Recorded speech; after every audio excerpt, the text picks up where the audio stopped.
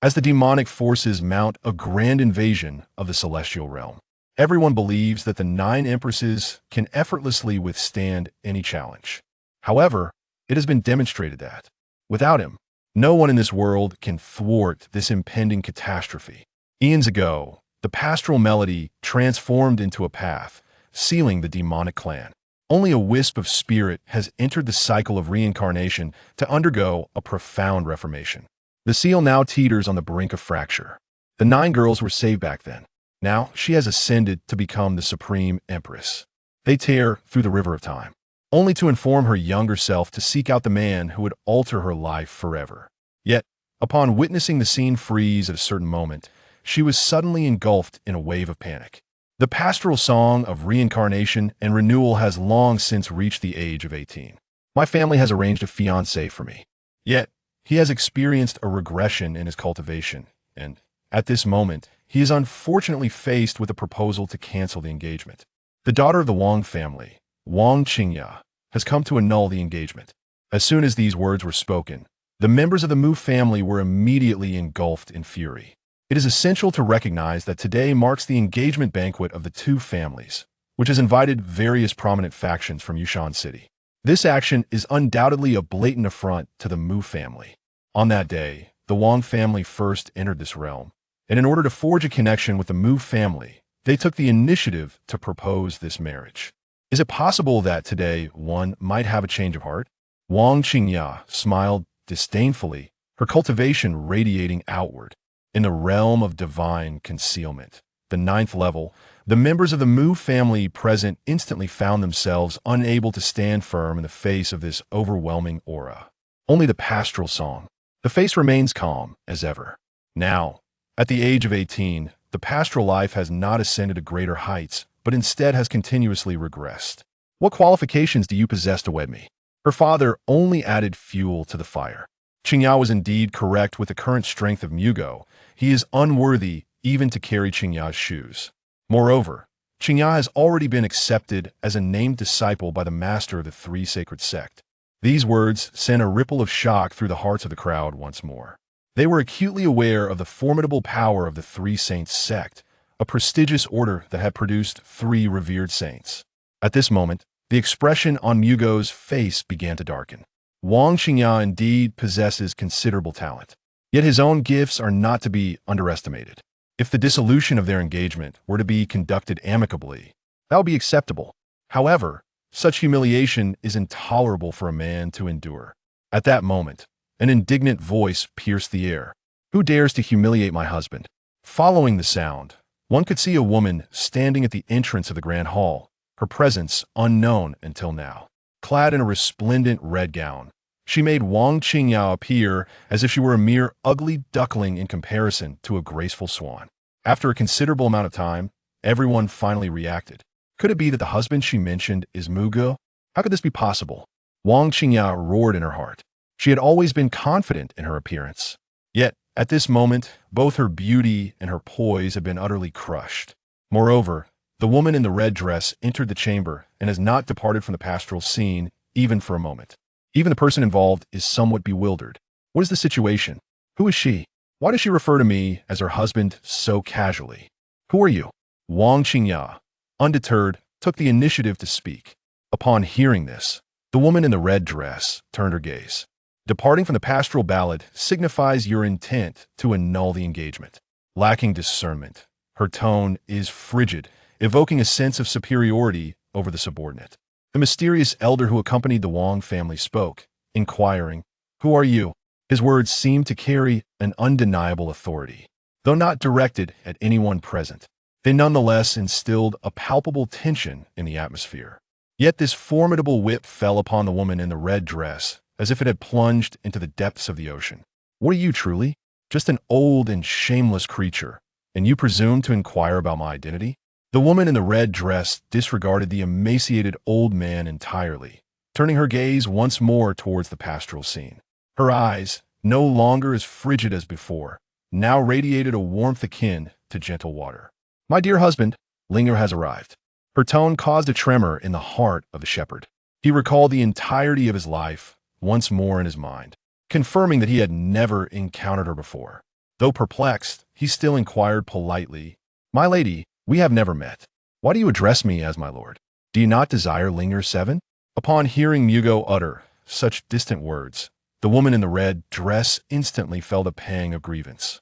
Yet, gazing upon the multitude of unresolved troubles surrounding her, her expression shifted once more. She turned her gaze downwards at Wang Qingya, a mere registered disciple of the Sansheng sect, who dared to mock her man. He is but a sage, yet he presumes himself to be invincible in this realm. Upon hearing these words, the Wang family felt a sudden shock in their hearts. The elder was uncertain of the identity of the woman in the red dress and hesitated to speak, fearful of provoking a formidable figure. However, Wang Tianchuan did not regard the woman in the red dress with any esteem. "Were you really? She elder, do not be swayed by her words. The Mu family is merely an ordinary clan in Yushan City. What prominent figures could they possibly know? Mugu is nothing more than a waste of the body-tempering realm who would risk offending the Three Saints sect for him." The apprehension in Shida's heart dissipated entirely, as the formidable Wei Yu advanced resolutely towards the woman. Wang Qingya couldn't help but smirk repeatedly, harboring a deep-seated desire to see the woman in the red dress face immediate retribution. Shida let out a cold snort, and countless paths materialized out of thin air, leaving the crowd in awe and gasping for breath. In the face of such an imposing figure, the woman in the crimson dress remained utterly indifferent. With a delicate gesture of her jade-like hand, the very fabric of the laws around her disintegrated instantly. Relying on her affiliation with the Three Sacred Sect, she dared to act with such unrestrained audacity. Yet, there will come a day when the Three Sacred Sect shall meet its inevitable downfall as a consequence of such arrogance. The laughter fell upon Cheetah's ears, rendering his expression utterly unpleasant. "Since you sought out the third party, you cannot blame me any longer. Given that the situation has escalated to this extent, there is no room left for him to ponder the identity of the other party." In the next moment, the sky underwent a drastic transformation. Dark clouds enveloped the entirety of Yushan City. Amidst the haze, there appeared to be a faint dragon-shaped silhouette swirling through the air. This is the second profound skill of the Three Sacred Sects. To my astonishment, Elder Qi is capable of wielding it. Wang Qingya begins to boast, feeling increasingly pleased within. The father of the shepherd, Mushin, could no longer contain his voice and exclaimed, "Today is meant for the engagement banquet. If you wish to call off the betrothal, so be it. This young lady has no part in this matter. Do you intend to harm her as well? Ridiculous. It is she who incessantly berates my esteemed master, and moreover, speaks of the annihilation of the Three Sacred Sect. If she is not vanquished today, what face will the Three Sacred Sect have left?" Wang Qingya scoffed. "Those more beautiful than her ought to be cast aside." The pastoral song can no longer remain still, standing guard before the woman in the crimson dress.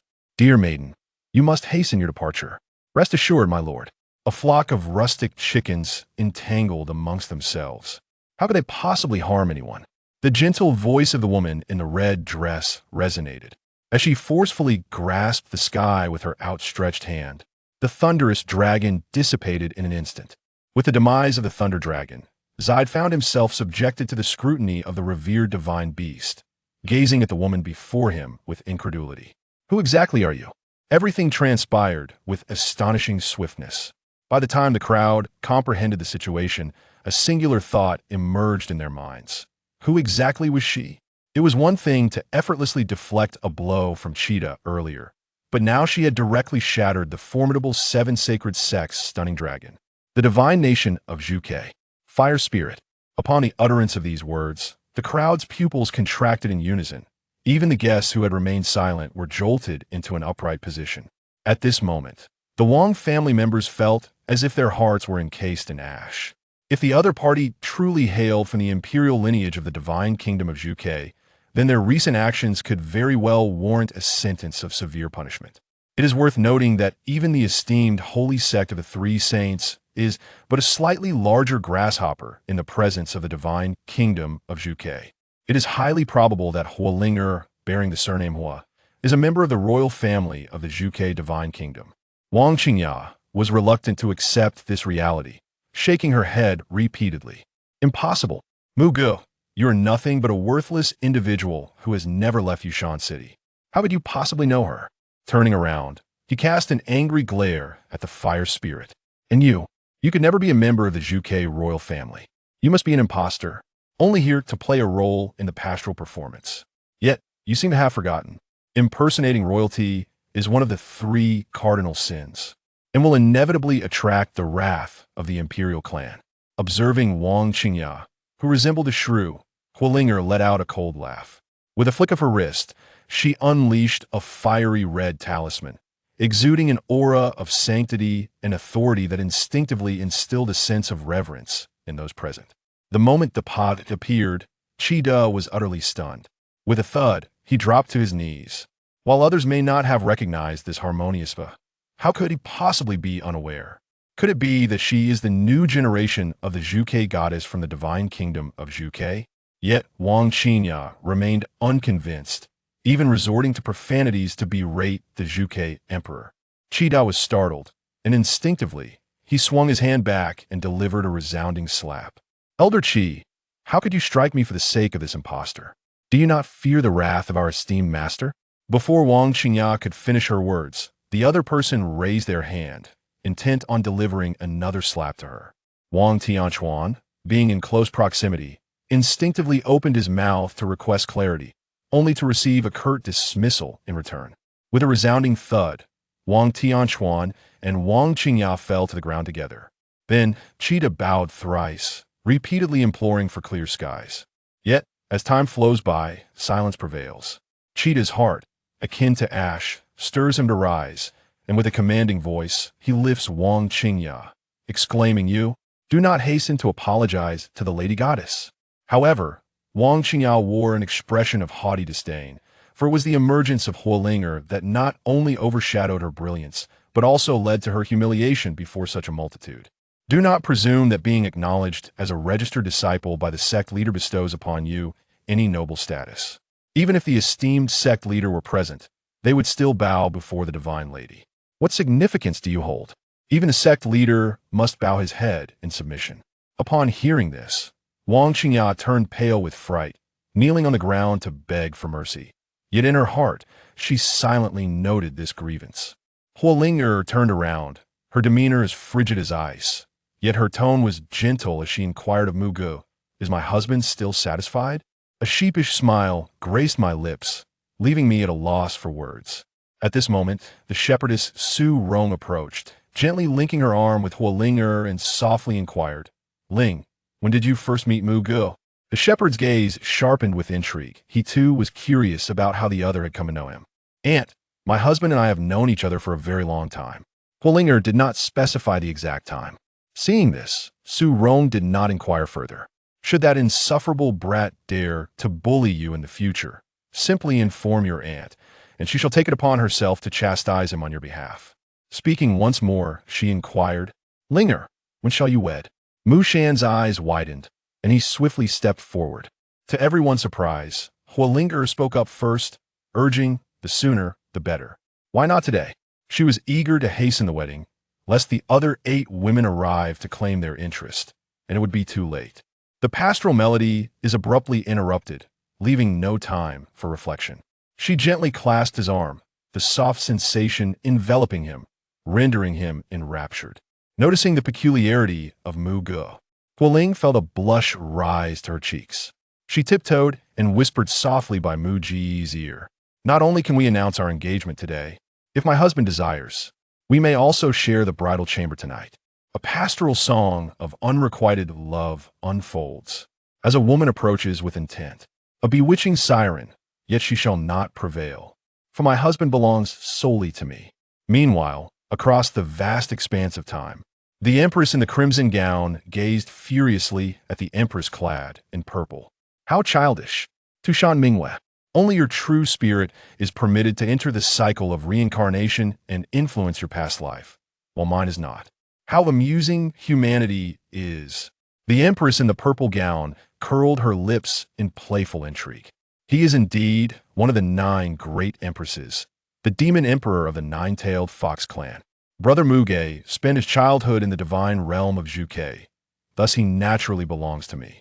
Fire spirit let out a haughty snort, exuding dominance. Yet, Mingwei is not one to tolerate such behavior. Are you implying that if he were to arrive in my Qingqiu domain, then he would belong to me? In the distance, a man felt a profound discomfort within his heart. Now, he is merely a mortal, and not to mention whether he can still recognize you all. Given his currently meager talents, he is nothing but a failure. His name is Yi Chun, born of the imperial lineage, endowed with the potential of a heavenly sovereign. He harbors envy towards all that Mu Gu possesses, which prompts him to utter such words. What manner of being are you? How dare you speak of Brother Muggy? Were it not for Brother Muggy's dominion over the celestial demons beyond the realm of Yayu, you would not be standing here, alive, to utter these words. Yichen dared not speak further, bowing his head slightly. Yet, unnoticed by anyone, his expression was shrouded in a somber gloom, as if he were contemplating something profound. Why is this so? What could possibly be the reason? Suddenly, a cry of alarm rang out. Not far away, a woman clad in armor harbored a glimmer of reluctance in her eyes. Heavenly Princess, it is imperative that the divine source not be prematurely unleashed. To think they would go so far as to jeopardize their very foundation, forcefully breaking through the divine source to intrude upon the cycle of reincarnation. It seems rather predictable, mused the fiery linger with a cold smile. The remaining empresses, though silent, were incessantly tearing through the void, contemplating the idea of sending their younger selves to the Mu family to seize individuals. Yet they remain oblivious. For just a moment, a strand of true spirit silently slipped into the river of time, and no one knows whose it is. At this moment, the arrival of Tushan Mingyue has once again astonished the crowd, as she is a breathtaking beauty who rivals even Huolinger, especially Wang Qingya, who is still kneeling on the ground, her face turning a shade of green. She never anticipated that the man she had rejected would prove to be so sought after. Huolinger nestled her face against Mu Ji's embrace, casting a glance at Tushan Mingyue that shimmered with curiosity and intrigue. However, the other party did not even glance at her. With a flick of his fox-like eyes, he approached the elegant figure of Master Qi. So, you're the one who wishes to break off the engagement with my brother Mu Gu due to a woman. Although you are rather foolish, I must still extend my gratitude to you. Allow me to assign you a trifling task. Wang Qingya, whose body was already trembling, suddenly froze, completely petrified in that moment. Although she was unaware of who Tu Shan Mingyue was, the aura that enveloped her exuded an unmistakable sense of nobility. At the side, Cheetah's gaze fell upon the nine tails behind Tu Shan Mingyue. His eyes flickered slightly, as if a thought had crossed his mind. Then his expression abruptly changed. You are the nine-tailed fox clan. This particular clan has historically been sparse in numbers, yet possesses an extraordinary strength that surpasses other demonic races. Remarkably, they have an elder of Quasi-Emperor realm still alive. Such power is undeniably on par with that of the Zhuke divine kingdom. Tushan Mingyue gazed at Cheetah, acknowledging him as the very support she dared to confront in her pursuit of annulling the engagement. This is all a misunderstanding. I too am a victim of circumstance. Cheetah, in a state of despair, weeps profusely. He is merely assisting the disciple of the sect leader in orchestrating a match for a minor character. How could it be that she is the divine maiden of the vermilion bird, as well as a member of the nine-tailed fox clan? Furthermore, it is crucial to note that he is privy to certain hidden truths. Not all are of the nine-tailed variety. There also exist the three-tailed and six-tailed classifications. Only the lineage of Xiumai is deemed the most authentic, representing the true essence of the nine tails. Behind the young maiden in the purple gown are precisely nine tails. Tushan Mingyue struck out suddenly with a palm, without any prior indication. Cheetah was severely injured, collapsing to the ground in an instant. Yet, no one noticed as his right hand subtly retreated into his sleeve, secretly activating a communication jade talisman. This talisman allowed direct contact with the leader of the three holy sect, serving as his sole beacon of hope amidst despair. However, within his heart lingered a foreboding sense that even if the leader were to arrive in person, he would be unable to resolve the matters at hand. His subtle gesture went unnoticed by everyone present, yet it could not escape the keen eyes of Huolinger and Tu Shanming. Nevertheless, they paid little heed to it. Tu Shan Mingyue let out a soft hum, her gaze falling upon the fiery spirit that hung upon Mu Guest's form. A sudden chill enveloped her as she declared, "Release my husband, he belongs to me. This is the kingdom of Zhuke. It is not your domain. How presumptuous! While others may fear you, I, Hulinger, shall not be intimidated." In the fleeting moment of a mere second, Tu Shan Mingwei gracefully withdrew her small hand, revealing a charming smile that could outshine the sun. She turned to Mu Gu and, with a playful giggle, inquired, "Am I beautiful?" This utterance resonated like an enchanting melody, instantly captivating the entirety of the pastoral spirit. It was the innate magical prowess of their nine-tailed fox lineage enchantment. Beauty. In a pastoral reverie, the gaze becomes unfocused, as if consciousness has faded away. Unconsciously, words escape the lips. But in a mere second, the conversation abruptly ceased. It was the fiery spirit pointing at his arm. As soon as Jian Muge regained consciousness, she immediately wore an expression of concern and began to gently massage him. In a soft tone, you chide, "Conceal your allure, lest your words reveal the essence of ethereal power. Otherwise, what?" The radiant Mingwei of Tushan gracefully strides towards the pastoral song. Embrace the other side and gently press against it. Today, we shall celebrate our union. How does that sound? Tushan Mingwei pouted her delicate lips, drawing closer to the seven shepherds, revealing her charm with an exquisite grace. Well, has the pastoral song ever endured such treatment? He is still but a child. How could he possibly withstand it? Enchantress, what are you doing? I arrived here first. The furious voice of Linger jolted Mu Gu back to consciousness.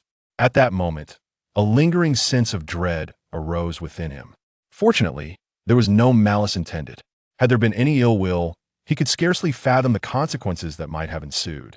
How do you wish to engage in this turn-taking game? It seems rather childish. Tushan Mingwei chuckles lightly. As she spoke, her arms swayed gracefully, playfully teasing. Is it agreeable? Is tonight's bridal chamber delightful? The pastoral melody envelopes my body, rendering me almost numb with pleasure. Ultimately, reason prevails over emotion. As for the two young ladies, I must confess that I do not recognize either of you. As soon as the words fell, both Huolinger and Tushan Mingwei spoke in unison. My husband, I am your wife, Huolinger. I am your wife, Tushan Mingwei. Their voices intertwined with boundless clarity, as if they had traversed the vast river of time to arrive. Observing the serene expressions on the faces of Huolinger and Tushan Mingwei, Mu Gu cleared his throat. 1. Noticing the tranquil demeanor of Huolinger and Tushan Mingwei, Mu Gu coughed softly. 2. As he beheld the calm countenances of Huolinger and Tushan Mingwei, Mu Gu cleared his throat. 3. Witnessing the composed expressions of Huolinger and Tushan Mingwei, Mu Gu gave a gentle cough. 4. Looking at Huolinger and Tushan Mingwei's placid faces, Mu Gu coughed delicately. 5. Observing the peaceful looks on Huolinger and Tushan Mingwei, Mu Gu made a light coughing sound. 6. Gazing at the serene visages of Huolinger and Tushan Mingwei, Mu Gu softly coughed. 7. Perceiving the tranquil expressions of Huolinger and Tushan Mingwei, Mu Gu cleared his throat gently. Chapter 10. Surely you cannot be unable to present a gift? What? The words of Huolinger and Tushan Mingwei once again set the scene ablaze. Both are wives of Lu Yuan, observing the profound affection on their faces. Everyone widened their eyes, struggling to believe this spectacle was real. This was no ordinary sight, for it was too fantastical. Each of them, in their own right, was a paragon of beauty and nobility, not only possessing formidable identities, but also breathtaking appearances, making it exceedingly difficult for ordinary individuals to catch a glimpse of their splendor. Their suitors were countless. A mere utterance from them could send innumerable talented youths into a frenzy. Yet at this moment, they appeared almost like infatuated admirers. What was even harder to accept was that the object of their affection was the humble Lu Yuan. Just moments ago, he was on the verge of being dismissed from his engagement. Now he found himself encircled by Huolinger and Tushan Mingwei. Despite the disbelief swirling within the crowd, a sense of envy and resentment began to brew in their hearts. It was less envy and more a bitter hatred. Hatred for not being Lu Yuan. Hatred for not being the one surrounded by Huolinger and Tu Shan Mingwei, feeling the piercing gazes of the crowd. Lu Yuan felt as though he was being pricked by needles. The intensity of Huolinger and Tu Shan Mingyue's stares was particularly overwhelming. He coughed softly, discreetly pinching his thigh to regain composure and extricate himself from the tender reverie. While such tenderness was delightful, it was prudent to maintain decorum in such a public setting. Recollecting his demeanor, Lu Yuan rephrased his inquiry and asked, "What brings you here?" Huolinger sank into contemplation. "An hour ago, I was meditating in the imperial city, when suddenly I fell into a faint. Upon awakening, I was already aware of everything that transpired here, and thus, I immediately utilized the teleportation array of the divine realm to arrive." At this juncture, her voice softened as she gazed at Lu Yuan with increasing warmth. "Brother Lu Yuan, in this lifetime, you belong solely to me." Her tone was as gentle as flowing water, yet laced with an undeniable dominance. The steadfastness in her eyes suggested that nothing in this world could sway her determination. Memories of the past life flickered rapidly through her mind. In this life, she was resolved to give her all to assist Lu Yuan in reaching the pinnacle of success. Moreover, she aspired to stand by his side as his one and only empress. Lu Yuan, here we go again. Is she truly so love-struck? They say that being love-struck is perilous, and it appears to be true. He could not help but shake his head, shifting his gaze to Tu Shan Mingwei. Awaiting her response, in our nine-tailed celestial fox clan, there exists a divine well, known as the Well of Three Lives or the Well of Fate. On the night of a full moon, one can witness in its depths the person with whom they are destined to share 3 lifetimes. Upon noticing Lu Yuan's attention, Tu Shan Maiju shukud softly. Then, looking at him with deep affection, she continued, "And what I saw in the Well of Three Lives was you."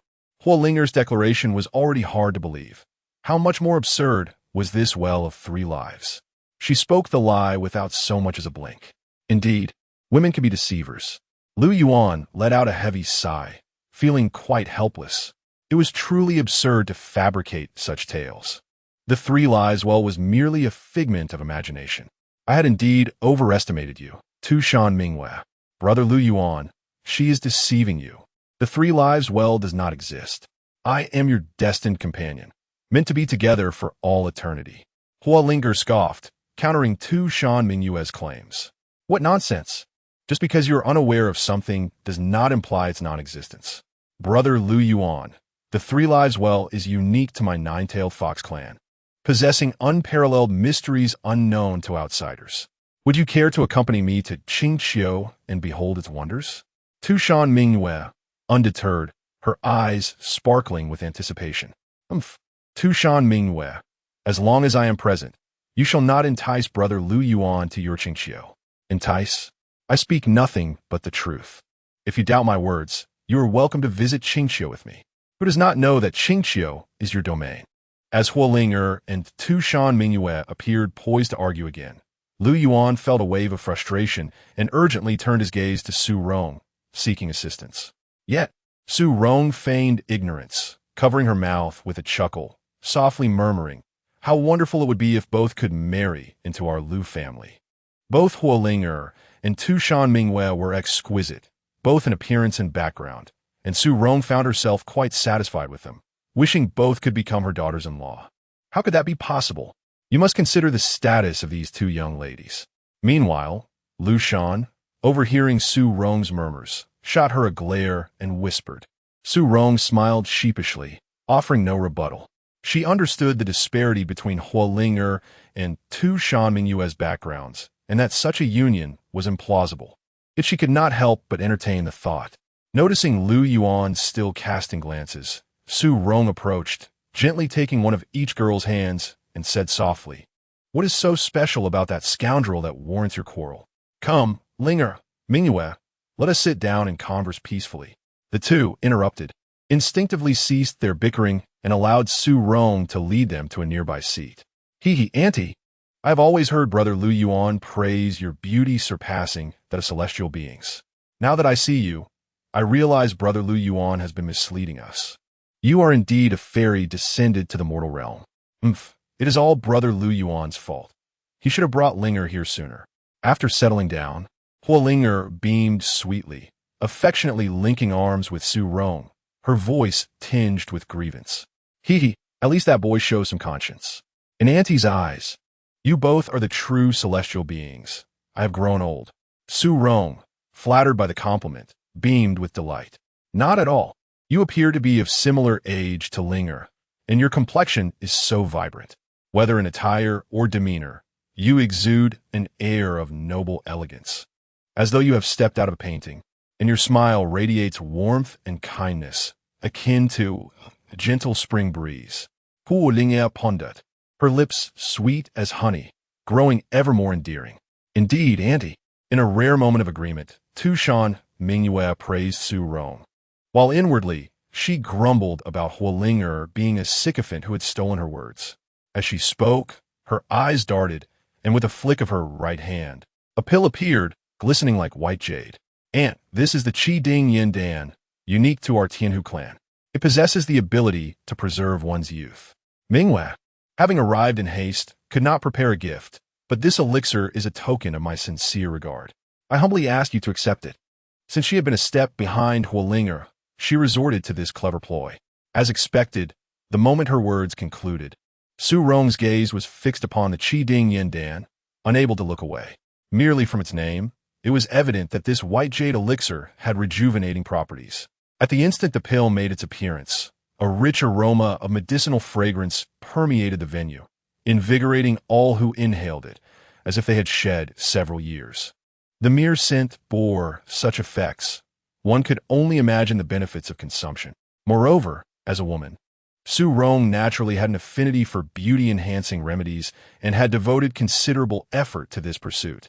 Yet after decades of life, she had never encountered a pill with such a potent fragrance. This is far too precious. It is Mingyue's heartfelt offering. Please accept it. Aware of the pill's value, Su Rong instinctively sought to decline, but Tushan Mingyue insisted, forcefully placing the elixir into her hand, leaving no room for refusal. Thank you, Mingyue. Anne is truly fond of it. Su Rong ceased her protests, her eyes nearly closing with delight. Witnessing the exchange, Huolinger felt a sudden jolt of anxiety. Alas, she had come unprepared, bearing nothing, particularly upon observing Su Rong's reaction to the Qi Ding Yin Dan. Huolinger grew agitated and shot a glare at Tushan Mingyue before standing up, exuding an imperial authority as she declared, from henceforth, the entirety of Yushan City. No, the entire Funing Prefecture belongs to the Lu family. Within Funing Prefecture, there were hundreds of cities, and Yushan City was but one among them. A wave of shock coursed through the crowd, their pupils constricting. This gift was far too grand. Yushan City was not particularly notable among the hundreds of cities in Funing Prefecture, even regarded as one of the least significant. Yet now, such a vast territory was to be governed by a mere Lu family, and, judging by the current situation, this seemed merely to be a greeting gift. Could it be, Huolinger, that you cannot even present a gift? Tushan Mingyue's expression was one of astonishment, laced with blatant mockery. You. Huolinger felt cornered and could find no retort, stamping her foot in frustration. Suddenly, as if recalling something, her gaze fixed upon Qida. You dare to come here and insult my husband, thinking an apology suffices? Chapter 11. My lord. Another daughter of an ancient emperor appears upon hearing the frigid voice of Fire Spirit. Qida felt an intense urge to disappear into the ground.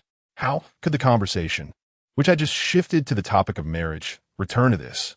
As Qida stuttered to find his words, Fire Spirit let out a cold laugh and shook her head.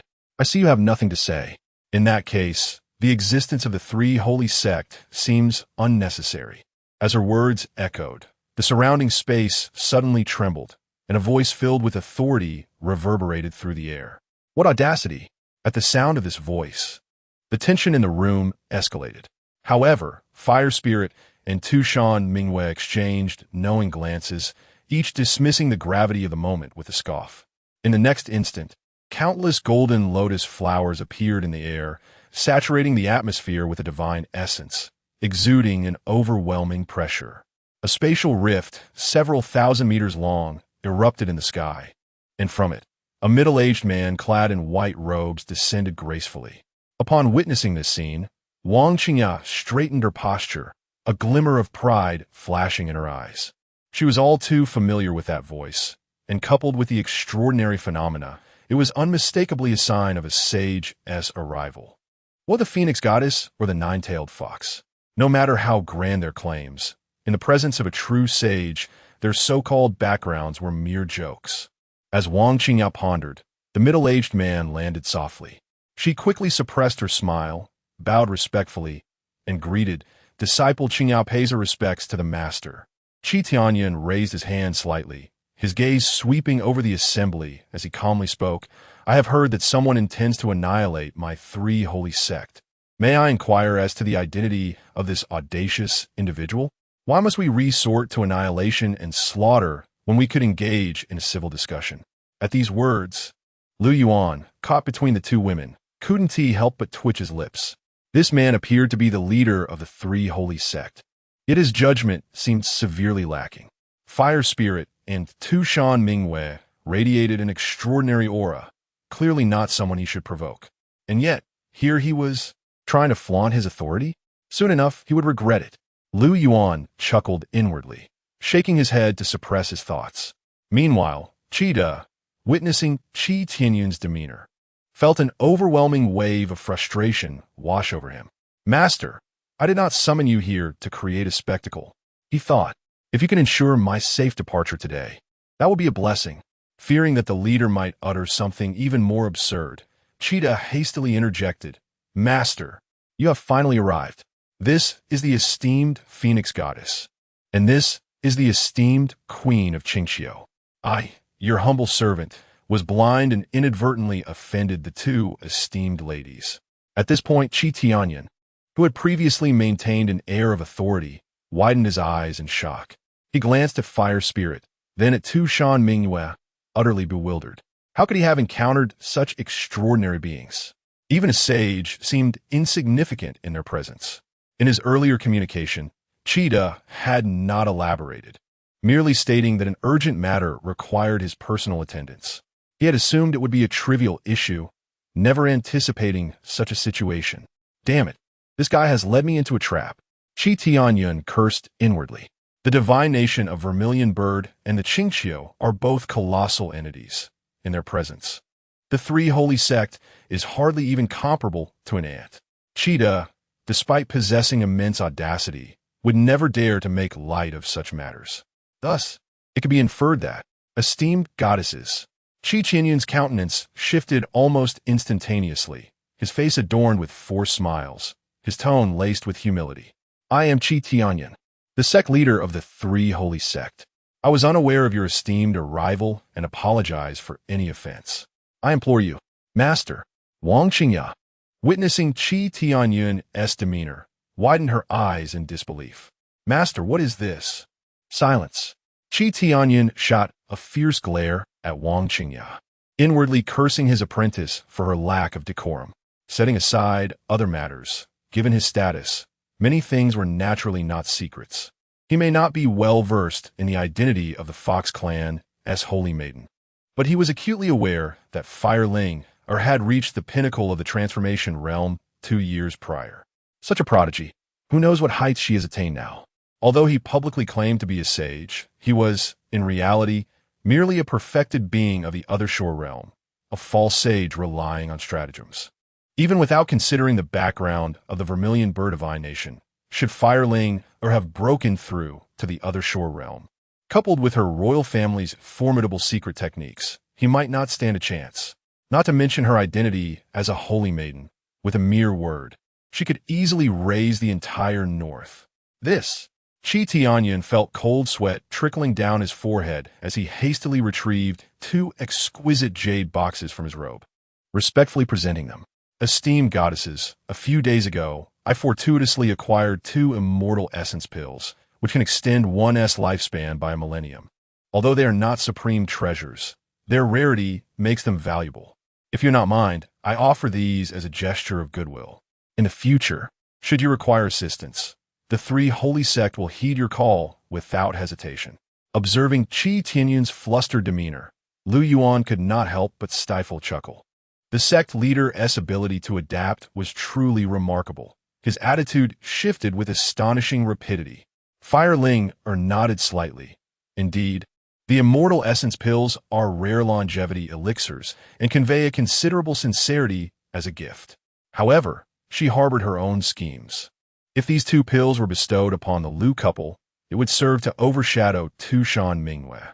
Yet, the pressing issue at hand was not the 3 holy sect. Setting aside the matter of gifts, Fire Ling spoke coldly, her gaze sharp as a blade. As for this Wang Qingya, how do you intend to address her? Upon hearing this, Qi Tianyun clenched his teeth, his gaze toward Wang Qingya growing increasingly complex. He had indulged this girl too much, believing her predicament to be a mere annulment of engagement, unaware that he had stumbled upon an iron wall. The fact that Lu Yuan had garnered the favor of the 2 goddesses undoubtedly indicated his exceptional nature. Should he marry his disciple, the 3 holy sect might rise to prominence. Regrettably, it was too late to discuss anything now. Nonetheless, Wang Qingya could not be moved just yet. She possessed a thread of heavenly fortune, and if nurtured properly, she might one day bear the weight of the 3 holy sect. Goddesses, Qi Tianyun gritted his teeth, and, steeling himself, spoke. This girl is young and ignorant. I shall take her back to the sect and educate her properly. For the next century, I will ensure she does not step foot outside the sect. Is it, sect leader? Qida hastily tugged at Qi Tianyun's sleeve, whispering a reminder. At this juncture, are you still concerned about this harbinger of misfortune? Qi Tianyun cast a puzzled glance at Qida, who had no choice but to relay the events in their entirety through a silent communication. However, before he could finish, darkness enveloped Qi Tianyun, and he felt himself weaken, nearly collapsing. Qida quickly supported him, beads of cold sweat forming on his forehead. At that moment, Qi Tianyun wished he could simply faint away. Wang Qingya was utterly foolish. Was this not akin to delivering a slap to the faces of 2 divine maidens? What apologies and reparations? He had merely expressed a stance. Who could have foreseen the gravity of the situation? Now, even if he were to lay bare the entire treasury of the 3 saints sect, it might not suffice to earn their favor. As for the heavenly fortune and the revival of the sect, he would be grateful if the 3 saints sect were not annihilated today. Just as Qi Tianyun pondered how to distance himself from Wang Qingya, a resounding roar suddenly echoed from the heavens above. A cold, disdainful voice rang out, piercing the ears of all present. The Wang family and the 3 saints sect have humiliated my husband. They shall pay dearly. Chapter 12. The imperial daughter arrives, seizing the marriage. Chapter 12. Another one comes. Su Rong exclaimed in astonishment, pondering how many beautiful confidants her son had outside. The guests felt a chill run down their spines, as if thunder had exploded in their minds. The 2 goddesses addressing Lu Yuan as their husband was already a tale of the absurd. Even the esteemed leader of the 3 holy sect would have to show utmost reverence. Now, with yet another arrival, the apologies and reparations proposed by the 3 holy sect seemed nothing more than a fanciful dream. The events of today were destined to spiral into unpredictability. As the aura of the woman began to reveal itself, it stirred a tumult of emotions, her enchanting eyes radiating an air of superiority. Her divine grace flowed seamlessly, adorned in resplendent golden armor that could not conceal her exquisite figure. With her flawless, ivory legs gracefully striding forward, the men present averted their gazes, fearing that even a single glance would send their hearts into disarray. Lu Yuan, however, could not help but gaze at the newcomer, another stunning beauty rivaling Tushan Mingyue and Huolinger. Huolinger bore a hint of arrogance, while Tushan Mingyue was captivatingly charming. This woman, however, exuded an additional vigor, accompanied by the aura of an upper echelon, even more potent than that of Tushan Mingyue and Huolinger. The assembly of guests marveled, casting increasingly bewildered glances at Lu Yuan. How had the scion of the Lu family achieved such feats? Was he truly a ruthless seducer, stealthily infiltrating the chambers of goddesses? Do not speak nonsense. What do you take the goddesses for? The murmurs grew louder, drawing the ire of the Lu family, who found themselves at a loss for explanation. Perhaps from the very beginning, the situation was beyond their control. Su Rong furrowed her brow. She had initially envisioned receiving 2 daughters-in-law as a delightful occurrence. But now with a third, she felt utterly unprepared. Gradually, her expression hardened, and a glance at Lu Yuan revealed a mixture of pride and concern. As a mother, she naturally felt pride in her son's capabilities, yet the presence of 3 goddesses weighed heavily upon her. In the crowd, Lu Shan began to suspect Lu Yuan. Could he truly be a flower thief? Yet, upon deeper reflection, he found the notion ludicrous. Even if such an event occurred, it would only spell disaster for the Lu family, utterly negating the spectacle of 3 women standing by his side today. Lu Yuan himself was at a loss. Encountering a single goddess in his lifetime was already a monumental stroke of fortune. 2 he could begrudgingly accept, but 3. He felt a sudden pain in his waist as his gaze met that of the new goddess, an involuntary twitch at the corner of his mouth. "It was you," Hua Ling'er pouted, her beautiful eyes flashing with surprise. But she quickly realized the woman had come to claim her man. She could not allow that to happen. Tu Shan Mingwei remained close to Su Rong, affectionately linking arms with her, for winning over the mother-in-law was key to securing Lu Yuan. "If you can come, why can't I?" The woman emanated confidence, her melodious voice enveloping the atmosphere like a gentle spring breeze. Meanwhile, Qi Tianyun and Qi Da trembled slightly. The 3 goddesses seemed to recognize each other and were united in their singular goal, Lu Yuan. Unfortunately for them, they had thoroughly offended him, the scion of the Lu family. This time, having encountered the muzzle of a gun, how shall the 3 saints sect respond? "Sect master, this woman cannot possibly be a formidable character, can she?" Cheetah gritted his teeth, cold sweat cascading down his brow, desperately hoping for some words of solace from his leader. After all, with 2 goddesses already in their midst, the arrival of another would be utterly intolerable. Beside him, Qi Tianyun managed a bitter smile, shaking his head slowly, though the others were oblivious. He was the only one who, upon first laying eyes on the golden goddess, sensed the aura of divine essence. Divine essence is an extraordinarily rare treasure, typically possessed only by the ancient emperors.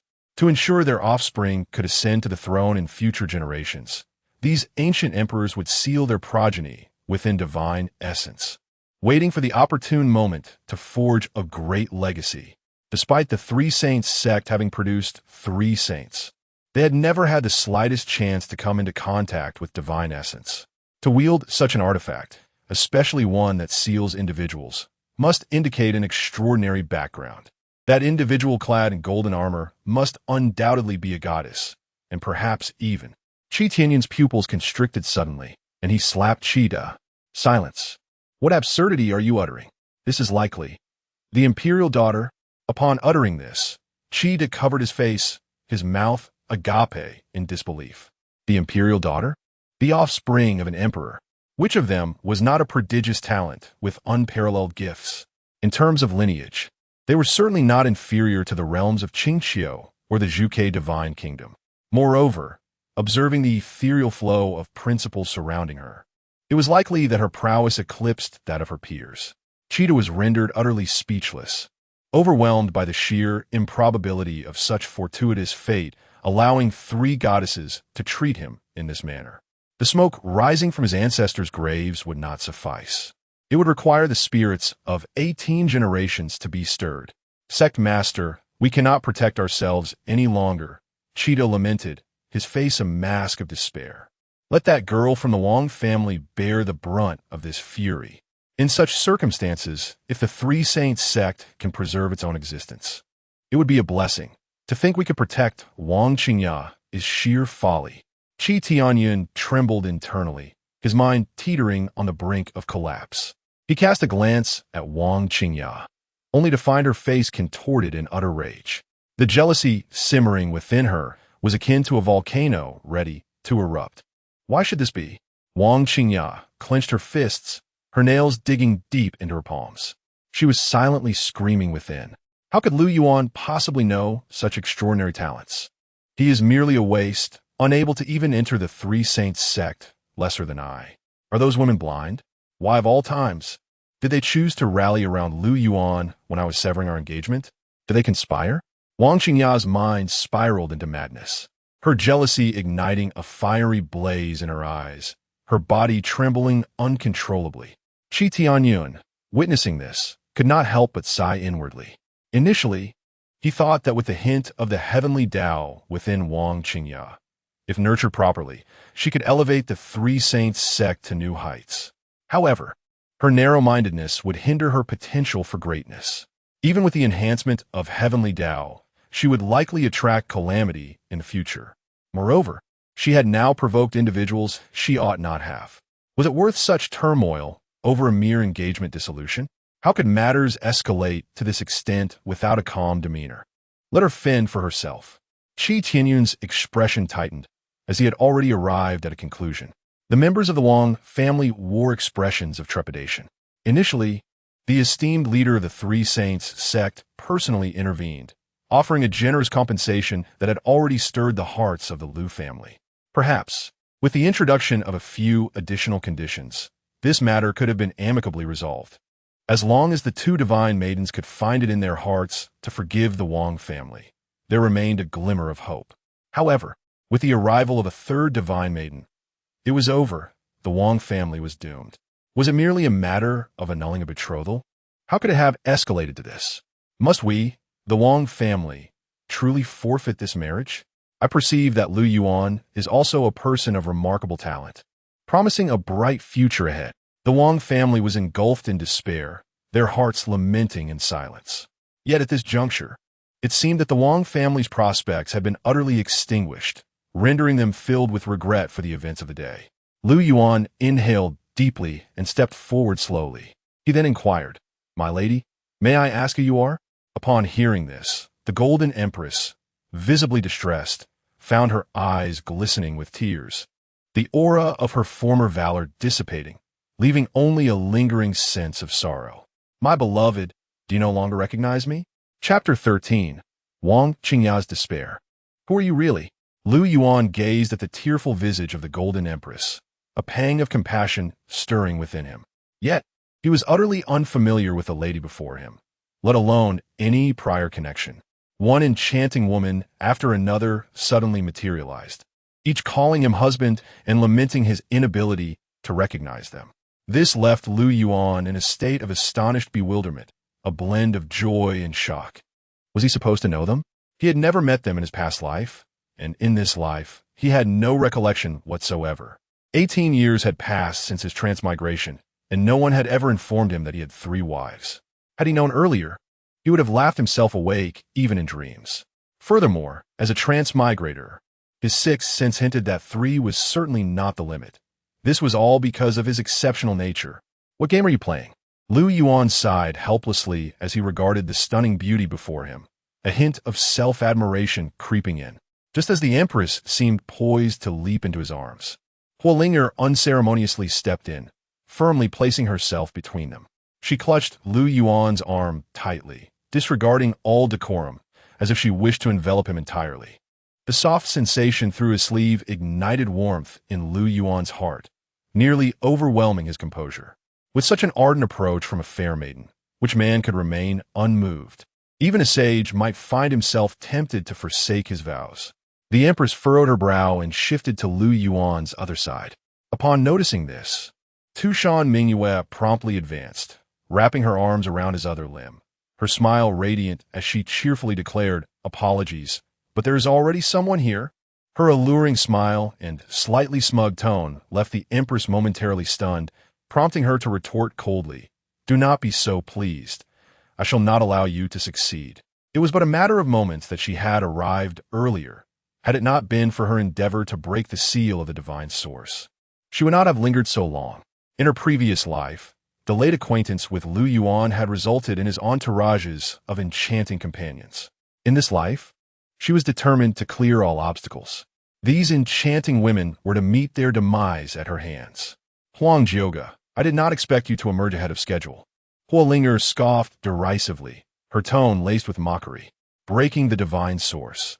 Do you not fear the loss of your foundational essence?" The seal of the divine source was an ancient secret, and the foundational essence of the sealed would also be preserved. Only when a great era dawned, or the foundational essence of the sealed was stabilized, could they break free. Otherwise, forcibly breaking the divine source would not only render them unable to seal it again, but would also invite backlash, at best, damaging their essence, and at worst, leading to complete ruin. Thus, those sealed within the divine source would never easily break free. It was a serious taboo. If you're not afraid of losing your essence, why should I worry about mine? Huang Jioge retorted with a cold laugh, a glimmer of derision flickering in her eyes. She shifted her gaze to Tu Shan Mingyue. Her tone frigid. Step aside. Such a domineering attitude darkened Tu Shan Mingyue's gaze. However, she did not react with anger. Instead, she spoke softly. Sister Huang, you have also emerged. It certainly is lively. However, if you wish to claim our husband, it will require each of us to rely on our own abilities. The nine-tailed creature behind her swayed gently, clearly not one to be trifled with. Though her tone was soft, her demeanor was resolutely firm. Should a conflict arise today, she would not flinch. However, to expect her to yield was utterly impossible. Lu Yuan glanced around, his mind swirling with confusion. Could it be that these three were acquainted with one another? If so, why did they all address him as husband? Their competitive jealousy seemed genuine, as if their hearts were truly devoted to him. Even though Lu Yuan harbored suspicions of deceit, he could not discern any flaws in their fade at this moment. What exactly was amiss? Lu Yuan pondered in vain. He was familiar with the trope of a broken engagement, yet this scenario of indulgence was entirely foreign to him in his previous life. Bah! Vixen! Huang Jioge let out a cold snort, her tone dripping with disdain. Ultimately, she had arrived a moment too late, allowing Huolinger and Tu Shan Mingyue to seize the initiative. Nevertheless, the matter was not yet concluded. She still had a chance for a comeback. With a flicker of coldness extinguished, Huang Jioge adopted an apologetic smile and gently spoke. Husband, Jioge has arrived late. Those who have wronged you shall be dealt with by me, and I will ensure that you vent your frustrations. With that, she turned to face the crowd, her gaze sharp as a blade, chilling to the bone. Qi Tianyun, the leader of the Sansheng sect, felt his entire body tense, cold sweat pouring down his brow. The progeny of ancient emperors, she was an imperial princess. Offending such a figure could spell doom for the Sansheng sect. Qi's mind raced with countless excuses, yet he found none that could resolve the dire predicament at hand. Fortunately, Huang Jioge's gaze did not linger on Qi Tianyun for long, swiftly shifting to Wang Qingya. Is it you who seeks to annul the engagement? Huang Jioge inquired coldly. The Wang family members exchanged bitter smiles, filled with regret. They had thought that with the backing of the Sansheng sect, the annulment was inevitable. Yet now, it appeared that such a course of action was akin to courting death. Huang Jioge did not afford Wang Qingya the opportunity to retort, continuing icily. You wish to annul the engagement, and that grants me an opportunity, which I do not oppose. However, you should not dare to bully my husband with the feeble support of a minor sect. As her words fell, the resonance of her Dao began to surge forth, an overwhelming pressure sweeping across the venue like a tidal wave. Everyone gasped, trembling uncontrollably, the members of the Wang family paling as they struggled to remain upright. Just a trivial family and minor sect, yet they dare to be audacious before my husband. I see no reason for your continued existence. Huang Jioge slightly raised her hand, her tone imbued with an undeniable authority. Qi Tianyun, the sect leader, was struck with terror, his face paling instantly. The guests were engulfed in sheer panic. For the Sansheng sect was no insignificant force, boasting the legacy of 3 saints. Yet, in Huang Jioge's words, they had been reduced to a mere inconsequence. No longer concerned with his dignity, Qi Tianyun stepped forward, clasping his hands in humility and exclaiming, Your Highness, this is all a misunderstanding. My Sansheng sect harbors no intention of oppressing the Lu family. This matter has all been instigated by the Wang family. My Sansheng sect has been wronged. Here stood a dignified sect leader, yet at this moment, he appeared as humble as an ant. Qi suddenly fell to his knees with a thud, trembling as he implored, Please, Imperial Princess, discern the truth. The 3 holy sect was misled into this situation. All of this is the doing of Wang Qingya alone, and has nothing to do with the 3 holy sect. Huang Jioge disdainfully lifted her chin, her gaze condescending as she looked down upon the kneeling Qi Tianyun and Qida, her tone frigid. Do you think you're worthy? Those mere 4 words convey the majesty of the imperial princess. Qi Tianyun felt as if struck by lightning, collapsing to the ground. Had it not been for Qida's timely support, he would have surely fainted. Even so, Huang Zhouge's expression showed no sign of softening. This is all your fault.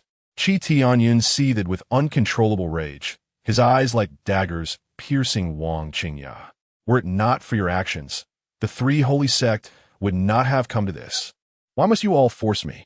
Wang Qingya's expression twisted, her voice piercingly sharp, as if she had lost her sanity. She fixed her gaze intently on Huang Zhouge, her eyes brimming with despair and unwillingness. Who on earth are you? Chapter 14. The Golden Phoenix Maiden. Huang Zhouge, who is she? Hualinger glided gracefully, her eyes shimmering with a hint of a mocking smile. With her crimson lips slightly parted, she slowly articulated 6 words. The lineage of the ancient golden sovereign, Huang Zhouge. As her voice echoed, the entire Lu family estate seemed to be enveloped by an invisible force, time itself appearing to freeze and the air thickening. In that moment, every expression transformed dramatically, especially that of Wang Qingya, whose previously seething hatred abruptly ceased, as if doused by a torrent of icy water from head to toe, leaving her chilled to the core. Rooted in place, her countenance turned as pale as parchment, the fury that had surged within her instantly supplanted by a profound dread. Even if granted 100-fold courage, she would never dare to provoke such an entity. I do not believe it, Wang Qingya exclaimed, her eyes reddened, squeezing those 3 words from the depths of her throat. Her voice quivered, laden with resentment and regret. She deeply regretted her choices. Had she known that Lu Yuan could attract 3 such extraordinary women to vie for his affection, she would never have chosen to withdraw from their engagement. With just a slight nudge, she could have reaped bountiful rewards. Yet now, in pursuit of a mere spot as a named disciple of the 3 sacred sect, she had unwittingly shattered a magnificent strategy. Whether you believe it or not is of no consequence, Tu Shan Mingyue said with a seductive smile, her eyes reflecting a trace of disdain. The identity of Huang Zhouge required no one's belief or skepticism. Her very existence embodied an unassailable authority. Qi Yuntian's complexion shifted drastically. He had long sensed the divine aura emanating from Huang Zhouge and had harbored vague suspicions of her extraordinary lineage. Yet when the truth was revealed, he found it nearly impossible to accept. In an instant, blood surged within him, his face reddening with despair. The calamity wrought by Wang Qingya was beyond redemption. Qi Yuntian felt a wave of powerlessness wash over him, as if the entire 3 sacred sect had plunged into a dire predicament. Qida's expression was one of bitter anguish, his eyes reddened, wishing fervently to strike Wang Qingya down on the spot. This fool had dared to provoke the legitimate daughter of an ancient sovereign. What manner of being was the ancient sovereign? A figure revered by countless followers, casting a formidable shadow far and wide. Though Huang Zhouge stood alone, with a mere utterance, she could summon legions of devotees to obliterate the 3 sacred sect 1,000 times over. Even the stray dogs passing by would find themselves neutered, and the earthworms beneath would be unearthed and severed in twain. Huang Zhouge's status surpassed that of Hualinger from the Zhuge divine nation and Tu Shan Mingyue of Qingqiu by a significant margin. No wonder the air around her crackled with an aura of superiority. It was a regal presence, born of her very essence, unparalleled in its dominance. Had she not deliberately tempered this presence, it was likely that all present would have fallen to their knees, lacking even the courage to gaze upon her. Lu Yuan licked his lips, his expression one of utter bewilderment. Internally, he mused, when did I become acquainted with such a formidable woman? My constitution is fragile. Perhaps being a kept man isn't so bad after all. The narrative of retreating from the engagement is no longer viable. Yet the prospect of reigning as a soft-hearted king seems quite enticing. The daughter of an ancient sovereign, no less. Does this not suggest she bears the potential to ascend to imperial status? Wait, should she not be lying in wait for the emergence of a grand era? Could it be that the grand era has already begun, and the path to emperorship is already set in motion? The guests were astonished, their faces reflecting shock as they murmured among themselves. Some even took several steps back, gasping in disbelief, their legs trembling uncontrollably until they collapsed to the ground. The ancient sovereigns, embodiments of supreme existence, had the power to dominate an entire era, rendering them invincible across the world. Such terrifying beings naturally bore offspring that shone as brilliantly as the moon. Huang Zhuge turned around, her earlier disdain replaced by a sweet smile directed at Lu Yuan. Her beautiful eyes brimming with affection, reminiscent of rippling autumn waters. This scene caused Lu Yuan to feel as if his arms were being held even tighter. Hualing and Tushan Mingyue were equally possessive, fearful that Huang Zhuge might steal Lu Yuan away. "What are you staring at? You are not permitted to gaze upon my husband," Hualing declared haughtily, her chin raised, her eyes glinting with a hint of vigilance. Huang Zhuge was willing to jeopardize her foundational principles to escape her seal from the divine source, intertwining a fragment of her true spirit with the reincarnation mirror to plan ahead. This act made Hualing feel profoundly threatened. Tushan Mingyue also felt the pressure mount. Dealing with Hualing was already a headache, and now there was the additional complication of Huang Zhuge. "He is my husband," Huang Zhuge stated coldly, her tone imbued with an undeniable authority. She had always maintained a stern demeanor towards others. Yet, with Lu Yuan, she was an exception. For long, Huang Zhuge had felt slightly inferior to the 9 great empresses, solely due to her inability to closely follow the steps of the celestial emperor. This had become an indelible knot within her heart. Now, with the celestial emperor's reincarnation, she could not afford even a moment's hesitation. This regret, Huang Zhuge was determined to rectify. She aspired to perfect her Dao heart and ascend to imperial status, vowing to remain by Lu Yuan's side henceforth. If she were to become an empress, she would not be outdone by the other 9. "What do you mean by your husband? He clearly belongs to me," Tushan Mingyue said with a charming smile, her delicate hand sweeping through the air, sending wisps of pink aura swirling around Lu Yuan. She was about to employ her seductive arts once again. "Cease this at once," Huang Zhuge retorted with a cold snort, golden holy light erupting instantaneously, dispersing Tushan Mingyue's enchanting aura in the blink of an eye. Tushan Mingyue's expression darkened as her 9 tails unfurled, emanating waves of divine resonance. The atmosphere between the 2 women was charged with tension, as if a confrontation could erupt at any moment. "Let them fight. Ideally, they both suffer," Hualing exclaimed gleefully, stoking the flames of conflict. This left Lu Yuan feeling extremely awkward, silently lamenting, "If there is going to be a fight, could it not happen elsewhere? I'm stuck in the middle. 3 women in a drama. This is going to be the end of me." He cast a pleading glance towards Su Rong. "Mother, save me." At that moment, Su Rong's gaze was solely on Huang Zhuge, her heart brimming with satisfaction. How fortunate the Lu family was to have such a daughter-in-law, the daughter of an ancient sovereign. It was bound to elevate their status immensely. In the future, her son would undoubtedly become a dragon among men, dominating his sphere. Just a fraction of the resources from the sovereign's power would be sufficient for the Lu family to swiftly surpass the 3 holy sects, potentially becoming a top-tier family within the divine nation. However, Su Rong felt quite torn, for her other 2 daughters-in-law were equally commendable. The divine maiden of the Zhuke divine nation and the divine maiden from the 9-tailed lineage of Qingqiu, each one grew more endearing with every passing moment. "What should I do? I desire them all. Perhaps I should encourage my son to strive harder." Su Rong's eyes sparkled as she contemplated.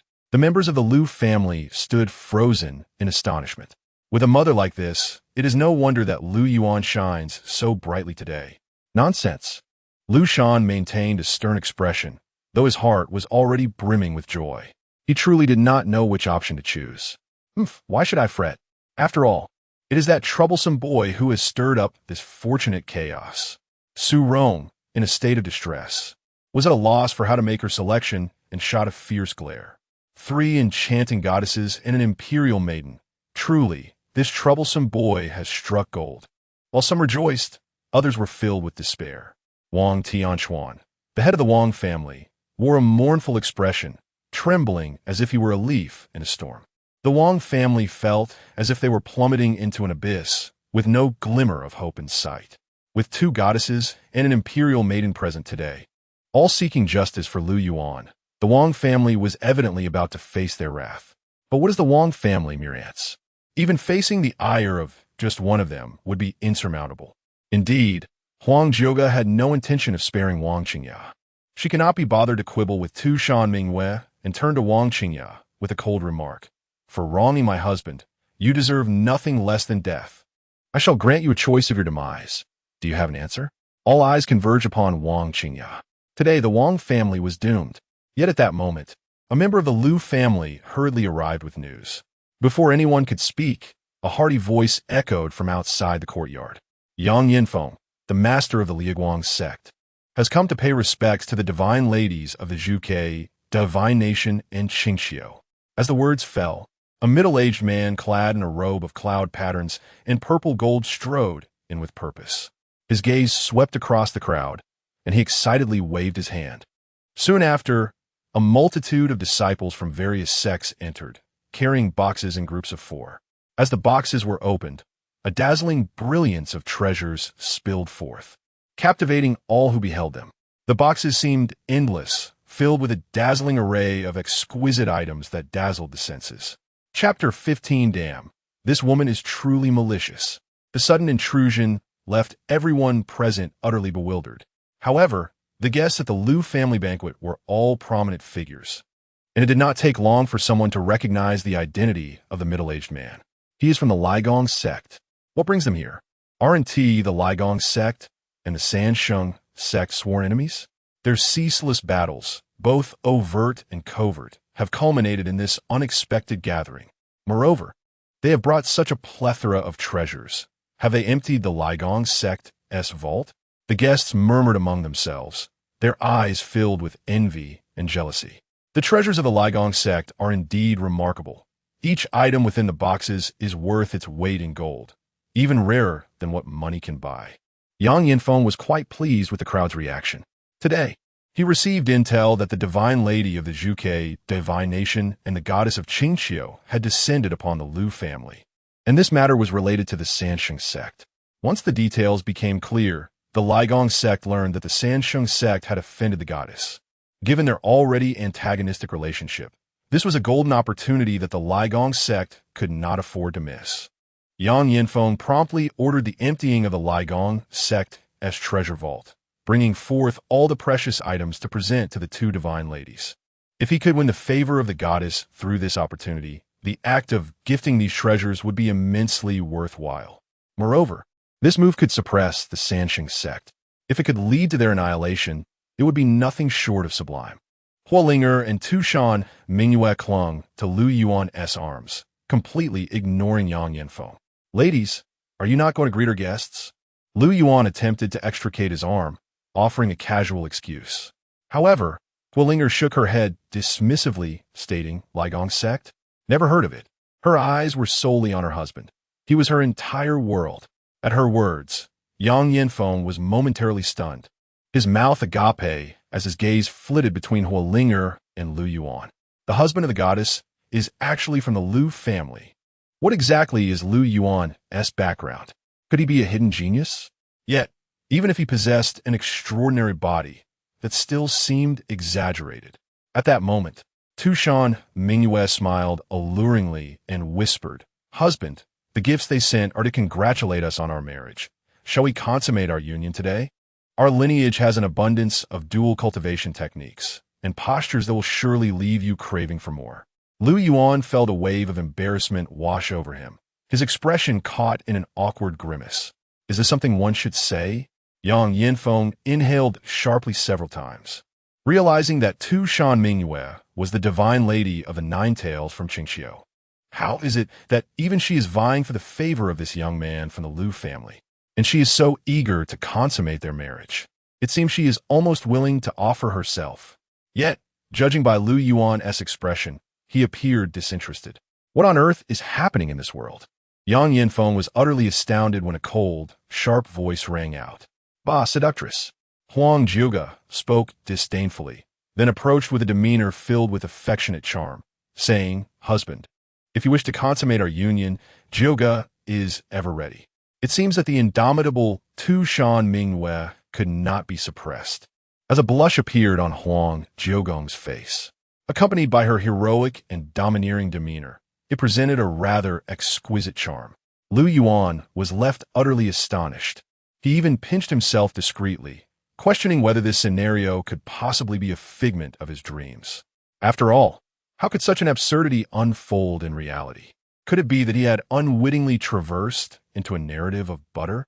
Following her revelation, Huang Jiogong's face flushed crimson, almost hot enough to cook an egg.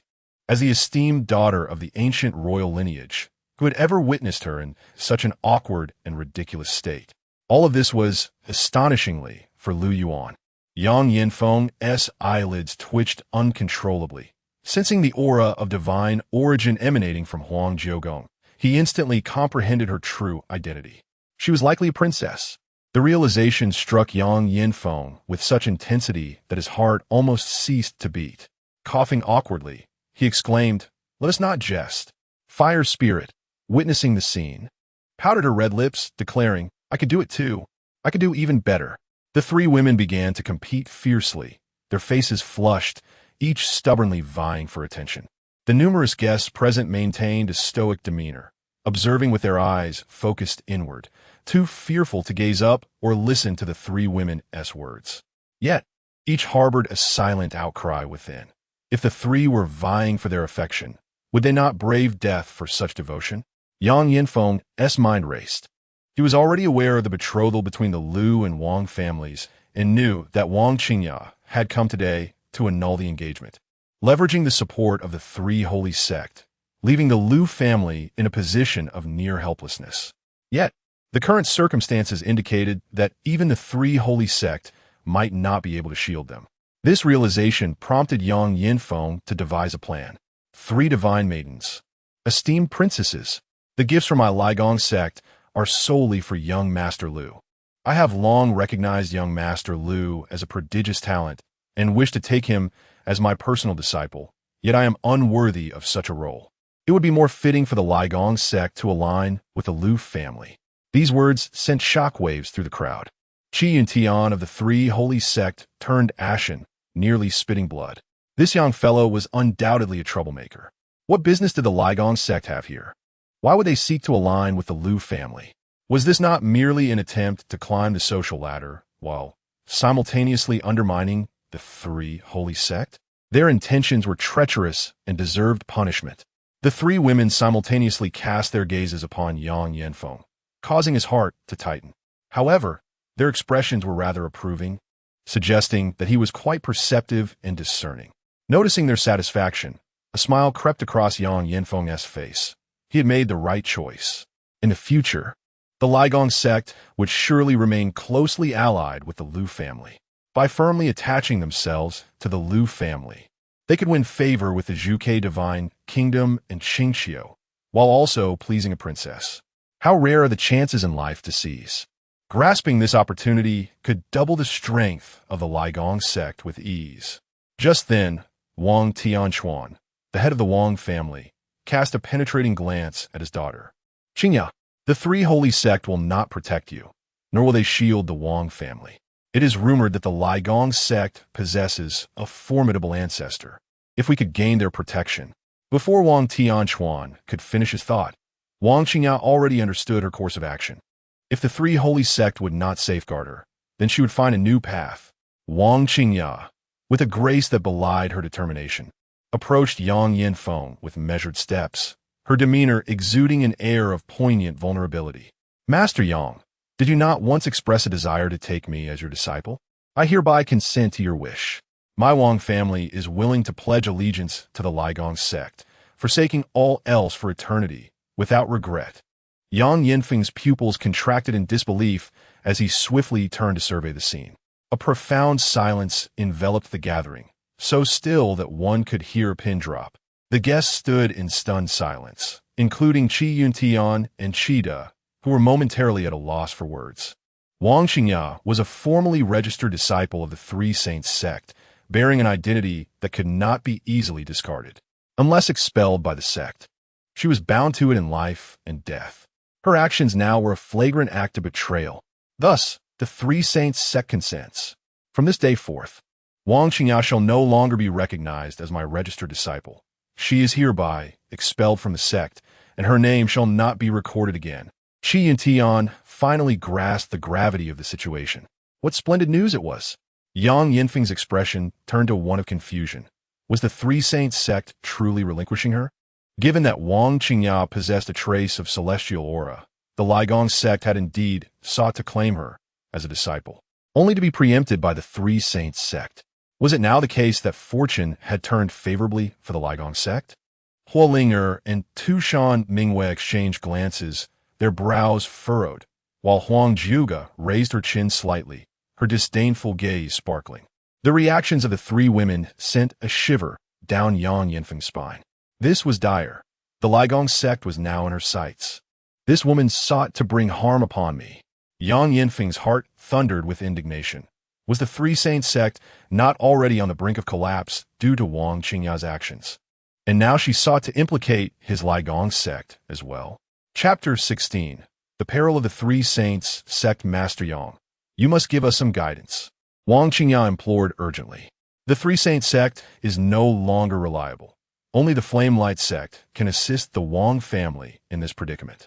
Since they are acquainted with the two divine maidens, a few kind words will suffice to resolve this matter. Despite the gravity of the situation, Wang Qingqiu remained oblivious to the extent of the calamity she had triggered. Yang Yinfeng, have you not long been envious of our Three Saints sect for having this maiden? Now, I am facilitating your desires. This maiden shall be granted to your Flamelight sect. Qingyan suppressed a chuckle, finally able to release a breath of pent-up tension. Indeed, our Three Saints sect has always been magnanimous. This maiden now belongs to your Flamelight sect. Qidashi's face lit up with joy. If they could rid themselves of this calamity, the Flamelight sect would indeed be their great fortune. It was unfathomable that the aura of the heavenly Dao would descend upon Wang Qingqiu. Such a foolish woman was utterly unworthy of possessing such an opportunity. Yang Yinfeng's lips twitched in agitation as he could no longer contain his fury. Clearly, Wang Qingqiu had come to harm the Flamelight sect. You vile temptress shall not bring ruin upon my Flamelight sect. Who do you think you are? A deceitful, cunning wretch devoid of moral integrity, unworthy of joining the Flamelight sect. Do you suppose my sect is as indiscriminate as the Three Saints sect, accepting anyone? His words left the Wang family members gasping for breath. They had hoped to join the Flamelight sect for protection, but now the situation had devolved into chaos. Initially, they had the support of the Three Saints sect, but now it seemed even that was slipping away. Others might have lost a watermelon, but salvaged a sesame seed. Yet the Wang family had not only lost the watermelon, but also failed to collect the sesame seeds. Instead, they had attracted the calamity of extermination. Such foolishness could only be attributed to the Wang family. Why? Wang Qingqiu's eyes widened in fury as she shouted, "You once pleaded for me to join, and now that I have fulfilled your wish, you treat me thus? Bah!" Yang Yinfeng exploded with rage. Past grievances are past. Do you still believe that you can rely on the aura of the heavenly Dao to garner favor? The guests, witnessing the spectacle, could not help but feel they had come to the right place for entertainment. However, Huang Jiuge found the situation unworthy of her attention. In her eyes, Wang Qingqiu was already as good as dead. Whether affiliated with the Three Saints sect or the Flamelight sect, it mattered not. All would accompany her to the grave. With this declaration, the crowd was struck with fear. No one wished to be entangled with the Wang family. Huang Jiuge emanated a formidable aura, and her origins were shrouded in mystery, leaving no room for doubt regarding her words. Among the guests at the Lu family's banquet were those who had ties with the Wang family. They dared not breathe a word, bowing their heads and hiding among the throng. Who could predict whether the Wang family might lash out in madness? A single bite could lead to death. The expressions of Qingyan and Qidashi shifted dramatically, their minds racing with conjectures. Even if they were to announce Wang Qingqiu's expulsion from the sect, it would be of no consequence. This foolish woman threatened to drag the entire Three Saints sect down with her. Yang Yinfeng felt a flicker of curiosity regarding the true identity of Huang Jiugao, the daughter of some mighty emperor. Just as he was about to inquire, Hulinger interjected, "Huang Jiugao, what orders do you put on? Your ancient imperial power is formidable, but my Zhuke divine nation is not to be trifled with. I have come to handle these two sections." Just moments ago, the three women vied for favor, and the fiery Linger found herself at a disadvantage. Now, however, an opportunity had arisen to showcase her prowess before the Lu family, thus winning favor in Lu Yuan's heart. Yang Yinfeng trembled with astonishment. An ancient sovereign. He had initially assumed that Huang Jiuge was merely a princess, only to discover that she was, in fact, the daughter of an ancient sovereign. Though emperors are formidable, there exists a distinction among them. Recent emperors, despite their might, do not possess particularly strong familial foundations.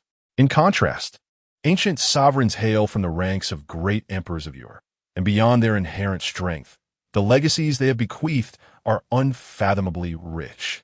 It is not merely a matter of obliterating the three sacred sects. Even annihilating 10 additional Yoguang sects would be but a trifling task.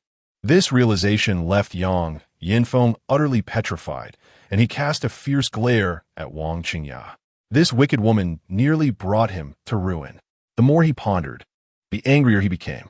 Huang Jiuge could clearly see the malice in his gaze, as if he had mistaken the Liuguang sect for Wang Qingya's accomplices. This was intolerable. The Liuguang sect had no desire to wade through such murky waters. Witnessing his sect's plight, Yang Yinfeng, in a fit of rage, stormed toward Wang Qingya. With no hesitation, he delivered a resounding slap to her face, sending her crashing to the ground, severely injured and bleeding profusely. As if not yet satisfied, he also kicked several members of the Wang family aside. The remaining members stood frozen, utterly dumbfounded. The Wang family, having betrayed their trust, had risen to prominence solely through the support of the Lu family. Yet now they dared to bully the Lu family. This was an act of injustice. Wang Qingya's public betrayal of the three sacred sect was a clear display of disloyalty. Such a treacherous and unjust family. Even if my relations with the three sacred sect are fraught, I shall never condone. Yang Yinfeng's declarations rang with conviction, clearly severing ties with the Wang family. The more he demonstrated his righteous indignation, the more Huang Jiuge would believe that the Liuguang sect had no affiliations with the Wang family. Indeed, Huang Jiuge's expression softened. That slap had struck at the very core of her being. Had she not wished to preserve Lu Yuan's image, this woman would have perished 1,000 times over. Meanwhile, the members of the Lu family internally rejoiced. That woman deserved to be punished.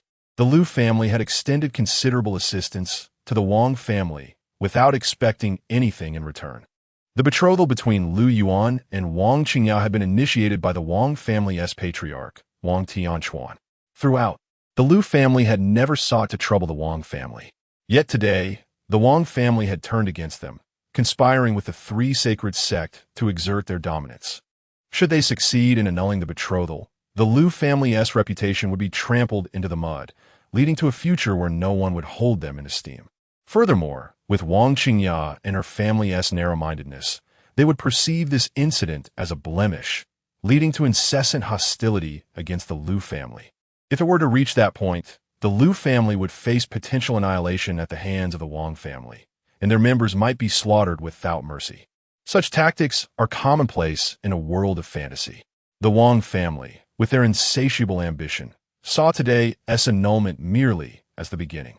Fortunately, Lu Yuan had shown resilience, being protected by 3 divine maidens.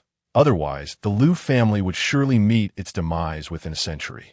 At this very moment, Wang Qingya was engulfed in profound regret. She rose to her feet, her demeanor disheveled, while the members of the Wang family remained utterly silent, too apprehensive to offer assistance.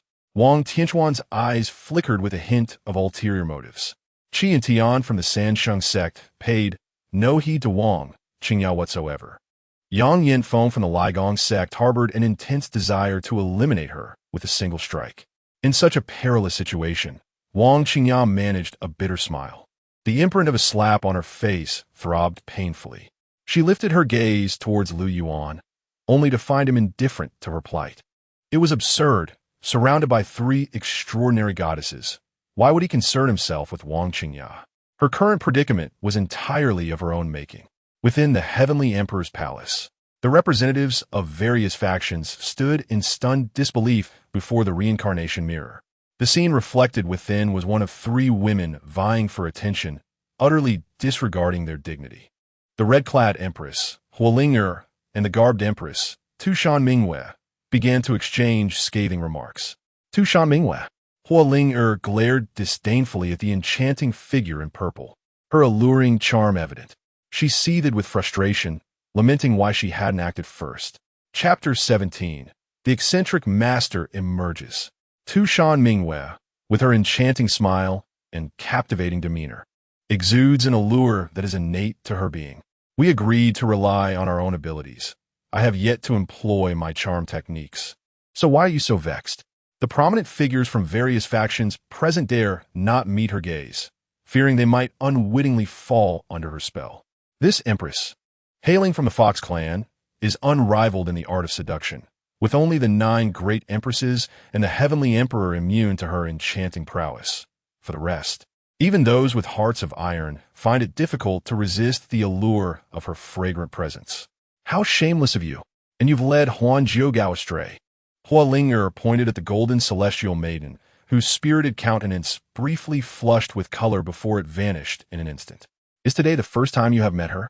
Huan Jiugao remained composed, standing tall as if she were sovereign. The scenes reflected in the reincarnation mirror were keenly observed by the other empresses.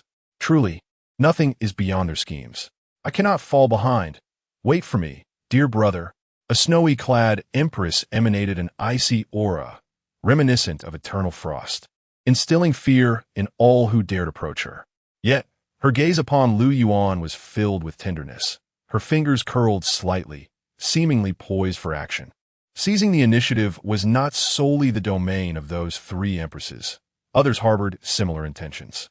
Meanwhile, Yi Chun trembled with barely contained fury, his eyes ablaze and murderous intent boiling within him. I must eliminate the Heavenly Emperor.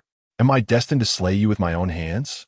Yi Chun was unwilling to remain a mere observer, particularly as he watched the 9 empresses fawn over Lu Yuan. He was the one destined for greatness and deserved to relish such privileges. The empress's conduct was astonishing. On ordinary days, we scarcely dared to meet their eyes. Yet here they were. Mind your words. You haven't even uttered them yet.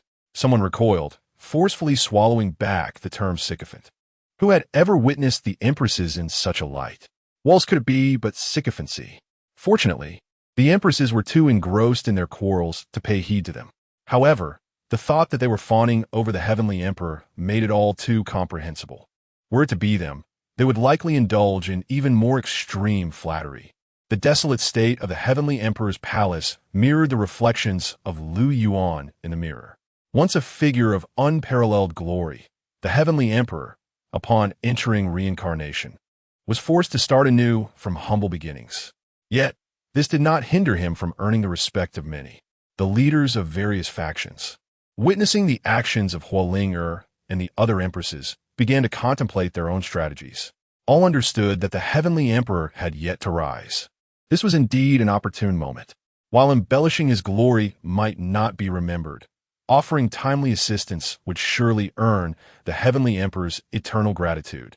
They could feign modesty, avoiding direct flattery toward Lu Yuan. Yet they could send their children or disciples to do so, even if it were merely to become Lu Yuan's attendants. The future rewards would be unimaginable. With this thought in mind, some began to take action. An elderly man with white hair, his eyes glinting, was surrounded by numerous disciples of considerable prowess. He was none other than the sovereign of the Wanxian sacred land. In a bid to save the mortal realm, the celestial emperor sacrificed himself to seal the heavenly demon. Now, having entered the cycle of reincarnation, if one could offer timely assistance, it would undoubtedly elevate the prestige of the Wanxian sacred land to unprecedented heights. The elder's thoughts stirred. He promptly addressed those behind him. proclaiming that anyone who could befriend the celestial emperor within the reincarnation mirror would be regarded as the saint child of the Wanxian sacred land. Upon hearing these words, excitement surged among the crowd as they unleashed their true spirits, soaring towards the reincarnation mirror. Even the elder raised his hand to send forth a true spirit. The 9 empresses vied for dominance. If they could do so, why should the Wanxian sacred land not strive for the same? The celestial emperor currently found himself in a vulnerable state. Any assistance would be akin to a timely gift from the heavens. Moreover, with the Wang family's reckless behavior, this presented a fortuitous opportunity. At present, the celestial emperor was unfamiliar with the 9 empresses. Seizing the moment to secure his allegiance was imperative. While the empresses maintained a degree of decorum, the Wanxian sacred land held no such reservations. This scene unfolded repeatedly, with far more than just 2 or 3 factions engaging in such actions. The various powers gathered here today, sacred lands, sects, and divine nations, were all formidable forces that dominated their respective realms. The celestial emperor's act of sealing the heavenly demon for the Xianhuang continent had earned him widespread admiration. Now, before his demise, it was an opportune time for various factions to realign and reshape their standings. The restless movements of these factions did not escape the keen observation of Hualing.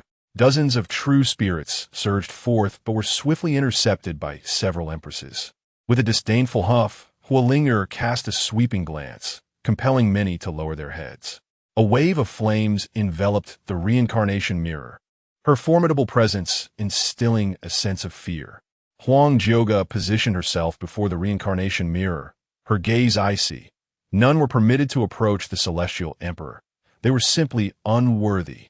Indeed, with the presence of several of us, their ambitions are futile. Tushan Mingwei gracefully swayed her 9 tails, exuding an enchanting aura that wafted through the celestial emperor's palace, a clear warning to the assembled factions. Observing this, many sighed in resignation. The 9 empresses had seen through their petty schemes long ago. Witnessing the reactions of the empresses, Yi Chun felt a surge of jealousy that threatened to explode. Everyone was currying favor with the celestial emperor, completely disregarding his existence.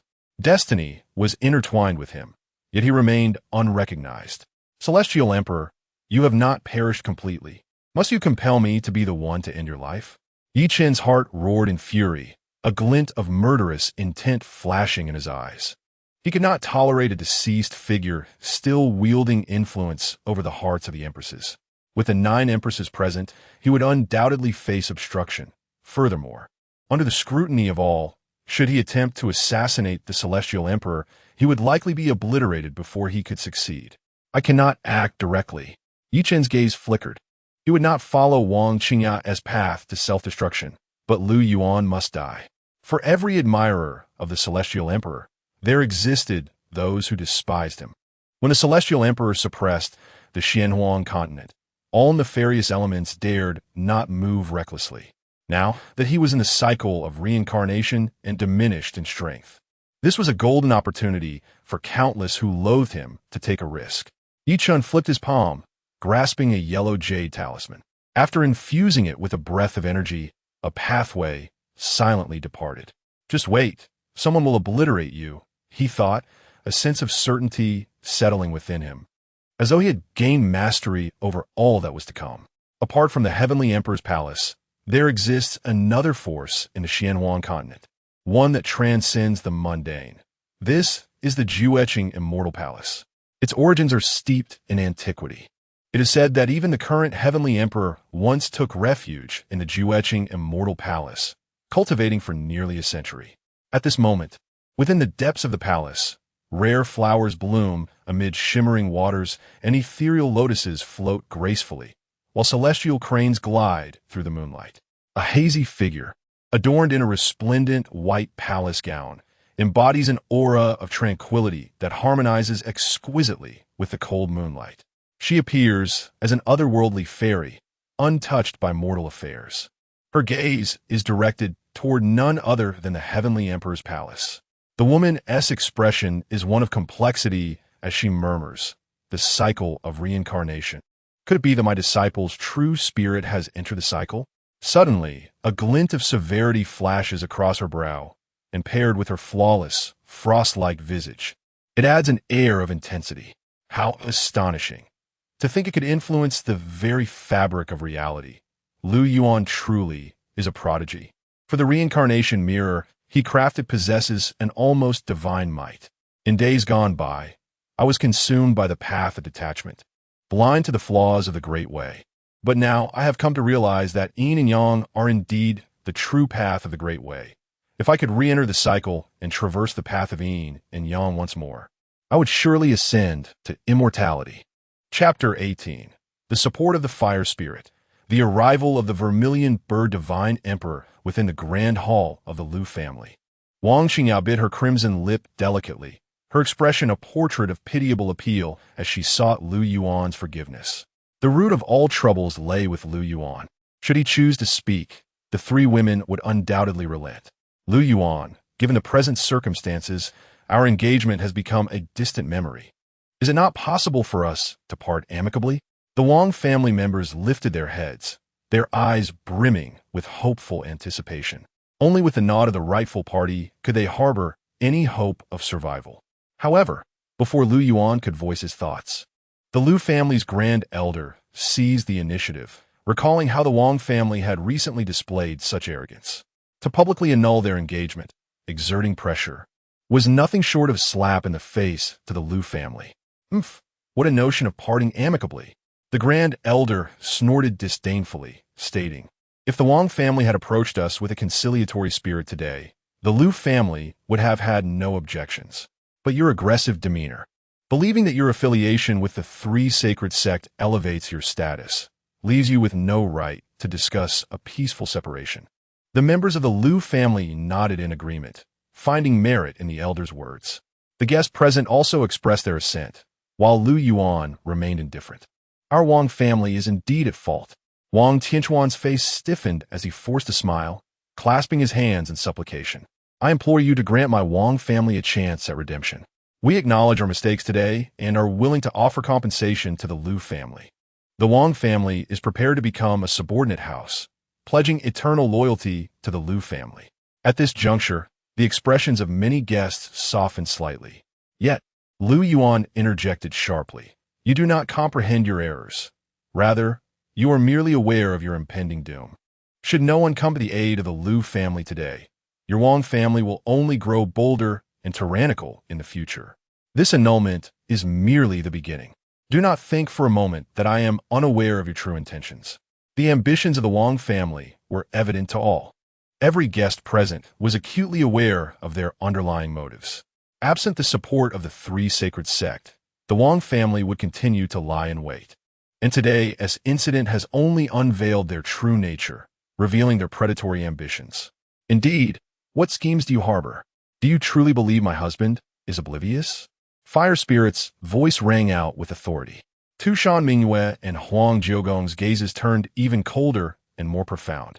The Wang family, undeterred, still harbored thoughts of subterfuge, rendering them utterly contemptible. Lu Yuan, do you truly wish for mutual destruction? Wang Qingqiu seethed with animosity, her eyes filled with venomous resentment. Having once believed Lu Yuan to be easily manipulated, is it you who dares to lay claim to such a position? Yang Yinfeng of the Ligong sect erupted in laughter, observing that none present would hesitate to crush the Wang family. The phrase mutual destruction was surely not applicable to the Wang family. Yang Yinfeng then turned with a sycophantic smile towards Huang Jiogong, inquiring, Your Imperial Highness, how shall we deal with the Wang family? Engaging with such a meager clan would only tarnish your hands. Please feel free to speak, for the Ligong sect stands ready to serve you. Wang Tianquan and Wang Qingqiu's faces paled dramatically. The Ligong sect was indeed relentless in seizing every opportunity to strike down those in despair. However, Yang Yinfeng's words ignited a fury within the fire spirit. A manifestation of fiery clouds surged forth, intimidating the Ligong sect's leader into a panicked kneel. His face a mask of fear as he looked up in trepidation. Why did you not inquire of me? My husband's affairs are my own. Do you look down upon me? Huolinker scoffed. and the Yang Dao hovered ominously around Yang Yinfeng's neck, sending chills down his spine. Huang Jiuge cast a glance, eager to see how Yang Yinfeng would respond. Lu Yuan is my husband. Just a single utterance caused Yang Yinfeng to break out in a cold sweat. The competition among the three women for attention, while focusing solely on currying favor with Huang Jiuge, was not a favorable situation.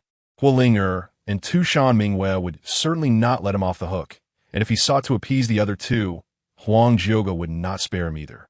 What a predicament this is. Yang Yinfeng realized that nothing he might say would suffice. No matter how he approached the matter, he would offend someone. However, Tushan Mingwei chuckled teasingly and said to Huolinger, "You are, after all, distinguished goddess, the treasured daughter of the emperor of the Zhuge divine kingdom. Do you truly believe that the emperor would allow you to act recklessly? The majesty of the ruler of the divine kingdom is unmatched, governing vast territories. The marriage of his daughter would certainly not be a trivial matter, let alone marrying into the Lu family, even if they were noble lords. They would likely lack the standing to be considered worthy." Huolinger's eyes glimmered as she prepared to speak.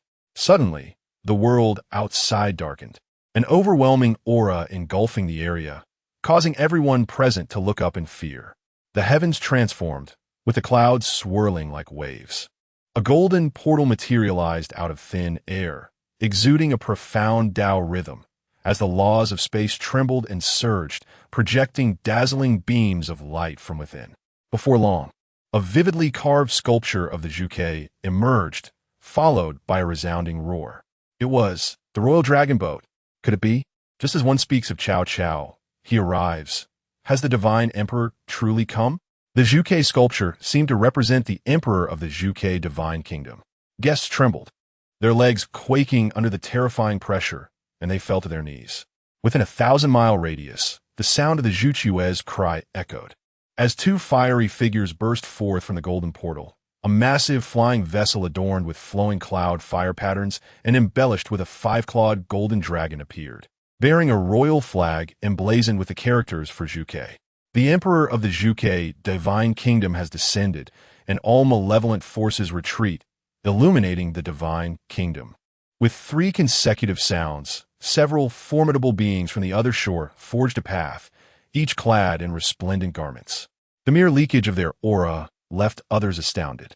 Upon the Zhuge dragon boat, a middle-aged man dressed in divine garments, exuding an extraordinary presence, cast a condescending glance, directly locking on a Huolinger of the Lu family. Father Emperor. Huolinger was momentarily taken aback. The divine emperor had truly arrived. You and your ominous predictions. Huolinger shot a disgruntled glare at Tushan Mingwei, yet her face beamed with pride. With the divine emperor of the Zhuge kingdom present, who could possibly rival her? Securing the title of heavenly emperor was surely within reach. Quick, kneel, urged the Lu family members hastily. To face the divine emperor without kneeling would be a grave offense. Just as Lu Shan and Su Rong were about to bow, Huolinger rushed over to assist them. Grandmother, you needn't kneel. My father may appear intimidating, but he is also your in-law. What manner of etiquette requires one to kneel before family? Huolinger's playful remark left Su Rong at a loss. Has the divine emperor truly become the in-law of the Lu family? The guests cast envious glances, pondering how such immense fortune could elude them while forming a familial bond with the illustrious Zhuge divine nation. The divine emperor, exalted and formidable in his cultivation, overheard the words of Fire Linger, his countenance darkening with fury. Linger, what nonsense are you uttering? His voice echoed like thunder, reverberating through the assembly and instilling a profound trepidation among those present, compelling them to prostrate themselves further, wary of incurring the emperor's wrath. Observing this, Wang Qingyan's previously dim eyes sparkled with newfound hope. It appeared that the divine emperor held reservations about the Lu family. Was all of this merely the capricious fancy of Firelinger?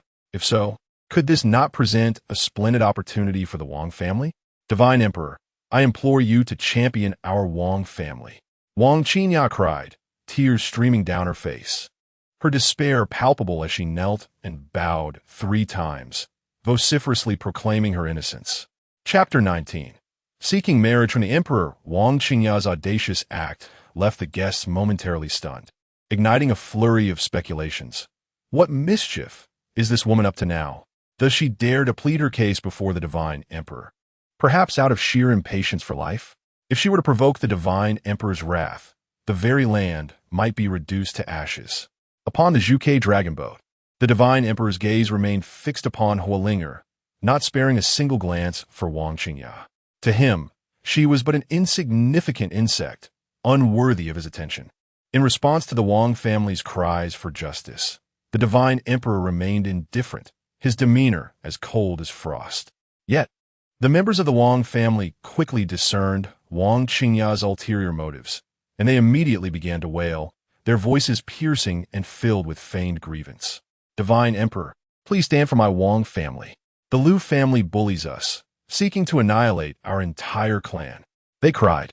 The divine emperor, wise and discerning, must punish the Lu family and restore justice to the Wang family.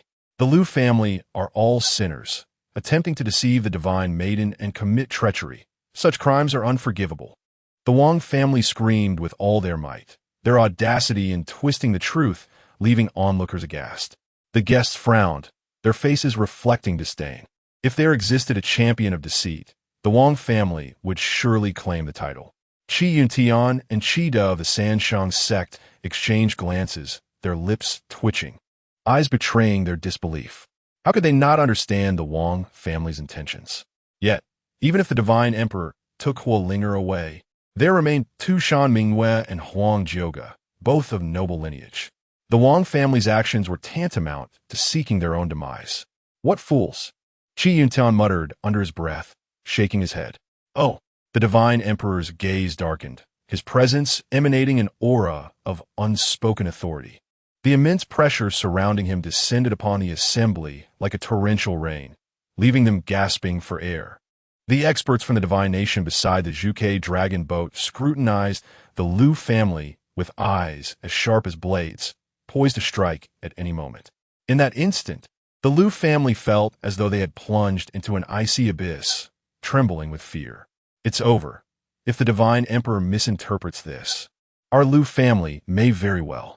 Lu Shan's face turned pale, his voice quaking with trepidation. The rest of the Lu family stood frozen, their hearts racing in a state of disarray. After all, this was the divine emperor.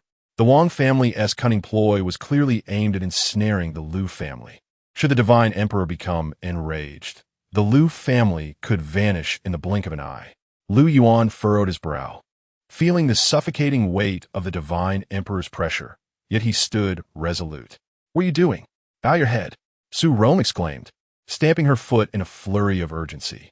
To her, the divine emperor was supreme, the deity of the Zhuge divine nation.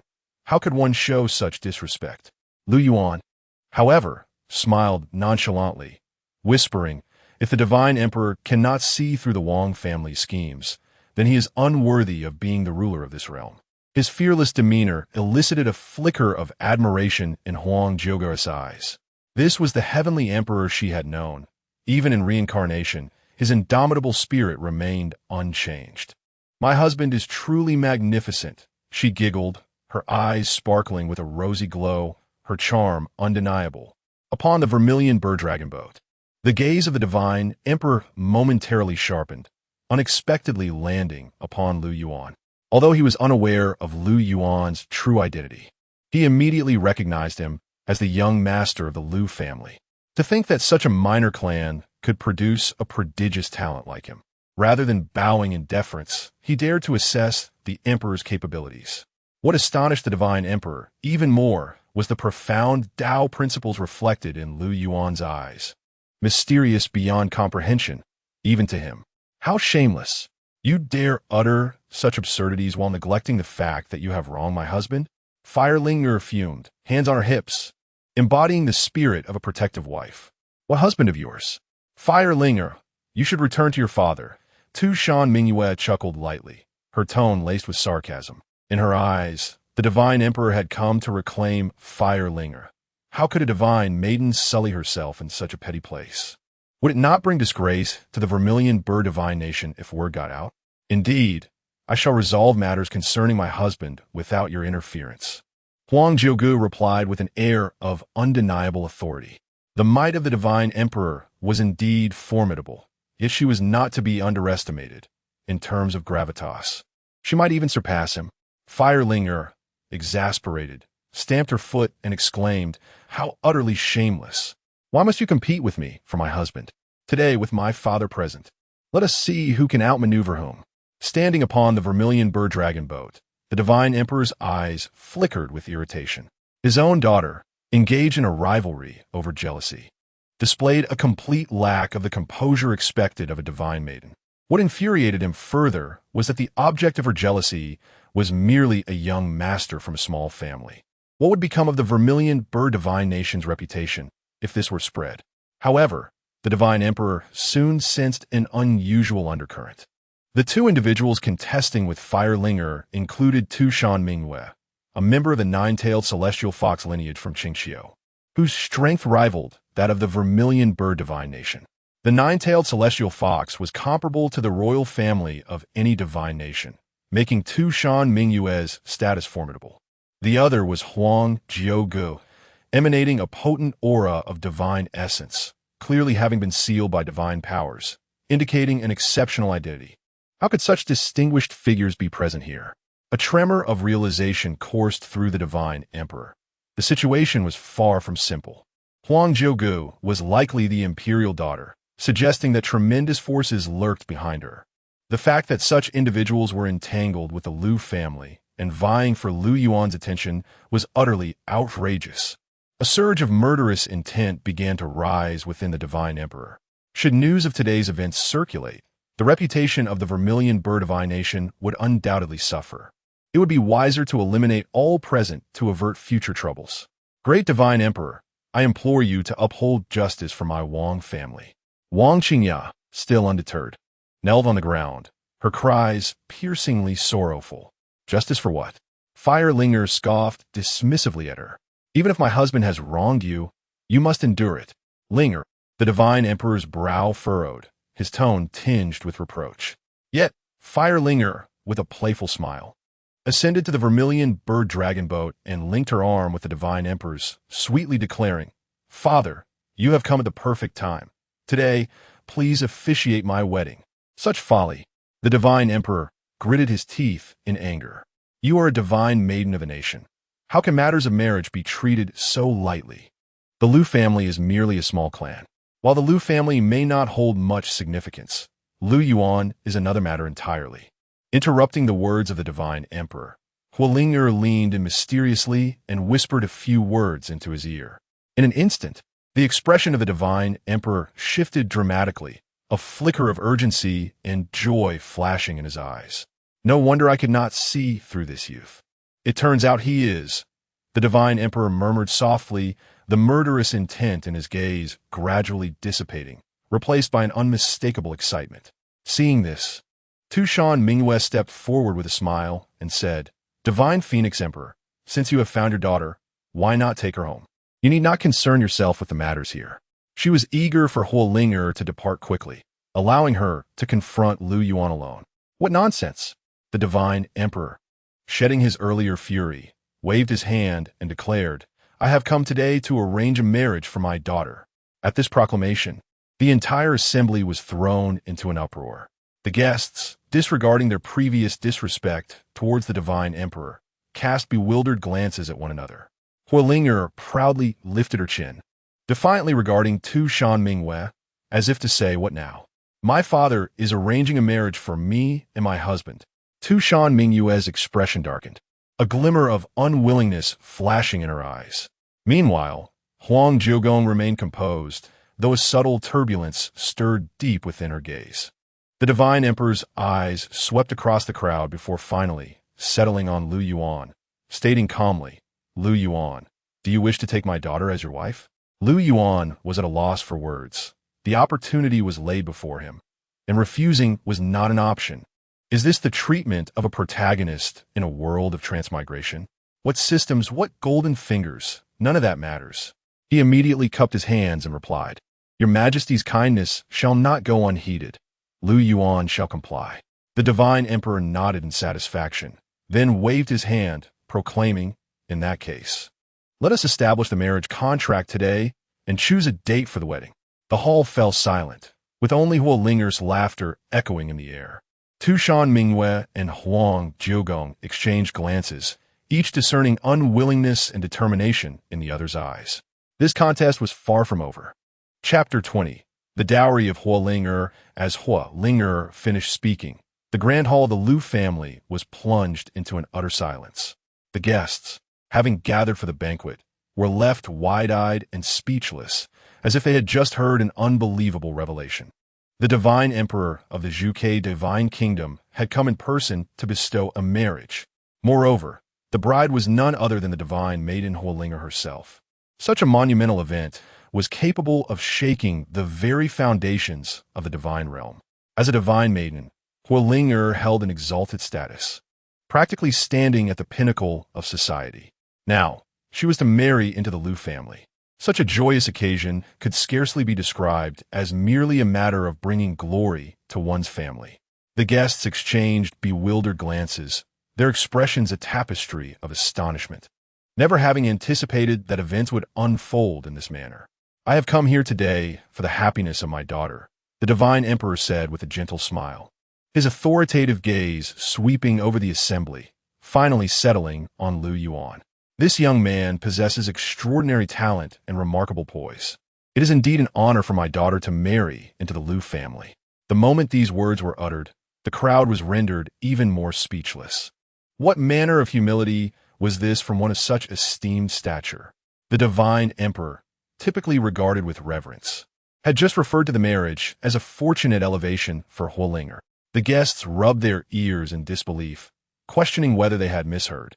How could the illustrious emperor of the Zhuge divine kingdom extend such courtesy to the Lu family, even displaying a hint of deference? Qi Yuntian and Qida from the Sansheng sect turned pale, despair flooding their hearts. They had harbored a flicker of hope that the divine emperor would take Huolinger away, which might have alleviated their own burdens. Yet, who could have imagined that the emperor would not only refrain from pursuing the matter, but would personally arrange the marriage, securing Huolinger to Lu Yuan? In that instant, the Sansheng sect's predicament became even more precarious. Wang Tianquan, the head of the Wang family, felt as if struck by lightning, his body weakening as he nearly collapsed. He muttered to himself, "This cannot be. It must be an illusion. The divine emperor is of such high nobility. How could the Lu family, a mere minor clan, be worthy of such attention?" The Wang family was engulfed in chaos, as if the heavens themselves had fallen. They could not fathom why the divine emperor would hold the Lu family in such esteem, even deigning to lower himself and speak of elevation. Wang Qingqiu, standing to the side, appeared numb, her eyes devoid of any sparkle. Having once pleaded with Lu Yuan and cast aspersions upon him, she now found herself in this dismal situation. Everything that transpired today seemed to herald the downfall of the Wang family. She gazed skyward, a sense of desolation washing over her, as if fate itself conspired against the Wang clan, in stark contrast to the despair of the Wang family. Yang Yinfeng from the Liaguang sect wore an expression of elation. He silently rejoiced, "Indeed, I chose wisely. The Lu family is a formidable ally. The divine emperor's personal blessing of this marriage brings unparalleled honor, ensuring the Lu family's renown across the divine realm. Naturally, as allies of the Lu family, we shall benefit as well." He cast a sidelong glance at the Sansheng sect, a smirk creeping onto his lips. "Qi Yuntian, did you foresee this outcome when you chose Wang Qingqiu? Now, with the divine emperor's blessing, the Lu family is ascendant, while your Sansheng sect is destined for calamity. Darling, do you like it?" Huolinger exclaimed, bounding to Lu Yuan's side, affectionately looping her arm through his, her eyes sparkling with joy. Her voice was crisp and melodious, imbued with a hint of playful affection. Yet, Lu Yuan wore a perplexed expression, clearly still in shock from the sudden revelation. He glanced down at Huoling, then at the divine emperor, feeling a tumult of emotions within. One absurd situation, being force-fed soft rice. No, rather being force-fed, he was still the first. The members of the Lu family stood in stunned silence, utterly unable to recover from the overwhelming astonishment. Tushan Mingyue and Huang Jiuge exchanged glances, a flicker of displeasure evident in their eyes. They remained silent, each harboring their own thoughts. Tushan Mingyue gently bit her lip, an expression of reluctance in her eyes. Huang Jiuge furrowed her brow, her gaze icy, as if deep in contemplation. Lu family, why do you remain dazed? Quickly express your gratitude. A guest finally snapped back to reality and urged them. Only then did the Lu family members awaken from their stupor, hastily concealing their expressions of surprise, yet still at a loss for how to proceed. They had never encountered such a grand affair and were momentarily unsure of their response. Lu Shan scratched his head, intending to kneel and offer his thanks. However, the divine emperor stepped forward, extending a hand to assist him upright, smiling as he said, "We are family by marriage. There is no need for such grand gestures." The emperor's tone was gentle, his face adorned with a rare softness, as if he genuinely regarded the Lu family as kin. Su Rong, standing to the side, sighed inwardly. Her gaze swept over Tushan Mingyue and Huang Jiuge, tinged with a sense of regret. These two girls were truly wonderful. But alas, fate had not favored them. Now that the divine emperor himself had granted a marriage, how could the Lu family dare to refuse? They certainly could not, in the emperor's presence, bring the other two into the fold as well. Lu family head, since I have conferred this marriage, when shall the wedding take place? The divine emperor inquired, his tone laced with urgency. Lu Shan instinctively recoiled, his heart racing with trepidation. Such matters were not for them to decide. He promptly replied with utmost respect, "Your Majesty, please select an auspicious date." The divine emperor shook his head, seemingly dissatisfied with Lu Shan's response. He furrowed his brow, his tone growing more insistent. "No need for an auspicious day. In my view, the sooner the better. The day after tomorrow. No, tomorrow, no. Let it be today." Upon hearing this, the members of the Lu family were left utterly dumbfounded. What had come over the divine emperor? His eagerness to marry Huolinger into the Lu family was palpable, as if he could not wait even a single day. Lu Yuan felt a wave of absurdity wash over him, bemusement flooding his mind. The esteemed divine emperor was so impatient to thrust soft rice into his mouth that he felt he had no choice but to comply. Huolinger, observing the scene, blushed deeply.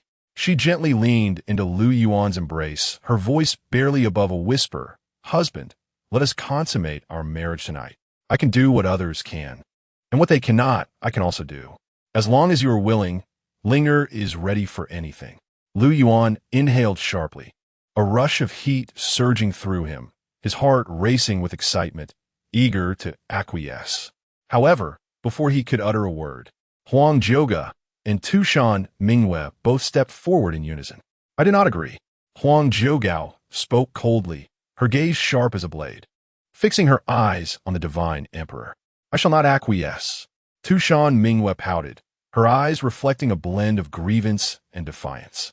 The two women flanked Lu Yuan, seemingly asserting their claim. Their resolute gazes clearly indicated their unwillingness to allow Huolinger to seize the upper hand. Observing this, Huolinger stamped her foot in frustration. Clenching her silver teeth, she glared at the two. You are being utterly unreasonable. Even my father has arrived, and you dare to obstruct me?"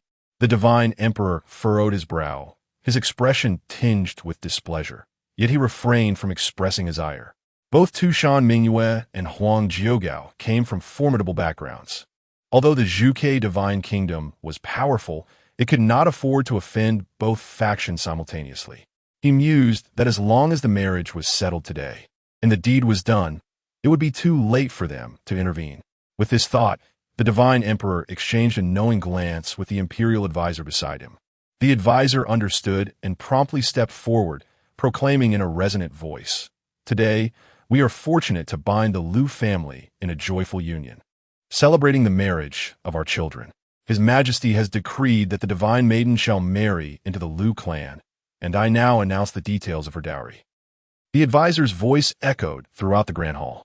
The guests perked up their ears, eager to learn the extent of the divine maiden's dowry. However, Lu Yuan felt overwhelmed.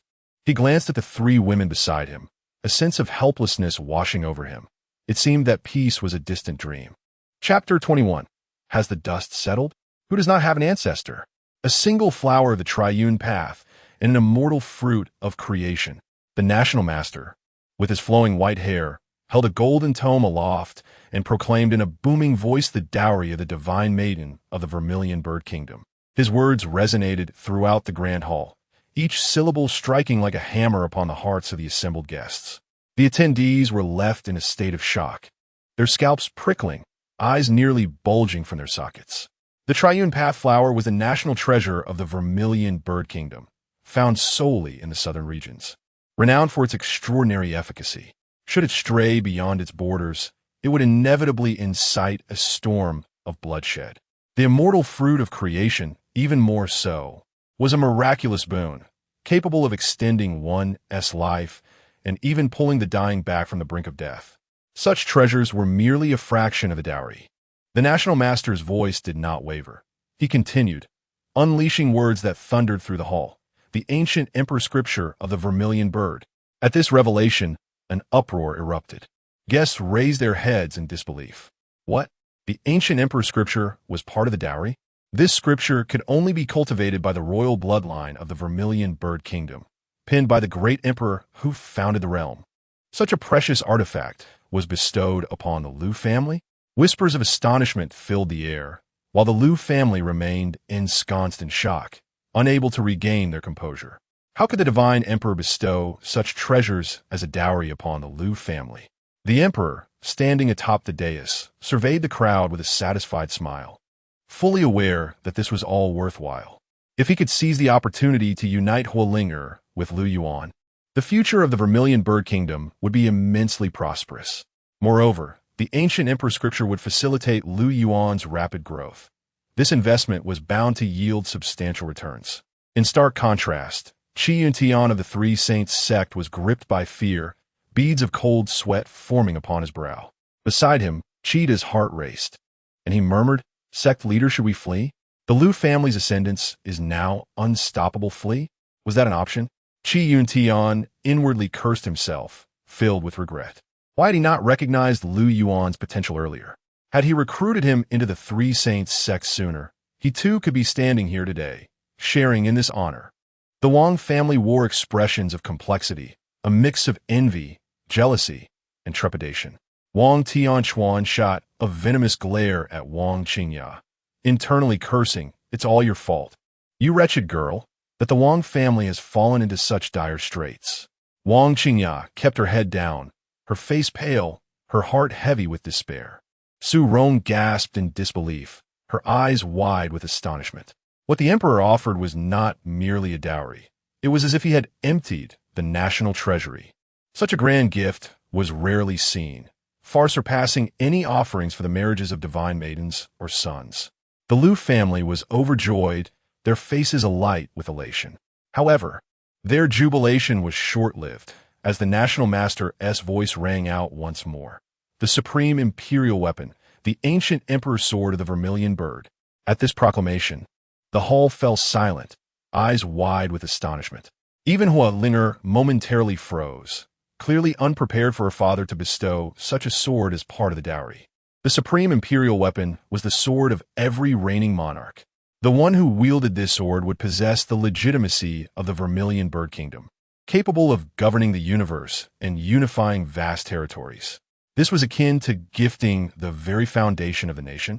Lu Yuan found himself at a loss for words, overwhelmed by an indescribable shock. While the sword was ostensibly bestowed upon Huolinger, it simultaneously fortified the status of the Lu family. With this sword in their possession, anyone daring to challenge the Lu family would have to consider their own weight. A collective gasp echoed through the crowd as many secretly mused. The emperor's words regarding the Lu family seemed to hold more truth than previously thought. Once the dowry was announced, the national master glanced toward the emperor, seemingly inquiring if it was sufficient. The emperor smiled subtly, clearly pleased with the reactions of the onlookers. Yet, feeling it was not enough, he proclaimed loudly, "I hereby invite the Lu family to the imperial capital, bestowing upon them the title of Duke of the State." At this declaration, the members of the Lu family clenched their fists in excitement, their faces alight with emotion. They had leaped over the dragon gate, soaring to the heavens. The Lu family had now ascended to become the esteemed state family of the Vermilion Bird Divine Kingdom, their status unparalleled. Not even the Wang family, nor the three sacred sects or the Fierce Light sect, could aspire to their heights. The sound of gasps filled the air as members of the Wang family knelt, their faces pale with dread. Huolinger looked proudly at Tushan Mingwei and Huang Jioga, her eyes brimming with triumph. Her dowry was astonishing, further promising the Lu family a noble title. All of this was within their grasp. How could the Lu family refuse? This time, let us see how you compete with me. Huolinger chuckled, pulling Lu Yuan before the emperor, playfully saying, "Thank you, father." Lu Yuan, feeling a bit anxious, hesitated before tentatively uttering, "Thank you, your majesty." The emperor furrowed his brows, feigning authority as he gazed at Lu Yuan. Lu Yuan's heart raced, and he quickly corrected himself. "Thank you, father-in-law." The emperor nodded in satisfaction, a smile gracing his lips. He eagerly anticipated the union, hoping that this reincarnation of the celestial emperor would bless him with a healthy grandson. Thus, no one would dare to take away the celestial emperor's son-in-law. The palace must have methods for enhancing fertility. He needed to arrange for them to be brought forth promptly so that matters could be settled tonight. The emperor mused, casting a meaningful glance at Huolinger. Huolinger's cheeks flushed with embarrassment as she lowered her head. The thoughts of father and daughter had become all too apparent. Lu Yuan found himself in a mix of amusement and exasperation, pondering, "This soft life, one must partake in it. Young man, I entrust my daughter to you.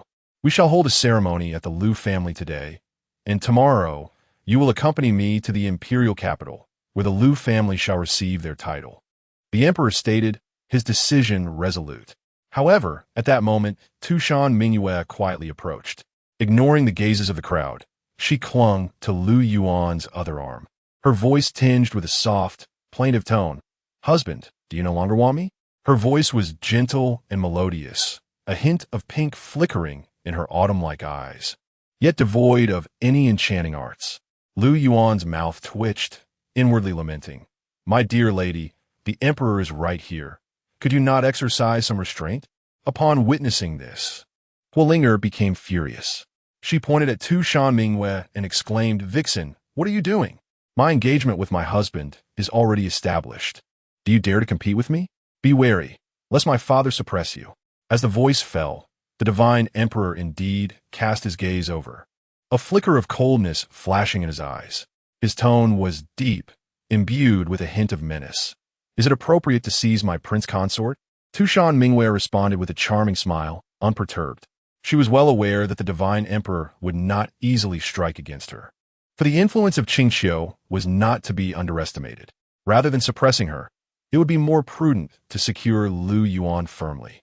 "Prince consort, you ought to accompany me to the imperial capital first. The marriage has been arranged and cannot be altered," the divine emperor asserted with unwavering determination. However, at that moment, a magnificent force swept across the heavens, the clouds swirling tumultuously like tides.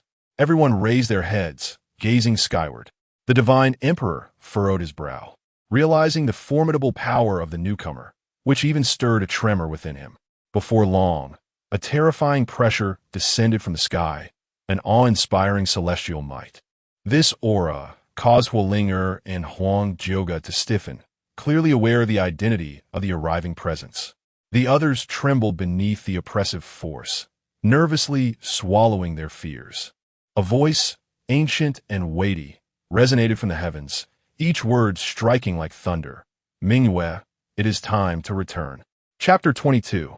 This child is remarkable. I shall take him away. The oppressive aura of the quasi-emperor descended.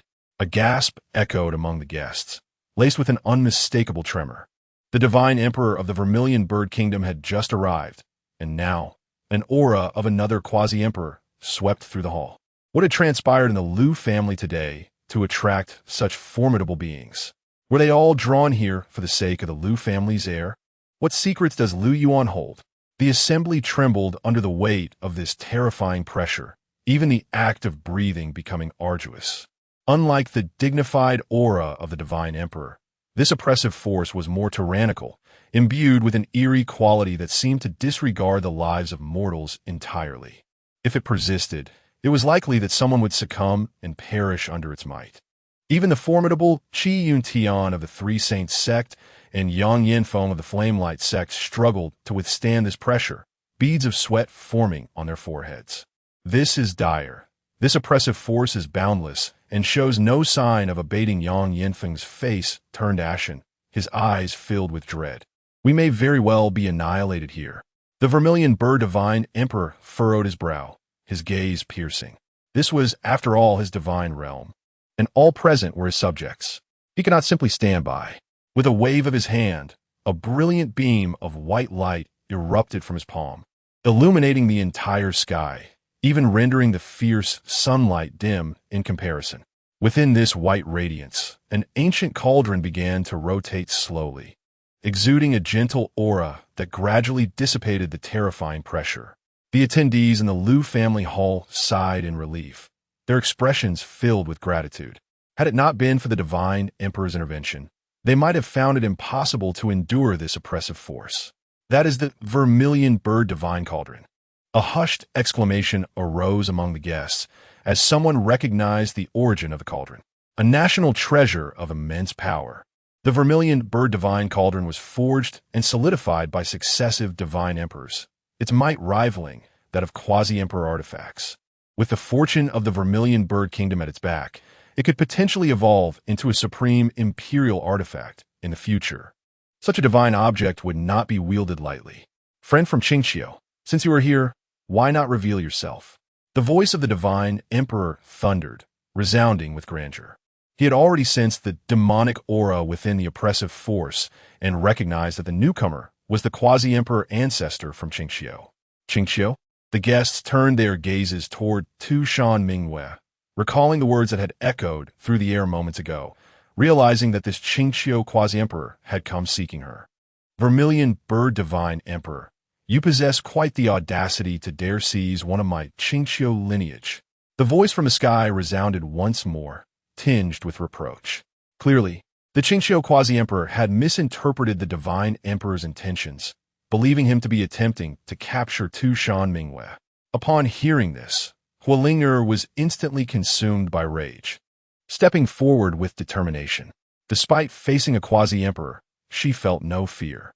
She bore the memories of the empress. What was a quasi-emperor to her? As Hualing'er prepared to unleash her fury, the divine emperor swiftly raised his hand to restrain her. Both the vermilion bird kingdom and the Qingqiu lineage were powerful forces. Forging enmity between them would yield catastrophic consequences. "My friend, you yist." The divine emperor smiled faintly, his tone serene. "As for the maiden of the Tushan clan from the Qingqiu lineage, my Zhuke divine kingdom has not been negligent, nor is there any talk of apprehension. Today happens to be a momentous occasion for my daughter, and I had intended to invite the Tushan maiden to join us in the capital for some revelry. If you two have this intention, it would be delightful to partake in a cup of celebratory wine together." The divine emperor's words were eloquent, neither servile nor overbearing, affording the other party ample respect. The human race, indeed, possesses many cunning minds.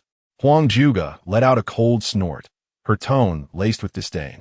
No sooner had the divine emperor finished speaking than a swirling gust of azure wind descended from the heavens, transforming the Qingqiu ancestor into an elderly woman leaning on a fox-headed cane, who slowly materialized within the Lu family's great hall.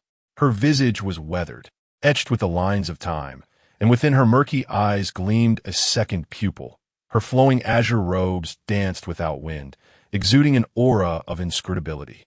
Seeing this, Tushan Mingwei hurriedly stepped forward to pay her respects. Mingwei greets the ancestor. The Qingqiu ancestor nodded slightly, her gaze stern. "Come back with me." Tushan Mingwei felt a tightening in her heart. If she were to return now, wouldn't all her previous efforts be in vain? She hastily introduced, "Ancestor, this is my husband. I wish to bring him back to Qingqiu with me." Upon hearing this, the Qingqiu ancestor's gaze sharpened like a blade as it swept toward Lu Yuan, causing him to feel a sudden chill. At this moment, Lu Yuan's heart was already in disarray. Just moments ago, the divine emperor had conferred a marriage, And now, a Qingqiu ancestor had arrived, leaving him utterly unprepared. Both the divine emperor and the Qingqiu ancestor were among the most formidable beings on the Xinyan continent. Without the emergence of a great emperor, who could rival them? Lu Yuan couldn't help but smile bitterly. He hadn't even stepped out of the novice village yet he was already being compelled by various powerful figures to rely on others for sustenance. I've seen the ancestor. Lu Yuan steeled himself, managing to force a smile as he offered his respectful salutation. The Qingqiu ancestor withdrew her gaze, a flicker of confusion passing through her eyes. She found Lu Yuan inscrutable, sensing an odd aura hidden within his eyes. However, she had no interest in delving deeper. Tushan Mingwei, being playful by nature, had undoubtedly been enchanted by this young man during her sudden arrival in the human realm. The Qingqiu ancestor scoffed inwardly, should any scandalous behavior arise. Even with the Zhuge divine emperor present, she would not hesitate to unleash chaos. At that moment, Huolinger rushed forward, wrapping her arm around Lu Yuan's other arm with a tone thick with jealousy. Tushan Mingwei, who gave you permission to steal my husband? My father has already conferred a marriage. Huolinger's actions caused the Qingqiu ancestor's second pupil to narrow. It dawned upon her that the joyous occasion spoken of by the divine emperor was indeed related to Lu Yuan. Was Tushan Mingwei's move not a blatant attempt to vie for a person from the Zhuge divine kingdom? Was this a rivalry between the two women? How could a dignified descendant of the Qingqiu nine-tailed celestial fox lineage engage in such an undignified act? Release him at once. Who permitted you to approach my husband? Huang Jioga finally could no longer remain composed, her voice icy. No matter how many of you come here today, or what schemes you conjure, none shall take my husband away. Her tone was resolute and unwavering, clearly unwilling to be at a disadvantage in this contest. The Qingqiu ancestor's gaze swept over Huang Jioga, a flicker of surprise flashing in her eyes. She immediately discerned that this woman was the daughter of a great emperor from antiquity, her status exalted, rivaling that of both Huolinger and Tushan Mingwei. However, the current situation left her perplexed. Three such extraordinary goddesses and imperial daughters were vying for the attention of Lu Yuan. What precisely was so remarkable about this young man? Ancestor, let us hasten to bring our husband back. It will be troublesome if we delay any longer. Tushan Mingwei exclaimed urgently, her eyes filled with anxiety. She was eager to whisk Lu Yuan away to Qingqiu, fearing that prolonged exposure could lead to unforeseen complications. The elder of Qingqiu pondered for a moment before finally nodding in agreement. Her original intent was to return with Tushan Mingwei, and bringing along another human was of little consequence. Moreover, she harbored numerous questions regarding Lu Yuan. This young man does seem quite promising. Let us take him back to Qingqiu, she declared. With that, she waved her hand, causing the space around them to tremble as a fissure slowly opened. As it appeared that Lu Yuan was about to be taken, the vermilion bird emperor's expression darkened, and he spoke coldly. Qingqiu friend, I have already betrothed this young man to my daughter. It would be rather inappropriate for you to take him now. His voice carried a note of authority, clearly unwilling to concede easily. The atmosphere within the grand hall instantly became suffocating, as the standoff between the two quasi-emperors left everyone feeling breathless. Chapter 23. The Divine Emperor's Schemes, the Struggle Resurges. What was initially believed to be the purpose of the Tushan ancestors' visit, to take away Tushan Mingwei, unexpectedly transformed into an intention to also abduct Lu Yuan. Had the Divine Emperor been unaware of Lu Yuan's true identity, he might have refrained from interference. However, now that he recognized Lu Yuan as the reincarnation of the Heavenly Emperor, how could he allow him to leave so easily? The Zhuge Divine Kingdom had already presented a lavish dowry. Could it truly be that Lu Yuan could not be retained?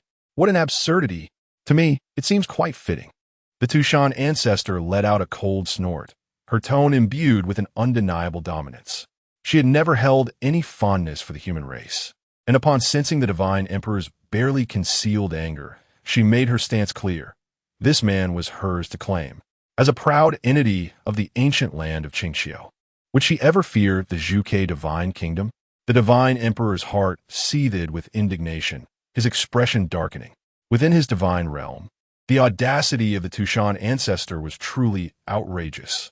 Did she genuinely believe he feared Qingqiu? This royal decree of marriage is unalterable. Should you seek to take him, you must first inquire of the Zhuge, divine emperor's cauldron. His voice resonated like thunder as he waved his hand, causing the Zhuge divine emperor's cauldron to erupt with golden flames, a searing aura sweeping across the land, as if it intended to incinerate all creation. The guests of the Lu family were taken aback, hurriedly retreating in fear of being ensnared in this terrifying conflict. The members of the Three Saints sect and the Liaguang sect swiftly concealed themselves. Such an encounter of this magnitude would be capable of obliterating entire regions with merely its residual force. The Lu family members stood in stunned silence, their hearts filled with trepidation. How had the situation escalated to such a dire state? Just as the atmosphere grew tense, the divine emperor suddenly felt a shift within himself, his aura retracting sharply. He perceived that the Tushan ancestor seemed hesitant and unwilling to completely sever ties with the Zhuge divine kingdom over Lu Yuan. Clearly, this ancient figure was unaware of Lu Yuan's true identity. With this realization, the situation became manageable. The divine emperor offered a slight smile, his tone softening. "Dear friend from Qingqiu, there is no need for us to engage in a great conflict. The one whom my daughter favors is also one I favor. He is destined to be my divine kingdom's consort. Since we find ourselves at odds, I am willing to transform hostility into friendship, offering an item in exchange for your withdrawal." Upon speaking, he turned his palm, revealing a brilliant azure light. This radiance was dazzling, exuding a formidable presence that seemed overwhelming to all present. Were it not for the divine emperor's deliberate restraint, the gathered individuals would have struggled to bear its weight. The heart of the demon sovereign. The Tushan ancestor's pupils constricted, her breath quickening. Her grip on the fox-headed cane trembled slightly, a glint of greed flashing in her dual-colored eyes as she stepped forward. Long ago, the progenitor of the Zhuge divine kingdom had ventured into forbidden territories, vanquishing countless foes, ultimately acquiring this heart of the demon sovereign. Regrettably, this treasure was of no use to the human race, but for the demon race, it was an unparalleled gem. Though the Tushan ancestor's vitality was waning, and even with this artifact, she could not ascend to the realm of the sovereign. The Qingqiu celestial fox lineage still had Tushan Mingwei. If this treasure were entrusted to her, Qingqiu might yet produce another sovereign. A sharp intake of breath echoed among the Wang family members, who whispered in astonishment. Had the divine emperor truly lost his mind, offering such a priceless treasure? Did he not fear the emergence of a sovereign from Qingqiu? The divine emperor merely scoffed inwardly, disregarding the doubts of those around him. The great emperor, formidable as he may be, is nonetheless overshadowed by the heavenly emperor. The exchange of the heart of the demon clan's emperor for a son-in-law of the heavenly emperor appears to be an exceptionally lucrative bargain. Mingwei, accept this opportunity swiftly. The ancestor of Tushan exclaimed, her eyes brimming with anticipation. Ancestor. Tushan Mingwei stamped her foot in frustration, secretly vexed.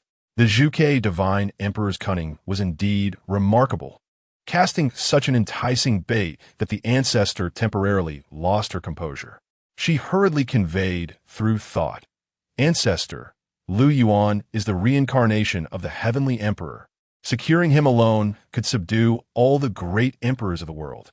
Do you desire a mere emperor or the heavenly emperor who commands them all? At these words, the ancestor of Tushan paused, her dual pupils filled with confusion. Have you been possessed? Why do you speak such nonsense? She reached out to inspect Tushan Mingwei's soul. If the divine maiden had indeed been taken over, it would be a grave matter. Tushan Mingwei's expression stiffened. Yet she recognized the extraordinary nature of this revelation. Mere words would hardly suffice to convince anyone. Drawing a deep breath, she continued, Ancestor, the flaw in our Tianhu bloodline cannot be remedied by the heart of the demon emperor, nor can it lead to the ascension of an emperor. This item holds limited value for the Fox clan, but Lu Yuan possesses a method for restoration. Securing him alone would greatly benefit our Fox clan. Upon hearing this, The ancestor's eyes sparkled with brilliance, her breathing quickening. No wonder Tushan Mingyue would claim a young master from a minor clan as her husband. The implications were profound. She silently praised her esteemed choice. Indeed, a person of great worth. Do not let the allure of immediate gains cloud your judgment. The revival of the Fox clan is of utmost importance. Tushan Mingyue added at an opportune moment, relieved to see the ancestor regain her clarity. At that juncture, the divine emperor spoke. Friend of Qingqiu, I offer the heart of the demon emperor in exchange for a son-in-law. You stand to gain immensely. Were it not for my daughter, I would not engage in such a loss-making transaction. Ha! The ancestor of Tushan forcefully struck her staff against the ground, retorting without reservation.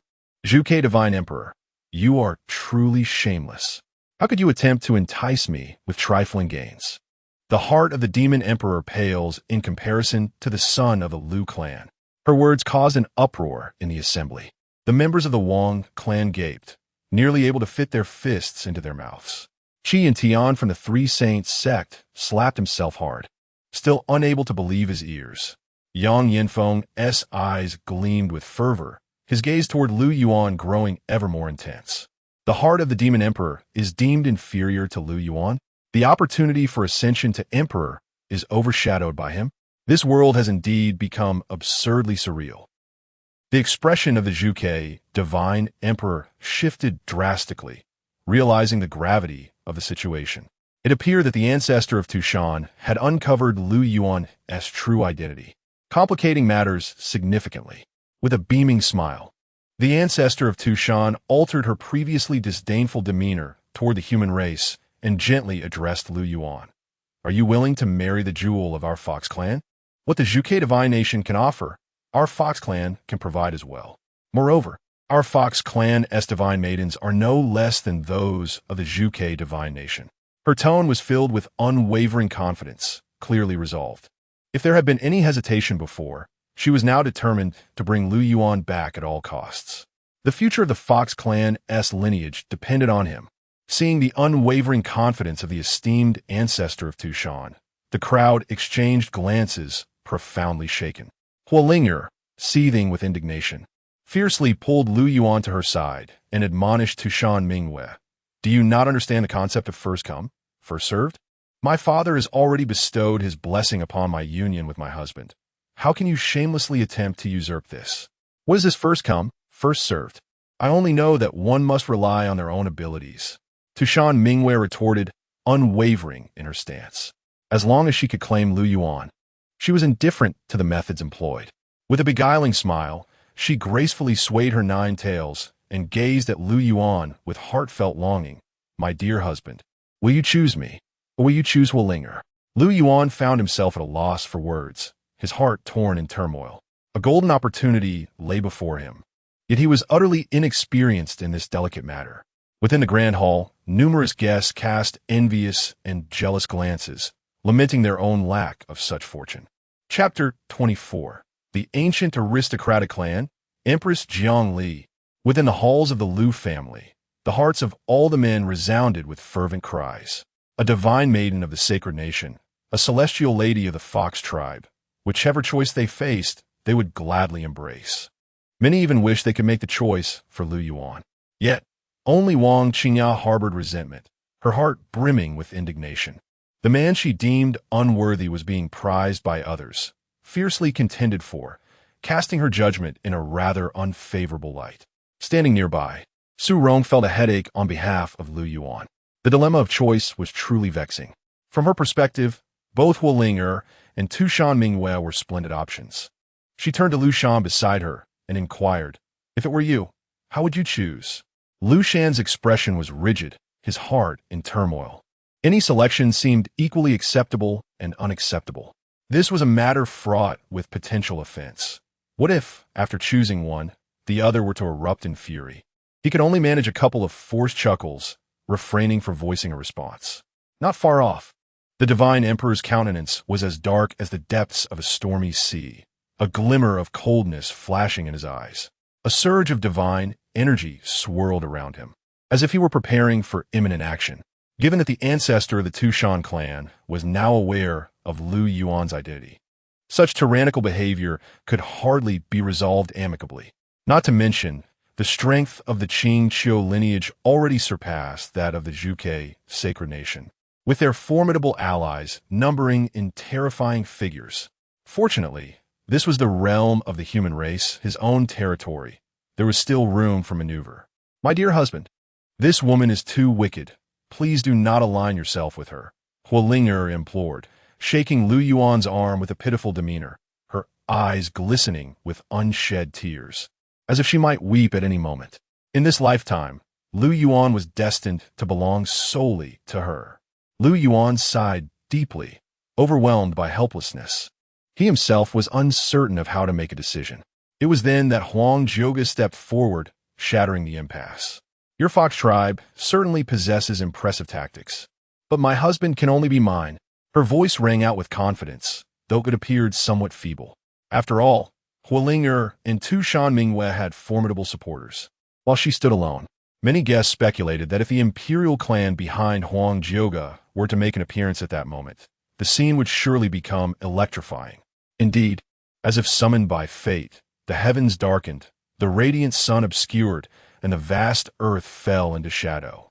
Others stood stunned, their minds swirling with uncertainty. Could it be that the ominous predictions were true, and the imperial clan truly arrived? No, wait, that's a human warship. Someone gasped in astonishment. A multitude of warships approached from the distance, their sheer numbers blocking out the sun's brilliance. An overwhelming aura reverberated like thunder, causing all to tremble within. On the warships, the sounds of drums and horns rose and fell in a cacophony, proclaiming their presence. Among them was a colossal flagship, large enough to accommodate tens of thousands. Upon it, a massive banner fluttered in the wind, emblazoned with a single, titanic character, Jiang. This was the ancient aristocratic clan of the Jiang family. How could they possibly be here? Whispers of disbelief spread, laden with shock. Had someone offended them? Provoking such a grand mobilization, the display was sufficient to obliterate any superpower. Something was amiss indeed. "They have arrived here." The guests looked up, and in the blink of an eye, the terrifying warship was upon them. The immense banner emblazoned with the character for Ginger exuded an air of unparalleled authority. This was a once great ancient clan that had produced emperors, possessing formidable strength and a prestigious standing, capable of contending with those from the forbidden zones of life and the ancient imperial families. Fire Spirit, Tushan Mingyue, and Huang Zhuge exchanged glances, their expressions darkening as they seemingly deduced the identity of the newcomers. Within the Lu family, the Grand Elder observed the imposing scene and, with a twitch of his lips, tentatively remarked, "Could they be here to seek the young master?" Swish! Countless gazes converged, all fixated on Lu Yuan. Even Lu Shan and Su Rong cast questioning looks, as if to say, "You, young man, truly are something else. 3 are not enough, and now you bring in an ancient clan?" Lu Yuan forced a sheepish smile, feeling utterly helpless. He had no ties with the ancient clan. How could they possibly be seeking him? "Grand Elder, you must be mistaken. They might not be looking for me. I am not familiar with the ancient clan." Lu Yuan defended himself, yet his words sounded feeble and unconvincing. Not familiar? Was Lu Yuan truly close with the divine kingdom of the Vermilion Bird, the Chonchi Fox clan, or the ancient imperial families? Which of the 3 divine maidens was he acquainted with? Yet, weren't they all quite pleased to be in his company? The disparity between people is heart-wrenching. If glances could kill, Lu Yuan would surely be riddled with wounds by now. Qingyan of the 3 sacred sects wore a numb expression, and the Wang family members displayed no emotion. The day had been filled with overwhelming shocks, and regret took precedence in their hearts. They felt an urge to slap themselves repeatedly. Seeing the warship hovering in the air, Fire Spirit's teeth ground in frustration. That little brat, Jiang Li, is far too swift in her actions. Oomph. Tushan Mingyue also snorted coldly, her eyes narrowing slightly, glinting with a dangerous light. She had believed she had secured Lu Yuan's favor. Yet unexpectedly, the Jiang family had sent someone as well. How bothersome. Huang Zhuge remained silent, yet inwardly calculated. Another disruptor had arrived. Perhaps this could be an opportunity for her. the ancient Golden Clan should also make its appearance. On the deck of the foremost warship stood Jiang Li, adorned in a simple yellow celestial gown, graceful and ethereal, her skin as smooth as jade, surrounded by a halo of light, resembling a divine lotus in bloom. Her gaze was fixed upon the structures below, seemingly searching for something. Beside her stood a middle-aged man of imposing presence, who gazed at his daughter with a fond expression and inquired, "Li, have you found the person you mentioned?" This man was none other than Jiang Zhantian, the current head of the Jiang family. Initially skeptical upon hearing of Lu Yuan's existence from Jiang Li, his disbelief was shattered when she recited a celestial scripture, causing an extraordinary phenomenon that enveloped the entire clan, even rousing the reclusive ancestors from their meditations. Understanding the gravity of the situation, the ancestors issued a stern command to ensure that the reincarnated celestial emperor was brought back. Thus unfolded this grand spectacle, showcasing the full extent of the Jiang family's heritage. Even with the emperor himself present, they would still possess the strength to fight. "Not yet," Jiang Li replied, a hint of anxiety in her voice. "Am I too late?" Jiang Zhantian furrowed his brow, for he had already sensed the presence of the Zhuge, divine emperor, and the venerable ancestor of Qingqiu. These two formidable figures had also arrived at the Lu family, both representing colossal powers of the Xianwang continent. "Liu, it appears that your aspirations to claim the title of the Heavenly Emperor may not be as straightforward as you had hoped," Jiang Zhantian remarked in a somber tone. "With the Zhuge divine nation and Qingqiu having sent their emissaries, it is likely that the Heavenly Emperor will fall under their influence." "Oof. What does it matter if they arrive first? Brother Lu Yuan is destined to be mine. He can only be mine," Jiang Li retorted with an air of pride, her captivating visage radiating confidence. Her beauty belonged to no one, and her formidable background further bolstered her resolve. Today, she had come with unwavering intent. Who claims that proximity guarantees success? Jiang Li was determined to shatter this fallacy. "Then let us descend," Jiang Zhantian declared with a smile, gesturing with his hand as he and Jiang Li materialized within the grand hall of the Lu family. Astonished gazes surrounded them. It was already astonishing enough to have 3 divine maidens, yet another had made her entrance. Lu Yuan drew in a sharp breath. The moment he laid eyes on Jiang Li, she too recognized him. Their gazes locked, igniting sparks in the air. "Brother Lu Yuan, Lear has missed you dearly." The girl in yellow rushed forward, her beauty transcending the ordinary, exuding an exuberance that enveloped all like a gentle spring breeze. In an instant, she leaped into Lu Yuan's embrace. Everyone stood dumbfounded. It was evident that her intentions were clear. She had come specifically to find Lu Yuan. Su Rong felt overwhelmed, her frustration directed at her son as she gazed at him with exasperation. The ancient Jiang family has come to the Lu family today to propose marriage. At this moment, Jiang Zhantian unabashedly announced. Chapter 25, a melodrama with 4 women. Lu Yuan felt as though he were sinking into the soft jade warmth in his arms. The tender touch against his body was not only painless, but also irresistibly enchanting. He marveled inwardly. "This is rather considerable." Jiang Li raised her youthful face, her pair of large, watery eyes blinking twice as she gazed affectionately at Lu Yuan. Her gaze seemed to possess an irresistible hook, ensnaring his very spirit. A thunderous thought erupted in his mind, childlike beauty, and he felt a wave of helplessness wash over him. What on earth is happening? Who is this young lady?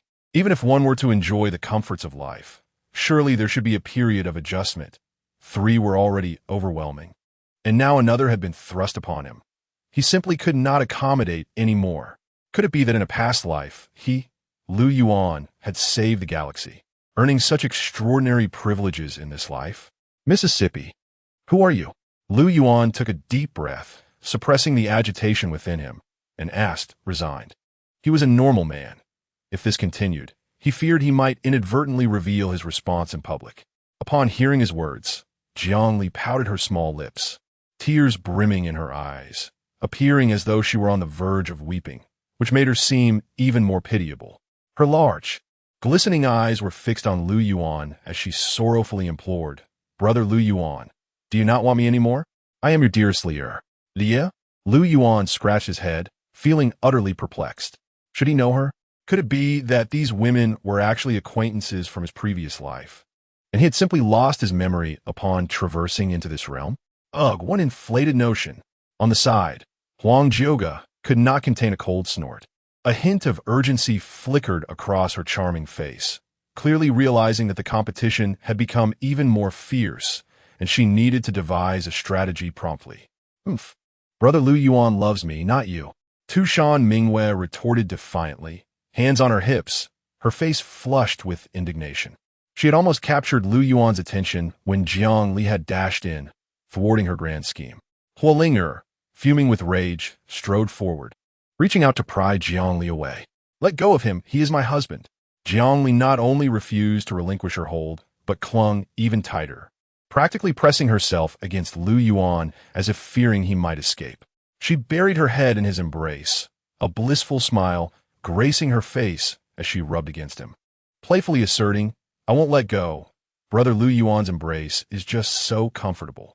Huolinger, exasperated, stomped her foot, pointing at Jiang Li and berating her, shameless. Yet, despite her divine stature, she found herself somewhat restrained, unable to act freely, and could only watch helplessly as Jiang Li monopolized Lu Yuan. Lu Yuan sighed silently, feeling a profound sense of helplessness. What is this situation? However, with Jiang Li clinging to him, he found himself unable to extricate himself, resigning to silently bask in the warmth of the soft jade in his arms. The guests surrounding them exchanged curious glances. Goodness, another one. This one is even more direct, coming up and embracing him without hesitation, refusing to let go. How is the young master of the Lu family so endearing? Why could I not see it? Upon the arrival of the Jiang family, Lu Shan hesitated for a moment, yet ultimately steeled himself to approach. However, before he could utter a word, Jiang Zhantian stepped forward, a smile gracing his features as he clasped his hands in greeting. You must be the father of Lu Yuan? Truly, a tiger begets no dog. It is a pleasure to finally meet you. Lu Shan's lips twitched, a wave of silent exasperation washing over him. When had the Lu family ever garnered the attention of the esteemed Jiang clan? This overly formal greeting felt excessively courteous. Today, not only were there the divine emperor and the ancestor of Qingqiu, but now members of the ancient Jiang family had also graced the occasion. In his lifetime, Lu Shan had never encountered such a plethora of distinguished individuals, all because of his son, Lu Yuan. As Lu Shan acknowledged the head of the Jiang family, the guests within the hall bowed in reverence, their faces reflecting respect. The ancient families wielded varying degrees of power, yet any one of them could easily overshadow the Lu family, with the Jiang clan being among the elite. Jiang Zhantian's smile persisted as his gaze swept over the assembly, eventually settling on Lu Shan. With unwavering resolve, he declared, Master Lu, I have come here for your prodigious son, Lu Yuan. My daughter, Jiang Li, wishes to wed him. His initial declaration had already made his intentions clear, and reiterating it now served to emphasize his determination. Lu Shan dared not show any sign of negligence. Yet his heart was tumultuous. Had it been in the past, he would have welcomed this proposal wholeheartedly. But today, he found himself amidst titans, the divine emperor of the Zhuke divine kingdom and the ancestor of Tushan from Qingqiu, none of whom the Lu family could afford to offend. In an instant, he felt utterly at a loss, realizing that no matter which direction he turned, it would lead to complications. Lu Shan shot a fierce glare at Lu Yuan, silently cursing, This is all you're doing. Lu Yuan, hands raised in a gesture of helplessness, bore a resigned smile that conveyed his own predicament. Who could have foreseen such an entanglement? Jiang Zhantian, well aware of the divine emperor and the ancestor of Tushan's presence, feigned surprise as he addressed them. Brother Hua, ancestor Tushan, what brings you both here? His expression of bewilderment elicited discontent from the divine emperor and the ancestor of Tushan. The divine emperor snorted softly, his keen gaze fixed on Jiang Zhantian, clearly displeased by his pretense. Unperturbed, Jiang Zhantian clapped his hands as if struck by a sudden realization. Could it be that you two were aware in advance that my daughter, the pearl of the Jiang family, is to marry the Lu family's prodigy? He lamented, alas.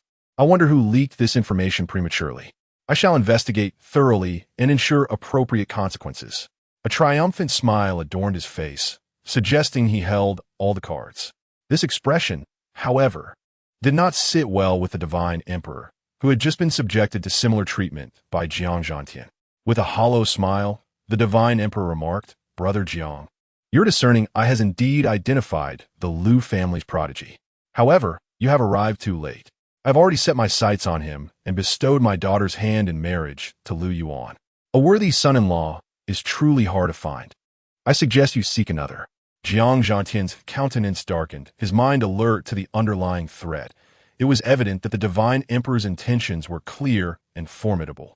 He likely knew of the reincarnation of the heavenly emperor. Meanwhile, the ancestor of Tushan remained silent, yet his unwavering gaze on Lu Yuan spoke volumes about his own intentions. At that moment, Jiang Li nonchalantly remarked, What era are we in? The practice of arranged marriages is utterly obsolete now. Even if I hail from an ancient clan, such antiquated customs hold no appeal for me. Besides, what does it matter if an engagement is arranged? I shall simply seize my beloved Lu Yuan for myself. He is destined to be mine. Her bold declaration immediately incited a wave of astonishment. No one had anticipated Jiang Li's audacity. She not only exhibited fearlessness towards the divine emperor, but also publicly proclaimed her intent to claim her beloved. The guests around her cast incredulous glances, secretly speculating, could it be that this cherished gem of the ancient Jiang family possesses such deep devotion? Or is it that Lu Yuan's worth incites madness across all factions? Fiery Ling heir, pouting, stepped forward with a displeased expression, asserting, You intend to snatch a wedding? This is the territory of my Zhuke divine kingdom. Jiang Li, do not overstep your bounds. What if I do? Jiang Li retorted, releasing Lu Yuan and crossing her arms defiantly, her striking confidence only serving to further provoke fiery Ling heir's ire. Ling heir, gritting her teeth, turned away, disinclined to engage in further banter with Jiang Li. A pang of regret surged within her. How could she have faltered in the matter of physique? Meanwhile, the members of the Wang family, nearly forgotten by the crowd, began to retreat quietly. The situation had grown increasingly absurd. Perhaps they could seize this opportunity to distance themselves from the Lu family. After all, what was Lu Yuan to them? He was merely a man to be claimed, irrelevant to the Wang family. Yet at that moment, Wang Qingya appeared utterly unhinged. With a voice brimming with venomous hatred and profound jealousy, she exclaimed, Snatch a wedding? All for this talentless waste? You would go to such lengths for a mere, useless individual? As her words hung in the air, many turned to look at her in disbelief. What concern did she have in this contest among 4 illustrious maidens vying for Lu Yuan? Just moments ago, the Wang family had been crushed and humiliated. Was she truly seeking her own demise by speaking up now? Chapter 26. First to land, first to lick the in-laws. Is the daughter of the Wang family out of her mind?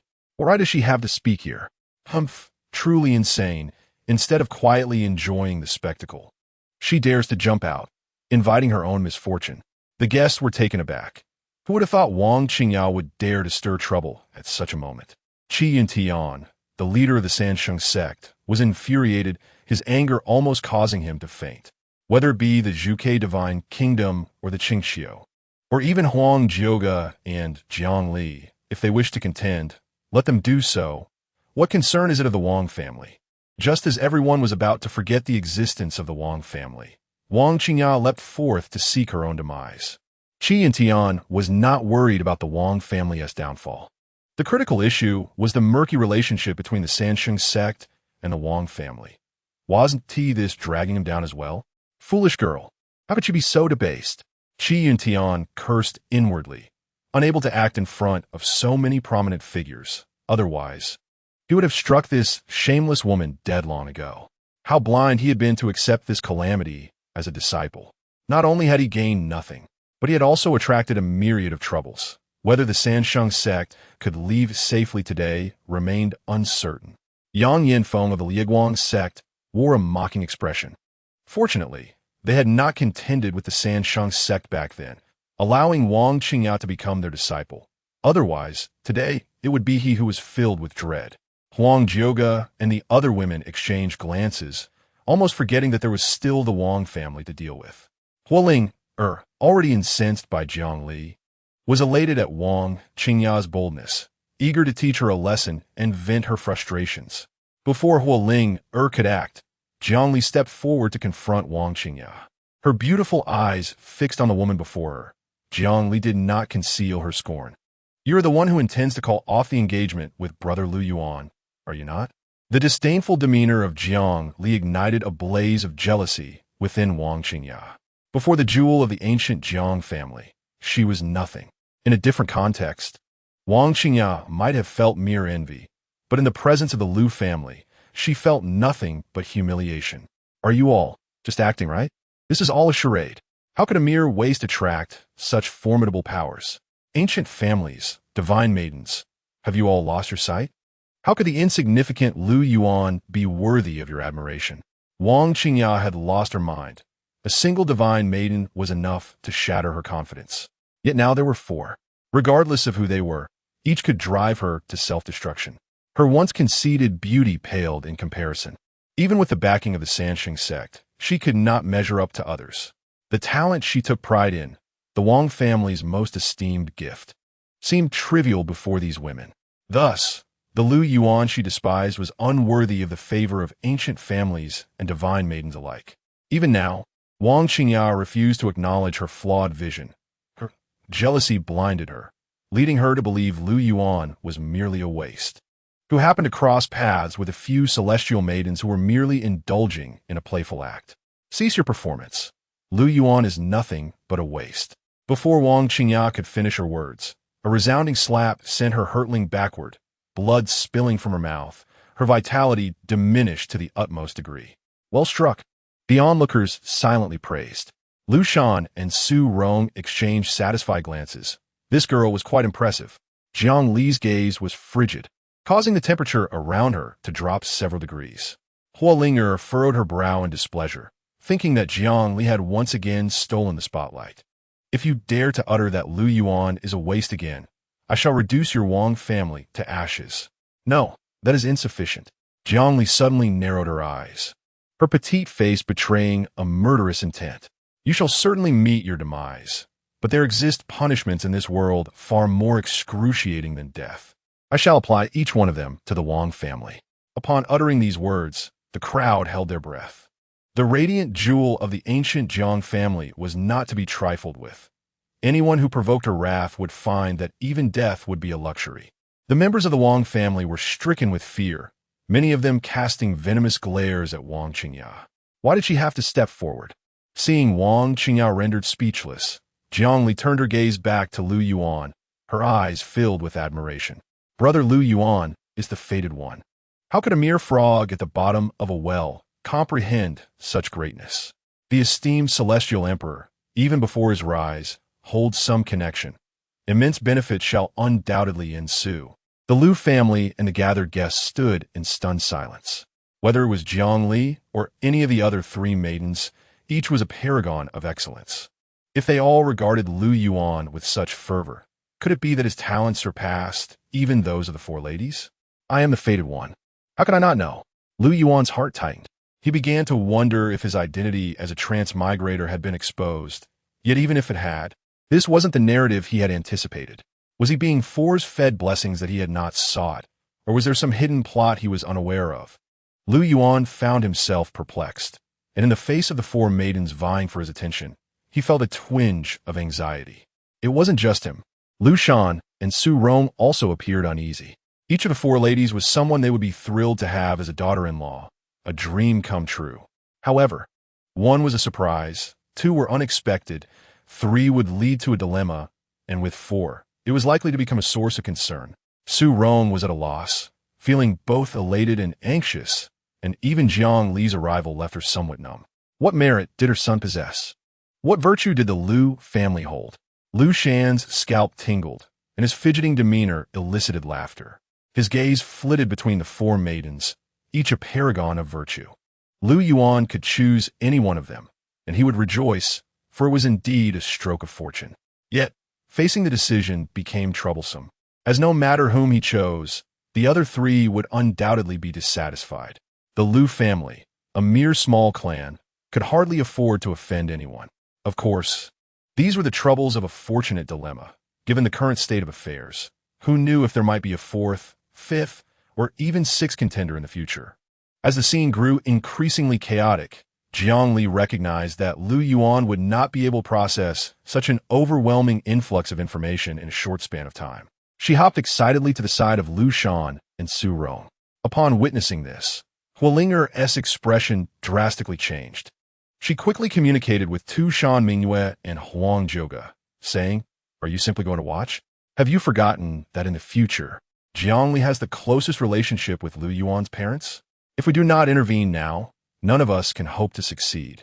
Upon hearing her words, the expressions of Huang Zhouge and Tu Shan Mingyue shifted. They were well aware of future events, particularly Jiang Li's charm, especially in the eyes of Lu Yuan's parents. In the current situation, the three women held no significant advantage, as none had managed to enter Lu Yuan's heart. If they could not win over Lu Yuan directly, they must focus on his parents. At this stage, Lu Yuan was still quite obedient to his parents, so winning over Lu Shan and Su Rong would be akin to achieving half of their goal. Just as the two women were about to take action, Jiang Li suddenly cried out, "Father, Mother." Chapter 27, Jiang Li's Troubles, the Engagement of the Ancient Family. In this chapter, Jiang Li called out to her parents, "Prepare to kneel." Lu Shan and Su Rong, already bewildered by the circumstances, were now utterly taken aback. Jiang Li was the beloved little princess of the ancient Jiang family, a treasure that commanded both wind and rain. The ancient family was a lineage of emperors, with a legacy spanning countless years and an unimaginable accumulation of power. Even their servants could easily flatten the Lu family.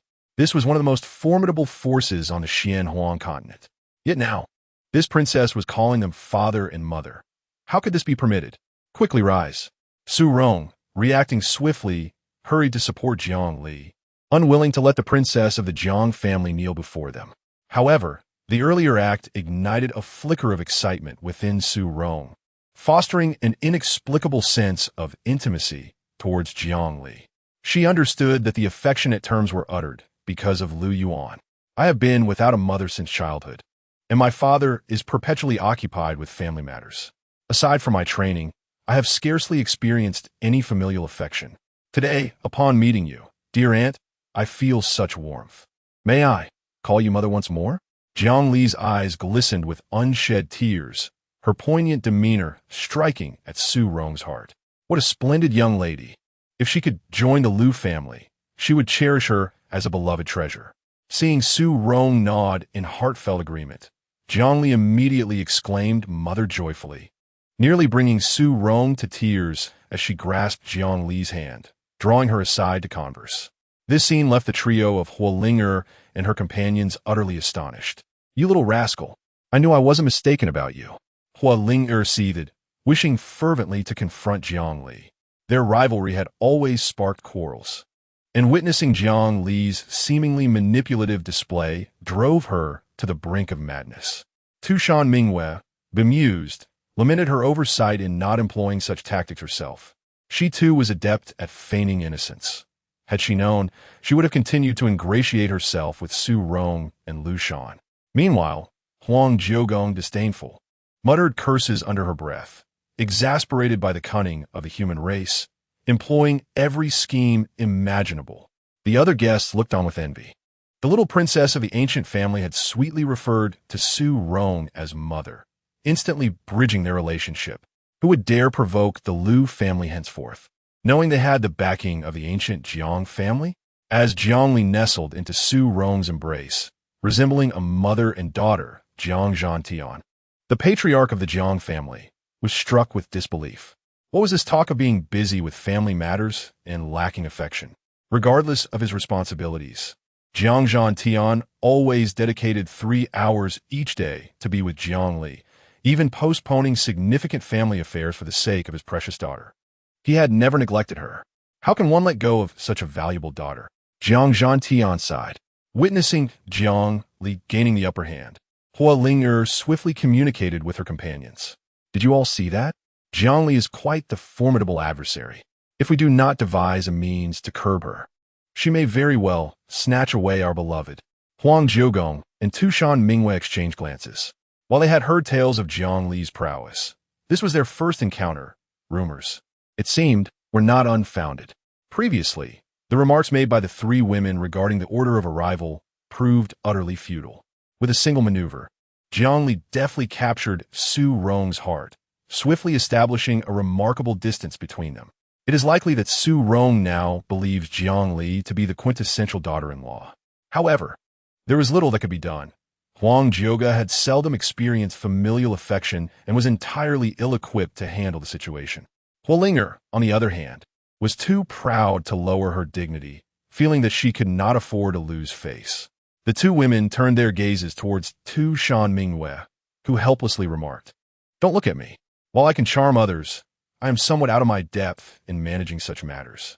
The three women silently lamented their predicament, as Jiang Li had decisively seized the upper hand. Yet, Jiang Li possessed more than mere charm.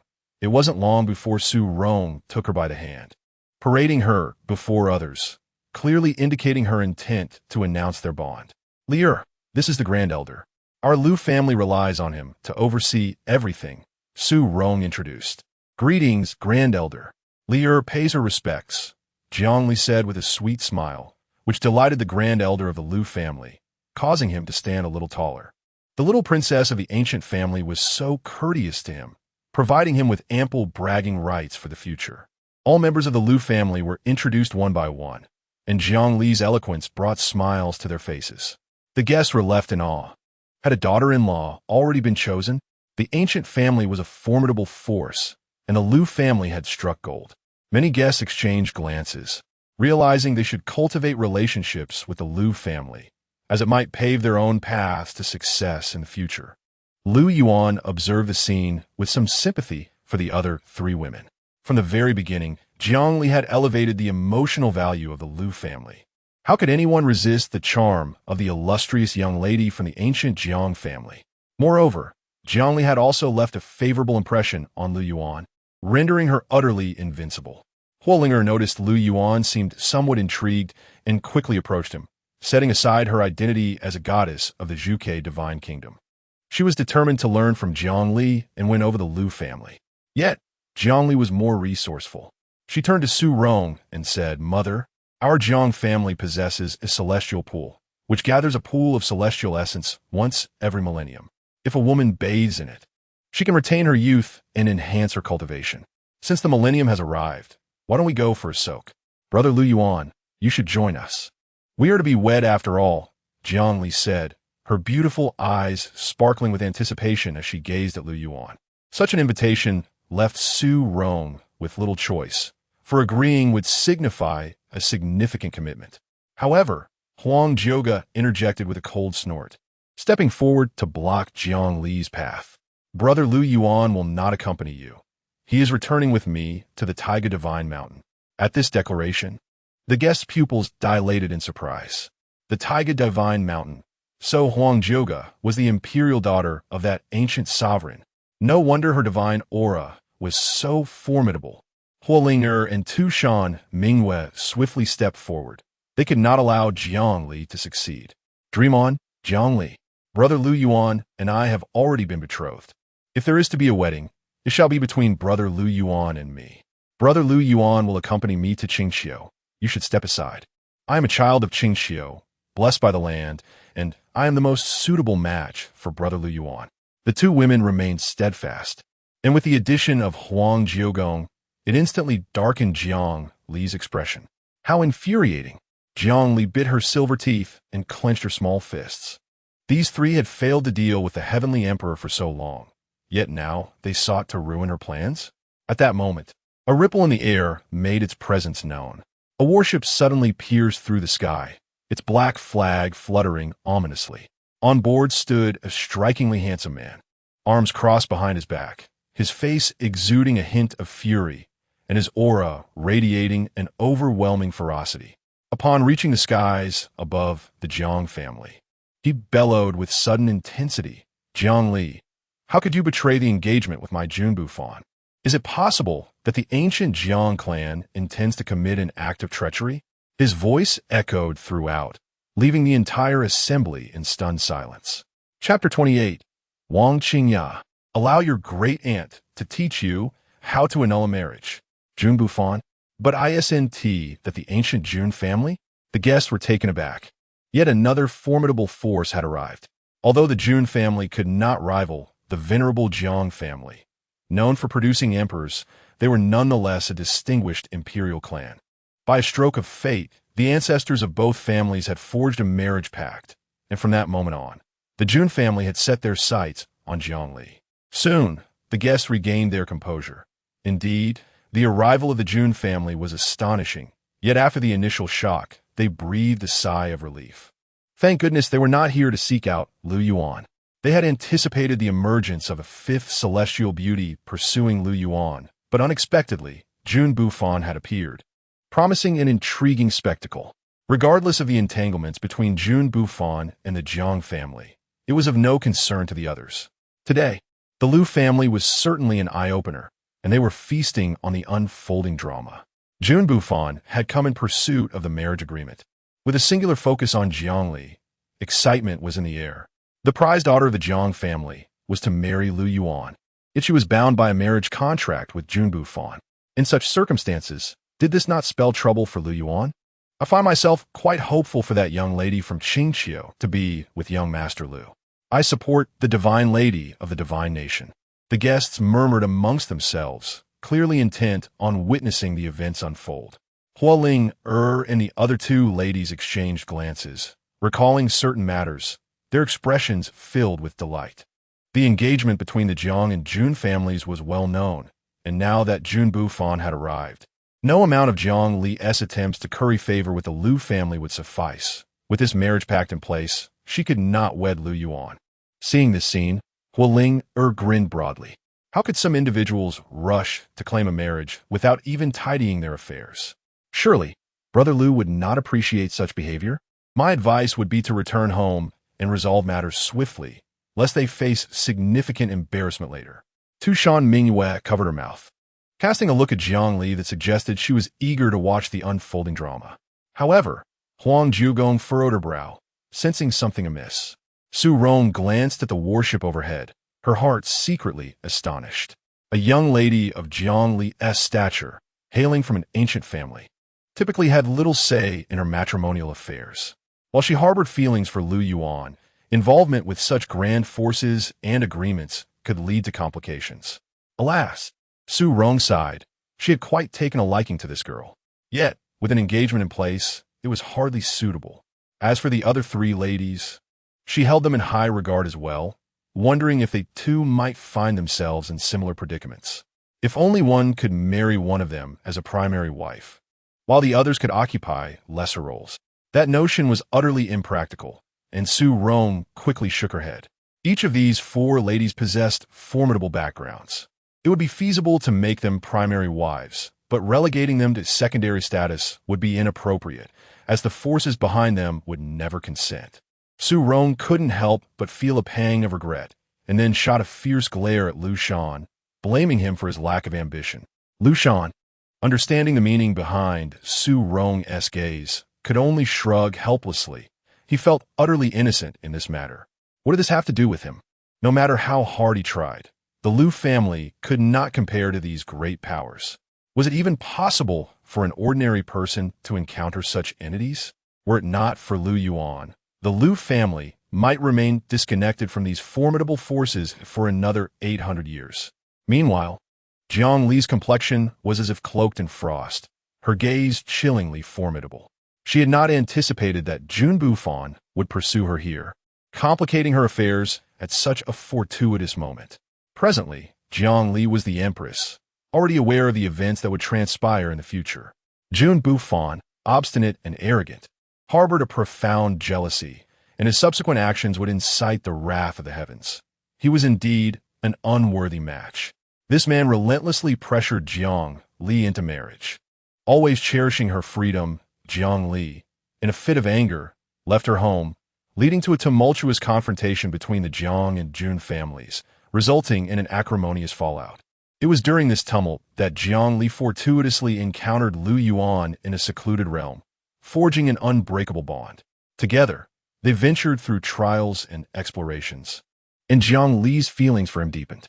However, this matter was discovered by Jun Bufan, who, without discernment, personally led a pursuit to eliminate them.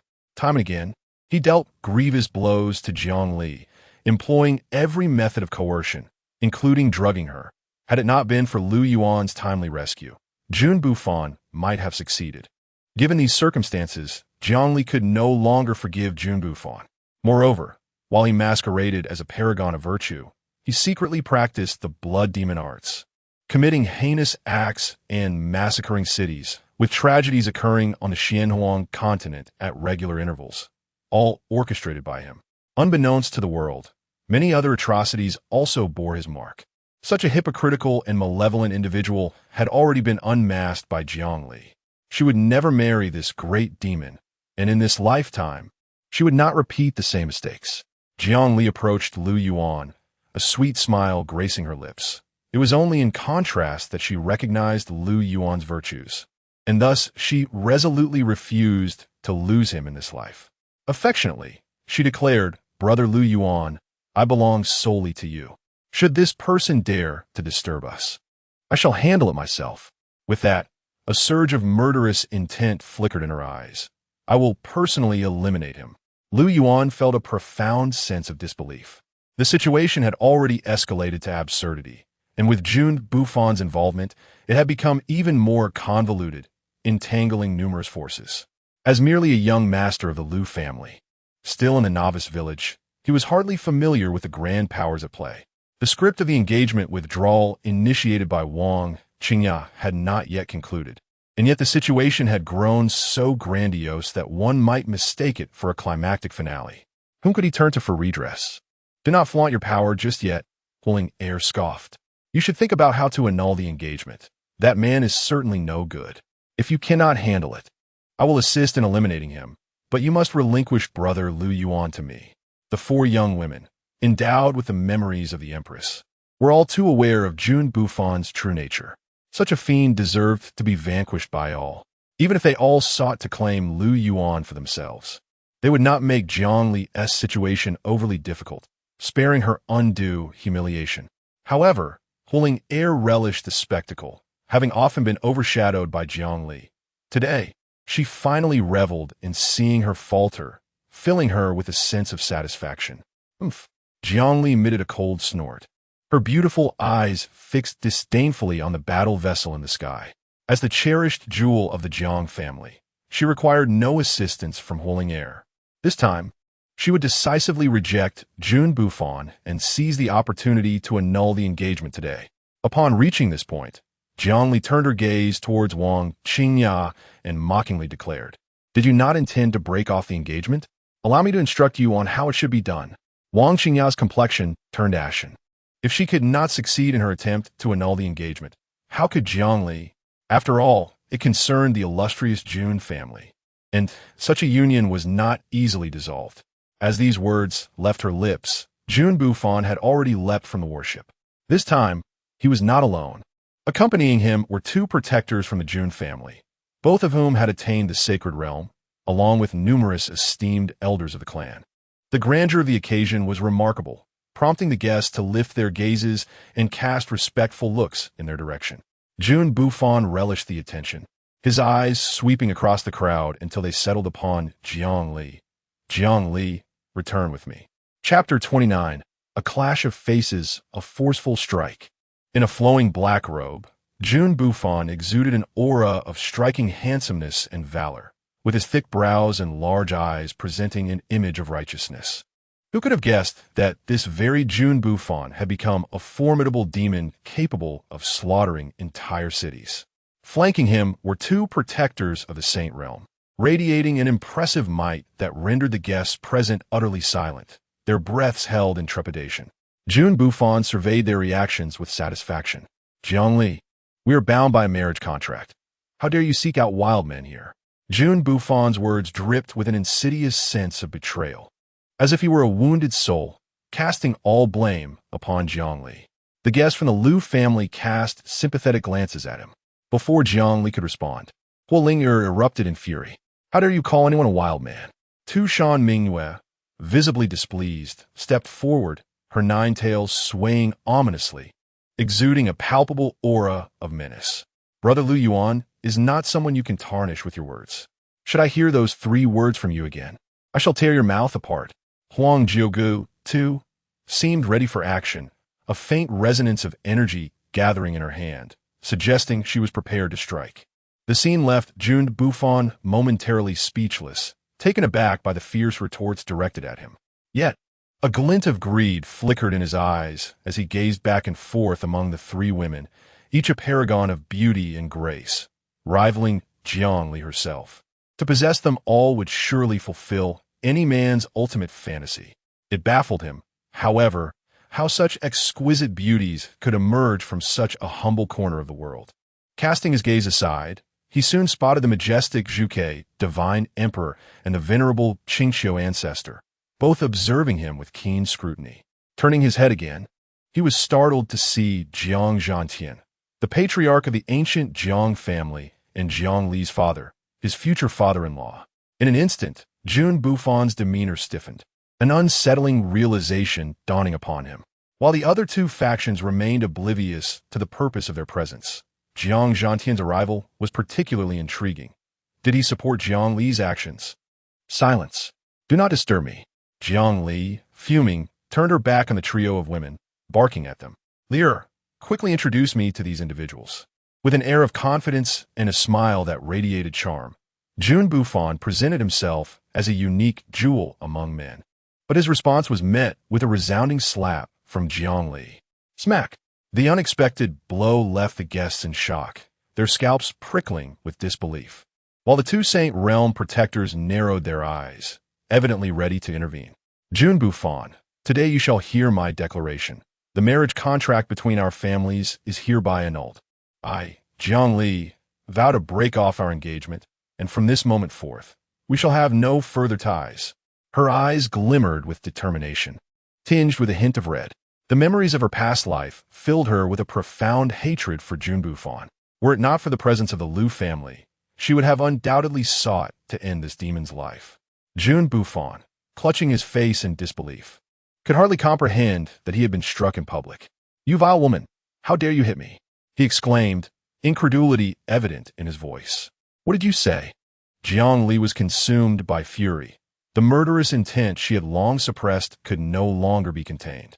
A surge of profound Dao energy emanated from her wrist, and suddenly, the sound of bells echoed throughout the air. Jun Bufan staggered back, his eyes wide with terror. The 9 heavens, soul-subduing bell. Jiang Li, do you dare to kill me in front of everyone? Are you not afraid of the wrath of my Jun family? The guests around them were utterly stunned, and the members of the Lu family retreated in haste. Should these ancient aristocratic families come to blows, they would stand no chance of resistance. However, they were even more astonished by Jiang Li's audacity. Did she truly intend to slay a direct descendant of the Jun family? Such an act would ignite an unquenchable enmity.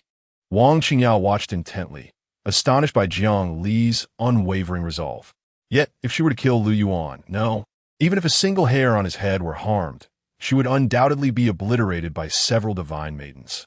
The Wang family behind her could not compare to the Jiang family. How bold of her! Jun Bufan's protector wore a frosty expression, stepping forth to shield his young master. With a sweeping motion, he unleashed a forceful Dao technique, declaring, "Do you presume to represent the Jiang family?" Jiang Li's countenance darkened, her voice icy. "My words embody the will of the Jiang family. Bound by our engagement, you dare to seek out another man? The dignity of the Jun family is not yours to trample." His voice resonated like a thunderclap, drawing the attention of the crowd. Several women glared with cold expressions, prepared to intervene. At that moment, Jiang Zhantian's face darkened as he exclaimed, "Who do you think you are to insult my daughter? Jiang Li stands as the representative of the Jiang family. Are you thus insulting us?" The moment those words left his lips, an overwhelming imperial might enveloped the area. The oppressive aura spread, causing Jun Bufan's protector to change countenance. A palm-sized tower shot forth, its terrifying presence rendering the Jun family's guardian incapable of raising his head. That was, the eyes of the vermilion bird divine emperor narrowed in surprise. The ancient Jiang family's ultimate imperial weapon, the Xianhuang Tower?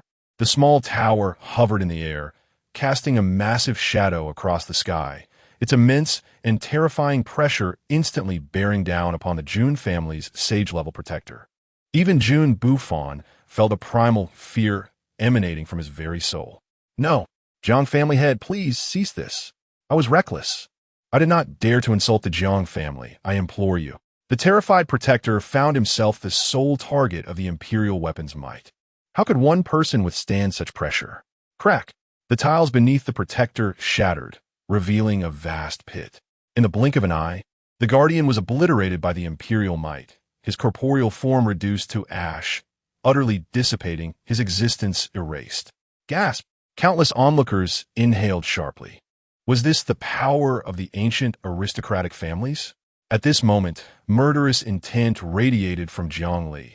Having cultivated to the emperor realm, she had undoubtedly traversed mountains of corpses and seas of blood. She prepared to eliminate Jun Bufan as well, to preempt any future complications. Sanxing Jiang les murderos inten. Jun Bufan was filled with dread. He shouted, "Elders, save me." As his voice fell, an elderly man appeared on the Jun family's warship, a figure of great stature within the family, one of the esteemed elders. As these words were uttered, the sound of the bells on Jiang Li's wrist gradually subsided. The elder of the clan smiled amiably, positioning himself in front of Jun Bufan to shield him. "Dear niece Jiang, I implore you to spare his life.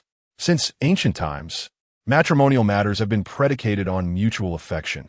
If you do not wish for this union, my Jun family shall not impose. As you have articulated, let the engagement be nullified." The numerous guests were taken aback. Had the Jun family truly conceded? Yet, despite the elder's eloquent words, an undercurrent of reluctance lingered in his tone. Were it not for the trepidation of Jiang Zhantian's supreme weapon, today's affair would not have been so effortlessly dismissed. Jun Bufan's heart burned with rage. This day marked a profound humiliation for him. To simply relinquish Jiangli? "Elder, I want that pair of wretched souls to perish." Jun Bufan's countenance, contorted with fury, appeared particularly menacing. However, the elder's expression hardened. "Silence. Are you not ashamed enough? Come back with me at once." "Elder." Jun Bufan could not swallow this indignity. Fire ignited in his eyes. If possible, he would annihilate the Lu family right then and there. "We shall discuss it later." The elder was acutely aware of Jun Bufan's resentment. Yet, with the Jiang family even deploying their supreme weapon, there was no feasible countermeasure. Remaining any longer would only invite further ridicule. Hearing this, Jun Bufan gritted his teeth, his gaze frigid as ice. The disgrace suffered today would certainly be avenged by the Jun family. "Halt!" At that moment, the previously silent Huang Jioga stepped forward, her voice maintaining its characteristic coldness. "Who informed you of Jiang Li's whereabouts?" Chapter 30. Who else has the true spirit entered the cycle? As Huang Jioga's words fell, a wave of astonishment swept through the Lu family's hall, with numerous guests exchanging bewildered glances, their faces etched with confusion. The inquiry was abrupt and utterly perplexing. However, the expressions of Huolinger and her companions shifted dramatically, their delicate features darkening, and a flicker of astonishment passing through their eyes. They understood that the reincarnation of the Heavenly Emperor and Lu Yuan cycle was a secret known only to the 9 great empresses. They had already prevented others from entering the true spirit within the Heavenly Emperor Palace. If that were the case, how could Jun Bufan have learned of Jiang Li's whereabouts? Even if Jun Bufan had embedded informants within the Jiang family, he could not possibly know such a clandestine matter, nor could he arrive at the Lu family so swiftly. The only plausible explanation was that the true spirit had entered the cycle mirror and deliberately disclosed Jiang Li's whereabouts to Jun Bufan. Huang Jioga's astuteness was indeed remarkable, as she could discern such intricate details. Tu Shan Mingyue bit her red lip, a glint of coldness flashing in her eyes. "If I were to discover who it was, I would ensure their soul is shattered." Huolinger's gaze turned frosty, her eyes shimmering with a dangerous light. They understood that since someone knew everything and was aware of the gathering of the great empresses at the Lu family, that individual would certainly seek to befriend Lu Yuan rather than sow discord. Such actions clearly indicated enmity towards Lu Yuan. Jun Bufan paused, a subtle twitch at the corner of his mouth. He anticipated that these women could deduce that someone had leaked Jiang Li's whereabouts. Narrowing his eyes, a figure materialized in his mind, someone who could predict the future and had revealed many hidden truths to him, leaving him astounded. Such a pivotal individual must not be exposed. Humph! Jun Bufan scoffed coldly, turning to cast a fierce glare at Lu Yuan, his eyes brimming with murderous intent. The humiliation of today's broken engagement would undoubtedly be avenged. When the day of his rise arrives, not only Jiang Li, but also Huo Linger, Tushan Mingwei, and even Huang Jiuge would kneel before him, pleading for his mercy. He intended for Lu Yuan to witness how these celestial beauties were humiliated by him. Lu Yuan appeared utterly perplexed, his mind swirling with questions.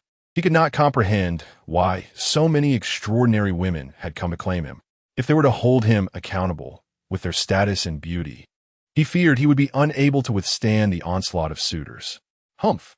Jun Bufan chose to ignore Huang Jiuge's inquiry, turning to follow the Grand Elder as they departed. Just then, Jiang Li's expression shifted slightly, her voice cold. It was Yi Chun who informed you, wasn't he it? He has been fervently courting the exceptional women of your Jun family, and it was he who divulged my arrival. As her words echoed, the guests in the hall fell into stunned silence. Another significant figure? The underlying situation was far more intricate than anticipated. Could young Master Lu withstand this pressure?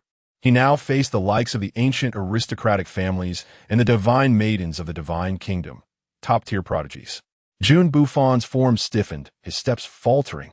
Yet he offered no response as he swiftly departed.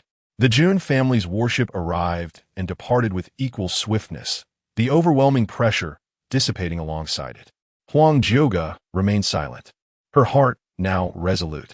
Huo Linger and Tushan Mingwei exchanged glances. From Jun Bufan's reaction, they surmised that Jiang Li's words were indeed truthful. The hesitant gesture was evidently a confirmation of the truth. Undoubtedly, Yi Chen's true spirit had entered the reincarnation mirror, observing the varied expressions of the women. Lu Yuan felt utterly bewildered. Scratching his head, he inquired, "Who is Yi Chun? Do I know him?" "Brother Lu Yuan, there is no need for you to know him. He is merely a villain." Huo Linger stepped forward, her eyes filled with admiration. "If he dares to cause trouble, I shall handle it for you. With my presence, you need not intervene." Jiang Li entwined her arm with Lu Yuan's, gazing at him with tender affection. "Brother Lu Yuan, I have already annulled my engagement. Now, no one can obstruct us." "You, scoundrel!" Huo Linger pouted in annoyance, her demeanor possessing an endearing quality. Huang Jiuge and Tushan Mingwei exchanged silent glances, their hearts already aligned in understanding. Previously, their intention to prevent others from the Heavenly Emperor Palace from entering the reincarnation mirror was driven not only by a desire to monopolize Lu Yuan, but also by a hope that he would gain greater opportunities and become a stronger Heavenly Emperor than in his previous life. However, if Yi Chen's true spirit had also entered the reincarnation mirror, it was likely that he was already scheming to seize these opportunities. Within the Heavenly Emperor Palace, before the reincarnation mirror, the 9 empresses turned in unison, their icy gazes fixed upon Yi Chun, who lingered in the corner. "You dare to invest your true spirit?" Huo Linger, clad in red, billowed with rage, her eyes gleaming with murderous intent. Amidst the chaos earlier, they had explicitly prevented all true spirits from entering. Yet Yi Chun had managed to infiltrate their ranks. "We have come to the Lu family to secure opportunities for the Heavenly Emperor. If you dare to steal them, I will surely kill you." Huang Jiuge's tone was frigid, her hand shimmering with golden light, transforming into a sharp sword that radiated an aura of lethal energy. Pointed directly at Yi Chun. Should he truly attempt such a thing, he would be cleaven in 9 pieces and fed to the fish. Tushan Mingwei's 9 tails swayed gracefully. Despite her smiling countenance, her threat was not to be overlooked. At this moment, someone defended Yi Chun, stating, "The calamity of the foreign tribes looms large. We must not engage in internal conflict. The Yi Emperor possesses exceptional strength and has slain countless foreign tribes. Moreover, there is no evidence. Upon hearing this, Jiang Li felt a surge of displeasure. If there were evidence, she would have long since acted to eliminate Yi Chun. Had it not been for him, she might have already invited Lu's parents to the Jiang family, seamlessly leading to her marriage with Lu Yuan. With that thought, Jiang Li's anger intensified, her cold gaze causing Yi Chun to shudder. Seeing the 9 empresses reprimanding him in unison, Yi Chun's heart burned with fury. Why? You only see him, yet ignore me? I am the destined child. What is Lu Yuan compared to me? However, he dared not reveal a hint of his disdain on his face, only managing to respond respectfully. The Heavenly Emperor's contributions are monumental. He is undoubtedly the best candidate to quell the calamity of the foreign tribes. How could I act otherwise? Furthermore, the reincarnation mirror is guarded by you. No one's true spirit can enter. Upon hearing this, the 9 empresses turned back, tightening their vigilance over the reincarnation mirror. Yi Chun's lips twitched slightly, his heart filled with resentment. The others present sighed inwardly. If only they could enter the reincarnation mirror and seize opportunities. Perhaps they could elevate their strength through the power of causality, rivaling the 9 empresses in this lifetime. However, with the 9 empresses stationed at the reincarnation mirror, who could gain entry? What a pity! The crowd lamented internally, recognizing the missed opportunity, aware that no further chances would arise. Yet, at that moment, an unexpected turn of events unfolded. A cerulean spirit shattered the confines of space with an eerie swiftness, hurtling directly towards the mirror of reincarnation. The onlookers were astounded. Who would dare to forcibly breach the blockade beneath the watchful eyes of the 9 empresses? It was tantamount to courting death. The 9 sovereigns simultaneously lifted their gazes, yet the spirit was enveloped by a terrifying aura, sweeping through the entire celestial emperor's palace. In plain sight, it transformed into a streak of light and collided with the mirror of reincarnation. The surface of the mirror rippled, and the 9 empresses found themselves powerless to intervene. "Master!" cried out a white-clad Sword Immortal. The faces of the other empresses turned ashen, having already deduced the identity of the spirit's master. The heartless immortal? Huoling's lovely visage grew grave, devoid of any thought of obstruction. Lu Yuan had once entered the heartless immortal palace, and this heartless immortal was indeed his master. In her pursuit of the ultimate path, she had utterly severed her emotions, becoming a mad woman of formidable strength. Moments ago, she had plunged into the mirror of reincarnation as a spirit, leaving the 9 empresses helpless. Had she intervened during the war against the alien races, Lu Yuan might not have needed to sacrifice himself to become a seal. Alas, she had annihilated all for the sake of an elusive path. This is troublesome. Murmured Vangli, het brol furoit. Everyone knew that this immortal was exceedingly deranged, willing to sever all emotions for the path. The most vexing aspect was her inscrutable intentions. "We must find a way to stop her," said Huang Zhugao, equally troubled. "How can we stop her? You know who she is. Mad and extraordinarily powerful." Tushan Mingyue's charming eyes darkened. Moreover, she was Lu Yuan's master, making any attempt to forcibly intervene futile. The empresses sighed in unison, a sense of foreboding creeping into their hearts. In a corner, Yi Chun observed the unfolding scene, his heart brimming with delight. She actually made it in. What divine assistance. He chuckled inwardly. Had the heartless immortal not severed her emotions, she might have become an ally to Lu Yuan. However, once the spirit entered the mirror of reincarnation, she would only descend further into madness. Whether she would aid Lu Yuan remained uncertain, but it was equally possible that she could pose a threat to him. Yi Chun began to anticipate that should the situation escalate, he would express his gratitude to this deranged immortal. Faced with such circumstances, the empresses were at a loss. At that moment, a woman clad in a robe of vibrant clouds and adorned with a jeweled phoenix crown stepped forward. Her lips were a vivid red, her eyelashes fluttered delicately, and a hint of intrigue graced her exquisite countenance. What if we refrain from competing? Let us protect the celestial emperor first, and discuss the rest later? She softly proposed. Guoling immediately retorted, Yao Qi, are you jealous that we got ahead of you? You haven't even reached the Lu family. You have no right to interject. My husband is certainly mine, and none of you shall take him. Tushan Minghua laughed playfully. Sister Yao Qi, if you let me preside over my husband's main palace, I might consider your suggestion. Not competing? I've already arrived at the Lu family. Do you think you can surpass me later? Jiangli scoffed, her tone haughty. The other empresses unanimously dismissed Yao Qi's suggestion. The Celestial Emperor was a prize they were determined to secure. Seeing the situation, Yao Qi's brows knitted slightly, her expression turning cold. These women were indeed astute. However, she was unafraid. She merely cast a fleeting glance at Huolinger and the others, remarking, "It remains uncertain who will emerge victorious in this hunt. It is premature for you to draw conclusions at this moment." Chapter 31. The Emperor's Decree within the Grand Hall of the Lu family. The atmosphere was so heavy it felt as if it could drip with moisture. The flickering candlelight cast shifting shadows on the faces of those present, reflecting a tumultuous mix of emotions. Several divine maidens remained silent, creating an unusual tranquility that enveloped the room, where even the sound of breaths became distinctly pronounced. An oppressive tension hung in the air, as if time itself had come to a standstill. Numerous guests exchanged glances, their minds swirling with confusion. Why had the confrontation ceased? Moments ago, the air had crackled with tension as the four women showcased their abilities, almost coming to blows over Lu Yuan. Now, they were all uncharacteristically reticent, seemingly subdued by an unseen force. Lu Yuan was equally perplexed. Although the earlier events had left him somewhat dazed, the abrupt halt to the proceedings felt almost trivial. He scratched his head, furrowing his brow, and mused to himself.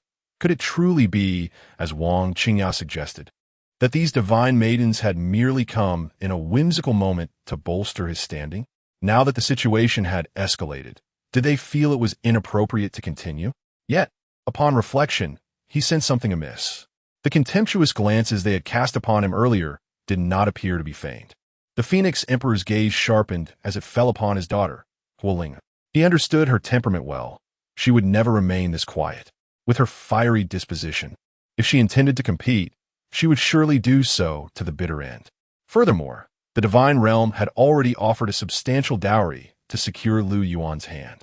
With the matter still unresolved, how could Huolinger easily relinquish her claim? "Linga, what troubles you?"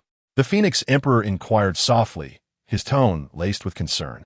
His affection for Huolinger rivaled that of the Jiang family for Jiangli. With Huolinger yet to ascend to the throne of Empress, should anything be amiss, the Phoenix Emperor would undoubtedly shield her from any tempest. Huolinger shook her head, her expression slightly recovering, yet her eyes still held a flicker of worry. She pressed her lips together, seemingly on the verge of speaking, but ultimately fell silent. The Phoenix Emperor, though anxious, felt powerless in this moment.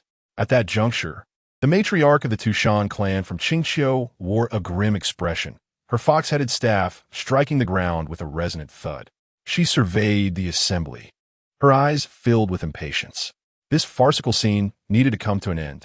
Four illustrious maidens had gathered at the Lu family estate solely to vie for Lu Yuan's affection, a spectacle that would invite ridicule.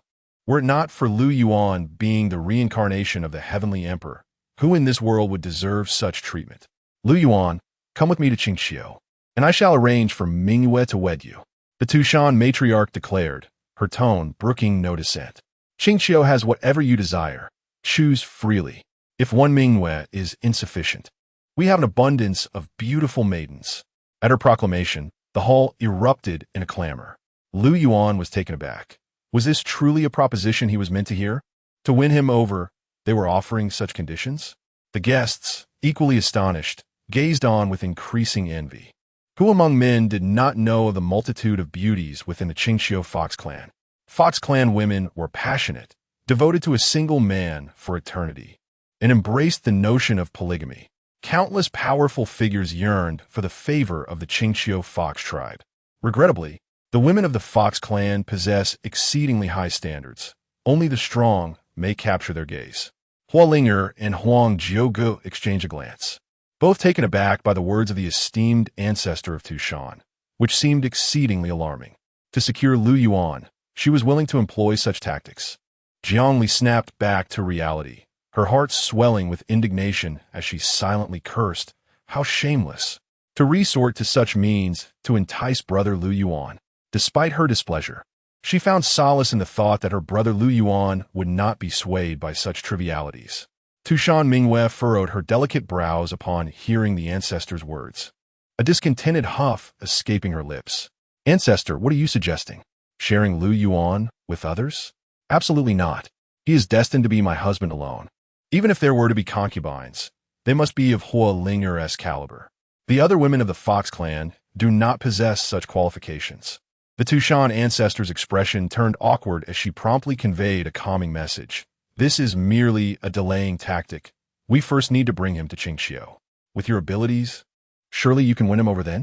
At this, Tushan Mingyue's demeanor softened slightly. As long as Lu Yuan arrived in Qingqiu, it would be a simple matter to manipulate him. The art of seduction wielded by the Fox clan should not be underestimated. Even the Heavenly Emperor must tread carefully. At that moment, Huang Jiuji's brow furrowed, her eyes sparkling with a sudden intensity. Being of imperial lineage and possessing the blood of a great emperor, she felt a stirring within her heart. It seemed her father was awakening. A shock coursed through Huang Jiugu. Among the four women, she had previously been the most passive. Although she had expressed her affection for Lu Yuan, the absence of support had placed her at a disadvantage. With her father's revival, however, confidence surged within her. With the Fox clan preparing to employ their tactics, Jiang Li's expression turned anxious. Her previous flattery had successfully won over Lu Yuan's parents. Yet now the words of the Tushan ancestor left her feeling as though her efforts might all be in vain. Surely, she could not allow the women of the Jiang family to simply stand by and let Lu Yuan choose. Father, Jiang Li's eyes glistened with unshed tears, her pitiful visage softening Jiang Zhantian's heart. He sighed, recognizing the gravity of the situation. They must press on. The reincarnation of the Heavenly Emperor lay before them, and securing it could ensure the prosperity of the ancient Jiang family for millennia. Today, no matter the means, they must commit fully. Ladies and gentlemen, do you have any objections? The Tushan ancestor's smile masked her intentions, clearly indicating her desire to claim Lu Yuan. I have an objection, Jiang Zhantian proclaimed loudly, his voice resonating like thunder throughout the hall. Although the Tushan ancestor was a quasi-emperor, he was unafraid. The guest's pupils constricted, an unspoken tension enveloping the atmosphere as the confrontation shifted to the Jiang family versus Qingqiu. Jiang family head, are you truly capable of offering conditions more favorable than those of my Qingqiu? The Tushan ancestor scoffed, her tone rife with disdain. Jiang Zhantian shook his head, replying calmly, the Jiang family requires no conditions. With that, he extended his hand, summoning the Xianwang Tower from above, its overwhelming imperial pressure still saturating the vast expanse. Jiang Zhantian formed a hand seal, and immediately, a mysterious aura surged forth from the Xianwang Tower. A gentle, yet profoundly rich and pure power that rapidly disseminated throughout the surroundings. The onlookers stood in stunned silence, their hearts quaking with a reverent awe. In Jiang Zhantian's grasp, an ancient yellow scroll materialized. With a delicate toss, the scroll unfurled gracefully in midair, illuminating the void with a dazzling brilliance, unparalleled and extraordinary.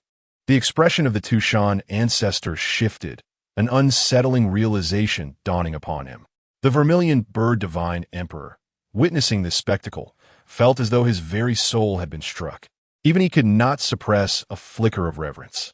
In the next heartbeat, the vermilion bird divine emperor gasped in horror, exclaiming, could it be the imperial edict of the human sovereign? As the words left his lips, a wave of terrifying energy spread outwards. Within the main hall of the Lu family, aside from a few formidable figures, the human beings all knelt in submission, their heads bowed, none daring to meet the gaze of the scroll suspended in the air. Chapter 32. The Emperor's Blessing of Marriage, the Heavenly Sovereign's Delight. As the scroll unfurled, it stretched for tens of thousands of miles. Golden patterns spread across the sky, enveloping the territory of the Lu family in an aura of dragon and phoenix. as if the heavens and earth were cloaked in a golden radiance. The scroll resembled a golden river traversing the horizon, exuding an infinite sense of majesty and sanctity. The presence of the emperor. How could it be? A voice cried out, filled with unrestrained excitement and reverence.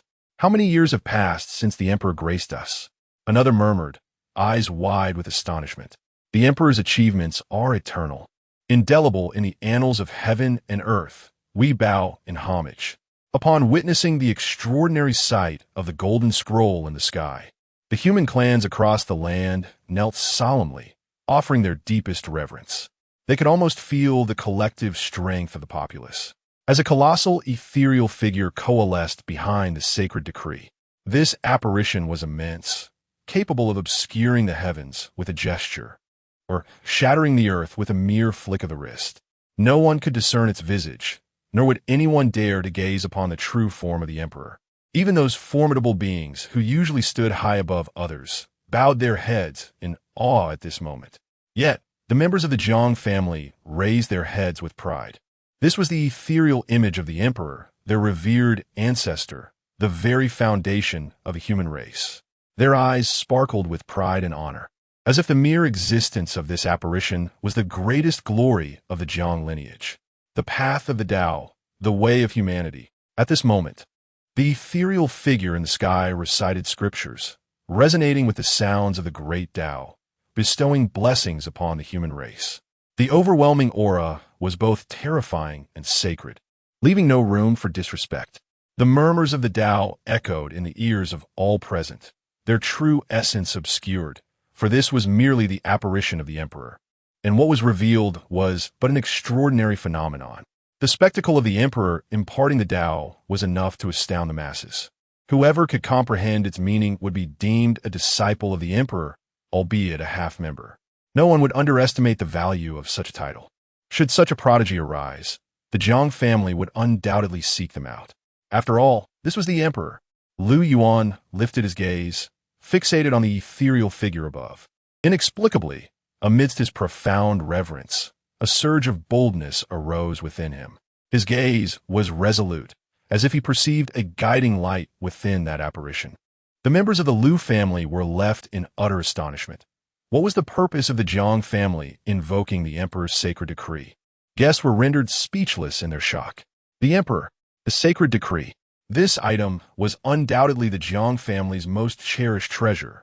During the ancient blood wars, the ancestors of the Jiang family shattered the galaxy upon their arrival.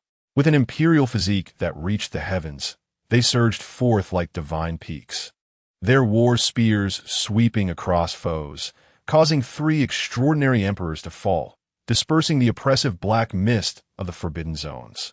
The ultimate laws of the Dao consumed the 8 desolations, the emperor's blood staining the northern dipper, as the Isle of Buried Heavens turned to ash in their grasp. In that era of chaos, the ancestors of the Jiang family were revered as the Emperor of Humanity, adorned with the illustrious title of the Emperor. The status of the Emperor was exalted. To defy the will of the Emperor was unthinkable. To betray the Emperor's desires was unforgivable. And to go against the Emperor's expectations was an affront to the heavens. Legend has it that the Jiang family safeguarded a blank decree, a remnant left by the Emperor, solely to protect the ancient Jiang clan. Now, as Jiang Zhantian unveiled it, all were left in awe. Could it be this decree? With a thunderous sound, the aura of the Emperor once again spread forth, as if golden raindrops descended upon the mortal realm. No one sought shelter from the rain. All emerged to bask in the blessings of the Emperor. Under the imperial edict, countless individuals once more fell to their knees in reverence. Before that immense phantom, none dared to take a step beyond their designated place. Jiang Zhantian's pupils contracted as he glanced at Jiang Li, confirming that everything was prepared. However, a hint of hesitation lingered in his eyes, as if silently inquiring whether Jiang Li truly intended to proceed with his course of action. This was the last trump card of the Jiang family, and their determination seemed overwhelmingly audacious. Tushan Mingyue wore an expression of shock, while the ancient ancestor of the Tushan clan appeared as grim as iron. She possessed clever schemes, yet the Jiang family had their own means of overcoming obstacles. How infuriating! How could the Jiang family go to such lengths? With such profound resources at their disposal, it was clear they were resolute in bringing the reincarnation of the celestial emperor into their fold as a son-in-law. The Tushan ancestor's face betrayed her displeasure, yet she seemed powerless to act. Even she had to hold the emperor in reverence, despite being of a different lineage. Huang Zhouge's delicate brows knitted tighter. The relief she had just experienced now replaced by anxiety. Faced with Jiang Li's audacious maneuver, the only hope was that her father would sense the call and arrive swiftly. Otherwise, it would be too late. Huolinger wore a troubled expression, her complexion darkening. She never anticipated that Jiang Li would resort to such extreme measures for Lu Yuan.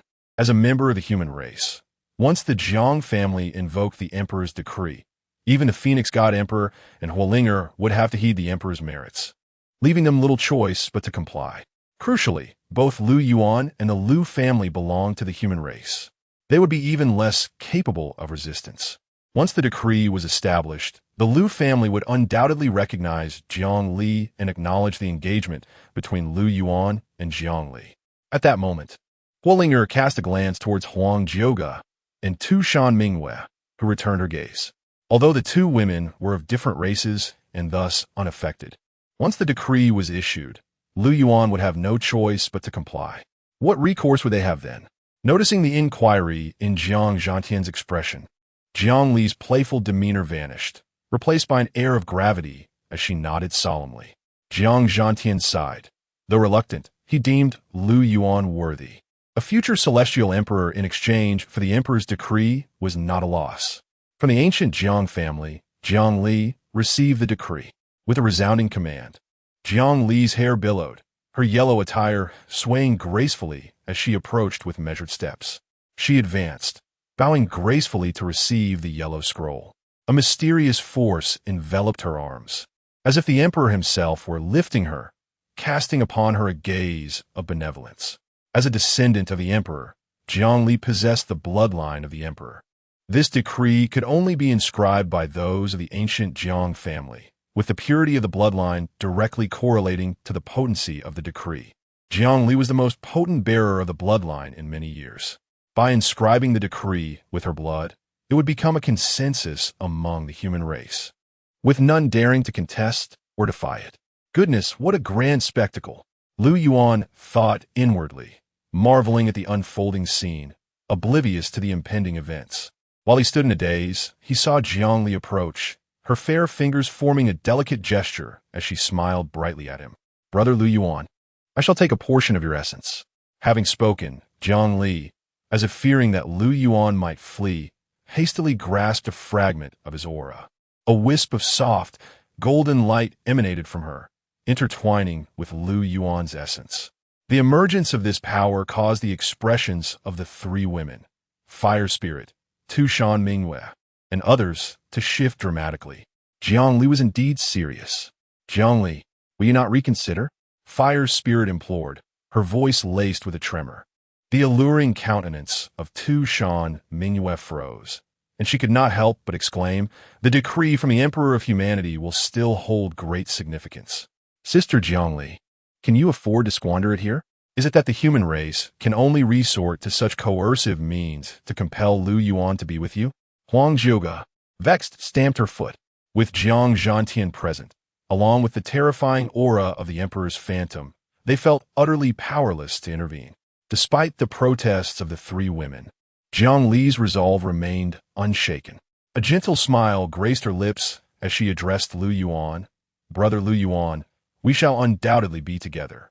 With unwavering determination, Jiang Li unleashed her bloodline power, transforming a strand of golden law into a brush in her hand. The decree from the Emperor of Humanity unfurled before her, with their combined essences serving as ink. As she inscribed, the decree absorbed the strength of her bloodline, and the characters formed on the scroll. Marriage. With the stroke of her brush, the decree was retracted. Jiang Zhantian sighed in relief. The final reserves had been expended, and the Emperor's decree now illuminated the heavens above. That formidable aura extended across a vast territory of countless miles. At this moment, only the names of Jiang Li and Lu Yuan, along with the resplendent character for marriage, graced the skies. Chapter 33. The Blessing of the Emperor. The ethereal silhouette of the emperor loomed majestically in the heavens. His profound gaze fixated upon the immense character for marriage, nodding slightly as if silently bestowing his approval upon the union. Suddenly, the world around shimmered with brilliance. Rainbow-hued, auspicious clouds converged like a fantastical vision, transforming into a colossal dragon that soared through the celestial expanse. Upon the dragon's head stood a golden figure, exuding an aura of unparalleled might. Concurrently, the resounding cry of a phoenix pierced the sky, ascending gracefully alongside the dragon. The phoenix's expansive wings eclipsed the sun, and within their shadow, another golden figure flickered in and out of view. A dragon and a phoenix, a man and a woman, stood flanking the emperor, embodying the most exalted symbols of the universe. The resonant toll of a bell echoed throughout the realms. Before the emperor's silhouette, a sudden manifestation of 100,000 golden rays appeared, each transforming into the ethereal form of a sage, who collectively bowed in reverence toward the dragon and phoenix. This spectacle left all present in awe. The members of the Lu family were left speechless, while the guests held their breaths, captivated and unable to look away. The dragon and phoenix heralding good fortune, the sages paying homage. This was the emperor's magnificent blessing upon the newlyweds. Ultimately, the resplendent golden light cascaded like a waterfall, enveloping Jiang Li and Lu Yuan, rendering them extraordinarily sacred and transcendent. Such a phenomenon instantly stirred the entire Xianwang continent. Numerous factions mobilized, their gazes converging upon the divine kingdom of Vermilion Bird, their expressions a mixture of astonishment and barely concealed envy. In the skies above the holy land of Tianming, a tipsy old Taoist reclined against a massive purple-gold wine gourd, his murky eyes gazing toward the direction of the divine kingdom of Vermilion Bird, murmuring to himself, "What on earth has transpired? Even I am feeling a surge of unease." He took a hearty swig of wine, the aroma wafting through the air, yet failing to mask the gravity in his eyes. Is that the direction of the divine kingdom of Vermilion Bird? Could it be that the emperor's silhouette has descended and blessings have been conferred? The old Taoist whispered to himself, unaware that elders and disciples from the holy land of Tianming had gathered beside him, standing solemnly in respectful silence. After a moment, the old Taoist, increasingly inebriated, suddenly emanated an aura of quasi-emperor level pressure. The intoxication in his gaze vanished, as if he glimpsed a certain opportunity. Could it be that a great era is about to commence, and the moment for me to ascend to emperorhood has arrived? Before the words fully escaped his lips, he transformed into a streak of light, soaring toward the heavens, as if to break through the celestial vault and embark upon the path to emperorhood. Meanwhile, in the distant holy land of Yaoqi, amidst a great lake, lotus flowers bloomed, and within a small pavilion at the lake's center, several maidens stood quietly. As the emperor's silhouette appeared, a graceful figure emerged from the water surface, enveloped in swirling ripples. Her flawless form partially concealed by a blue robe. Her gaze, sharp as lightning, turned toward the divine kingdom of Vermilion Bird, a flicker of astonishment passing through her eyes. The maidens swiftly approached, exclaiming in unison, "Congratulations on the saintess's emergence." The saintess of Yaoqi furrowed her brow slightly, her long, delicate legs subtly discernible beneath the blue fabric. Her skin as flawless as porcelain. She stared intently at the emperor's silhouette, murmuring to herself, "Jiang family has surprisingly activated this artifact ahead of time. It was meant to suppress foreign tribes as a last resort. Jiang Li, you are pushing yourself too far." With a soft sigh, a glimmer of hope subtly shone in her eyes. On the other side, the members of the Jun family, having just departed from the Lu family, found themselves aboard a war vessel, fortuitously situated beneath the ethereal shadow of the Emperor of Humanity. The oppressive aura emanating from the 100,000 golden saints in worship caused the vessel to tremble violently, compelling the Jun family members to hover in the air, their expressions fraught with terror. What on earth is happening? Jun Buffon's pupils constricted, his visage pale. He was acutely aware that the Emperor of Humanity was the progenitor of the Jiang family. Could this extraordinary phenomenon be connected to them? Is it possible that Zhongli intends to take my life? Panic gripped Jun Bufon's heart as he anxiously cast a glance at the elder by his side, seemingly seeking refuge. The elder, however, shook his head and spoke in a grave tone. If the Jiang family wished to eliminate you, they would have acted already. There would be no need to delay. This is the essence of the emperor's decree. It is rumored that the Jiang family possesses a blank decree, which can be filled out at the discretion of the emperor's successor. All of humanity must adhere to the emperor's will.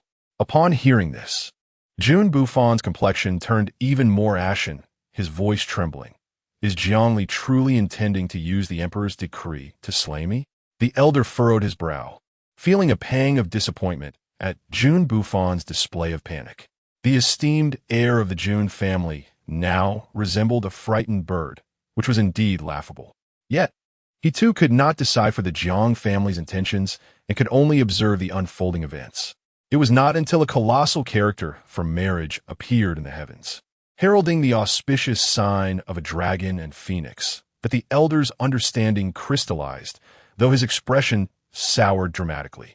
After breaking off her engagement with Jun Bufon, Zhongli had audaciously proclaimed her betrothal to Lu Yuan using the emperor's decree as the emperor appointed.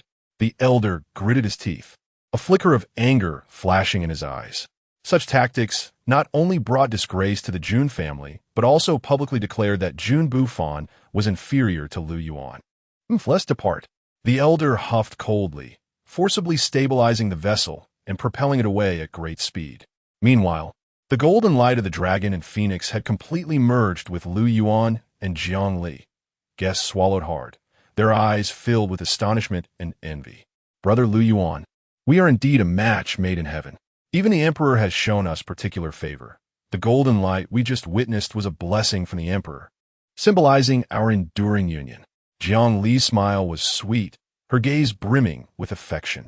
Yet, Lu Yuan appeared somewhat dazed. Although he had not fully grasped the context of the Xianhuang continent, he understood the significance of the emperor's favor. Such a blessing was a privilege that only a select few among millions of humanity could enjoy. With this endowment, his path of cultivation would be remarkably smooth, with the prospect of joining the ranks of the elite. However, Jiang Li's methods left him both amused and bewildered. Was it truly necessary to create such a commotion over merely seizing a marriage? Hua Ling'er smiled bitterly, her heart filled with resentment yet helplessness. The Zhuke divine emperor was equally at a loss, for the emperor's decree had been established beyond the reach of mortal influence. Tushan Mingyue felt a pang of bitterness. Murmuring softly, Jiang Li, you have truly gone too far. Though she belonged to the Fox clan and was not bound by the emperor's decree, Lu Yuan was of a human race and thus could not escape this constraint. Huang Juga furrowed her brow, her mind racing for a solution, only to find herself utterly devoid of options. At that moment, the emperor's scroll slowly descended, flames igniting upon it, with the residual power converging entirely into Lu Yuan's being. This scene took even Jiang Li and her family by surprise. The Emperor of Humanity appears to hold a certain fondness for Lu Yuan. Jiang Li murmured softly, a glimmer of joy flickering in her eyes. Guests approached one after another to extend their congratulations, and regardless of the sincerity behind their words, they were compelled to acknowledge that the union between Lu Yuan and Jiang Li was now an established fact. The members of the Lu family beamed with delight, while the prominent figures of the Jiang family were filled with elation. Although Su Rong felt a tinge of regret, she found solace in the thought that the ancient Jiang family was fortunate to be allied with the Lu family.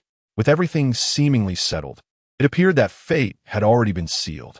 Yet, Lu Yuan sensed a peculiar sensation within him. He had not only received the blessings of the emperor, but it seemed that something else was quietly brewing within his very being. Chapter 34, Awakening. The innate supreme Yang Dao embryo, while everyone believed the dust had settled, the ethereal figure of the human emperor lingered in the heavens, refusing to dissipate.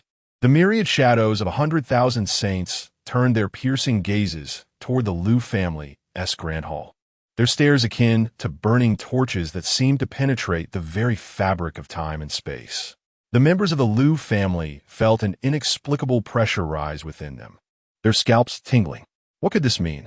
Even Jiang Zhantian could not help but harbor doubts in his heart. The radiance of the human emperor's decree had already faded. Why did this formidable force remain? As the crowd pondered this mystery, countless paths of light suddenly descended from the sky, resembling fallen stars, dazzling and resplendent. These paths transformed into divine beams, enveloping Jiang Li and Lu Yuan. As the divine light entered her body, Jiang Li felt a profound and mysterious power circulating within her, as if shackles had been unlocked, significantly enhancing her comprehension. The human emperor ancestor had indeed bestowed an opportunity.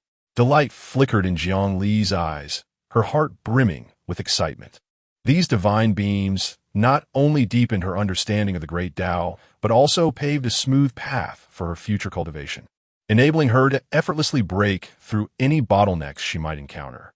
In contrast to Jiang Li, Lu Yuan experienced a peculiar fluctuation within as the divine light coursed through him. It was as if a certain force had awakened him, with a melodious chime resonating faintly within, indicative of an ancient existence stirring to life. "Brother Lu Yuan, what have you obtained?" Jiang Li inquired with a smile, her eyes sparkling with anticipation. She believed that whatever Lu Yuan had received could not possibly be inferior to her own fortune. Before Lu Yuan could respond, a radiant sun slowly rose behind him, casting forth brilliant light that illuminated the surrounding seas. Within a radius of thousands of miles, all present were struck with awe by this sudden phenomenon. Lifting their gazes toward the Lu family's direction, faces etched with astonishment. What is this aura? Could it be that an innate spirit has emerged? Someone murmured in disbelief.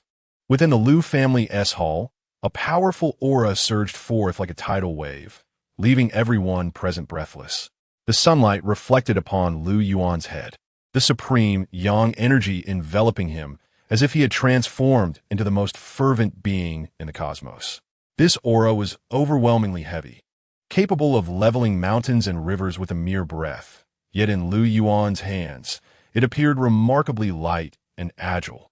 "This seems to be a special constitution," murmured a guest, eyes wide with shock. "An unusual sun phenomenon? What kind of constitution could evoke such a terrifying spectacle?"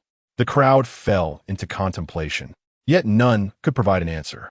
Only the vermilion bird divine emperor, the Tushan ancestor, and Jiang Zhantian exchanged knowing glances. This must be the innate supreme Yang Dao embryo.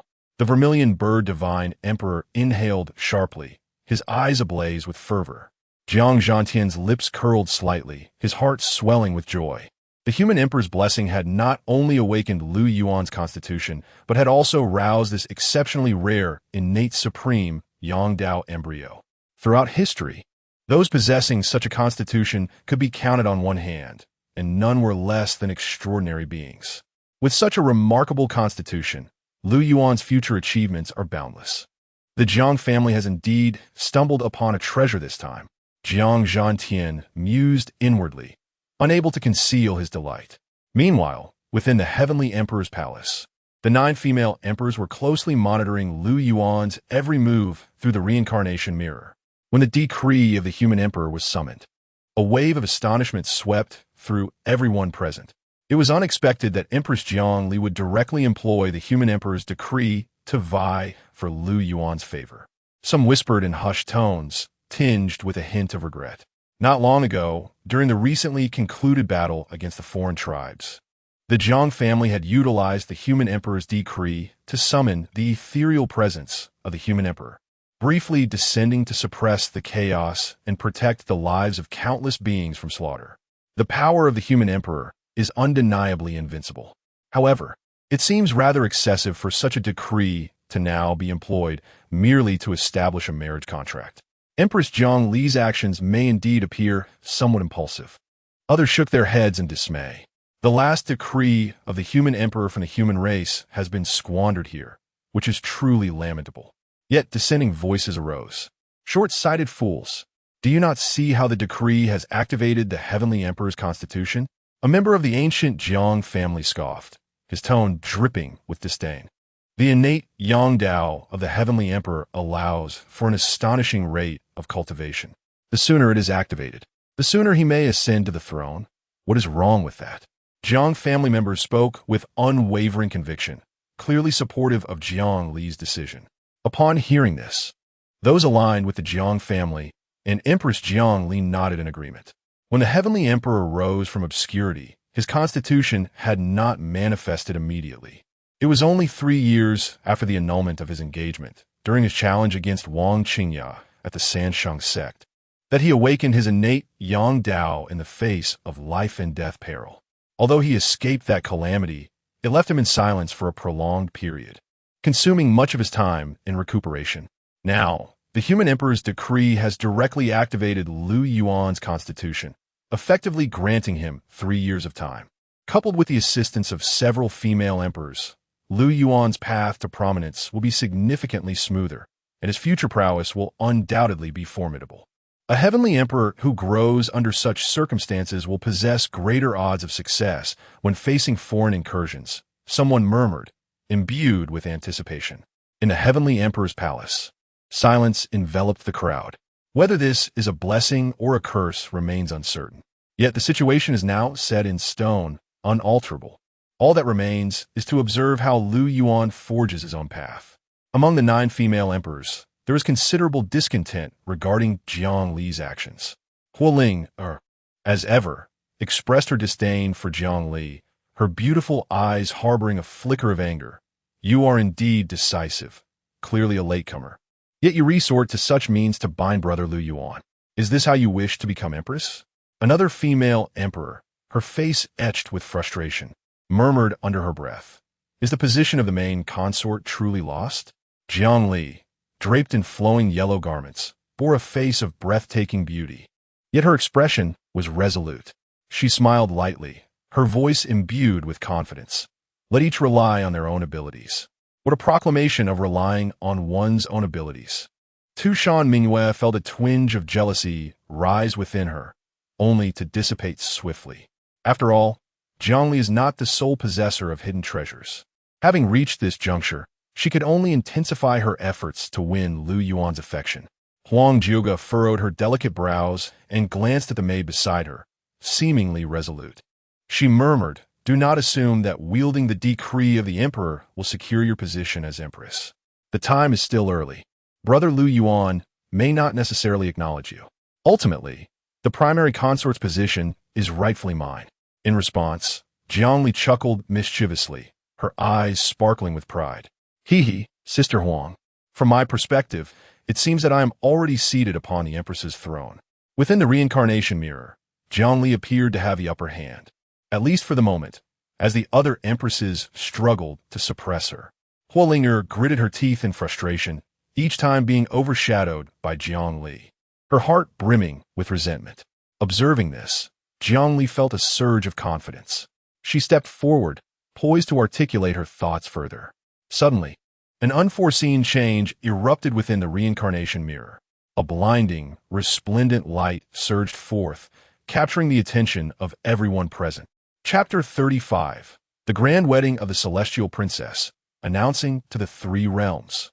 At this moment, within the reincarnation mirror, a magnificent voice reverberated above the Lu family, causing the very heavens and earth to tremble. Radiance illuminated the world as golden lotuses blossomed in the sky, their brilliance so resplendent that it seemed to envelop all existence in a sacred glow. A marriage decree was issued, proclaimed to the heavenly court above and reported to the underworld below. The sound resonated like a great bell, echoing throughout the entire Xianwang continent. People from all races, humans, demons, and even the ethereal beings transformed from spirits, could not help but gaze upward towards the celestial vault.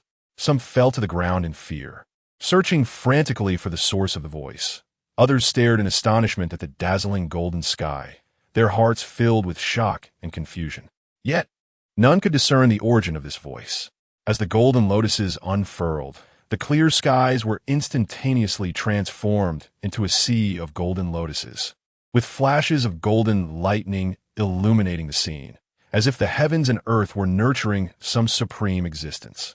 Just moments before, the appearance of the emperor's phantom had already compelled the people of the continent to bow in reverence, causing great upheaval. Now, this voice's owner could evoke such awe among all races, even stirring the spirits of the earth into a state of disquiet.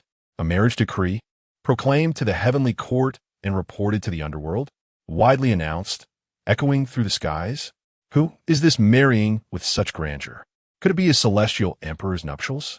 The crowd murmured, their hearts brimming with uncertainty and astonishment. Before long, an enigmatic aura emerged from the golden lotuses, coalescing into a dragon form that coiled majestically in the heavens. Behind the myriad dragons soaring, a celestial mountain loomed, shrouded in ethereal clouds, with the essence of Dao and its principles manifesting profoundly. Such extraordinary phenomena ignited countless speculations across the Xianhuang continent. Who could it be? Which ancient family has birthed a saint? Do not be foolish. This is a wedding celebration. Someone interjected. Could it be that a saint is marrying? Surely, a saint is not worthy of such an extraordinary manifestation. The entire continent buzzed with discussion. Such intricate principles and the site of the Dragon Mountain could not possibly belong to the Xianhuang continent alone. If that is the case, then there is but one possibility. Inside the grand hall of the Lu family, the attendees exchanged glances, their eyes meeting in silent inquiry. The emperor's decree had just descended, and the silhouettes of 100,000 saints transformed into divine light and entered the bodies of Jiang Li and Lu Yuan. Though the Jiang family's hidden treasures were formidable, they could not subdue the foreign races of the Xianhuang continent. The emperor is of the human race, but the foreign races heed no command. Thus, from whence did this terrifying and profound power, along with that heart-shaking voice, originate? Hadn't the emperor just bestowed blessings? How could there be more phenomena? The elder of the Lu family scratched his head, a look of puzzlement on his face. It was not just he. Everyone struggled to identify the source of this power, wondering if the emperor's decree had not yet exhausted its efficacy. Jiang Zhantian, the head of the Jiang family, wore a grave expression. He knew well that this was not a phenomenon conjured by the emperor's decree. Upon glancing towards the revered ancestor of the two mountain in Qingqiu, he indeed found her similarly affected. Thus, he firmly believed that this power emanated from elsewhere.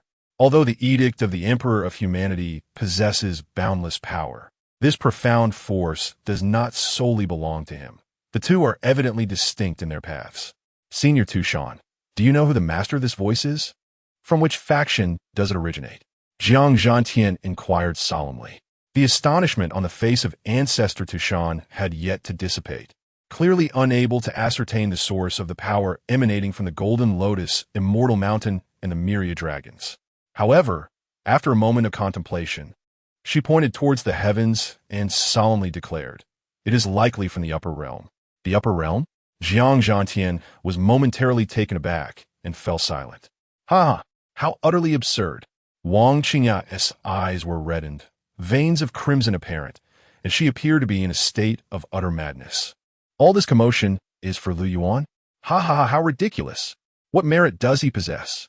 He is but a waste, unworthy of such celestial phenomena to support him. Wang Qingya seemed to have lost her sanity, as the surrounding guests shook their heads in disbelief. This woman has completely lost her mind. Has she forgotten that Lu Yuan was just blessed by the Emperor of Humanity and awakened the innate supreme Yang constitution?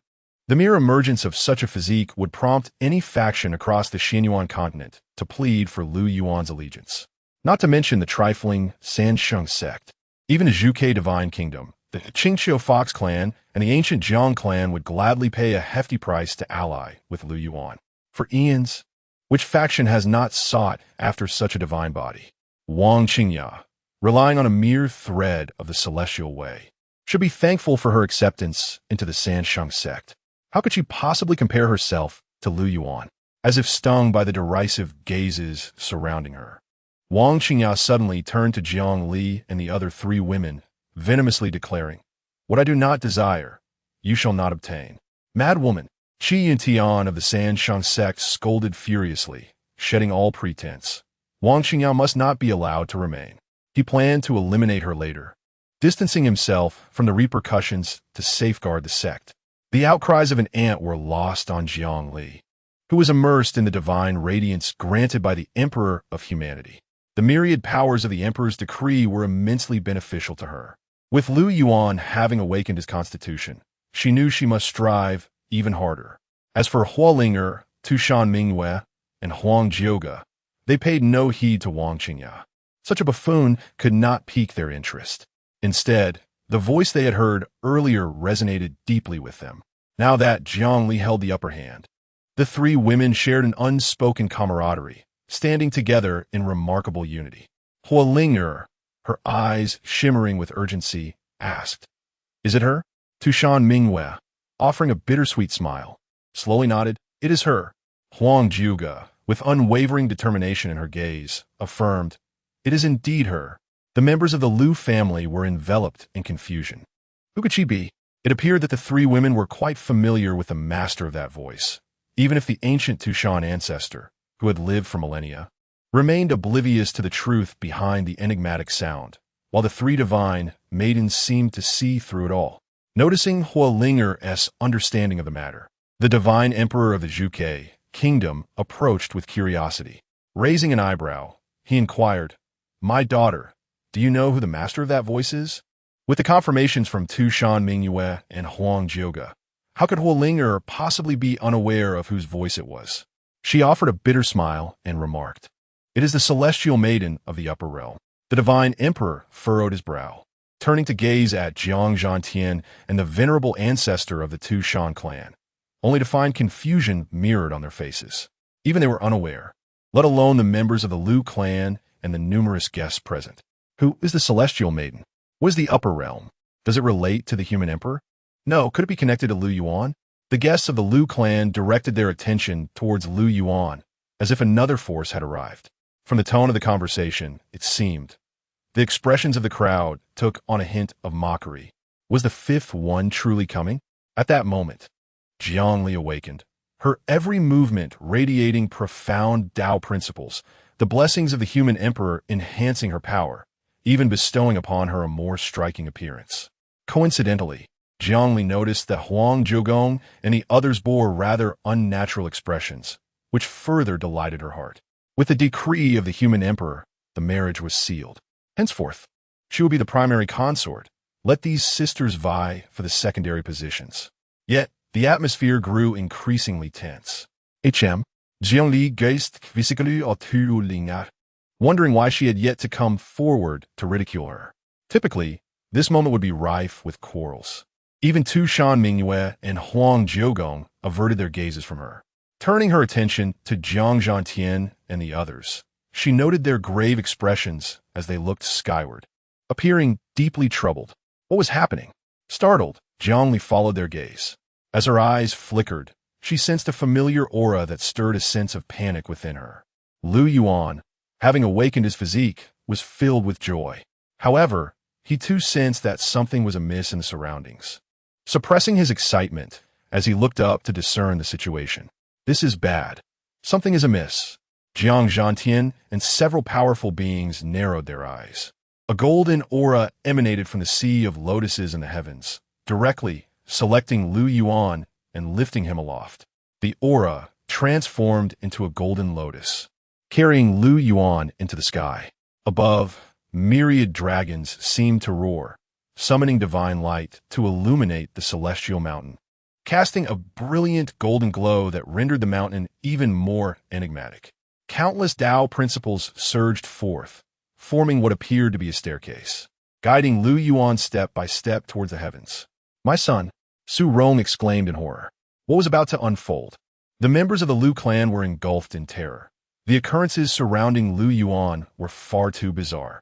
And now this power had chosen him. Whether it was a blessing or a curse was utterly uncertain. No one could restrain Lu Yuan and Jiang Zhantian, along with the venerable ancestor of Qingqiu, looked towards their younger generation, seemingly seeking counsel on whether to intervene. Yet, the four women remained inexplicably silent. What was happening? I'm a new entity, do not. Lu Yuan was in a state of panic, having been elevated to mid-air by the golden lotus. With dragons soaring, Divine light illuminated him from the celestial mountain. In an instant, a profound sound resonated across the Qingyan continent once more. This time, everyone distinctly heard the voice of Serene Woman. When ascending to the 9 heavens, may the ancestral masters bear witness. Should one betray the beloved, it is akin to defying the heavens. To defy the heavens is a sin that leads to death and the dissolution of the Tao. Chapter 36. The Gift from the Upper Realm, the 9 Heavens. The voice of the woman resonated through the reincarnation mirror, penetrating the halls of the heavenly emperor's palace with an irresistible force, instantly captivating the attention of countless formidable factions. Whispers erupted fervently, as the gathered crowd was evidently oblivious to the identity of the voice's owner. However, the 9 empresses and a select few who were privy to the circumstances had already begun to surmise her identity. The 9 empresses wore expressions of icy disdain, their eyes flickering with barely contained fury. They were indignant that this woman had sworn such a venomous oath. According to the heavenly decree, should Lu Yuan betray her, he would meet with a fate of utter annihilation. This implied that even if the 9 empresses wished to employ certain strategies, they would only bring ruin upon Lu Yuan. The path for them had been entirely severed, inciting their disdain. She monopolizes the situation. Do we not have even a chance to contend? Huolinger, draped in crimson, felt anger surge upon her delicate visage, her flowing ribbons billowing as searing flames erupted around her, compelling the onlookers to retreat in fear. With her fiery temperament, she was further ignited by the words emanating from the reincarnation mirror. What is this celestial princess? Is the upper realm truly so formidable?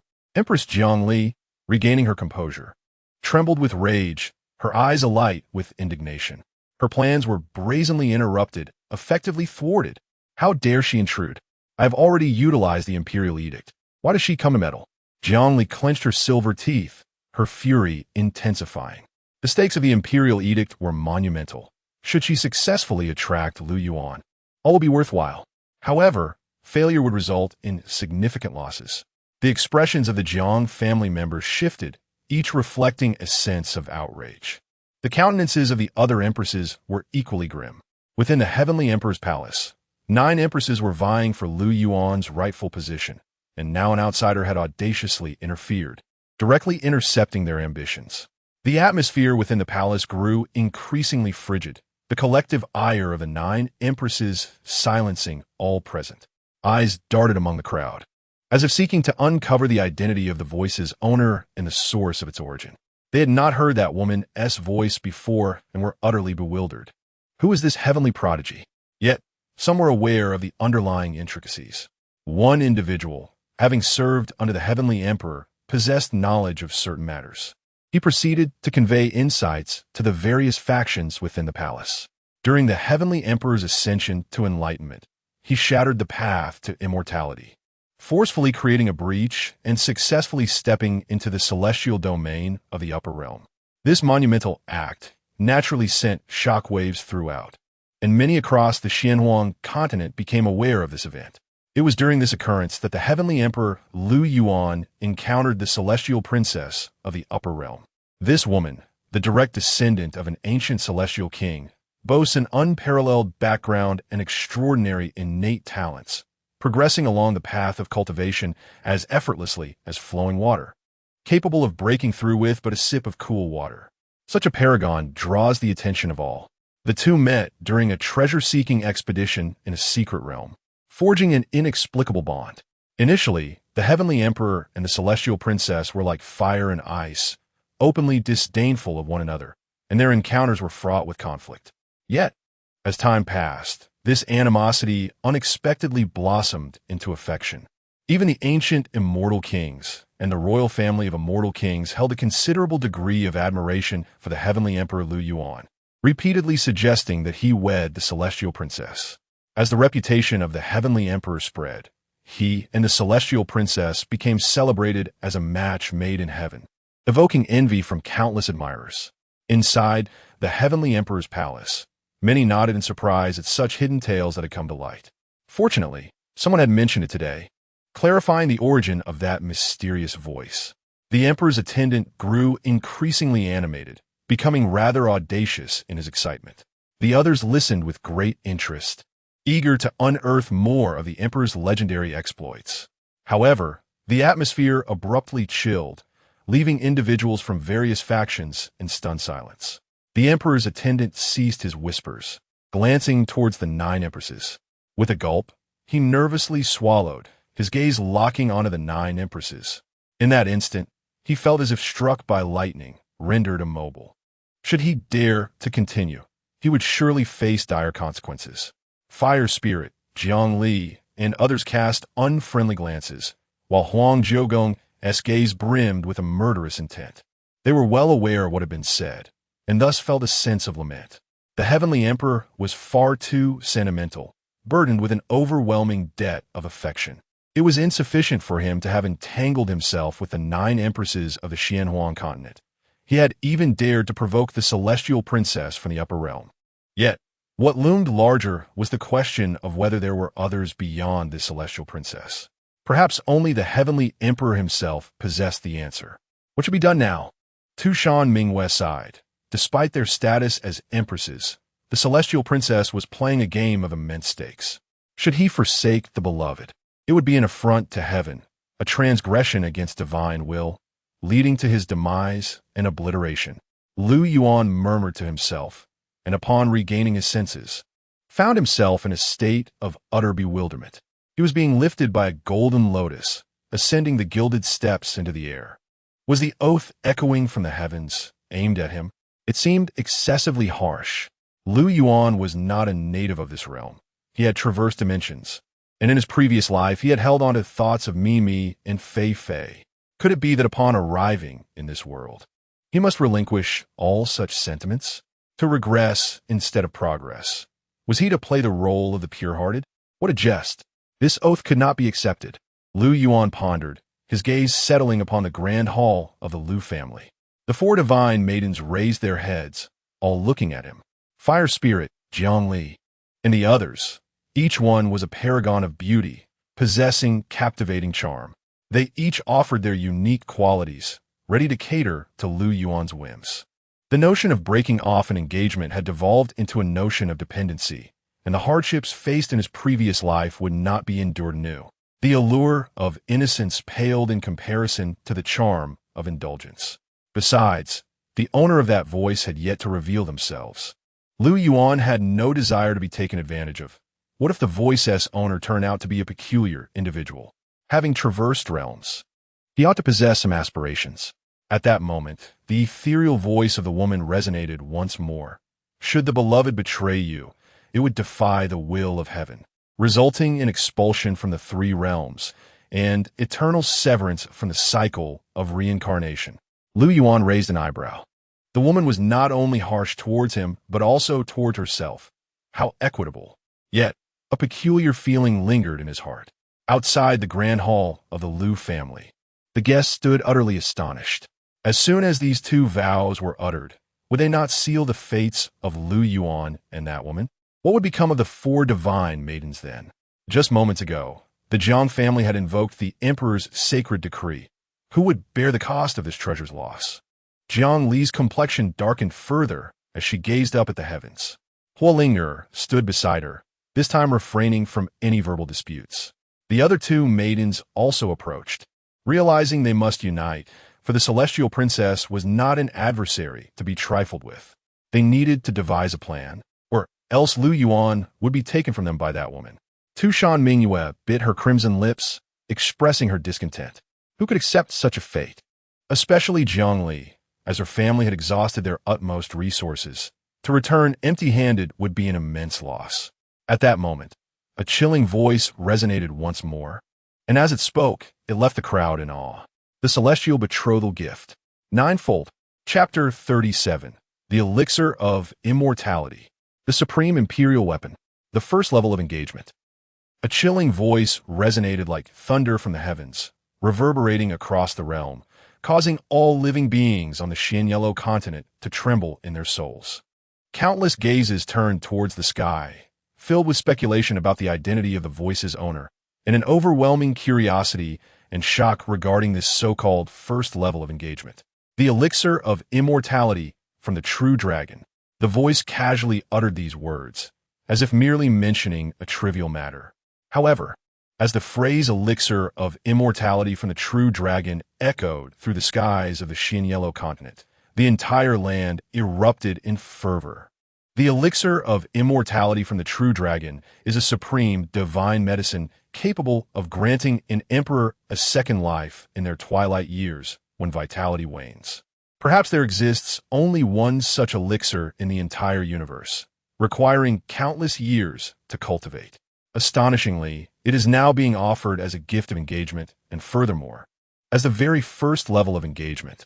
Boom! In the northeastern corner of the Shenchao continent, within the forbidden grounds of the Wanhe Xianzong's back mountain, a terrifying aura suddenly erupted, sweeping across thousands of miles. An elderly man with white hair broke through the mountain, soaring towards the heavens.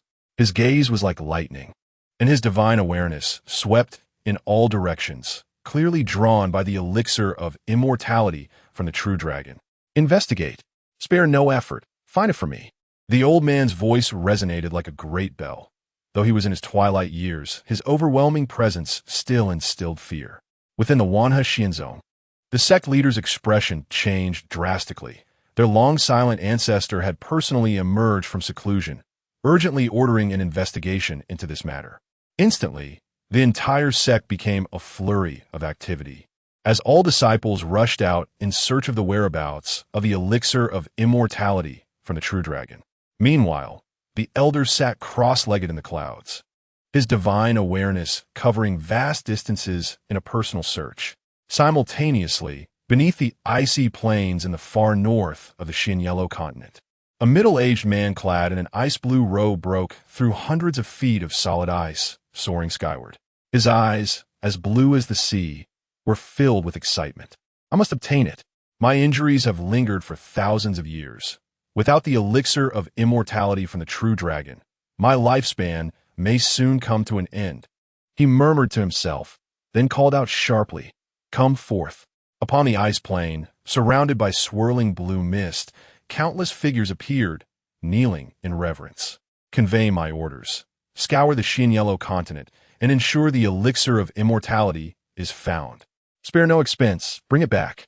The icy-robed man's voice was cold, yet carried an undeniable authority. Understood. The crowd responded in unison, transforming into streaks of light as they soared toward various corners of the Shenchao continent. The entire realm trembled at the mention of this elixir of immortality. As countless reclusive ancient beings emerged, their singular goal, the elixir of immortality from the true dragon. Above the Lu family estate, Lu Yuan hovered in midair, his expression dazed. His lips twitched slightly, and his eyelids fluttered as tumultuous waves surged within him. The second level of engagement, the imperial weapon, the void cauldron. The voice reverberated once more, its tones still nonchalant, yet plunged all beings of the Shenchao continent into chaos once again. The imperial weapon, the void cauldron, is a supreme weapon indeed. Even the ancient aristocratic families may not possess a single one of such divine artifacts. Yet now, it is offered as the second level of engagement, presented before Lu Yuan. As the sound faded, a golden radiance coalesced beside Lu Yuan. The divine dragon immortality elixir and the void cauldron simultaneously materialized, hovering before him. The divine dragon immortality elixir resembled a serpentine dragon, emanating a gentle glow, while the void cauldron floated to the other side, its body engraved with intricate ancient characters. Divine energy swirling around it, as if a mere glance could plunge one into a state of profound enlightenment. Hiss! Lu Yuan gasped, his heart overwhelmed with astonishment. He initially believed the woman spoke in jest, never anticipating such an astonishingly monumental gift. This is utterly preposterous. Lu Yuan chuckled bitterly within, realizing he had seemingly underestimated the woman's prowess. The immortality elixir and the supreme emperor weapon were merely the first 2 layers of gifts, with another 16 layers yet to come. Within the grand hall of the Lu family, the onlookers were already rendered speechless. This is truly genuine. I thought it was a jest. A guest murmured, disbelief etched across his face. With the supreme emperor weapon and the immortality elixir presented, what could possibly surpass this in value? Another person shook his head in resignation, his heart brimming with envy and jealousy. The elder of the Lu family appeared dazed, murmuring, "Our Lu family has indeed acquired a supreme emperor weapon and the immortality elixir?" His voice trembled slightly, clearly still reeling from the shock. "We have struck it rich." The members of the Lu family shouted in unison, their gazes fervently fixed upon Lu Yuan, suspended in the air, eyes alight with enthusiasm and adoration. Lu Shan stood nearby, his expression dazed, as if caught in a dream. He turned to Su Rong, offering a wry smile, "Pinch me, for I fear I am ensnared in a dream." Su Rong shot him an exasperated glance, but did not retaliate, merely murmuring softly, This is simply inconceivable." At that moment, the Wang family regretted their decision deeply. From the instant Fire Linger appeared, they had been engulfed in remorse. Had they not canceled the engagement, perhaps they could have partaken in these treasures. Alas, there exists no remedy for regret. It's impossible. This must be a deception. Wang Qingya's expression was vacant, her lips incessantly repeating these words, clearly unable to accept the reality before her. The leader of the three holy sects, Qingyan, wore a grim expression, his eyes filled with regret and dread. Beside him, Cheetah softly inquired, "Sect leader, do we still have a chance to survive?" Qingyan remained silent for a moment before finally exhaling a long sigh. "It is over, utterly over." In contrast, Yang Yanfeng of the Ligong sect was brimming with elation. His heart raced as he secretly resolved, cultivating a relationship with the Lu family was indeed the most astute decision of my life.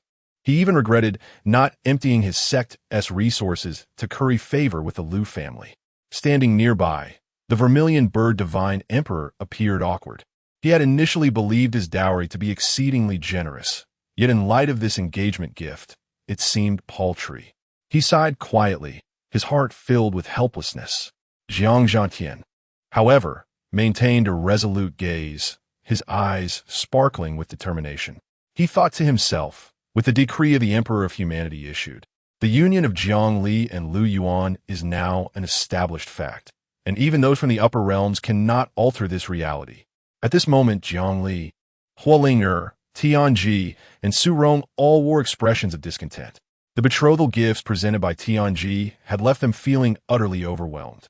Jiang Li clenched her delicate fists, gritting her teeth as she resolved, "I shall ascend to the upper realms and reclaim our dignity." Hualinger huffed disdainfully, feigning indifference. What significance do the elixir of immortality and the supreme imperial weapon hold? Yet, her words rang hollow, and even the Zhuke divine emperor could not suppress a hint of awkwardness. Triple betrothal, that icy voice echoed once more, causing all beings in the Xianhuang continent to hold their breath in anticipation of the next betrothal gift. The flower of the Dao, as the words fell, a crystalline flower gradually materialized, enveloped in an aura of the Dao, as if it contained the profound truths of heaven and earth. Just a glance at it sent shivers through one's soul, as if one had brushed against the very edge of the Dao. The flower of the Dao. It was indeed the flower of the Dao. Countless ancient beings gasped in astonishment, their eyes brimming with greed and shock. Lu Yuan gazed at the triple betrothal gifts before him, his heart remarkably calm. He let out a bitter laugh, thinking, this soft meal is indeed quite hard to digest. The entire Xianhuang continent was set ablaze with fervor due to these three remarkable betrothal gifts. Chapter 38. The Flower of the Great Path. Insight against the heavens. The emergence of the flower of the Great Path during the third offering surpassed the comprehension of all present. Although the guests were astounded, they remained ignorant of this divine object. Only a few top-tier powerhouses, such as the Phoenix God Emperor, the ancestor of Tushan, and Jiang Zhantian, displayed a sudden change in expression, their eyes reflecting a complex array of emotions. What is the flower of the Great Path? The elder of the Lu family could not help but inquire in a low voice, his gaze filled with confusion. The Phoenix God Emperor took a deep breath and slowly elucidated. The flower of the Great Path belongs to the same echelon as the immortal elixir. Even those of mediocre insight can elevate their understanding to the pinnacle level simply by utilizing this object. Upon hearing this, the audience was taken aback. The guests gaped in astonishment, their hearts stirred by a tidal wave of emotions. This object could indeed rival the immortal elixir and directly enhance one's insight to the highest level. Such a treasure was simply unheard of. Zhang Zhantian added in the past. Someone discovered a flower of the great path within the ruins of the immortal ancients. And it was through this object that the individual ultimately ascended to the status of an emperor. His tone carried a hint of barely concealed yearning, revealing his deep admiration for this artifact. The crowd was further astonished by his words. With the flower of the great path in their possession, did this not imply that their future realms would assuredly reach the emperor level? The Lu family was poised for an extraordinary rise. Meanwhile, the flower of the great path began to gently manifest beside Lu Yuan. The blossom was immaculate and pure, its petals plump like jade, radiating ripples of profound principles, exuding an aura of divine elegance. The dewdrops clinging to the petals were crystalline, as if each droplet contained boundless opportunities. Amidst the envious and astonished gazes of the onlookers, the flower of the great path gradually merged into Lu Yuan's being. As the innate embodiment of the supreme Yang path, Lu Yuan's aptitude was already among the finest in the Xianwang continent. At this moment, the power of the flower of the great path further solidified his foundation, enveloping him in enigmatic principles, rendering him akin to a celestial being gracing the world. Countless specks of light surged forth from the flower of the great path, swirling around Lu Yuan before merging into his body one by one. Each integration subtly transformed Lu Yuan's aura, as if he were undergoing a profound metamorphosis. Moreover, his mind had never felt so lucid, as if every thought could grasp the profound truths of the great path. Inside against the heavens? Lu Yuan clicked his tongue in wonder. However, at that moment, a sudden rush of air pierced through the distance. Several shadowy figures sped towards him, the leader's eyes wide with rage as he bellowed, "No!" They had witnessed the flower of the great path merge with Lu Yuan and felt an overwhelming sense of loss. In their eyes, Lu Yuan's mediocre cultivation rendered him unworthy of such a divine object. To bestow the flower of the great path upon him was nothing short of wasteful extravagance. These individuals had originally been drawn by the celestial phenomenon, yet they now found themselves witnessing an astonishing spectacle. A murderous intent surged within them as their gazes fixated on Lu Yuan, as if they longed to devour him whole. "Look, those are the immortal elixirs and the supreme emperor's armament," one exclaimed, his eyes gleaming with avarice. "This boy possesses such extraordinary fortune. If no one protects him, could we not?" Another whispered, his tone laced with cunning calculations. As several pairs of eyes met, an insatiable greed arose within their hearts. The elixir of the true dragon, the supreme imperial weapon, the flower of the great Dao, each of these treasures had the power to drive them to madness. Moreover, with Lu Yuan's low cultivation, he appeared to them merely as a lamb awaiting slaughter. However, before they could act on their desires, a chilling voice resonated from the heavens once more, a fourth-tier offering, a single wisdom tea tree. Upon hearing these words, the individuals completely lost their sanity. The wisdom tea tree was an unparalleled divine treasure, the last of its kind on the Xianyuan continent. It produced only a few taels of tea leaves every century, and once it matured, it would be swiftly claimed by various superpowers. Now, an entire wisdom tea tree was being offered as a gift. "You young ones, quickly surrender the opportunity," one of them shouted vehemently, his eyes bloodshot. "These 3 treasures are beyond your grasp. Prepare to meet your end," another declared, launching an attack with a fierce gale aimed directly at Lu Yuan. "You cannot handle such divine items. Allow me to safeguard them for you." The third sneered coldly, his form a blur as he advanced towards Lu Yuan. However, before they could close the distance, 4 graceful figures emerged from the Lu family hall. Huolinger and Jiang Li stood shoulder to shoulder, blocking Lu Yuan's path, their gazes icy with resolve. Huang Jiugu and Tu Shanmingyu flanked Lu Yuan, their eyes sharp as blades, forbidding any approach. "You dare obstruct us, brats? Are you courting death?" One of them bellowed, a murderous intent boiling in his eyes. "Oh, really?" Jiang Zhantian scoffed, brandishing a small tower. The overwhelming aura of the supreme Dao erupted instantaneously, a torrent of pressure cascading down and immobilizing the assailants. "I shall see how you intend to bring harm to my daughter." Jiang Zhantian's voice was frigid, his gaze piercing. The vermilion bird emperor chuckled coldly, appearing behind Hualing. Though he spoke not a word, the near-imperial level pressure he exuded caused cold sweat to pour from the others. The ancestor of Tu Shan manifested directly, a colossal fox demon shadow looming behind her, suppressing the very heavens. Her eyes were glacial, her tone foreboding. "I shall see who dares to act recklessly today." The assailants were left in stunned disbelief. The vermilion bird emperor was no trifling matter. Jiang Zhantian wielded a supreme imperial weapon, and the Tushan ancestor was unfathomably powerful. How could they possibly contend against such a formidable assembly? It was akin to seeking death. "Darling, focus on your breakthrough. These individuals are in our hands." Hualinger turned to Lu Yuan, her smile sweet and reassuring. "That is my husband."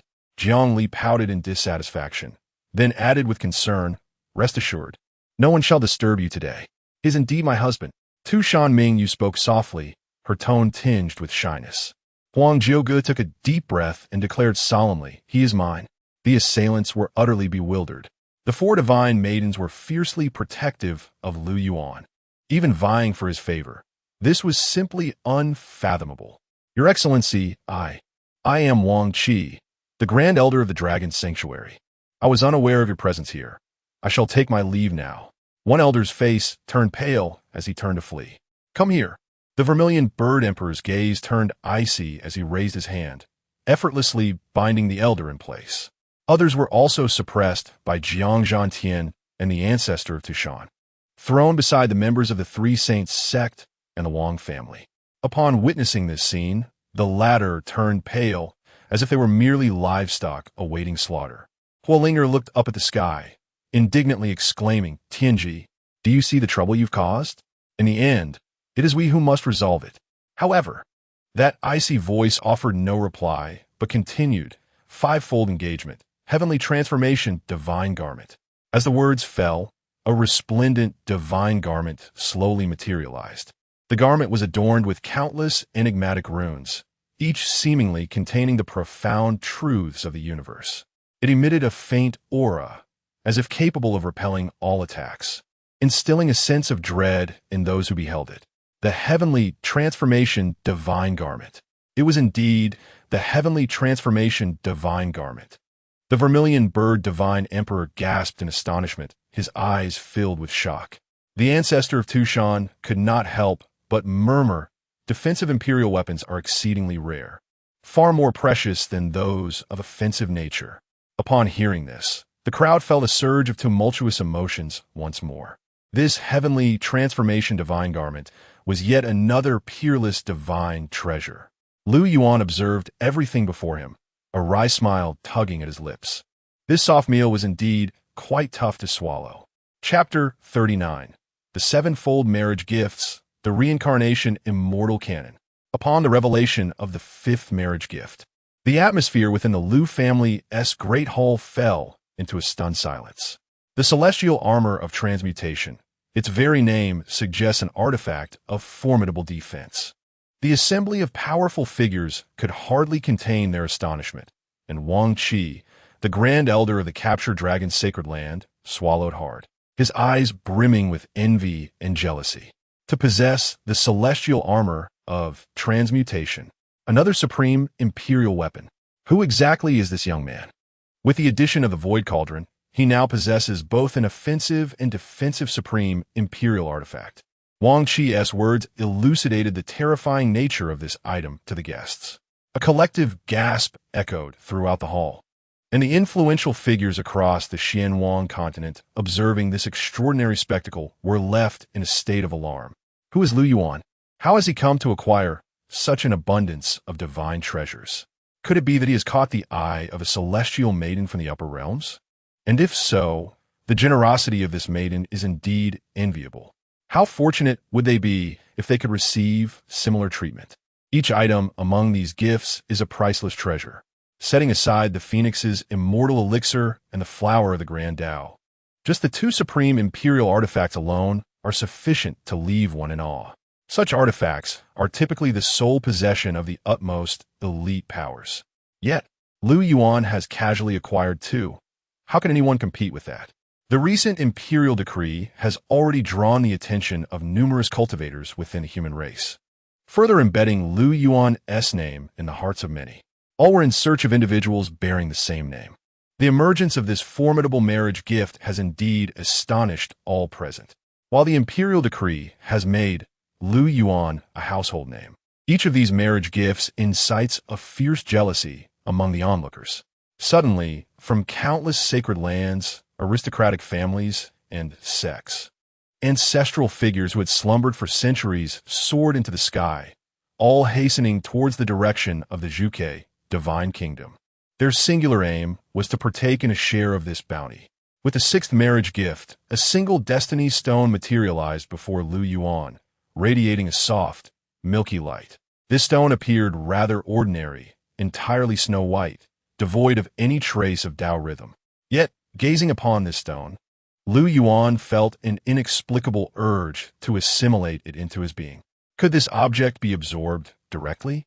A flicker of uncertainty crossed his mind, but at that moment, Huang Zhuge offered clarification. Elder brother Lu Yuan, you should absorb this item, she urged. The resentment of Tushan Mingyue and her companions was palpable. After all, this was a gift from the celestial princess, casting them into shadow. Nevertheless, its potential benefits to Lu Yuan were undeniable. This object is known as the Destiny Stone, a supreme gem recognized by the heavenly Dao, symbolizing the will of the cosmos. Should he integrate it, he could awaken an immensely powerful innate divine art.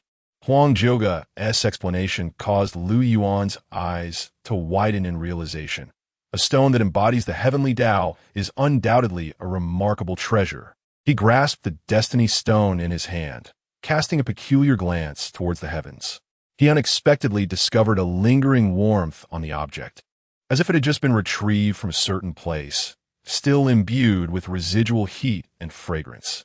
In that moment, he found himself under the illusion of being a character within a game. The series of gifts he had presented resembled the actions of a player investing heavily, instantly unlocking a plethora of divine treasures and propelling him from level 1 to an astonishing level of 999. This soft life I lead feels quite surreal, Lu Yuan remarked with an awkward smile.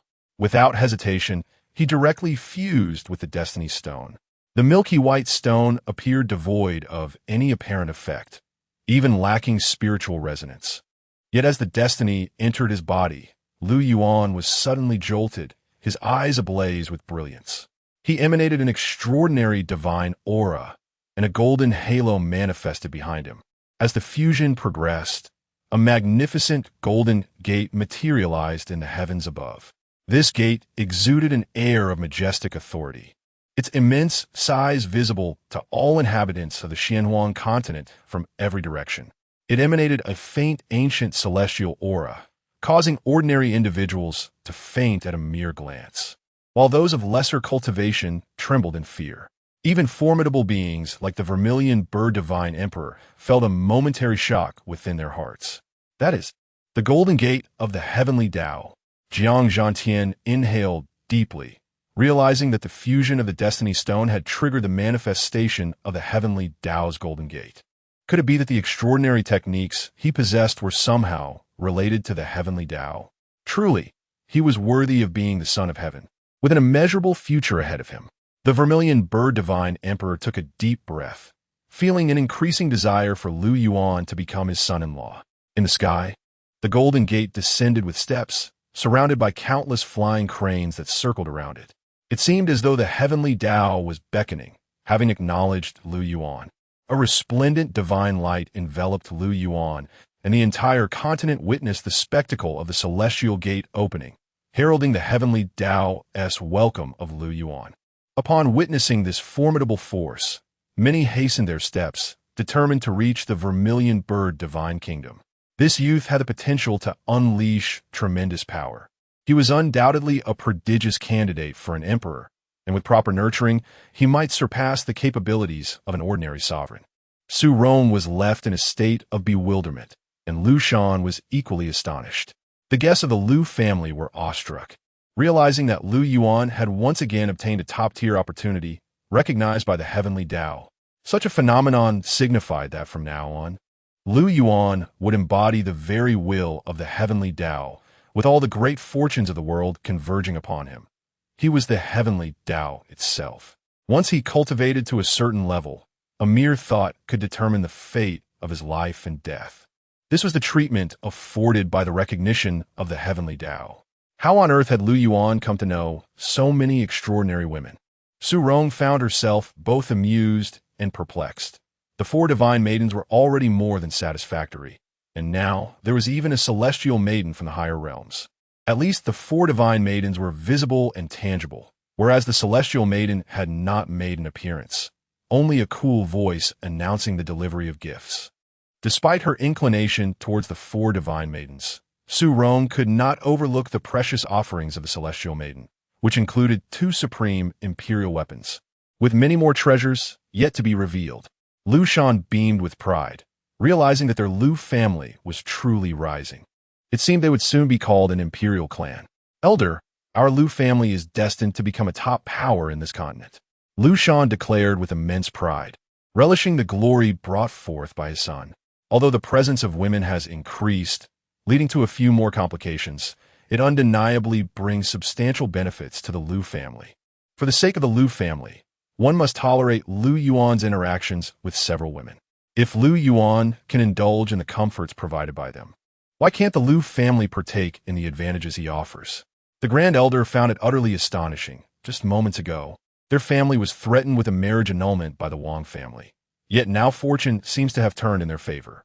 With imperial weapons and medicinal materials at their disposal, and their talents enhanced, it seems prudent to bestow upon Lu Yuan a scroll of techniques, ensuring his future cultivation is comprehensively supported. Lu Shan laughed heartily, acknowledging his own insatiable greed. One cannot simply take whatever one desires from others, can they? Yet at this moment, the voice resonating from above made Lu Shan feel as though his mind had been set ablaze. Sevenfold engagement. The reincarnation immortal scripture. Chapter 40. Is the bridal gift too luxurious? Intervention from the upper realm. A resounding voice echoed across the vast continent from the heavens above. Countless individuals exhibited a fervent gaze, particularly within a significant power in the realm of reincarnation, where its members descended into utter frenzy. Quick, summon everyone. Immediately search for the whereabouts of the reincarnation celestial scripture. Spare no expense. We must find the one blessed by the heavens. Within the great hall of this formidable force, the hall master, clad in a flowing white robe exuding an ethereal aura, glared with wide eyes, while the elders and disciples below displayed expressions of intense excitement. Their ancestral master had once acquired a fragmented portion of the celestial scripture, which enabled them to establish the illustrious reincarnation hall, making them a top-tier power within the Xianwang continent. Regrettably, the incomplete scripture was insufficient for them to dominate the continent. What they lacked was a new emperor. Over the past millennium, the reincarnation hall had cultivated profound fortunes and unexpectedly discovered a holy son possessing the 6 paths of reincarnation physique. This young prodigy exhibited astonishing cultivation speed, and with proper guidance, he was destined for greatness. However, the reincarnation hall only possessed a fragment of the scripture, which hindered the holy son from swiftly attaining enlightenment and becoming an emperor. Fortunately, the complete reincarnation celestial scripture had now manifested in the Xianwang continent, a revelation that sent shockwaves throughout the reincarnation hall. Should they obtain the complete scripture, the holy son endowed with the 6 paths of reincarnation would undoubtedly achieve enlightenment and ascend to emperorhood in this lifetime. Numerous powerful beings from the reincarnation hall soared into the skies, hastening toward the area where the phenomenon had occurred.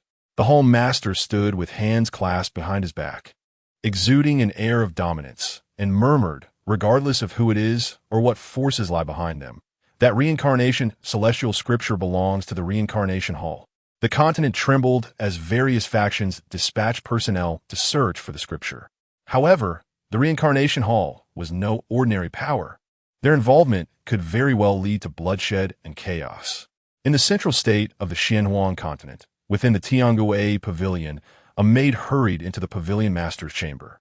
"Master, your calculations were remarkably accurate. The reincarnation hall indeed shows signs of disturbance."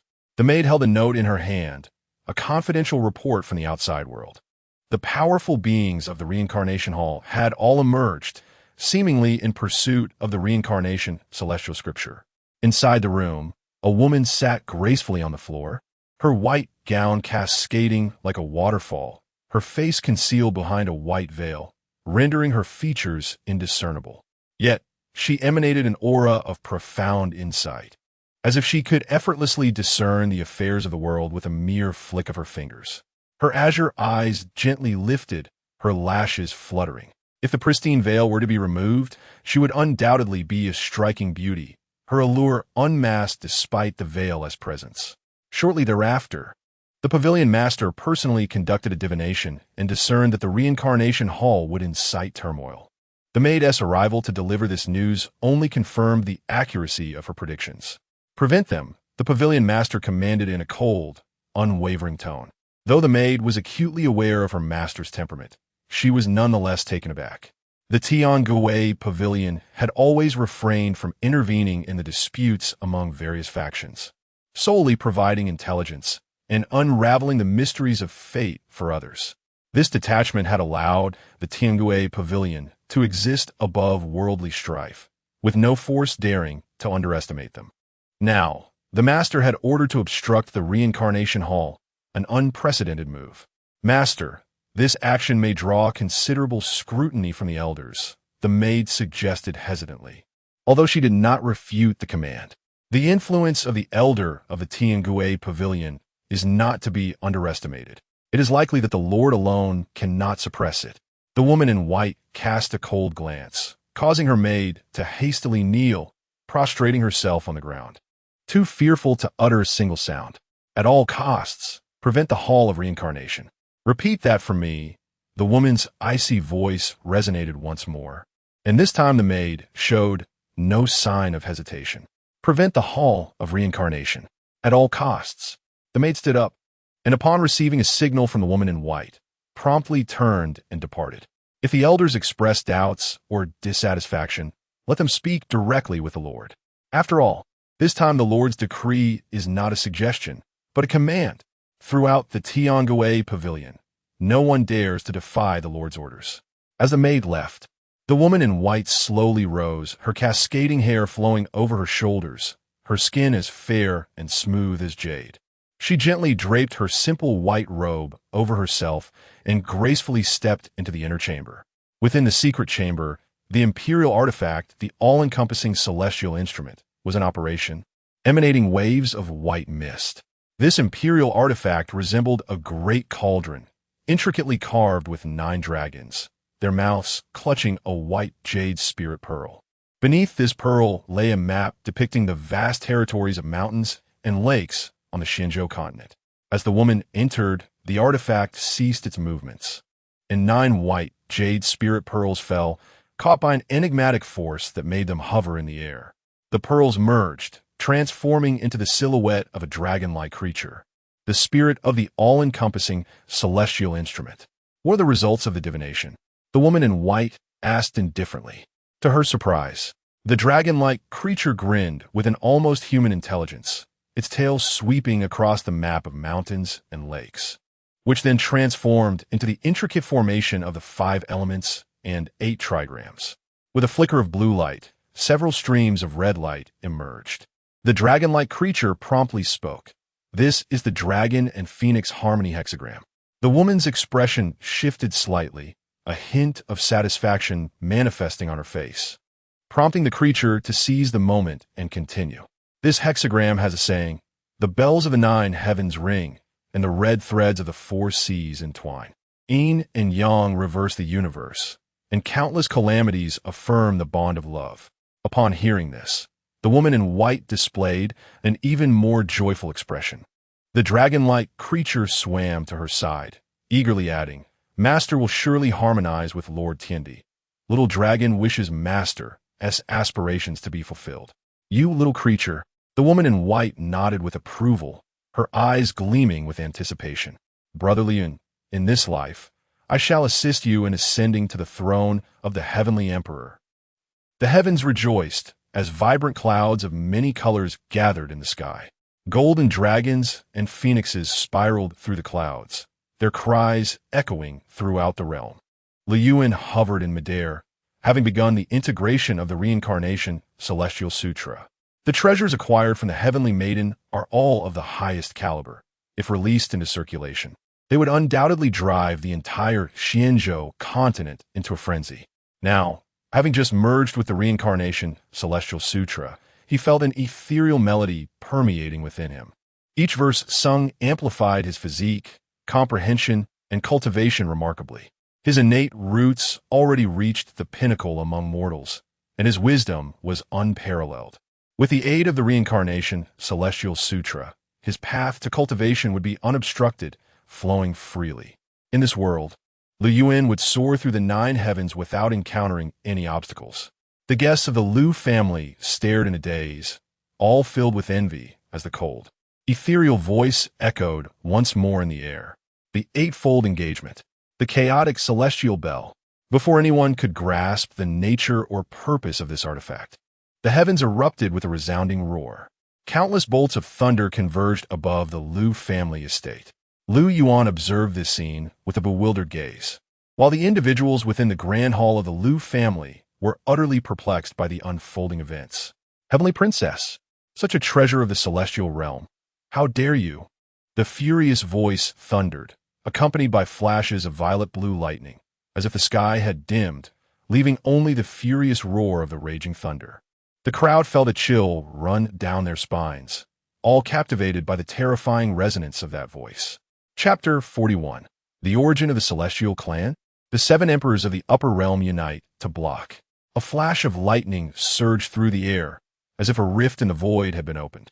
Within this fissure, resplendent golden light erupted, soon followed by an endless cascade of celestial essence, descending like a waterfall. Even a mere whiff of this celestial aura could leave one entranced, their very soul in a state of blissful disarray. The ethereal energy of the celestial realm ignited a yearning in many hearts across the Xianhuang continent, prompting numerous individuals to seize this moment to ascend to the celestial realm, with the path to immortality laid bare before them. How could they possibly let this opportunity slip away? However, as soon as the rift opened, a colossal shadow emerged from within. In an instant, the entire Xianhuang continent was engulfed by a deafening chime, mercilessly obliterating those who dared to rush toward the interdimensional passage. Above in the heavens, the phantom of the chaotic celestial bell materialized. This magnificent artifact radiated boundless might, adorned with golden inscriptions that, with every obscure character, offered boundless enlightenment. Even a mere glance could result in a profound awakening of one's spirit, almost imperceptibly enhancing one's cultivation. Such a divine object, even in its shadowy form, incited a frenzy among the masses. Jiang Zhantian's expression shifted dramatically as he lowered his gaze to the imperial weapon in his grasp. At the moment the phantom of the celestial bell appeared, the Xianhuang Tower emitted a resonant quiver. Waves of Xianhuang energy radiated outward, further igniting the imperial weapon's essence to soar skyward, demonstrating its formidable presence against the celestial object descending from above. The extreme Dao imperial weapons were artifacts of emperors, yet the chaotic celestial bell was a divine weapon. Despite the boundless power of the Xianhuang Tower, it began to exhibit subtle signs of suppression. As an imperial weapon, how could it tolerate being subdued by another? Were it not for Jiang Zhantian's firm grip on the imperial weapon, channeling his surging Dao to calm it, the Xianhuang Tower might have soared into the sky, declaring war against the chaotic celestial bell. Across the Xianhuang continent, The extreme Dao imperial weapons of various factions simultaneously sensed the bell's overwhelming presence, trembling and producing an astonishing hum. The mere specter of the bell elicited such a commotion.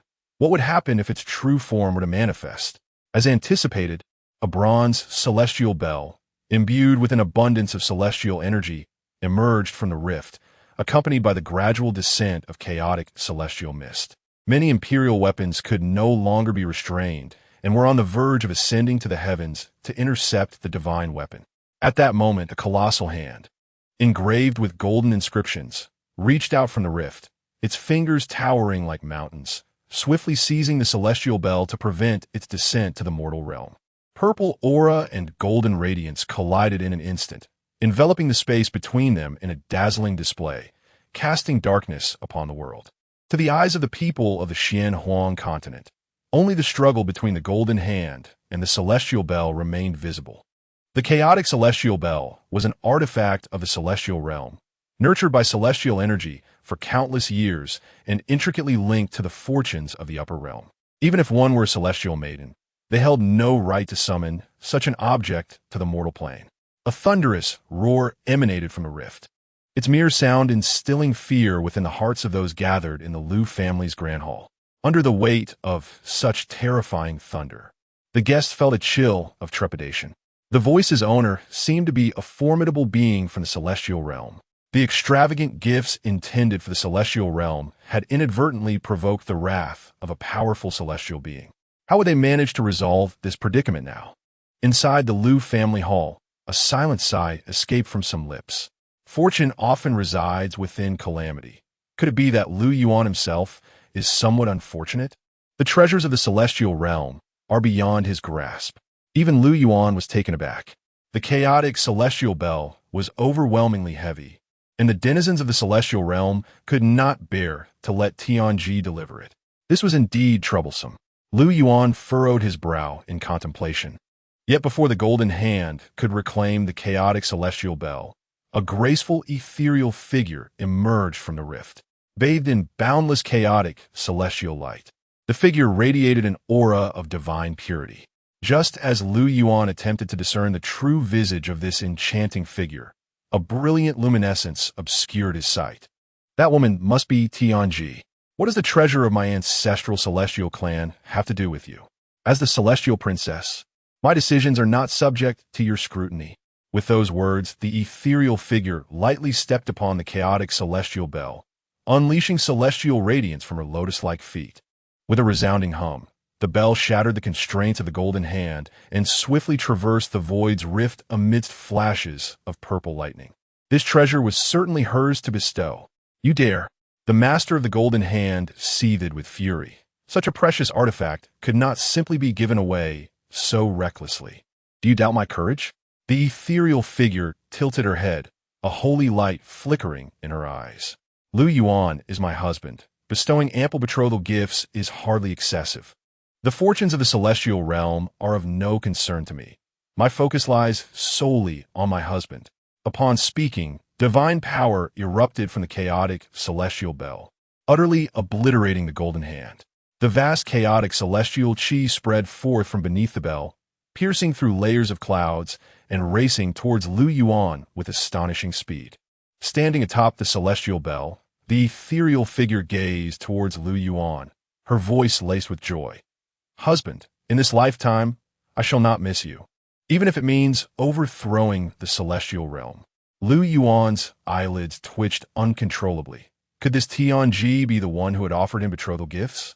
It seemed she was about to reveal her true form. Judging by her figure, she was undoubtedly another stunning beauty of unparalleled grace. Moreover, she exuded an ethereal aura, further elevating her otherworldly charm. Goodness, the celestial realm has arrived, and each of them is formidable. None have even considered whether I desire this. They simply thrust it upon me. Lu Yuan's expression grew awkward. At times, being excessively exceptional could be a source of distress, as there were always those eager to bestow favors upon him that he could not refuse. The members of the Lu family watched on, each adorned with a look of disbelief. The guests stood transfixed, while a few younger attendees felt their eyes redden. How could such an extraordinary fortune elude them? Meanwhile, the chaotic celestial bell descended, its terrifying presence crashing down, overwhelming all within a 10,000-mile radius with its immense pressure. The Supreme Emperor's weapon trembled, instilling a sense of dread among the crowd. Many of the less powerful cultivators succumbed to the oppressive force, kneeling in submission. The four goddesses and the Lu family, under the protection of the divine emperor and Jiang Zhantian, barely managed to maintain their footing. The guests had initially gathered to witness the spectacle of the Wang family's annulment of engagement, yet they found the current scene far more astonishing. The women Lu Yuan had summoned were increasingly powerful, each with a more profound background than the last. No one dared to treat this matter lightly any longer. Many guests contemplated that if they aligned themselves with the Lu family, they might also partake in the ensuing blessings. If enmity were to arise, all forces at odds with the Lu family tremble in fear, wishing they could prostrate themselves before the Lu clan, hoping to exchange all their treasures for a semblance of security. As for the Wang family, who are locked in a deadly feud with the Lu family, they have utterly lost hope. The leader of the three holy sect, Qingyan, wore a face as pale as death, overwhelmed by despair. His hatred for the Wang family reaching unprecedented heights. This calamity was instigated by the Wang family.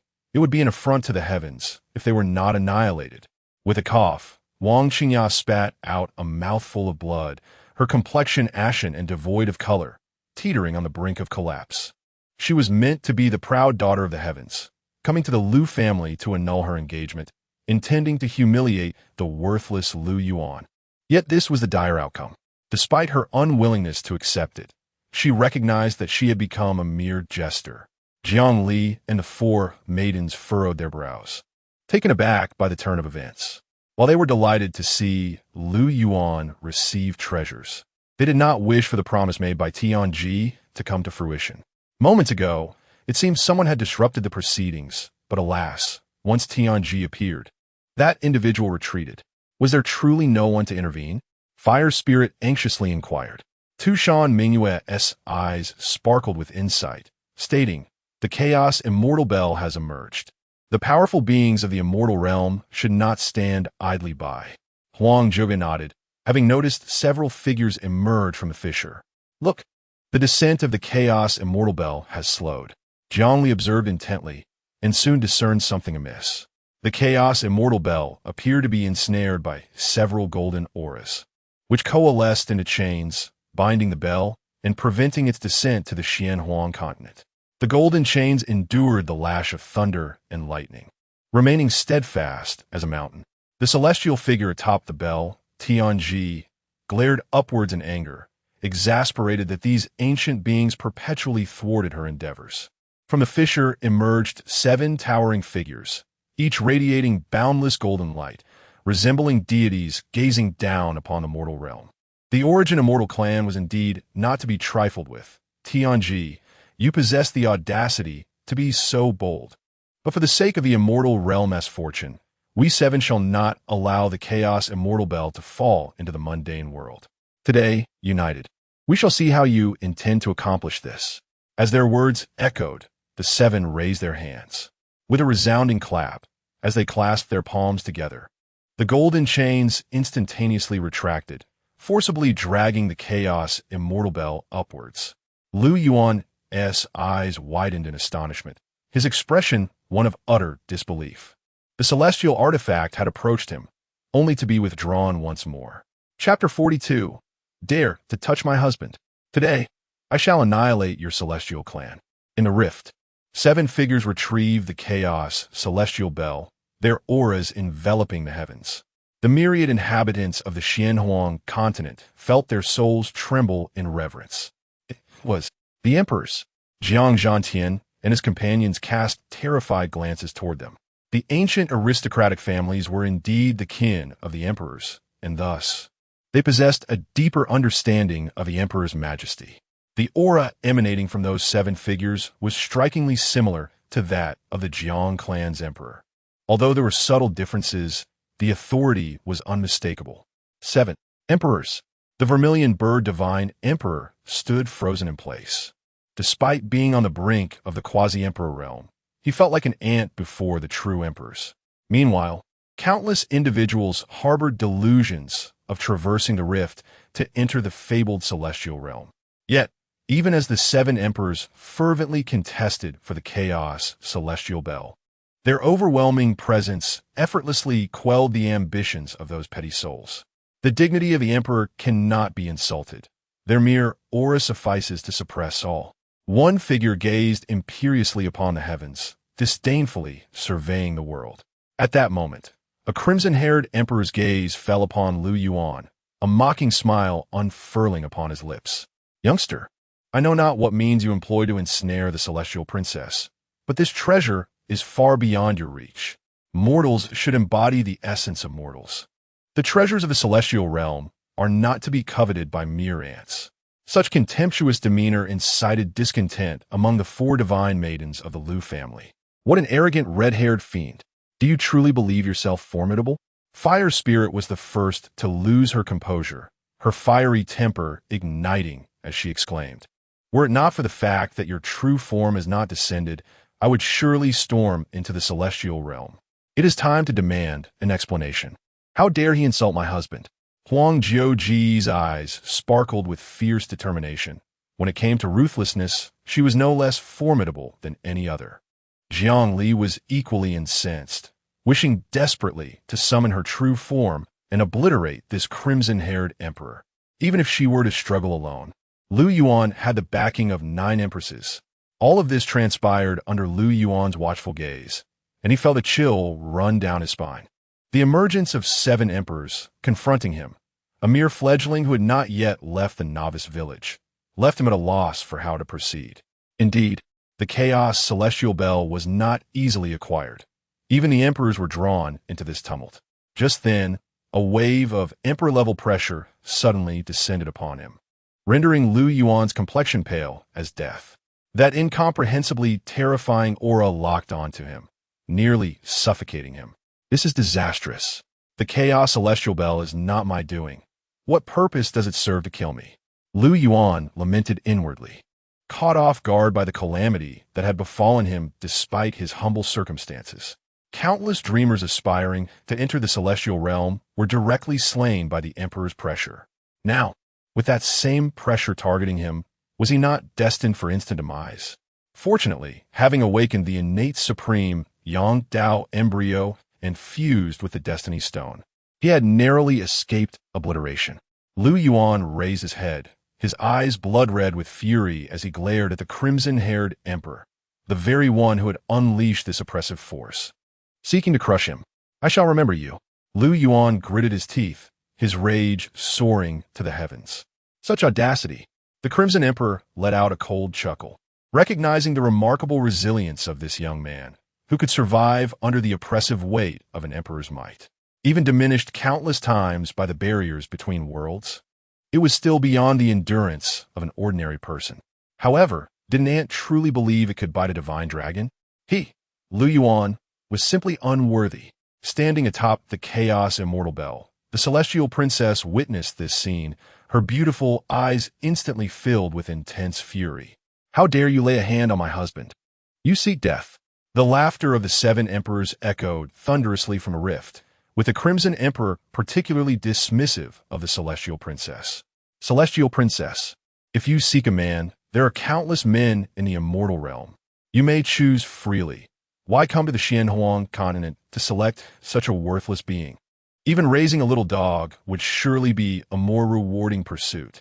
With that, the other emperors burst into laughter. They were not even emperors of the Xianhuang continent, and thus held a deep disdain for the lower realms, especially given the obvious insignificance of the Lu family, which could not even claim a name in the lower realms. Such a worthless young man, with such a meager background. What merit did he have to earn the celestial princess's favor? It was likely that she was merely indulging a whim, choosing a pretty face to dote on, someone she could easily cast aside at any moment.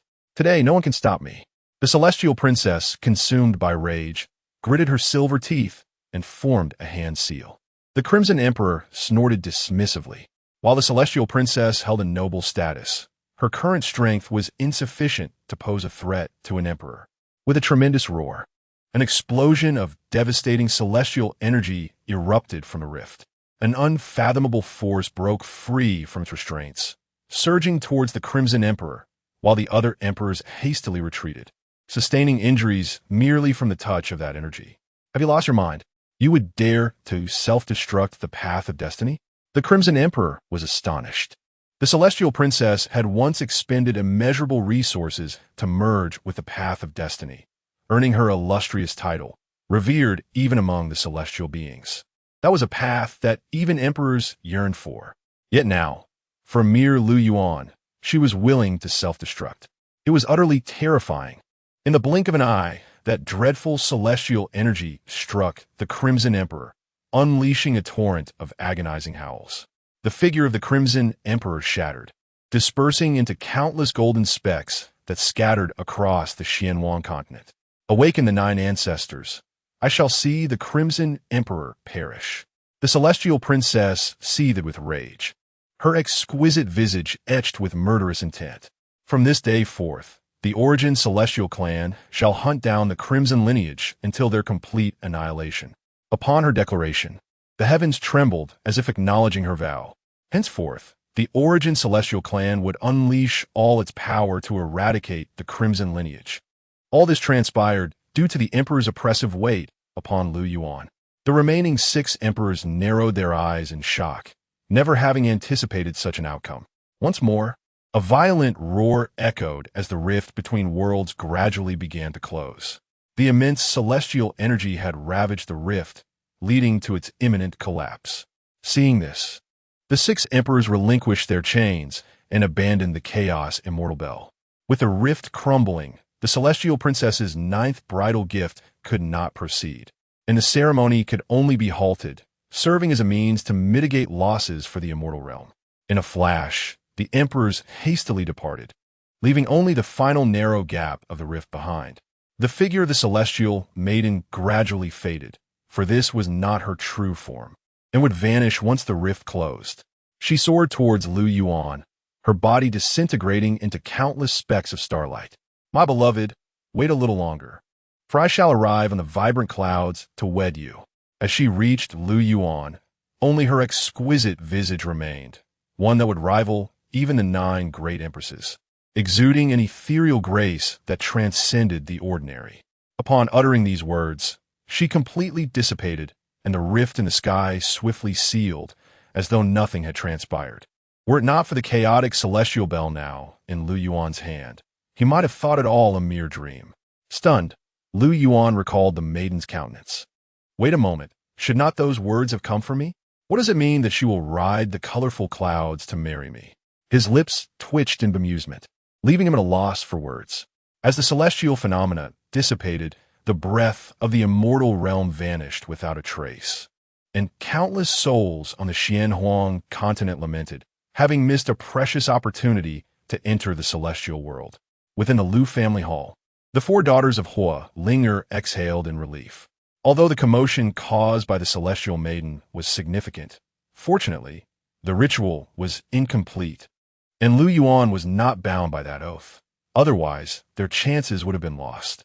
Who would not wish to capture the heart of the celestial emperor before he matured? Thankfully, the maiden's audacious attempt had not succeeded. Jiang Li sighed in relief, grateful that she had secured a personal imperial decree, while the maiden's lavish gifts ultimately came to naught. What is there to be thankful for? Huang Jiugao retorted. Every item she presented was a treasure of the heavens and earth. Now the entire continent knows these treasures are in my husband's possession. Hua Ling'er furrowed her brows, and Tushan Mingyue wore a solemn expression. The 4 women fell silent, feeling the gravity of the situation. Someone scratched their head in confusion. What is wrong with everything being in Lu Yuan's hands? The Lu family members rolled their eyes in exasperation. Treasures of the heavens and earth inevitably attract chaos and bloodshed. And with Lu Yuan possessing such wealth, he would soon find himself at the center of a storm, with all events revolving around him. As everyone pondered, an overwhelming imperial presence enveloped the realm, prompting many guests to look up in surprise. Could it be that the path to the celestial realm remained open, and a great emperor had just ascended? Before speculation could take root, A booming laughter echoed through the air. Indeed, my esteemed son-in-law of the Golden Ancient Clan. Upon hearing this, Jiang Zhantian and the Zhuke Divine Emperor's expressions shifted, while the ancestor of the Qingqiu Tu Shan narrowed her eyes in alarm. The three braced themselves, their gazes fixed intently on the approaching figure. Chapter 43. The Arrival of the Golden Ancient Emperor. A new twist of fate. The sky was enveloped in a radiant golden light, a formidable aura of imperial might spreading in all directions. The brilliance was dazzling, accompanied by an overwhelming sense of pressure. Within the grand hall of the Lu family, the assembly was left in shock, some individuals even collapsing to the ground in weakness. This terrifying momentum shrouded the entire realm, the golden radiance illuminating the world, all bearing witness to the grandeur of the newcomer. Such an intense imperial pressure rendered even the likes of Jiang Zhantian and others with solemn expressions. Moments ago, Tianji had opened a channel between realms, summoning celestial energy to nourish the Xianhuang continent. The vast celestial might already formidable enough to instill awe, compounded by the presence of 7 emperors overseeing the world. Yet, those were mere phantoms, not the true forms of the emperors.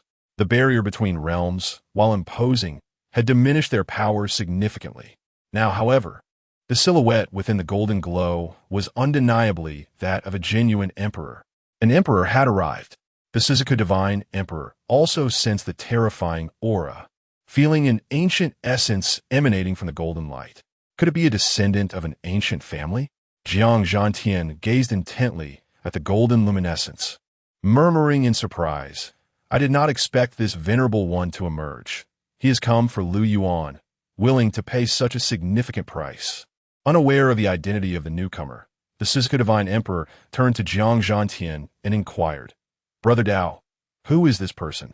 Among the ancient families, the legacies spanned thousands of years, steeped in profound depth, rendering the Qingqiu Divine Kingdom somewhat lacking in comparison to these esteemed families. Just as Jiang Zhantian was about to respond, he felt the Xianhuang Tower in his hand tremble incessantly. This was a warning sign from an impending imperial-level adversary, indicating that Jiang Zhantian's opponent possessed considerable strength. Meanwhile, Huang Zhugong hurried forward, her eyes alight with joy as she exclaimed, "Father!" The Qingqiu Divine Emperor's pupils constricted sharply, his gaze flickering with intensity. The surrounding guests were left in stunned silence, realizing that the formidable force behind Huang Zhugong had arrived. During the prior skirmish among the women, Huang Zhugong had slightly lagged behind. After Jiang Li's entrance, it had almost resulted in Lu Yuan's capture. Throughout this, Huang Zhugong had endured silently, feeling quite stifled. Now, at last, it was her turn for her background to exert its influence. While everyone had long been aware of Huang Zhugong's prestigious identity as the direct descendant of an ancient sovereign, none had anticipated that this ancient ruler was still alive. The existence of a living emperor struck fear into hearts. Moreover, he was now present here. It was previously unheard of that there were living emperors on the Xianhuang continent. But why not? Were there not ancient sovereigns residing in the zones of life restriction? Had they not self-inflicted wounds?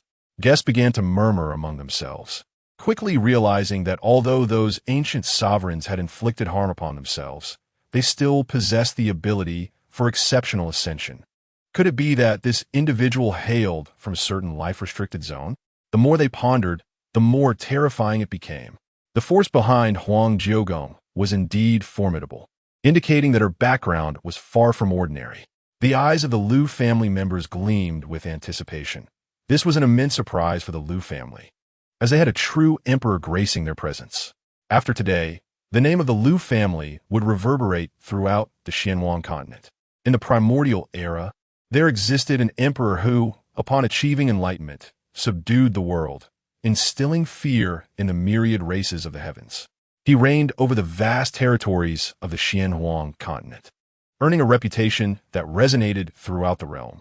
Observing the lingering doubts in the eyes of the vermilion bird divine emperor, Jiang Zhantian proceeded to elucidate the matter. Upon hearing his words, the vermilion bird divine emperor instantly recognized the identity of this figure. He was none other than the golden ancient emperor. Indeed, Jiang Zhantian continued. The Golden Ancient Emperor was invincible in his time, unwilling to succumb to death, and thus embarked on the path to immortality, yearning for another chance at life. Regrettably, the path to immortality is fraught with difficulties. Although the Golden Ancient Emperor failed in his pursuit, he nonetheless acquired a portion of celestial fortune, ultimately becoming the master of the Yuanshu ancient mine, a designated forbidden zone.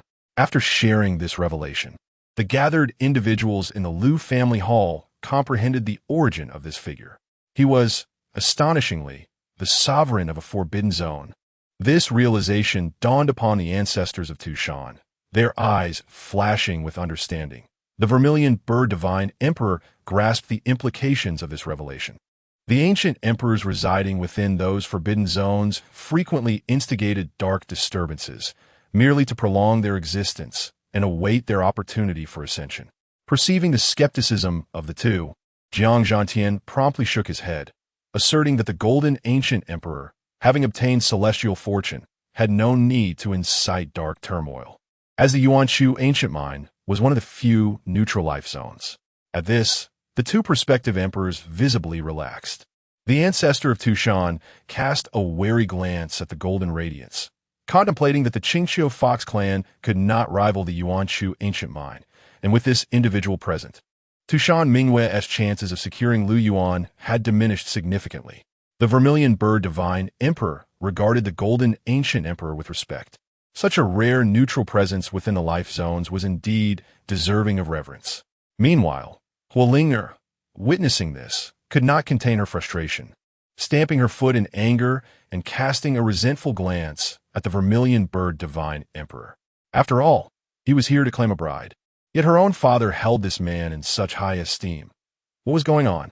The vermilion bird divine emperor awkwardly rubbed his nose, acknowledging that the emergence of the master of the Yuanshu ancient mine had indeed overshadowed their vermilion bird kingdom. The expressions of the other two women were far from pleasant. Tushan Mingwe furrowed her delicate brows, seemingly contemplating some strategy. Jiang Li, on the other hand, was quite incensed. Although the Jiang family was an ancient lineage, unafraid of the Yuanshu ancient mine, she had come well prepared, confident in her ability to seamlessly wed Lu Yuan. Yet, unforeseen interruptions had arisen, completely derailing her plans. Simultaneously, the imperial might began to retract. From within the golden radiance emerged a figure. He appeared to be of middle age, his pupils seemingly adorned with a rotating golden halo, exuding an extraordinary aura. Clad in a resplendent golden robe, the Golden Ancient Emperor sparkled in the eyes of the onlookers. He had tempered his imperial might. Otherwise, his mere presence could have subdued all present. Nevertheless, upon his arrival, numerous guests within the Lu family hall knelt in reverence, unable to withstand the majesty of the Golden Ancient Emperor. "Father, this is Lu Yuan," exclaimed Huang Jioga, her voice brimming with excitement as she stepped forward, pointing at Lu Yuan to introduce him. The Golden Ancient Emperor sighed, lamenting the inevitability of daughters growing up and leaving. Noticing that they did not even offer their respects upon seeing him, all attention was wholly directed towards Lu Yuan. The Ancient Emperor's gaze fell upon Lu Yuan, scrutinizing him from head to toe, awakening the innate Yang Dao, and further merging with the Destiny Stone. Lu Yuan now appeared quite extraordinary, a talent that even the Golden Ancient Emperor found satisfactory. Subsequently, he discreetly communicated with Huang Jioga. "Is the information relayed upon your emergence from a seal reliable? The revival of my father requires an immense consumption of celestial affinity, and each revival is limited in duration." Huang Jioga understood that summoning the Ancient Emperor came at a great cost. Her father had already failed in his pursuit of the celestial path. Without the support of celestial affinity, he would likely not endure. Now that his true form had descended, the expenditure of the Emperor's strength was monumental. With every passing second, celestial affinity was consumed. "I have discovered a place of fortuitous opportunity capable of allowing my father to achieve utmost transcendence without jeopardizing his foundation, thus replenishing his vital essence," Huang Jioga conveyed. To ensure the Golden Ancient Emperor regarded Lu Yuan with the utmost seriousness, she emphasized, "This place is connected to Lu Yuan. Who is the fated match I have found? I implore you to take charge, father." With these words, the golden ancient emperor could hardly be oblivious to his course of action. Huang Jioge had already revealed Lu Yuan's identity upon awakening him. He was destined to become the future celestial emperor. Although the golden ancient emperor had failed in his celestial pursuits, he remained unwilling to concede. Once Lu Yuan achieved the status of celestial emperor, the chances of success in the celestial path would undoubtedly increase with his son-in-law by his side. Excellent, excellent. This lad possesses the bearing of a celestial emperor. He shall indeed be my daughter's husband. I shall take charge of this fated union. The golden ancient emperor laughed heartily 3 times, thoroughly pleased with Lu Yuan. Upon hearing this, the guests present were left in utter astonishment. Just as a celestial maiden from the heavenly realm had departed, now an ancient emperor had descended in his true form. Lu Yuan himself felt somewhat speechless. Why was it that each elder seemed to come personally as if to apply extreme pressure? What was he to do now? On one side stood the sovereign of the divine kingdom. On the other, the ancient ancestor of Qingqiu, alongside the head of the primordial ancient clan. And now, an ancient emperor. The mere thought sent shivers down his spine, especially with a celestial maiden in the skies, watching intently. It seemed there was no right choice for Lu Yuan. With such formidable backing, Huang Jioge was naturally filled with confidence. She approached Lu Yuan, linking her arm with his, her eyes brimming with a haughty demeanor. With the ancient emperor present, who could contend with her? My husband is mine. Who supports me and who opposes me? Chapter 44. The Means of the Phoenix 9 Singer. The multitude celebrates upon hearing these words. The guests present could not help but twitch their lips. The 4 divine maidens in attendance, each with formidable backgrounds, became increasingly domineering with the support of their patrons. Their singular aim was to monopolize Lu Yuan. What extraordinary fortune had Lu Yuan encountered to become entangled with such illustrious figures? For an ordinary individual, even after a lifetime of diligent effort, forging a connection with any one of these powers remained an unattainable dream. However, as the guests gazed upon the imposing figure of the golden ancient emperor, they felt a profound sense of awe. This was their first encounter with such a being, a sovereign from the Forbidden Zone. With the ancient emperor himself seeking a bride from the Lu family, it was inevitable that they would soar to new heights, unmatched by any rival. The guests, their minds racing, had already devised plans to ingratiate themselves with the Lu family. Henceforth, it was imperative to marry their daughters into the Lu family. One individual's ascendance could elevate all. The Lu family's rise to prominence would ensure that even the slightest connection with them would yield boundless benefits. Yet, the Wang family and the disciples of the 3 sacred sect wore grim expressions. Qingyan, the sect leader of the 3 sacred sect, had knelt in despair, unable to withstand the overwhelming pressure emanating from the golden ancient emperor.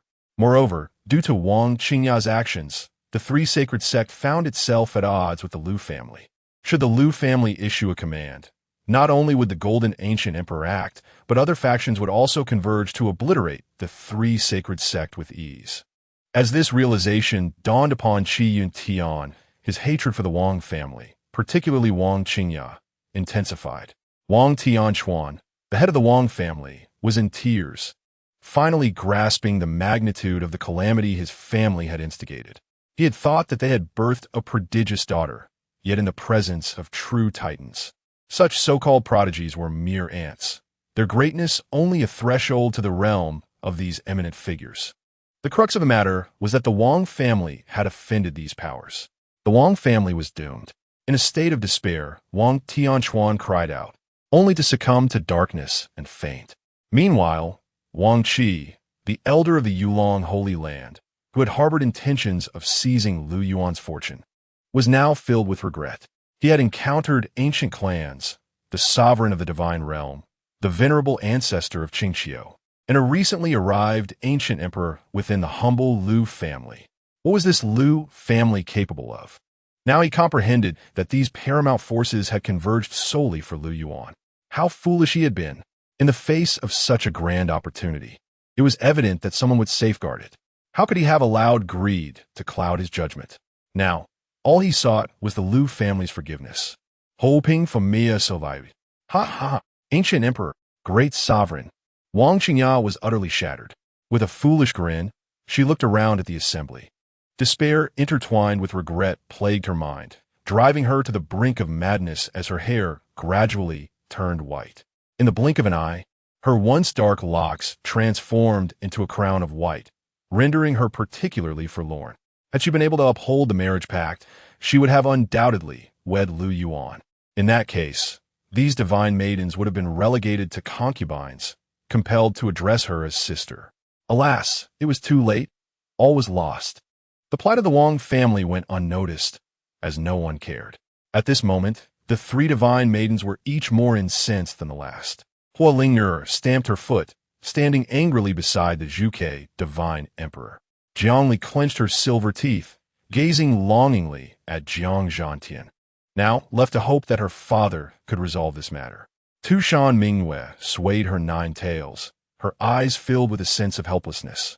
Yet she remained unwilling to concede. The presence of a resurrected ancient emperor was overwhelmingly intimidating. Even the forces behind them had to treat the situation with utmost caution. To relinquish Lu Yuan so easily was something they could not accept. Upon noticing the look in Jiang Li's eyes, Jiang Zhantian let out a resigned sigh and stepped forward. He bowed to the golden ancient emperor, who nodded slightly in acknowledgement. The ancient Jiang clan was not to be trifled with. Ancient emperor, my Jiang clan has already arranged a marriage between my daughter and Lu Yuan. Their betrothal has been established and cannot be altered, Jiang Zhantian said with a faint smile, knowing that the only leverage he could present was the decree of the emperor.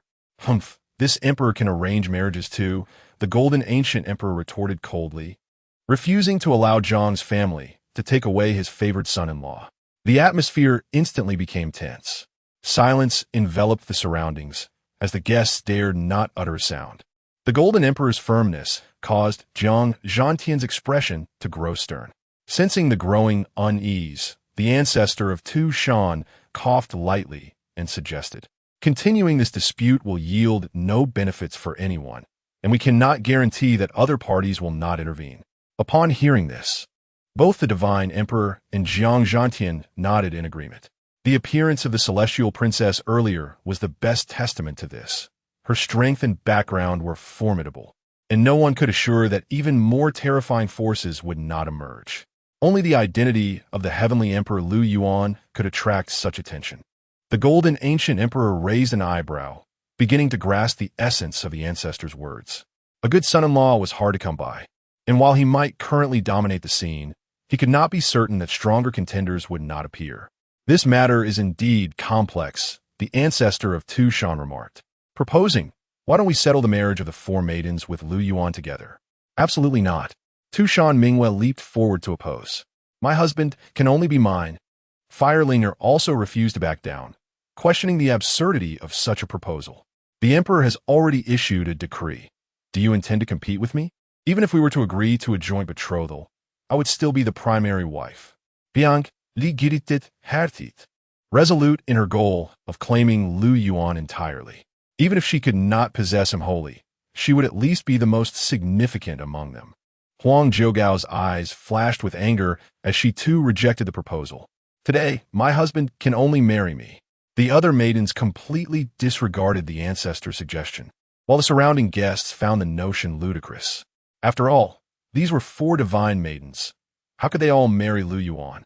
Yet, Jiang Zhantian and the Zhuge divine emperor began to contemplate seriously. This might indeed present a resolution. Regardless of who assumed the primary or secondary role, securing the marriage first would prevent future complications. The paramount objective now was to secure Lu Yuan. "Ancient Emperor, what are your thoughts?" Jiang Zhantian inquired, exchanging a knowing glance with the Zhuge divine emperor, both understanding each other's intentions. Though it seemed peculiar to have their daughters share a husband, they were clearly considering the long-term implications of their decisions. Lu Yuan symbolizes the celestial emperor and represents the opportunities of the future. He is, moreover, the very essence upon which the advancement of their various factions depends. The golden ancient emperor narrowed his eyes, and without the need for Huang Zhuge to voice a refusal, he swept his hand, instantly radiating the majesty of his imperial authority. At that moment, the grand hall of the Lu family reverberated with overwhelming pressure. Everyone gazed in astonishment, only to hear the ancient emperor laugh heartily and declare, "Lu Yuan shall undoubtedly become my golden lineage's son-in-law. I reject your proposal. If Lu Yuan is to wed, he shall marry my daughter." Upon hearing this, the expressions of the others darkened, clearly indicating there was no room for negotiation. The golden ancient emperor unleashed his supreme imperial might, which spread across the heavens, his resonant voice seemingly echoing throughout the entire Xianhuang continent. At that instant, a voice resonated through the cosmos, as if to respond to the golden ancient emperor. "We, the Stone Clan, rejoice for the heavenly maiden." Chapter 45. The multitude celebrates.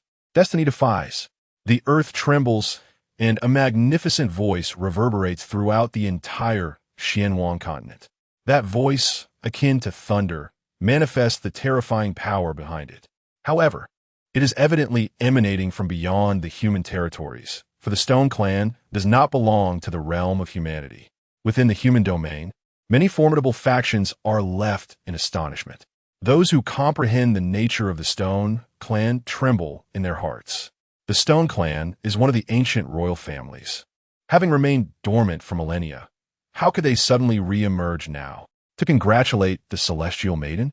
Who is this Celestial Maiden, acknowledged by the Stone Clan? What is the purpose of this so-called celebration?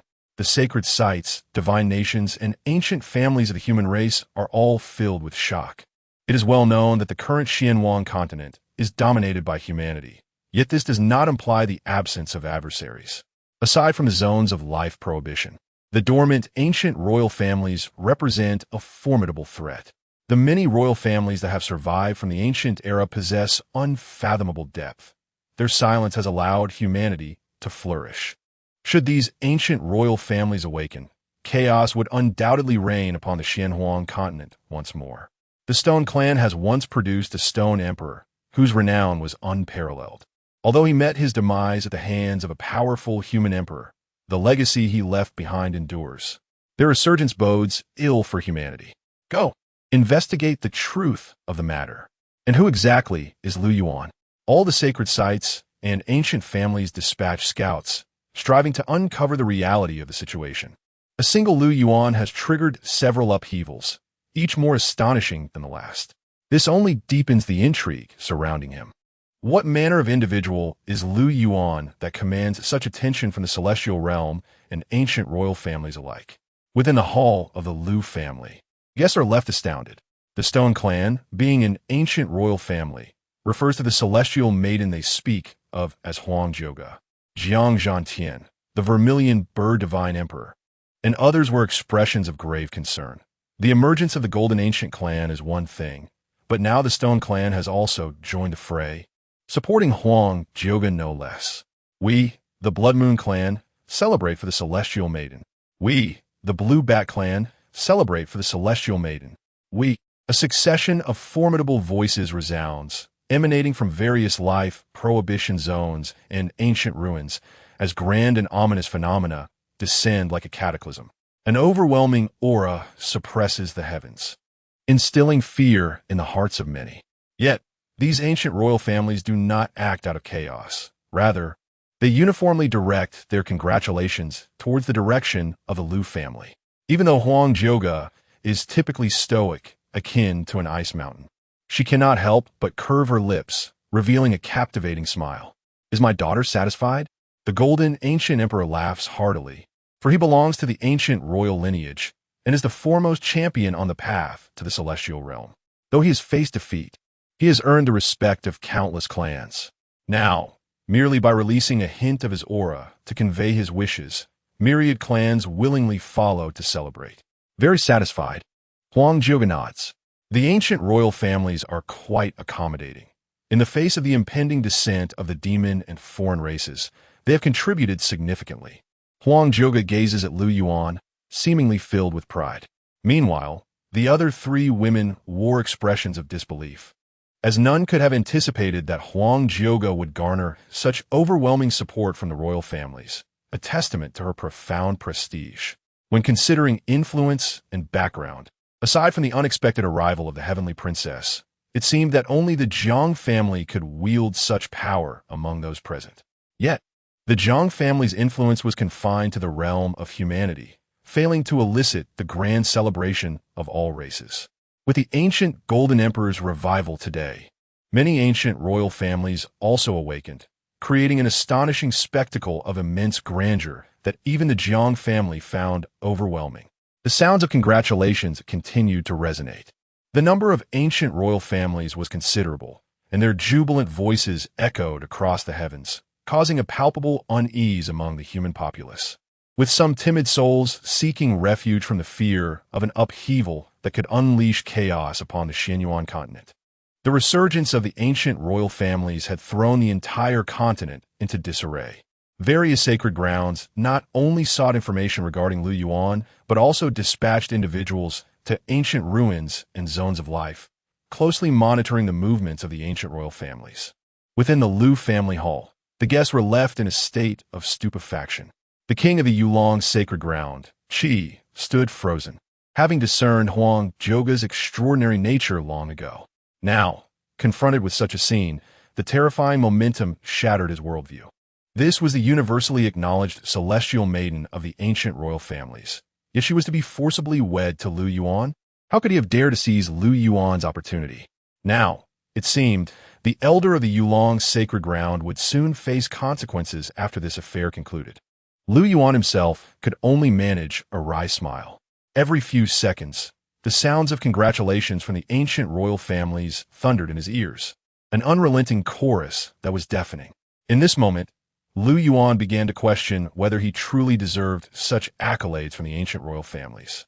Huang Zhouge, entwining her arm with his, gazed at him with eyes brimming with affection.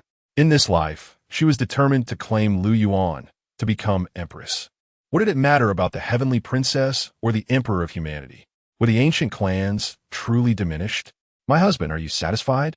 Huang Zhouge softly inquired, her gaze laden with emotion, causing even the golden ancient emperor to pause, for his daughter had never displayed such tenderness towards him. Fortunately, Lu Yuan was no ordinary youth. His talents were remarkable, promising a bright future as a worthy son-in-law. Lu Yuan chuckled awkwardly, nodding in affirmation. How could he be unsatisfied? He could feel the piercing gaze of the golden ancient emperor upon him. To utter a word of dissent would surely invite a stern reprimand from his formidable father-in-law. What extraordinary fortune had he stumbled upon? A novice, somehow ascending to the pinnacle of life in one fell swoop. What beginner's gift could possibly bestow upon him a father-in-law of imperial stature, not to mention the enchanting wife who clung to him, insisting on showering him with affection, making it impossible to refuse? Though Lu Yuan was an otherworldly traveler, did he truly merit such blessings? Nevertheless, he had resolved that whether deserving or not was secondary. The experience was simply too delightful to pass up. At this moment, the members of the Lu family were filled with exhilaration. Su Rong and Lu Shan beamed with joy, while the elder of the Lu family bellowed with laughter. Throughout history, only the revered royal families of the ancient era had enjoyed such universal accolades. Little did they expect that today, the Lu family would be graced with such honor. The guests were flushed with excitement, their hearts fervently shouting that, at any cost, they must win the favor of the Lu family. This was their opportunity for ascendance. The myriad clans rejoiced, but would this celebration truly come to an end? Huolinger inquired curiously. The sound had ceased, and the ancient clans seemed to fall into silence once more. Yet the golden ancient emperor wore a subtle smile. This is merely the beginning. Not everyone is worthy of the myriad clans' congratulations, and the unified celebration of all clans is far from simple. Do the human race not possess the decree of the emperor? Today, allow you to witness the grand spectacle of the myriad clans as envisioned by my ancient royal lineage. Upon concluding his words, the golden ancient emperor was the first to unleash a resounding force towards the heavens. The imperial might surged, rising to the firmament. From the stronghold of the myriad clans, brilliance erupted forth, and a magnificent scene gradually unfolded in the celestial expanse. Chapter 46. The Supreme Emperor of the World. The heartless immortal sovereign, the might of myriad clans converged in the heavens, weaving a magnificent and awe-inspiring spectacle. An inexhaustible flow of fate surged forth, centering around the imperial majesty, as the fortunes of countless races encircled it, forming a resplendent treasure map. The images of the myriad clans were intricately etched within, resembling a multitude of golden figures bowing in unison. The ancient golden emperor extended his hand and drew forth a wisp of Huang Jioga's essence, projecting it into the map, while also capturing Lu Yuan's aura, which was similarly sent into that exquisite treasure map. The myriad clans concentrated their fortunes, channeling them into the map, which in turn infused Huang Jioga and Lu Yuan with this energy. Huang Jioga, being the direct daughter of the ancient golden emperor, was a child of destiny, inherently graced with fortune. However, Lu Yuan had once been an ordinary person, where he would not have faced a broken engagement. Now, with the blessings of the myriad clan's fortunes, his likeness emerged within the map. As the fortunes flowed into his being, Lu Yuan, situated in the grand hall below, sensed an extraordinary shift. It was as though a warm, gentle energy coursed through him, facilitating a newfound communion with the laws of heaven and earth. In that moment, he became the son of fortune. All the principles and resonances of the universe gravitated towards him. Coupled with the awakening of his innate supreme Yang Dao fetus and the melding of the celestial fate stone, he had gained the acknowledgement of the heavenly order, now bearing boundless opportunities. My beloved, the blessings from my myriad clans are not inferior to those bestowed by the Emperor of humanity. You need only to relax and allow the fortunes to permeate your being. Huang Jioga spoke softly. Were it not for the presence of the ancient golden emperor, she would have even considered bestowing upon Lu Yuan her share of fortune. Lu Yuan nodded, surrendering to the moment, swiftly absorbing this influx of energy. At that instant, his body began to levitate, gravitating towards the resplendent treasure map. Huang Jioga followed suit, the perfect couple receiving the blessings of the myriad clans, an unprecedented occurrence throughout history. Jiangli scoffed, perceiving Huang Jioga's subtle jab at her. The imperial edict had already established the betrothal between Jiang Li and Lu Yuan. Yet Huang Jioga had deftly countered this with her maneuver. The myriad clans were not subject to the emperor's dominion and were under no obligation to heed his command. With the fortune of the myriad clans backing him, Lu Yuan was equally free from the emperor's directives, rendering the imperial decree somewhat hollow, at the very least. It would not affect Lu Yuan.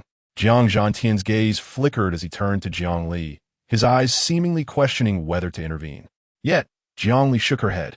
Though reluctant, she acknowledged that the fortune from the myriad clans was a treasure for Lu Yuan, and possessing such blessings would greatly benefit his cultivation.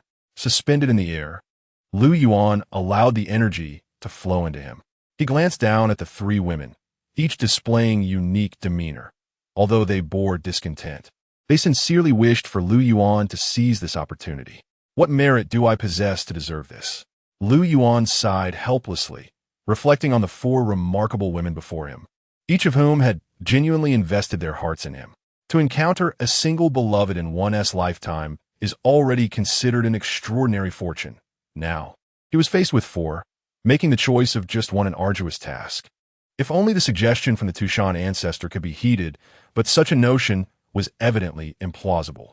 Sighing once more, Lu Yuan resolved to take each step as it came, believing that when he could one day command the ages, the events of today would no longer pose a dilemma. At present, his constitution was extraordinary, his comprehension unparalleled, and coupled with his fortuitous endowments, his path was indeed remarkable. I fear that no other prodigy on the Qingyan continent can compare to him. Should he be fortunate enough to join a powerful sect for formal cultivation, his future would undoubtedly be smooth sailing. Despite possessing the reincarnation immortal scripture, Lu Yuan understands that he requires guidance. Being a new initiate, he cannot afford to practice the path haphazardly. Within the hall of the heavenly emperor, numerous factions fixate on the reincarnation mirror. Witnessing the four women reveal their hidden cards, a wave of sentiment washes over them. The heavenly emperor's starting point in this life is exceedingly high. with an early awakening of his constitution and such fortuitous circumstances. Let us not forget the several imperial artifacts at his disposal, not to mention the reincarnation immortal scripture. The crowd buzzes with discussion, their eyes gleaming with anticipation. The current heavenly emperor, with such a lofty beginning, might traverse the path of invincibility at an accelerated pace, perhaps even growing stronger. His potential is beyond the comprehension of those present. Only a heavenly emperor of this caliber can thoroughly eradicate the calamity posed by the demonic races. Among the 9 empresses, the radiant Huang Jiuge wears a beaming smile, her previously stern demeanor transformed.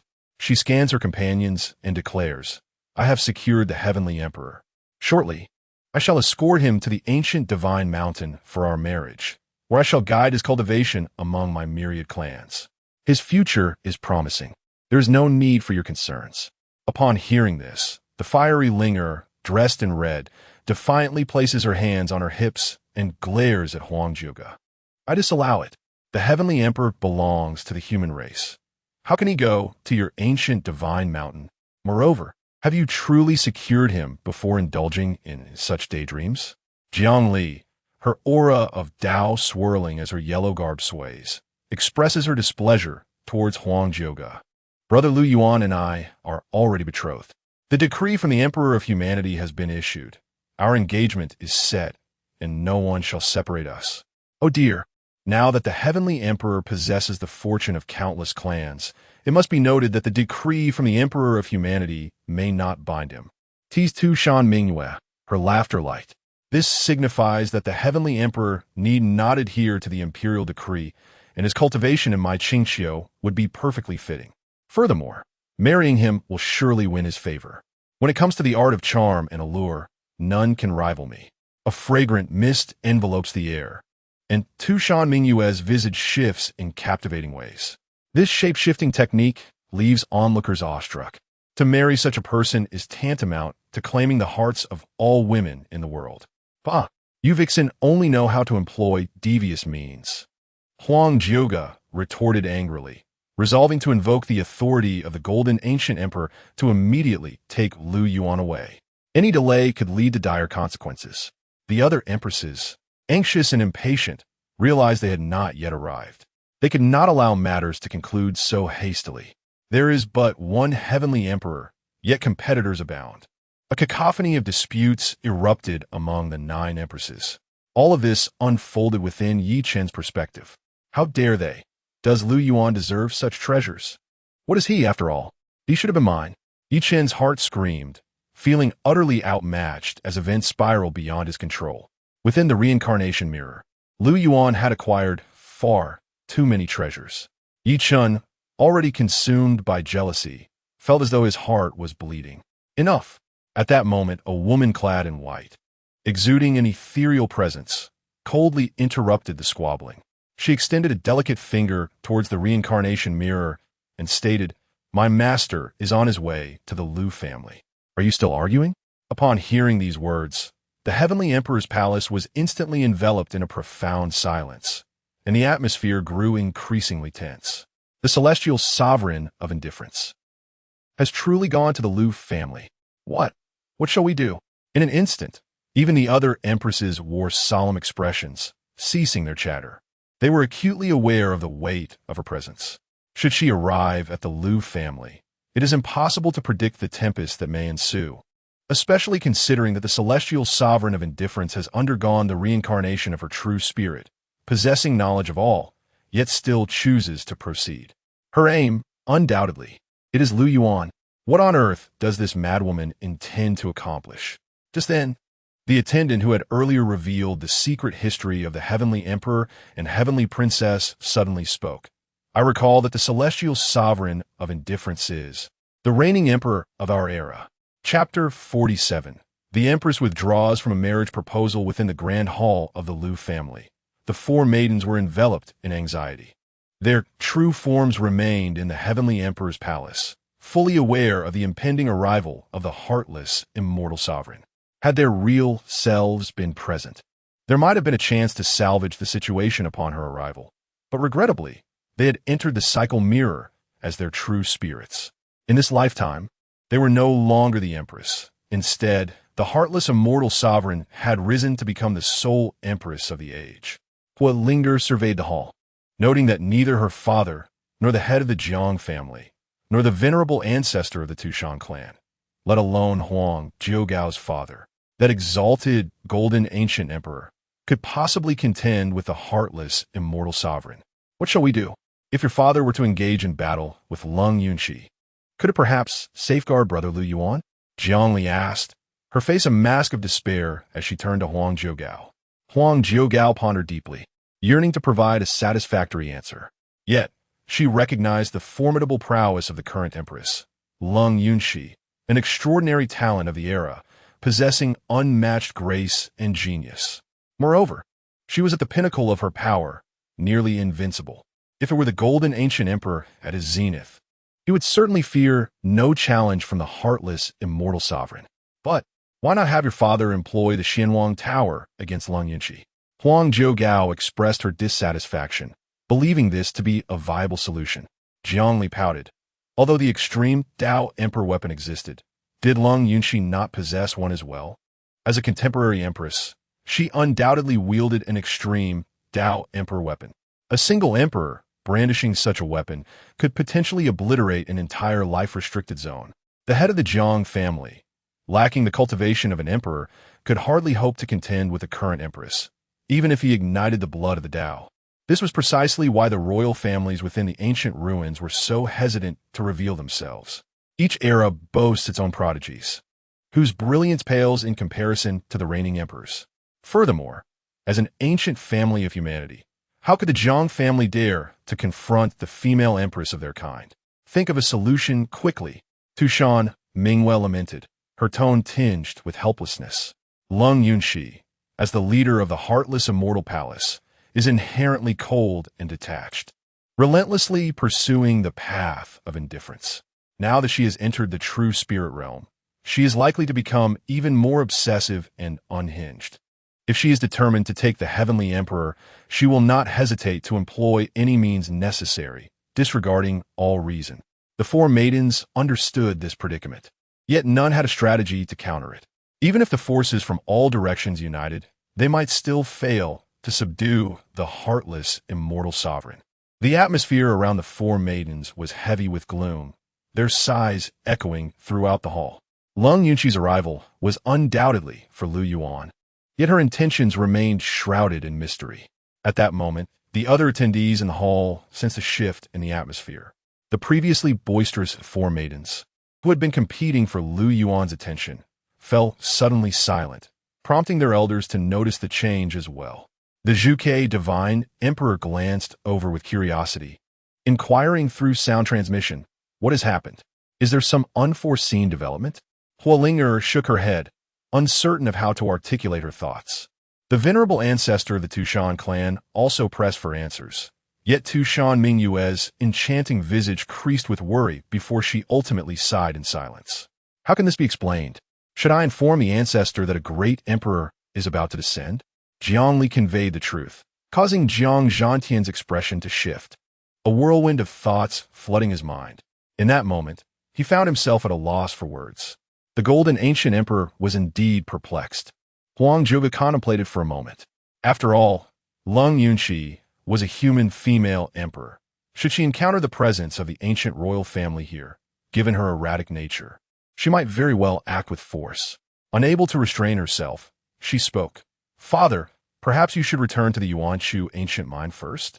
To her surprise, the golden ancient emperor erupted into laughter, his aura soaring to the heavens. "What? Are you already sending your father away? Is someone else coming? Rest assured, Zhoga, as long as this emperor is here, no one shall seize my son-in-law today, even if the current sovereign were to arrive. In just a few words, this ancient ruler's imposing presence was evident, but before he could finish his statement, a terrifying aura descended. An overwhelming imperial might instantly enveloped the vast expanse. Countless individuals looked up in unison, feeling the transcendent resonance of the Dao. The vermilion Divine Emperor and Jiang Zhantian exchanged astonished glances from this imperial might. They already discerned who had arrived. The ancestor of the Tushan clan swallowed hard, struggling against the impulse to flee, feeling a tinge of fear in the face of that imperial aura.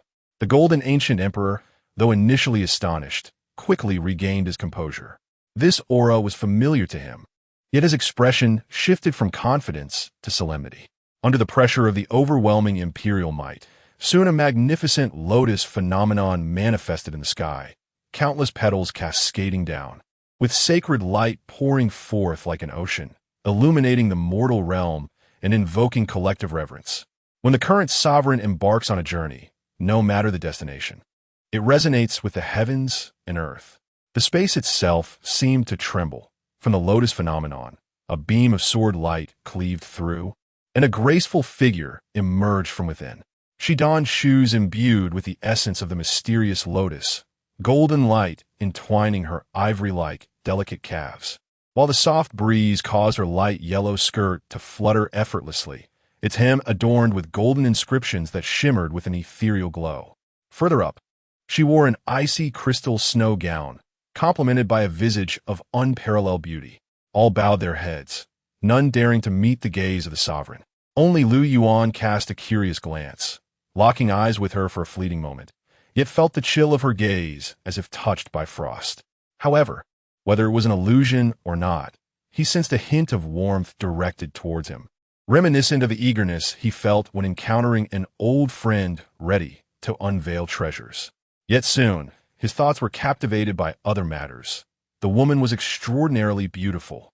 She possessed a divine radiance that surpassed even that of the four ladies, her ethereal grace and transcendent aura far beyond their current comparison. This was indeed the majestic demeanor bestowed upon her by her imperial status. Just a glance left Lu Yuan nearly entranced. "She is breathtaking," Lu Yuan murmured, but quickly snapped back to reality, the corners of his mouth twitching as he inwardly lamented. Could it be? The Empress is here to claim a husband too? Is there no justice in the world? The Empress's soft embrace. Can I truly partake in such a feast? Before Lu Yuan could further bemoan his fate, Jiang Zhantian, the vermilion bird divine emperor, and others had already begun to approach in reverence. The ancient Jiang family's Jiang Zhantian, the sovereign of the vermilion bird divine nation. The Lu family, the blazing light sect. We pay homage to the Empress. The atmosphere was grand and majestic, with all the guests kneeling in reverence, including both Jiang Zhantian and the divine Emperor Zhuke, who bowed respectfully.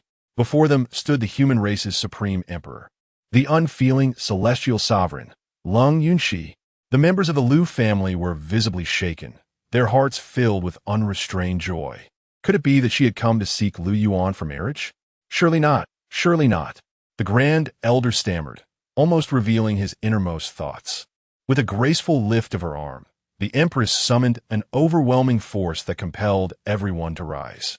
Subsequently, Lu Yuan descended step by step from the ethereal lotus manifestation, countless divine paths willingly serving as her stepping stones beneath her pristine lotus feet. The expressions of the four maidens were complex, leaving them at a loss as to how to react. As Lu Yuan approached Lu Yuan, her intentions were unmistakably clear. Meanwhile, the guests were left in astonishment. Although the great hall was enveloped in silence, it felt as if a tempest of shouts echoed within. Everyone was questioning the reality of the moment. Could she truly have come to seek Lu Yuan for marriage? Yet, Lu Yuan sensed something amiss. Within Lu Yuan's gaze, there was no profound affection, only a fervent admiration akin to that reserved for a treasured possession. When the Empress finally stood before him, her penetrating gaze seemed to see through Lu Yuan's very essence. After a prolonged silence, Lu Yuan's lips parted, her words resonating with authority. "I wish to accept you as my disciple." Chapter 48, The Recruitment of Disciples. Who dares to intervene? The authority of the emperor brooked no dissent. This was not a matter for negotiation, but rather a command, as if the very heavens were pressuring Lu Yuan, leaving him no room to utter even a single refusal. This exemplified the majesty of the contemporary emperor, merely recruiting disciples. One might have thought, I was mistaken. It is not as exaggerated as I initially believed. How could the reigning empress truly come to seize a marriage? The numerous guests collectively exhaled in relief. Even Jiang Zhantian and the divine emperor, Zhuge, appeared to relax. The members of the Lu family remained pleasantly surprised. Yet the Grand Elder seemed somewhat reluctant, murmuring to himself, how wonderful it would be if she were to seize a marriage. Lu Shan felt a chill run down his spine. The Grand Elder truly reveled in the chaos. However, soon the hall of the Lu family was once again enveloped in astonishment. Although it was not a marriage seizure, the direct arrival of the contemporary emperor solely for the purpose of recruiting disciples was sufficiently shocking. In this era, Long Yunshi was undoubtedly the strongest individual. Even if remnants of ancient emperors lingered among the archaic royal clans, or if the various ancient families possessed supreme imperial weapons, or if the great holy lands held deep-rooted legacies, none could rival the pinnacle of the contemporary emperor, such a figure personally descending to recruit disciples. The Lu family would attain renown throughout the Xianwang continent. Lu Yuan, his future was indeed boundless. Wang Qingya gazed blankly at the stunning empress. Faced with such a personage, she felt no trace of jealousy. Her pride stemmed from having entered the Sanshang sect as a named disciple of the sect leader. Yet now, in comparison to Lu Yuan, she felt utterly insignificant. Father, Wang Qingya glanced at Wang Tianchuan, who had now fainted, unable to bear the overwhelming blow. The members of the Wang family looked upon her with eyes filled with hatred and complete despair. Perhaps only her death could ensure the survival of the Wang family. Confronted by the empress, the four women exchanged glances. What are your thoughts? Tushan Mingyue inquired telepathically. Huolinger shook her head, quickly responding, if it were the former Lung Yunshi seeking disciples, I could accept it as Lu Yuan and she once shared a good relationship. However, the person she has become is no longer who she once was. Huang Jiuge shook her head, stating, the current heartless immortal sovereign is no longer the somewhat humane figure she once was. The heartless immortal palace cultivates the heartless path, which has inherently influenced Lung Yunshi. Later, with Lu Yuan by her side, she gradually distanced herself from the heartless path's influence. During that time, she retained some semblance of humanity. But ever since Lung Yunshi defied fate and almost failed to live a second life, she became fixated, reclaiming the heartless path and extinguishing her humanity. Everything she does is for the sake of the great path. Even Lu Yuan, now an emperor, hardly dared to visit this master at the heartless immortal palace. The specific reasons remain unclear to the 9 empresses, but it is rumored that Lung Yunshi, in her pursuit of furthering her path, even harbored the audacious desire to seize Lu Yuan's supreme Yang origin. The supreme Yang origin is the most crucial element of the innate supreme Yang Dao. Once seized, no one knows what might transpire. Moreover, this essence is fundamental to Lu Yuan. Even the empress would likely struggle to claim it, would she not? However, the celestial emperor was struck with fear and from that moment onward dared not set foot in the hall of unrequited love again. Whenever he mentioned Lung Yunshi in the hall, a shiver of trepidation would course through him. This only piqued the curiosity of many. How could the celestial emperor's supreme Yang essence be seized? It seemed that the Xianhuang continent had yet to develop such means. Whether the Lord of Unrequited Love succeeded in her endeavor remained shrouded in mystery. It was imperative to prevent this woman from taking disciples. The celestial emperor could not venture into the hall of unrequited love. Tushan Mingyue, though concise, furrowed her brow, unsure of how to proceed. The empress before her was not the same Lung Yunshi of old. She had merged with the true spirit and possessed all memories, signifying her intention to covet Lu Yuan's supreme Yang essence, and she would stop at nothing to achieve her aims. The reigning emperors were already formidable, and with her fusion with the true spirit, she held the accumulated wisdom of ages, coupled with a profound understanding of the Tao. With her imperial strength, she could effortlessly apply the insights she once gleaned. By this reckoning, even if 10 ancient royal clan experts were to join forces, they would likely find themselves unable to triumph over this fearsome contemporary empress.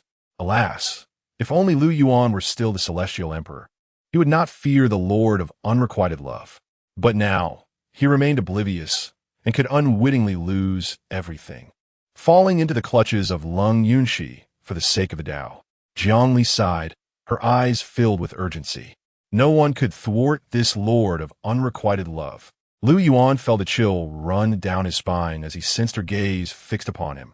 He could not comprehend why this empress scrutinized him so intently. This was no mere teacher's gaze towards a disciple. It was as though she regarded him as a coveted treasure, willing to go to any lengths to possess it.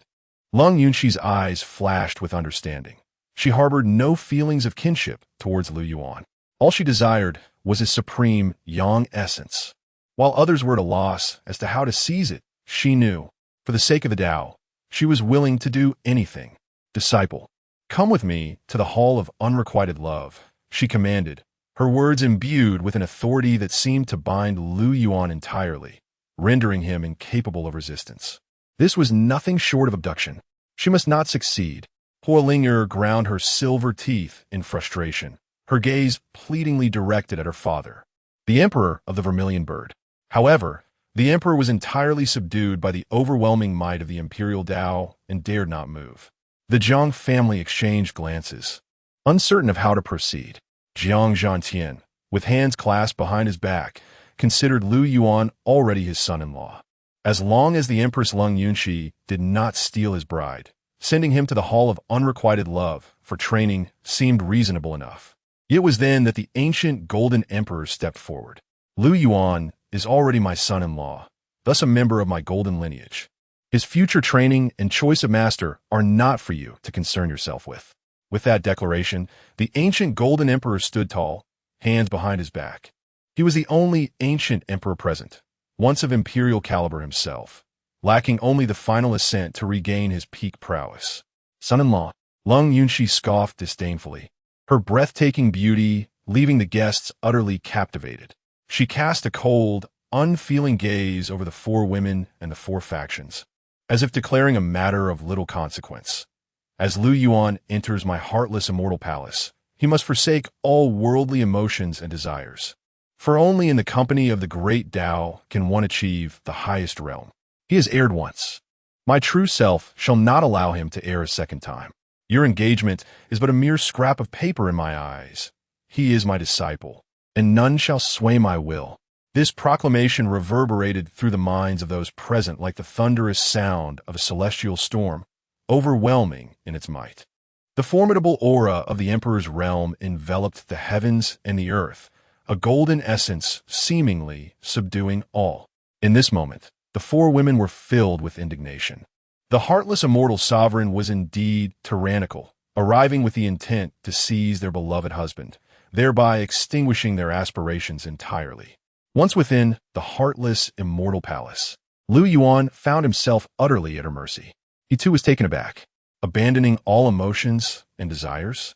After finally enjoying a life of comfort, he could not allow this to slip away. Lu Yuan's lips twitched in disbelief. Moreover, he had an unsettling feeling that this empress harbored ill intentions toward him. Indeed, even after traversing realms, a young man must safeguard himself. Just 2 more chapters to conclude this arc. The marriage annulment saga is finally reaching its end. The mind shall take a reprieve for now, as the next adventure awaiting my fellow cultivators is the dungeon arc. Chapter 49, The Battle of the Two Emperors. Forceful suppression, the four women wore expressions of deep concern, their hearts filled with reluctance. They had invested their true spirits into the reincarnation mirror solely to eliminate the obstacles posed by the other empresses, aiming to monopolize Lu Yuan. However, with the arrival of Lu Yuan, whose overwhelming presence was impossible to disregard, their plans faced an unforeseen disruption. Once Lu Yuan entered the heartless immortal palace, none would be able to take him away. Lu Yuan possessed all memories, and her current actions were driven solely by the pursuit of the great Dao. She would not relent until her objectives were achieved, even if it meant sacrificing everything. Her ambition lay in Lu Yuan's ultimate yang essence. How ruthless you are, intending to sweep us all aside? Huang Jioga said, her beautiful eyes filled with gravity as she expressed her unwillingness. Yet, Lu Yuan paid her no mind. If you dare to act recklessly, I shall strike at the heartless immortal palace. Huolinger, with her fiery temperament, made a statement that left the gathered guests astonished. After all, she was a contemporary empress. To enter her territory and speak so boldly was audacious indeed. Lu Yuan cast a cold glance at Hualing, saying nothing further as the temperature around them gradually dropped. Lu Yuan, you may be the empress of this era, but do not forget that we are not afraid of you outside the reincarnation mirror. Tu Shan Mingwei, her 9 tails swaying, remarked with a glimmer in her eyes. Jiang Li, who had already invoked the decree of the human emperor, felt bitterly discontent. She was on the verge of marrying Lu Yuan, yet Lu Yuan had intervened. If pushed to her limits, she would undoubtedly unite with the other empresses to assault the heartless immortal palace. Inside the Lu family hall, the atmosphere was particularly oppressive. The guests dared not breathe, cautiously observing the unfolding situation. How was it that these divine maidens showed no fear in the presence of the contemporary empress? Moreover, they dared to call her by name. From their tone, it seemed they possessed a means to counterbalance the empress, a notion too outrageous to comprehend. In stark contrast, the expressions of the Zhuge divine emperor and Jiang Zhantian were solemn. Should a battle ensue, Lu Yuan undoubtedly had the strength to suppress them. Even employing the ultimate imperial weapon would yield no results. However, since Lu Yuan was merely taking Lu Yuan as her disciple and not seizing a bride, Jiang Zhantian and the others were reluctant to escalate matters. The heartless immortal sovereign seems somewhat different, Jiang Zhantian mused, a hint of confusion on his face. In his memory, Lu Yuan, though practicing the heartless Dao, had never been as cold and detached as she now appeared. What I intend to do is something no one can obstruct, Lu Yuan declared, ignoring the women. She extended her hand, a ray of light descending upon Lu Yuan, enveloping him in her imperial aura. Lu Yuan had already ascended into the air, preparing to depart with Lu Yuan.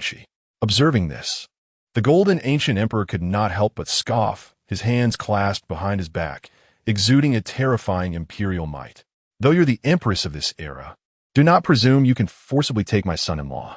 Others may fear you, but I do not. If you wish to take someone away, you must first reckon with my sword. As his words fell, the atmosphere surged with battle intent. A beam of golden divine light soared into the sky, illuminating the heavens. Countless sword shadows flickered in the air, the terrifying power of the ultimate imperial weapon unfolding in an instant. This was the golden ancient emperor's ultimate imperial weapon, the golden sword.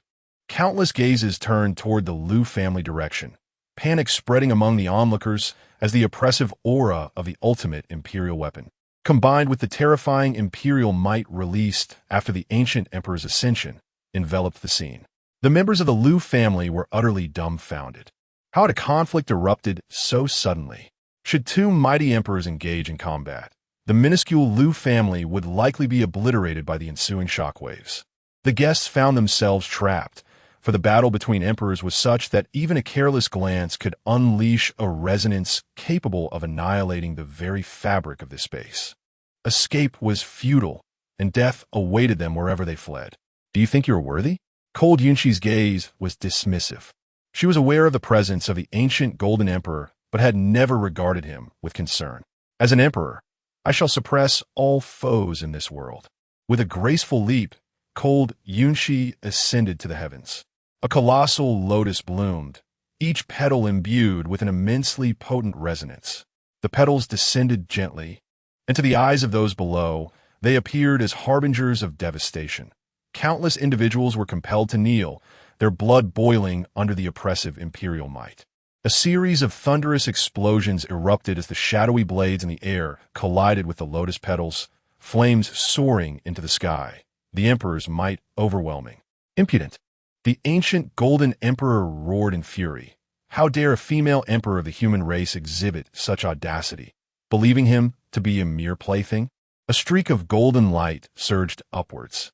The ancient emperor had soared into the sky, cleaving open a rift amidst the myriad sword shadows, and forged a path through the lotus petals. Stepping into the rift, the overwhelming golden radiance caused even the illusory lotus to tremble. A terrifying force swept forth, crashing like relentless waves. Cold Yunshi raised her gaze and then charged into the void. The battle of emperors erupted instantaneously. Had the ancient emperor not opened the battlefield in the void, the Lu family would have been reduced to ashes. The resounding echoes reverberated through the rift. As the ancient emperor wielded his imperial weapon, unleashing sword shadows, while the female emperor's arms intertwined, sending lotus petals swirling. With each clash, waves of terrifying sound rippled through the air. Merely the breath escaping the rift was enough to annihilate distant mountains. The aftermath scattered, mountains crumbled, and rivers were severed.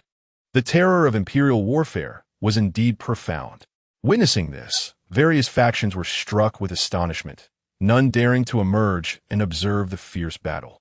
Even the residual waves could spell their doom. In the area where the Lu family resided, Jiang Zhantian and the divine emperor of the vermilion bird intervened to shield them from the overwhelming force. The guests were left speechless, their tongues tied in astonishment. Lu Yuan's lips twitched, his expression one of utter shock. Had he, a newcomer, truly warranted a battle between two powerful beings at the emperor level? Was this truly what imperial warfare entailed? It was far too terrifying. Lu Yuan's mouth gaped open in disbelief. He questioned whether he had mistakenly picked up the wrong script. What began as a mere engagement dispute had devolved into an all-out conflict, and now, not just one, but several were vying to support him. Once more, cold Yunxi's voice pierced through the void, repelling the ancient golden emperor with each strike. At this moment, the ancient emperors of the ancient royal clan, who resided in the life-restricted zones, were also observing this battle. It was precisely because cold Yunxi had subdued the ancient royal clan that there was stability today. The stakes of this battle were immensely high. Again, the ancient golden emperor bellowed, his voice shaking the heavens. Countless golden rays cascaded down, and Jiang Zhantian's eyes darkened as he exclaimed in astonishment, "That is imperial blood." The guests of the Lu family were taken aback, their faces pale with shock. The imperial blood spilled forth. Could it be that one faction was destined to fall this day? Lu Yuan, upon hearing this, found it hard to believe that matters had escalated to such a degree. Suddenly, a tremendous roar echoed, and a brilliant golden radiance surged from the void, racing towards the direction of a Yuan Chu ancient mine. The various factions trembled in their hearts.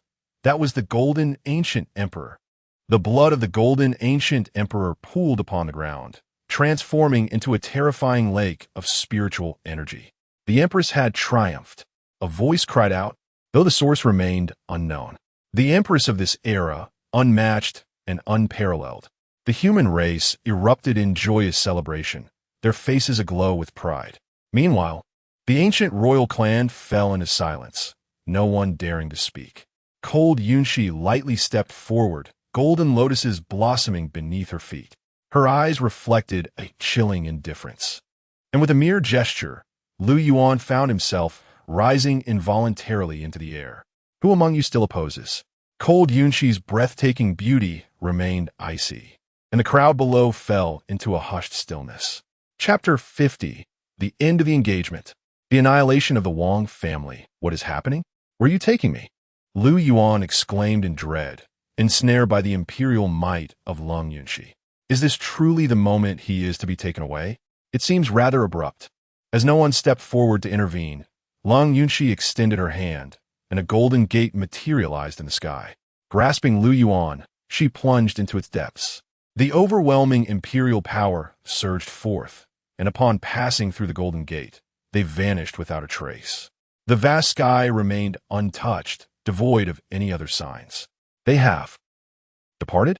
The members of the Lu family stood in a state of shock, unable to bid farewell to Lu Yuan. Lu Yuan, brother. Jiang Li's eyes brimmed with tears, powerless to prevent Lung Yunxi's actions. Although Lu Shan and Su Rong felt a twinge of reluctance. They understood that their son was following the reigning empress to cultivate, and their faces glowed with pride. Their son had achieved greatness. Your father has been defeated, leading to the capture of my husband. Hua Linger glared at Huang Jiugao, her anger palpable. This imperial battle concluded too swiftly. The golden ancient emperor in his prime was no match for Lung Yunxi. I must return to check on my father. Huang Jiugao's beautiful eyes were clouded with concern. Her father had forced his emergence, depleting too much of his celestial fortune, thus jeopardizing his essence. She gazed longingly in the direction Lu Yuan had departed, only to ultimately head towards the Yuanshu ancient mine. Following today's battle, the ancient ruins and the life-forbidden zone would return to a state of tranquility. At least during the Empress's reign, none would dare to incite chaos. Pour linger fumet, he était clenched in frustration.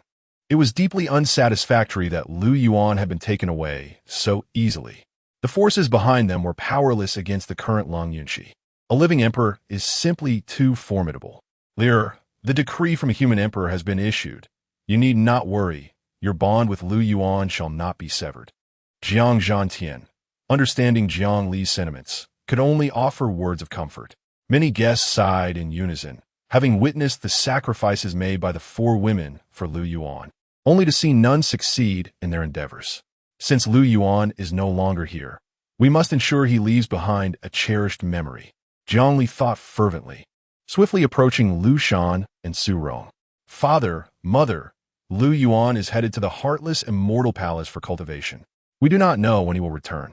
Lear wishes for Lu Yuan and also for you both. Please come with me to the Jiang family. Jiang Li implored, her words softening Su Rong's heart, who had long considered Jiang Li as a daughter-in-law. I must attend to matters of the Lu family and fear I cannot leave. Lu Shan replied solemnly. Mother Jiang Li gazed at Su Rong, shaking her hands imploringly, and this time, Su Rong found it impossible to refuse. Very well, I shall accompany you. Su Rong nodded eagerly, recognizing that her son was off to cultivate, and there was no harm in following her daughter-in-law back home. Witnessing this, Huolinger and Tu Shan Mingwei were momentarily taken aback. Jiang Li is indeed shrewd. Unable to secure Lu Yuan, she instead takes his mother with her. Surely, Lu Yuan will return to see his parents. This is an opportunity. Jiang Zhantian felt immense satisfaction in Jiang Li's actions, for she was truly his daughter. On the other hand, the Zhuge Divine Emperor appeared somewhat helpless. His daughter was carefree, her thoughts nowhere near as nuanced as Jiang Li's. This girl, Huolinger seethed with frustration, consistently outpaced by Jiang Li. Why had she not thought of this herself? Bright Moon, it is time for us to depart, spoke the venerable ancestor of Tushan with a hint of indifference. With the heavenly emperor taken away, it was indeed unwise to linger here any longer. Tushan Mingyue felt a surge of dissatisfaction, yet she acknowledged her powerlessness. Her enchanting gaze swept towards the Wang family. The members of the Wang family trembled in fear. It was over. Even several goddesses could not rival the current empress. Their grievances had nowhere to be expressed. Thus, they could only seek to vent their frustrations upon the Wang family. This woman I shall take with me, declared Tushan Mingyue, her delicate finger pointing at Wang Qingya. She dared to insult my husband, and I shall personally impart a lesson upon her. As her words echoed, a flash of azure light pierced Wang Qingya's body, transforming into a hook that ensnared her collarbone. Witnessing this, the Wang family members surprisingly breathed a sigh of relief. To lose only Wang Qingya was manageable. The family itself remained intact. However, they deemed the eradication of the Wang family to be necessary, a lingering threat. Stepping forward, the ancestor of Tushan expressed her own ire. Her temper already volatile, and now, without having secured Lu Yuan, she needed an outlet for her frustrations. No, please, you could take Wang Qingya, but she alone is responsible for all this misfortune. Killing her is sufficient, cried the Wang family in desperate anguish, but Tushan's ancestor paid no heed. The azure light flickered, and the members of the Wang family collapsed into a pool of blood. In the face of overwhelming power, cries for justice were futile. The guests trembled in fear. Yet Tushan's ancestor was not yet satisfied. Her dual-colored eyes fixed upon the elder Wang Qi of the Yulong sacred land, causing him to shudder involuntarily. This individual had recently attempted to seize Lu Yuan's fortune, and he too was deserving of punishment. The elder recalled that the Yulong sacred land was situated near Qingqiu, making it a perfect target for annihilation upon their return. As her words concluded, she struck her fox-headed scepter downwards. Your head shall suffice. The azure Dao essence surged forth. offering Wang Qi no opportunity for mercy as it cleaved through his neck. This scene made it clear to all present that, aside from the emperor, this figure was also a harbinger of death. The Jiang family's warships had already taken flight, with Jiang Li and Su Rong departing. Jiang Zhantian imparted a few words of advice to Lu Shan, leaving behind a treasured means of communication, along with 10 warships and several formidable members of the Jiang clan. They would remain to safeguard the Lu family, ever ready for summons. The guests turned their gaze upon Huoling. She was the last one remaining. You all have done what you wished. What can I possibly do? Huoling gritted her teeth in frustration. She too desired to leave a favorable impression on the Lu family. Her eyes swept across the crowd, ultimately resting on the two from the Three Saints sect. It was their turn now. Before Huoling could utter a word, the Vermilion Bird Divine Emperor unleashed a resounding proclamation. The dowry previously promised shall still be granted. Lu Yuan remains the prince consort of my Vermilion Bird Divine Nation. The declaration sent shockwaves through the assembly, despite Lu Yuan's absence. The Vermilion Bird Divine Nation was still prepared to offer a dowry, solidifying their commitment to him. Excitement danced across Lu Shan's face, realizing that their family would become the foundational clan of the Vermilion Bird Divine Nation. As for the Three Saints sect, the Divine Emperor's gaze turned icy as he instructed the national advisor beside him, annihilate them. No sooner had he spoken than countless powerful figures surged forth, racing towards the direction of the Three Saints sect. Qingyan and Qida were also struck down by a beam of white light. The entire assembly gasped in astonishment. This reckoning could not be evaded. The Sansheng sect had fallen to such a fate merely for having recruited Wang Qingya, and they could only blame themselves for aiding and abetting tyranny. Anyone who offended the Lu family must meet their demise. In stark contrast, Yang Yinfeng of the Liaguang sect wore a broad smile. The Divine Emperor discreetly transmitted a message, instructing the Liaguang sect to protect the Lu family day and night, and personally promised them countless spirit stones and numerous treasures. What fortune! Not only had they eliminated a rival, but they had also gained a wealth of riches. Yang Yinfeng's heart soared with joy. Most importantly, they had forged a connection with the Lu family. How could the Liaguang sect not prosper henceforth? The guests could not help but marvel. The Lu family must be experiencing unparalleled fortune. No, it should be said that even the ancestral graves of their 18th generation must be celebrating. Otherwise, how could they be treated in such a manner? And all of this was due to the emergence of Lu Yuan. From this day forth, the name of the Lu family shall resonate across the seas and echo through the heavens. In the Xianwang continent, there will be no one who is unaware of the Lu family. The 4 characters Lu family Lu Yuan will summon an endless storm. Chapter 51, Madness. The Celestial Emperor imprisoned in the underworld. Within the Celestial Emperor's palace, various factions were taken aback.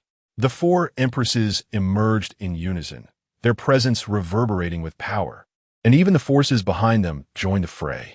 Despite this formidable display, they were unable to seize the Celestial Emperor, Lu Yuan.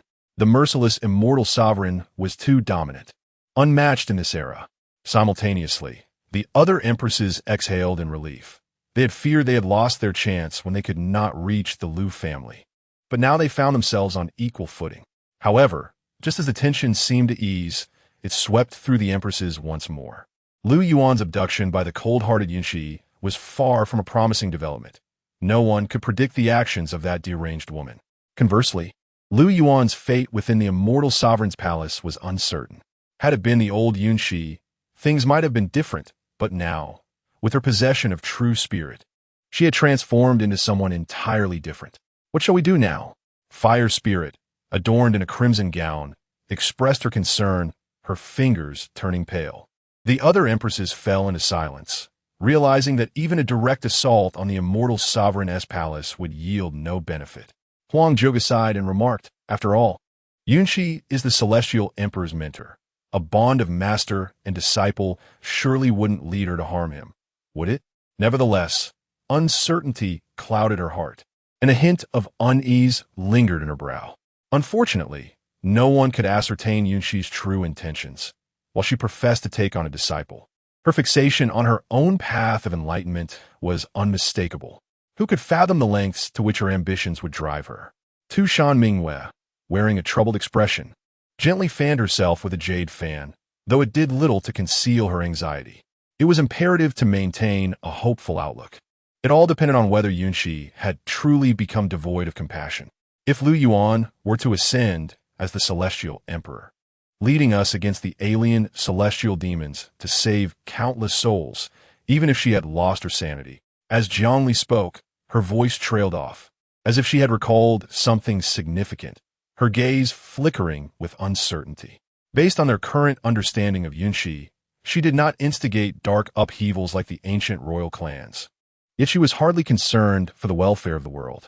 Her eyes were solely fixed on the path of enlightenment. At that moment, someone quietly interjected, "The immortal sovereign has long coveted the celestial emperor's supreme yang essence. Could this not be her objective?" Needless to say, aside from this, what could the immortal sovereign desire? However, the question remained, how could one seize the celestial emperor's supreme yang essence? Curiosity sparked a flurry of discussions among the various factions. The 9 empresses' expressions darkened, and Tu Shan Mingwei's face suddenly clouded with concern. Her gaze swept across the assembly, and she whispered, "Could it be that she intends to refine Lu Yuan? Then my brother Lu Yuan would be in grave danger." Fire's spirit blurted out, her anxiety palpable as her delicate features reflected her distress. It was entirely possible that Yunxi might commit such an act. The factions present shared this apprehension. Before long, the expressions of the crowd were particularly vivid. If the Celestial Emperor were truly to be refined by Yunxi, who would lead the forces against the alien races in the future? Fear gripped the hearts within the Celestial Emperor's palace. Yet the individual who had previously revealed the secrets of the Celestial Emperor and Celestial Princess stepped forward, thumping his chest in assurance. "Do not let your imaginations run wild. The immortal sovereign could not possibly be so foolish." In this moment, the Celestial Emperor, having risen from humble beginnings, has yet to truly ascend. Despite possessing the innate Yang Dao embryo, it remains unformed. Even if he were to refine it, that would only occur when he achieves full maturity and ascends to the imperial throne. At that juncture, would the Celestial Emperor still harbor fear of the emotionless immortal? This notion resonated with the 9 empresses, providing them with a modicum of reassurance. However, the speaker abruptly shifted the tone, cryptically stating, "While the refinement of the Celestial Emperor may not transpire, I do possess knowledge of other matters." Upon hearing this, the crowd perked up with keen interest. "I recall that the emotionless immortal once obliterated a sacred ground known as the Joyous Union's sacred land, which practiced the way of yin and yang, excelling in the fusion of these two forces, often referred to as dual cultivation." The speaker's assertions were compelling, leading to a whirlwind of emotions among the listeners, their expressions vivid and telling. The 9 empresses cast murderous glances, with Horlinger gritting her teeth in fury, exclaiming that one cannot expect pearls from a dog's mouth. Not far away, Yi Chen's complexion darkened to an unprecedented degree. Once the child of destiny, he had been favored by the saintess of the Joyous Union's sacred land, resulting in a brief, clandestine romance, during which he had also experienced the profound techniques of their dual cultivation. It was precisely due to the enigmatic nature of these techniques that Yi Chan aspired to conquer the entirety of the Joyous Union sacred land. However, upon his return, it was too late, as the sacred ground had already been reduced to ruins. There had been rumors that the Joyous Union's sacred land had offended the emotionless immortal, leading to their tragic demise. Yet, it now appeared that another layer of intrigue lay beneath the surface. Having personally experienced the dual cultivation techniques of the Joyous Union saintess, Yi Chen understood their potency and recalled her words that the Joyous Union's sacred land was derived from the Yang Dao sect, an ancient and formidable cult of immense strength. For reasons unknown, the Yang Dao sect had been vanquished in its prime, giving rise to the Joyous Union's sacred land. The prosperity of the Joyous Union's sacred land was attributed to its inheritance of the fragmented scriptures of the Yin-Yang immortal canon. At this moment, Yi Qin's gaze turned icy as he astutely deduced that Lu Yuan's annihilation of the joyous Union's sacred land was motivated by this very artifact. Thus, Yi Qin's lips twitched as he envisioned how Lu Yuan might seize Lu Yuan's supreme yang essence. Just then, Hualing and the other empresses looked eagerly towards one individual present. This person, clad in snow-white robes, possessed an enchanting figure and ethereal beauty. Her demeanor as sharp as a sword, with an unparalleled celestial sword in hand, its blade still sheathed yet shimmering with latent brilliance. Qingyan, only you can devise a plan. Hualing spoke first, her eyes reflecting a hint of desperation. This white-clad Sword Immortal was a direct disciple of Lu Yuan and also Lu Yuan's senior sister. Based on the circumstances observed through the reincarnation mirror, it was determined that Qingyan was already within the emotionless immortal palace, thus capable of approaching Lu Yuan. Indeed, as a disciple of Lu Yuan, only you possess the freedom to navigate the emotionless immortal palace. Jiang Li concurred, a trace of helplessness crossing her fair visage. If she could devise a solution on her own, she would never have sought Qingyan's assistance, lest she inadvertently create a rival. Tushan Mingwei and several other empresses approached, each urging Qingyan with persuasive words. Qingyan held unwavering loyalty to the heartless immortal, earning profound trust. Her involvement might indeed rescue Lu Yuan, a chance that no one else could hope for. I can only endeavor to try. Qingyan felt a sense of helplessness, acutely aware that in cold Yuan's current state, she might inadvertently refine Lu Yuan, inciting the fury of the empresses and potentially unleashing chaos. At that moment, the surface of the reincarnation mirror shimmered. Ripples spread outward, and the scene unfolded once more. There lay Lu Yuan within a shadowy hall, unconscious upon the ground. This sight provoked agitation among the empresses. How did brother Lu Yuan fall unconscious? Where's this place? Jiang Li inquired anxiously, a hint of indignation flickering across her delicate features. The other empresses also wore stern expressions, casting glances at Qingyan.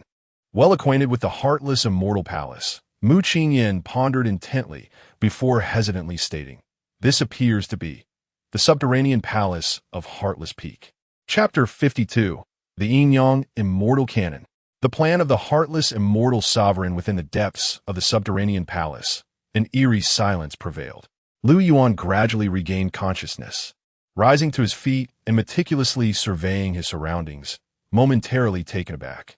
It felt as though he had been transported to a grand underground palace, where the sun and moon were obscured and darkness enveloped the space. The stone bricks of this palace were crafted from exquisite inked jade. Although Lu Yuan had only recently traversed here, he was already aware of the immense value of inked jade.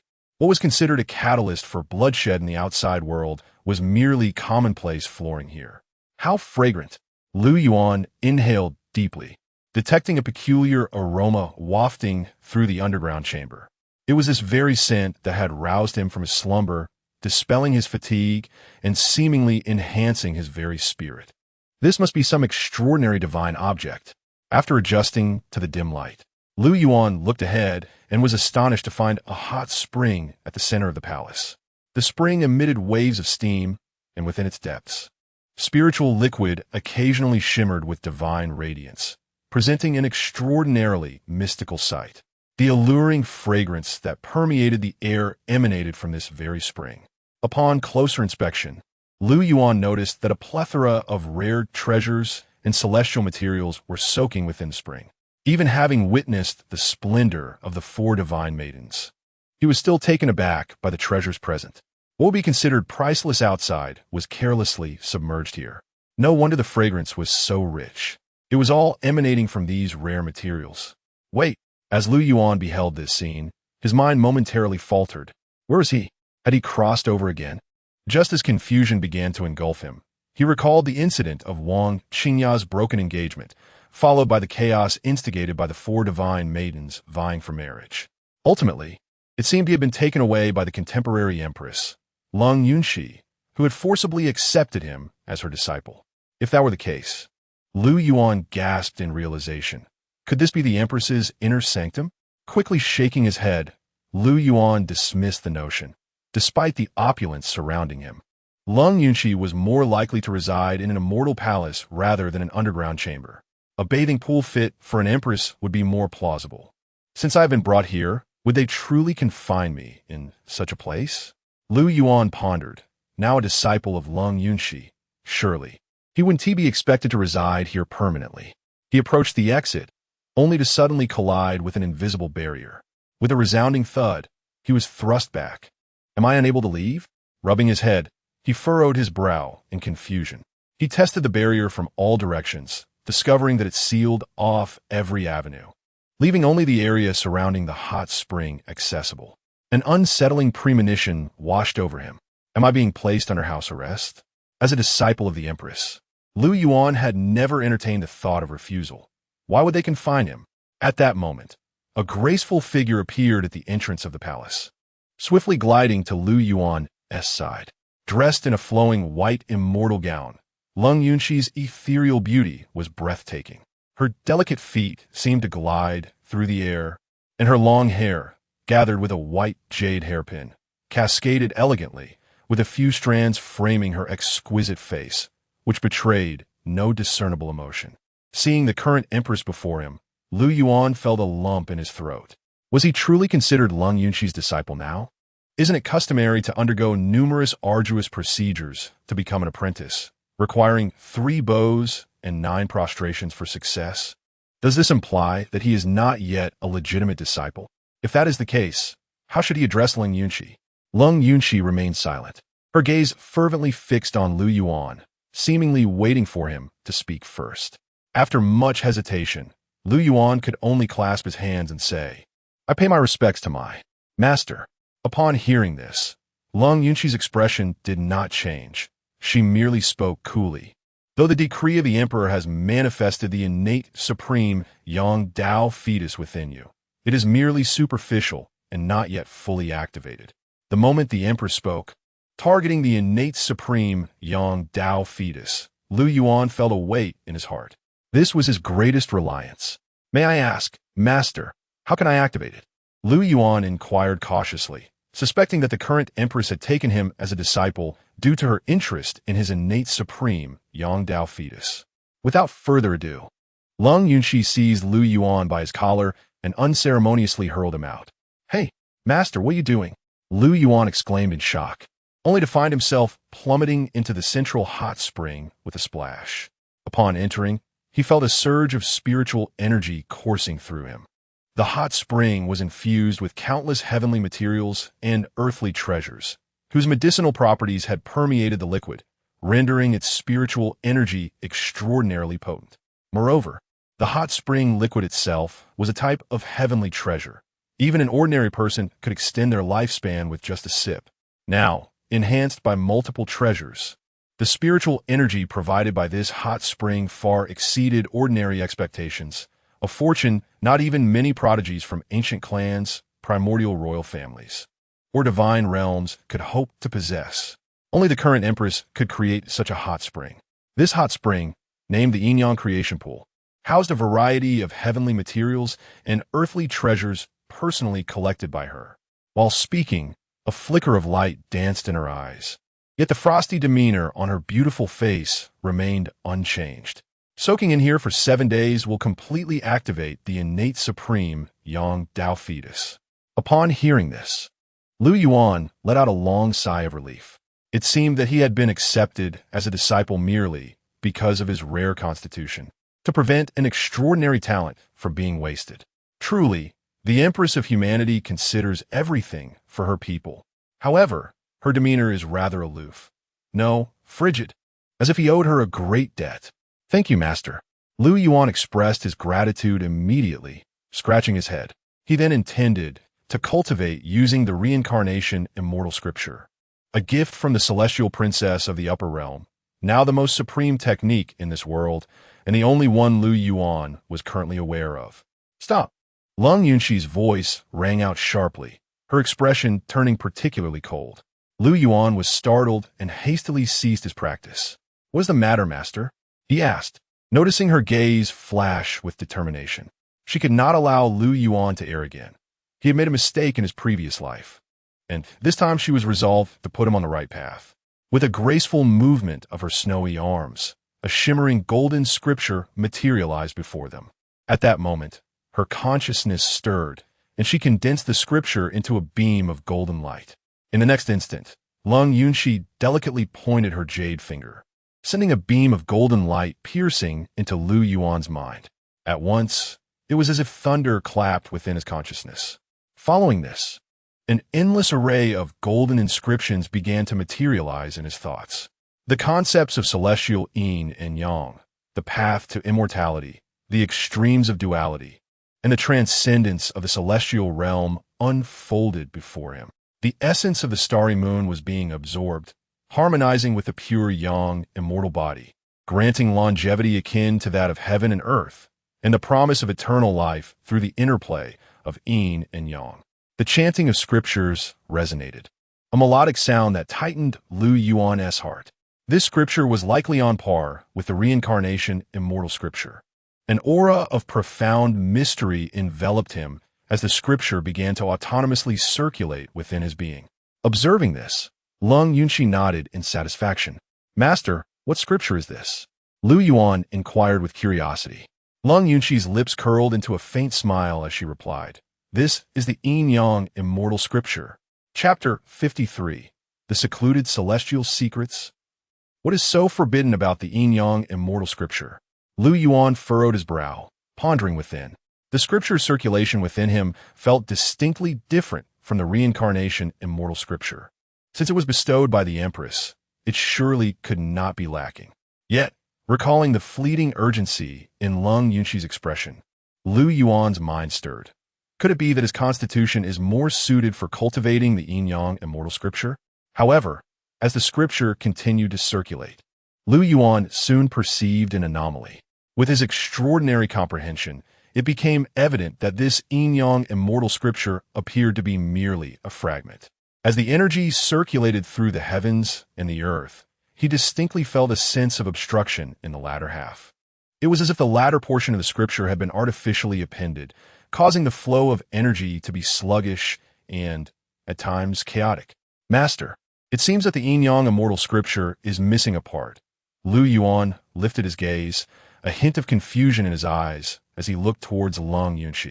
She remained composed, nodding slightly. "Yes, it is indeed incomplete."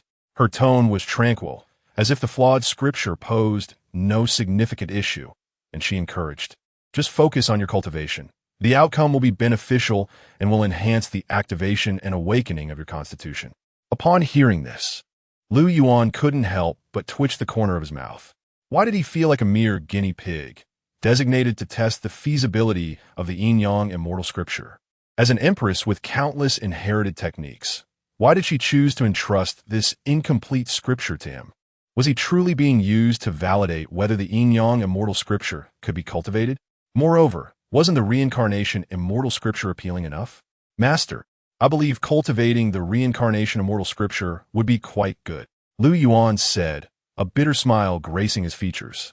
No sooner had he spoken than Lu Yuan's expression turned icy, her gaze gleaming with cold light.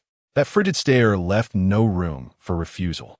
Under such pressure, Lu Yuan sighed internally, refraining from mentioning a change in scriptures, and steeled himself to continue his cultivation. At this moment, he couldn't help but reminisce about the four divine maidens. If they were present, they would never force him into such a predicament. Ling Yuer and Jiu Ge. Lier, how he longed for them. Lu Yuan sighed helplessly, his heart brimming with bitterness. Under Lu Yuan's intense gaze, he reluctantly submerged himself into the hot spring. Within the spring, various rare treasures emanated spiritual energy that surged into his body like a tidal wave. The yin-yang immortal scripture revolved around him, stimulating his meridians and bones again and again. In a mere moment, a radiant multicolored light began to manifest upon Lu Yuan. This divine radiance enveloped him, rendering him exceptionally otherworldly. The water in the hot spring began to boil, steam rising tumultuously, further enhancing Lu Yuan's cultivation.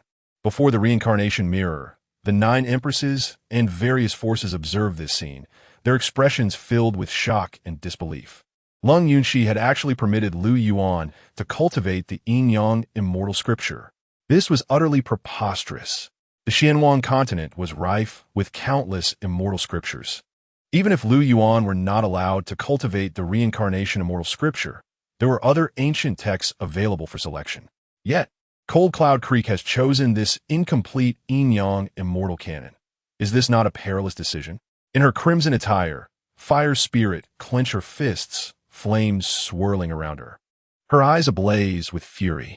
Through gritted teeth, she fixed her gaze upon the reincarnation mirror, exclaiming vehemently, "What could Cold Cloud Creek possibly be thinking? Allowing Lu Yuan to cultivate the Qingyan immortal canon? What does she mean by this?" Tushan Mingyue echoed her sentiments, her tone laced with indignation. "Indeed, the Qingyan immortal canon is merely a fragment. Why does Cold Cloud Creek not permit other disciples to practice it?" Upon hearing this, everyone's attention honed in on Mu Qingyan, another disciple of Cold Cloud Creek. If an experiment is to be conducted, why was she not chosen? Why do you not practice the Qingyan immortal canon? Huang Jiuge questioned coldly, draped in golden armor, her presence commanding, her gaze sharp as a blade. Mu Qingyan offered a bitter smile, shaking her head in resignation. "I cannot alter my master's decision. Do not blame Sister Mu. She is equally powerless." Jiang Li waved her hand, a hint of urgency in her voice. "We must think of a way to rescue Brother Lu Yuan. Sister Mu, do you have any means?" Once more, Mu Qingyan shook her head, her expression somber. "I cannot enter. There are prohibitions laid by my master, and no one is permitted to approach. Moreover, at that time, my strength was insufficient to breach them." The expressions of the several empresses grew increasingly grave. Are they truly to allow Lu Yuan to be at Cold Cloud Creek's mercy? At that moment, Yi Chun stepped forward, a knowing smile gracing his lips. The innate supreme Yang Dao embryo is inherently suited for the cultivation of the Qingyan immortal canon. Thus, the actions of the heartless immortal lord are not without justification. Furthermore, she has diligently gathered so many heavenly materials and earthly treasures for the heavenly emperor, displaying her earnest intentions. I dare say, this may very well be an opportunity for Lu Yuan. These words, though sounding grandiose, were not lost on those present, who discerned the underlying sarcasm and schadenfreude. Had it been the complete Qingyan immortal canon, it might have been acceptable. However, this fragmented version is fundamentally incapable of complete cultivation, and anyone can foresee the impending calamity. Even though Cold Cloud Creek is a current empress, the version of the Qingyan immortal canon she has sought to mend may not be trustworthy. Yi Chun's heart brimmed with mockery. Initially, he had feared that Cold Cloud Creek would protect Lu Yuan with all her might, allowing him to flourish. Yet, it now appeared that her actions had inadvertently illuminated a path of hope. Can a heavenly emperor who cultivates an incomplete Qingyan immortal canon truly be called a heavenly emperor? In this life, Yi Chun would undoubtedly slay Lu Yuan.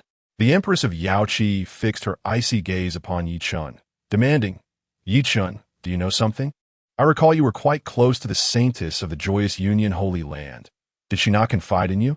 The eyes of the 9 empresses converged on Yi Chun, their questioning stares sending a tremor through his heart.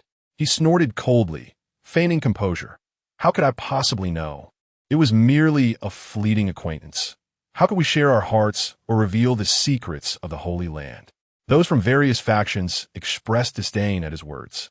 The tale of Yi Chun and the saintess of Joyous Union had long spread across the Xianhuang continent, and now he spoke such heartless words, truly unworthy of respect. Yi Chun paid no heed to the gazes of those around him, his attention fixated on Lu Yuan within the reincarnation mirror, his eyes brimming with scorn. To him, Cold Yunxi's actions were merely a means to strengthen Lu Yuan, facilitating a better alignment with the Qingyan celestial scripture. When the opportune moment arrived, Cold Yunxi would undoubtedly extract Lu Yuan's supreme yang essence, leaving him nothing more than a sacrificial offering. At that moment, Cold Yunxi suddenly lifted her head, her gaze seemingly piercing through the mirror, directly targeting the people of the Heavenly Emperor's palace. The 9 empresses felt a chill run down their spines, sensing the fervor and determination in her eyes. With a grand gesture, Cold Yunshi waved her hand, causing the surface of the reincarnation mirror to ripple, the image gradually blurring until it completely vanished. What was she planning? Fire Spirit's fury ignited, flames swirling around her, interfering with the heavenly secrets. What was she intending to do to Lu Yuan? Jiangli was equally incensed, her eyes glinting with cold light. The other empresses erupted in outrage, none anticipating that Cold Yunshi would obscure the heavenly secrets, preventing the people of the Heavenly Emperor's palace from continuing their observation of Lu Yuan. Consequently, no one knew what action she would take next. Chapter 54. The Beggar. The rejected immortal sovereign of childhood, the celestial mirror of reincarnation, was disrupted, leaving the inhabitants of the Heavenly Emperor's palace oblivious to cold clouds and tensions. Despite their fury, the 9 female emperors felt a sense of helplessness. According to the timeline in which Lu Yuan existed, the cultivation levels of the female emperors were still quite weak, rendering them incapable of forcibly breaching the emperor's domain. Even with backing from powerful factions, it would be exceedingly difficult to access the underground palace where Cold Cloud resided. Furthermore, no one would be foolish enough to recklessly invade the emperor's abode. Such actions would be tantamount to courting death. Thus, all eyes turned to Mu Qingyan. She was the only one within the heartless immortal palace with the capacity to investigate the situation. Sister Mu, you are our only hope to enter the underground palace and ascertain brother Lu Yuan's condition. You must rescue him. Jiangli stepped forward, her eyes filled with concern. The other female emperors shared similar expressions, their hopes resting solely on Mu Qingyan. Nodding, Mu Qingyan's gaze softened with compassion. From her perspective, she too wished for Lu Yuan's safety. He was her junior brother, and they shared countless cherished memories. However, Cold Cloud was now aware of all matters, making it challenging for even Mu Qingyan to deceive her. I will do my utmost, Mu Qingyan declared, as her true spirit entered the reincarnation mirror. The surface of the mirror shimmered, revealing a graceful silhouette. This figure emerged from the mist, akin to a celestial being.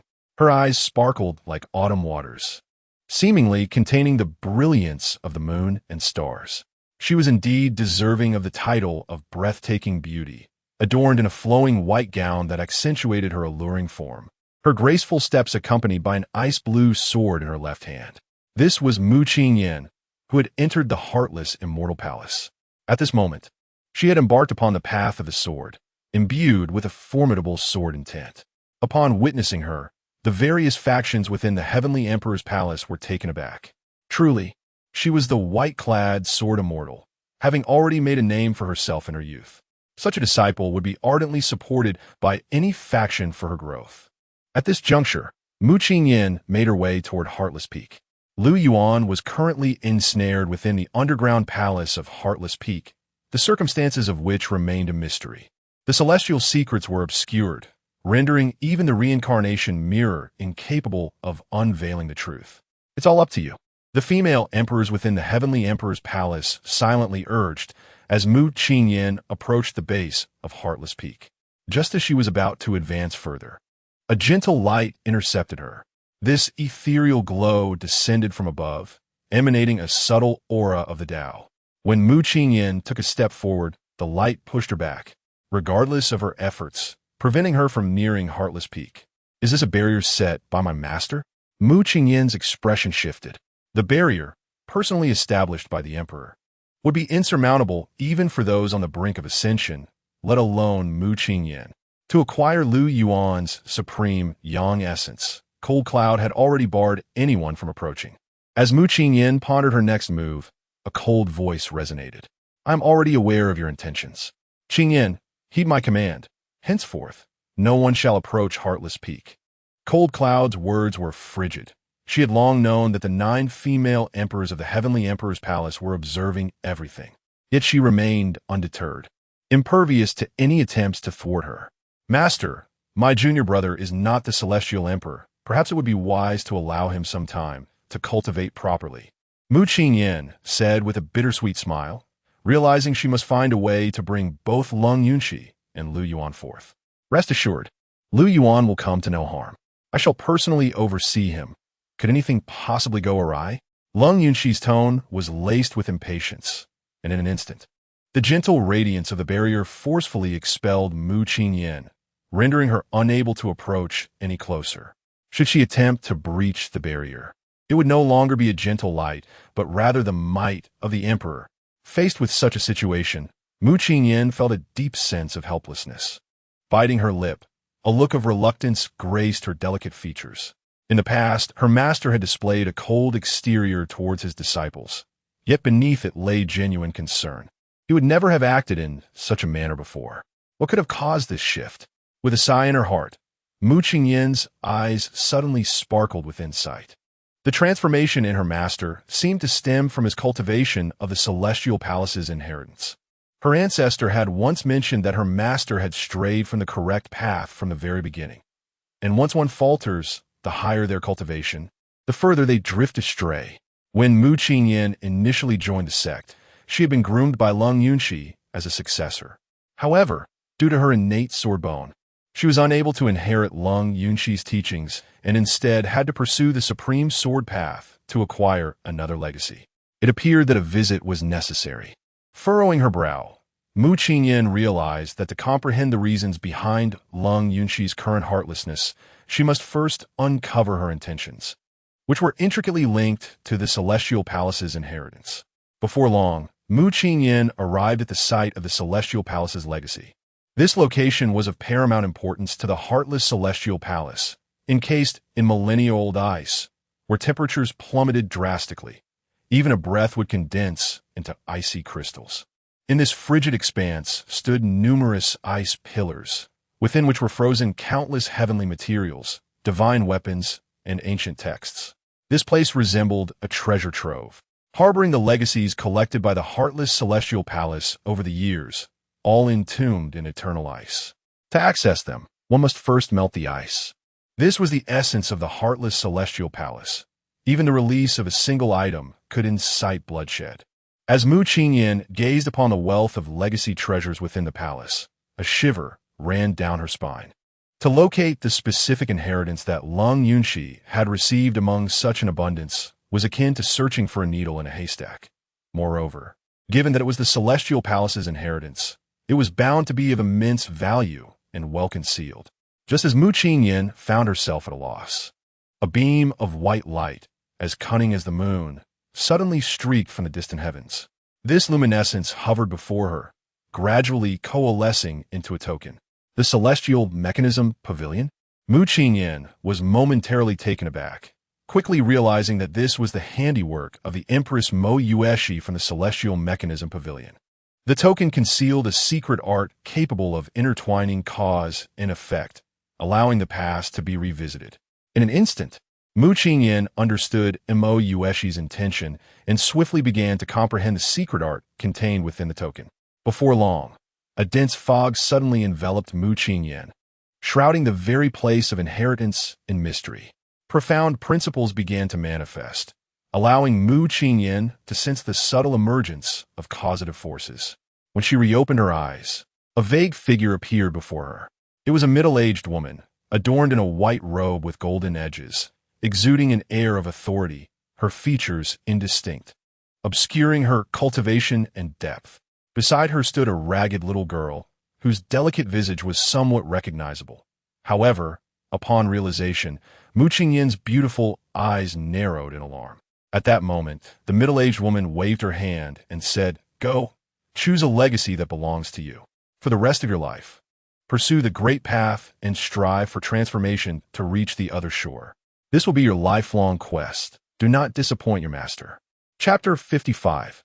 The Flaw in the Cultivation Technique delivers waste of 3 companions. When the visage of the young girl appeared within the reincarnation mirror, the various factions within the Celestial Emperor's palace were taken aback. It was indeed her. Could this be the youthful, immortal monarch? Rumors spoke of her tragic background and the myriad hardships she endured in her early years. The illusion revealed her past. Discussions erupted among the factions. The 9 empresses also displayed expressions of astonishment, not anticipating such a hidden secret. That little girl was none other than the heartless, immortal monarch, Lung Yunxi. In her youth, Lu Yuan faced untold suffering until her talents were discovered by the former lord of the Celestial Palace, who brought her to safety. The middle-aged beauty in the palace now is Baiji, the previous ruler. Within the reincarnation mirror, Lu Yuan's expression was frigid, resembling a living iceberg. Having tasted the bitter trials of life at such a tender age, she emanated an aura that kept others at bay. Her eyes sparkled with determination, and her delicate face bore no expression, as if impervious to external influences. Even from the palace lord who had rescued her from despair and offered her a path to cultivation, allowing her to freely select a legacy from the treasures of the Celestial Palace. Yet, none of this could truly open her heart.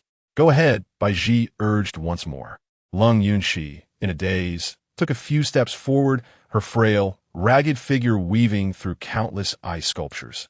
As she passed, the ice figures trembled, seemingly responding to her innate talents. Even the treasures concealed within the ice began to resonate, igniting in a dazzling display of divine light. Even Baiji, who had brought her here, could not help but gasp in awe. The girl's talents were extraordinary. The legacies within the Celestial Palace were extending their allure towards her. Should Lu Yuan so desire, any legacy here could elevate her to the pinnacle of cultivation. Buzz! A series of divine lights erupted, causing the entire treasure ground to tremble. Numerous legacies stirred, attempting to break free from their icy confines and merge into Lu Yuan's being. This astonishing scene left the various factions outside the reincarnation mirror in a state of shock. The legacies stored within the heartless immortal palace were among the finest in the Qingyan continent. Even these powerful factions were irresistibly tempted. Yet, Lu Yuan remained indifferent. If she were to cultivate, she would naturally pursue the strongest legacy, leaving behind her past life of misery. "Have you not made a decision yet?" Baiji furrowed her delicate brows as her hazy visage began to clarify, gradually revealing an exquisite beauty. Lu Yuan clenched her petite fists and pressed deeper into the chamber. Buzz! A tremor swept through once more. In a seemingly inconspicuous corner, an ice sculpture sensed Lu Yuan's presence and burst forth with a faint glow, illuminating the young girl before it. Although the radiance was weak, it outshone the other ice sculptures within the entire legacy ground. It had lain dormant for many years, overlooked by all, yet today it encountered its most suitable master. Soon, a surge of legacy power enveloped Lu Yuan, causing Baiji's enchanting eyes to quiver as she hesitated, contemplating whether to intervene. This was none other than the legacy of the Solar Fairy. Though undeniably formidable, it remains inherently incomplete and could potentially affect one's temperament. Nevertheless, Lu Yuan wholeheartedly embraced this legacy, seamlessly merging with the power of inheritance in the blink of an eye, illuminating her being with a resplendent radiance. A vast aura emanated from the sacred grounds of the inheritance, exerting pressure in all directions, casting a spell of silence upon the ice sculptures of legacy. At that moment, Baiji observed this scene with a complex expression, a soft sigh resonating in the emptiness of the inheritance site. Within the Heavenly Emperor's palace, individuals from various factions displayed astonishment. That was indeed the inheritance of the Qingyan fairy, wasn't it? A sharp intake of breath followed. How could it be her? The 9 empresses bore perplexed expressions, for they were well aware of the Qingyan fairy's formidable prowess. Thus, it seemed entirely reasonable for Lu Yuan to select her legacy, yet the others were still taken aback. The Qingyan fairy, renowned for her unparalleled grace, was once one of the most powerful beings. What could be amiss in Lu Yuan's choice of her inheritance? Jiang Li inquired curiously, and the other empresses shared her bewilderment. At that juncture, the informant of the Heavenly Emperor stepped forward, scratching his head with a sheepish grin as he explained, "Indeed, selecting the Qingyan fairy's legacy is absolutely acceptable." However, sensing the suspense he was creating, Jiang Li's expression darkened, and she urged him to continue, "Speak quickly." The Heavenly Emperor's attendant chuckled. "The Qingyan fairy is celebrated far and wide, yet there exists a point of contention regarding her. She has changed partners 3 times. While this might not seem significant, as strength reigns supreme in the Shenchao continent, it is customary for anyone, regardless of gender, to change partners as long as they possess power. However, the attendant's tone shifted, causing the 9 empresses to furrow their brows. Alas, the 3 partners of the Qingyan fairy did not part ways amicably. They met their untimely demise. Rumors circulated that these 3 had perished due to an excessive loss of origin energy. At this juncture, many men in attendance instinctively stiffened, bending slightly at the waist. As the saying goes, only an overworked ox can ruin a field. The Qingyan fairy's extraordinary strength rendered her a rare individual to be subdued. Thus, this blemish became her singular flaw, prompting many men to steer clear of her. What excessive loss of origin energy? Could it be due to some great battle? One empress queried, her innocent demeanor causing a wave of awkwardness among the men present. The Heavenly Emperor's attendant grimaced slightly, subtly remarking, "It's, well, rather a lot." "What do you mean by that?" The empress pressed for clarification. Though she was an empress, she remained oblivious to matters of romance, having devoted herself entirely to the path that led her to her current imperial status. However, Huolinger hurriedly pulled her aside to whisper something. "Oh, so that is how it is." The woman's cheeks flushed crimson, her garments trembling slightly, as she suddenly felt the gaze of everyone upon her in an unusual manner. Just as the empresses were enveloped in embarrassment, Yi Chun suddenly changed his countenance.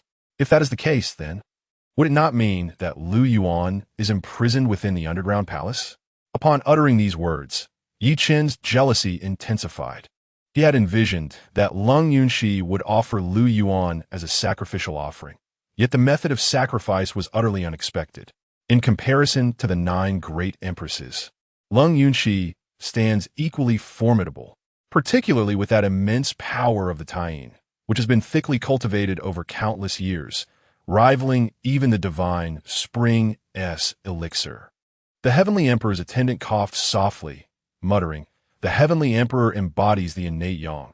He should be unharmed." The expressions of the crowd were a tapestry of emotions.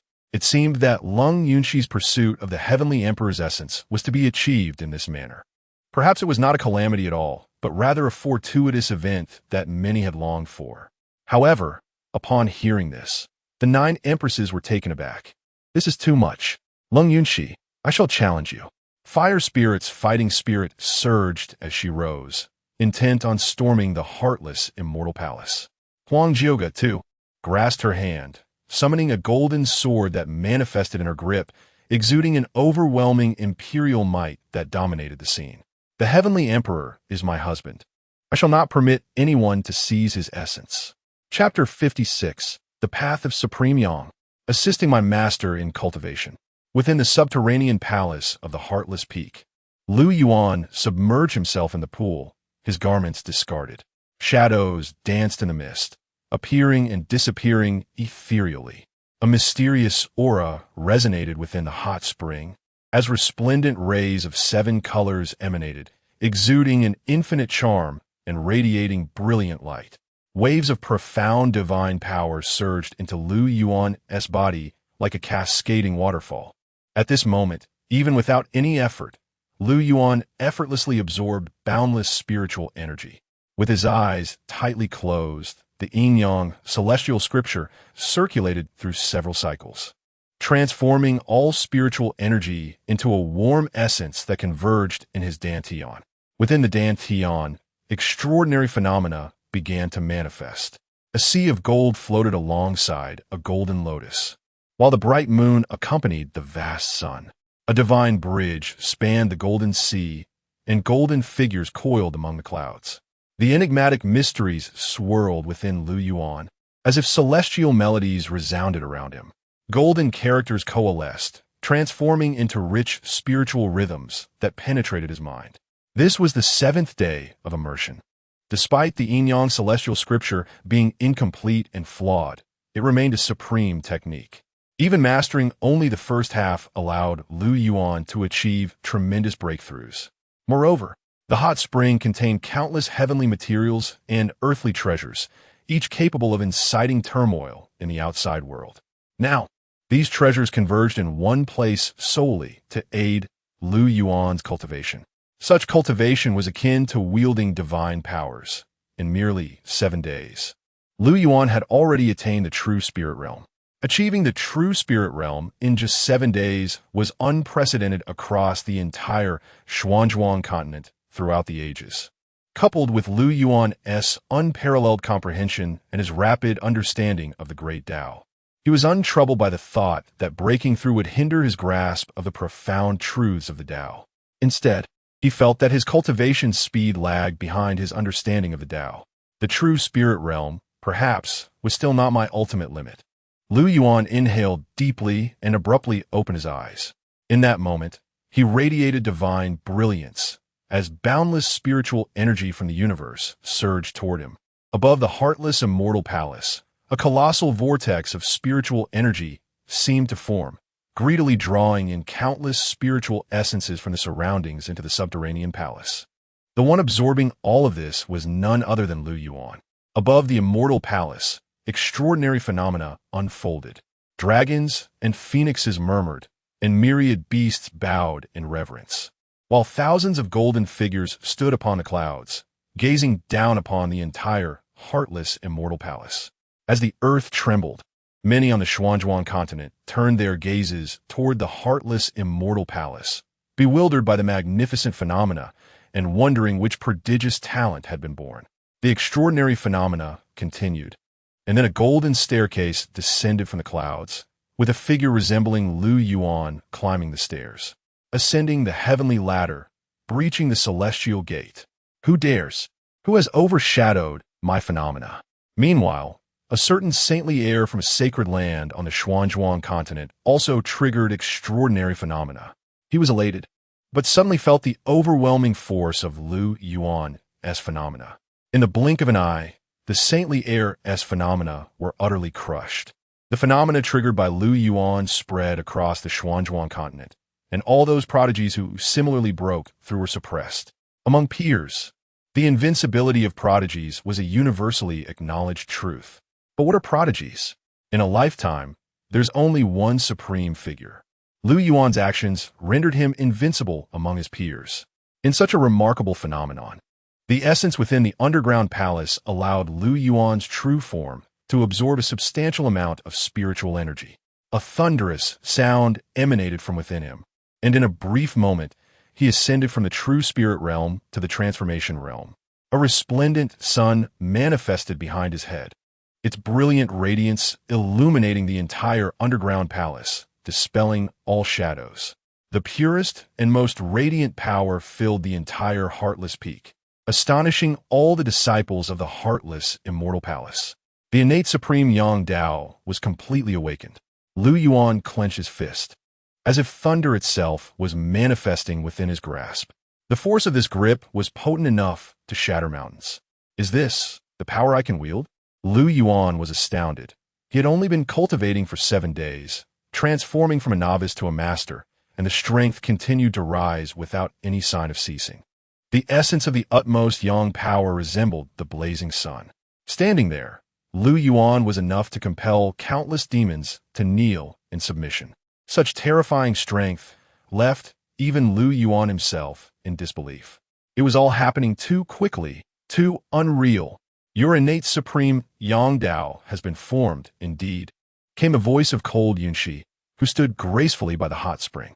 At this moment, all the spiritual liquid in the spring had dried up, and treasures of heaven and earth lay in ashes. Lu Yuan's tall and robust figure stood in the pool, radiating brilliance.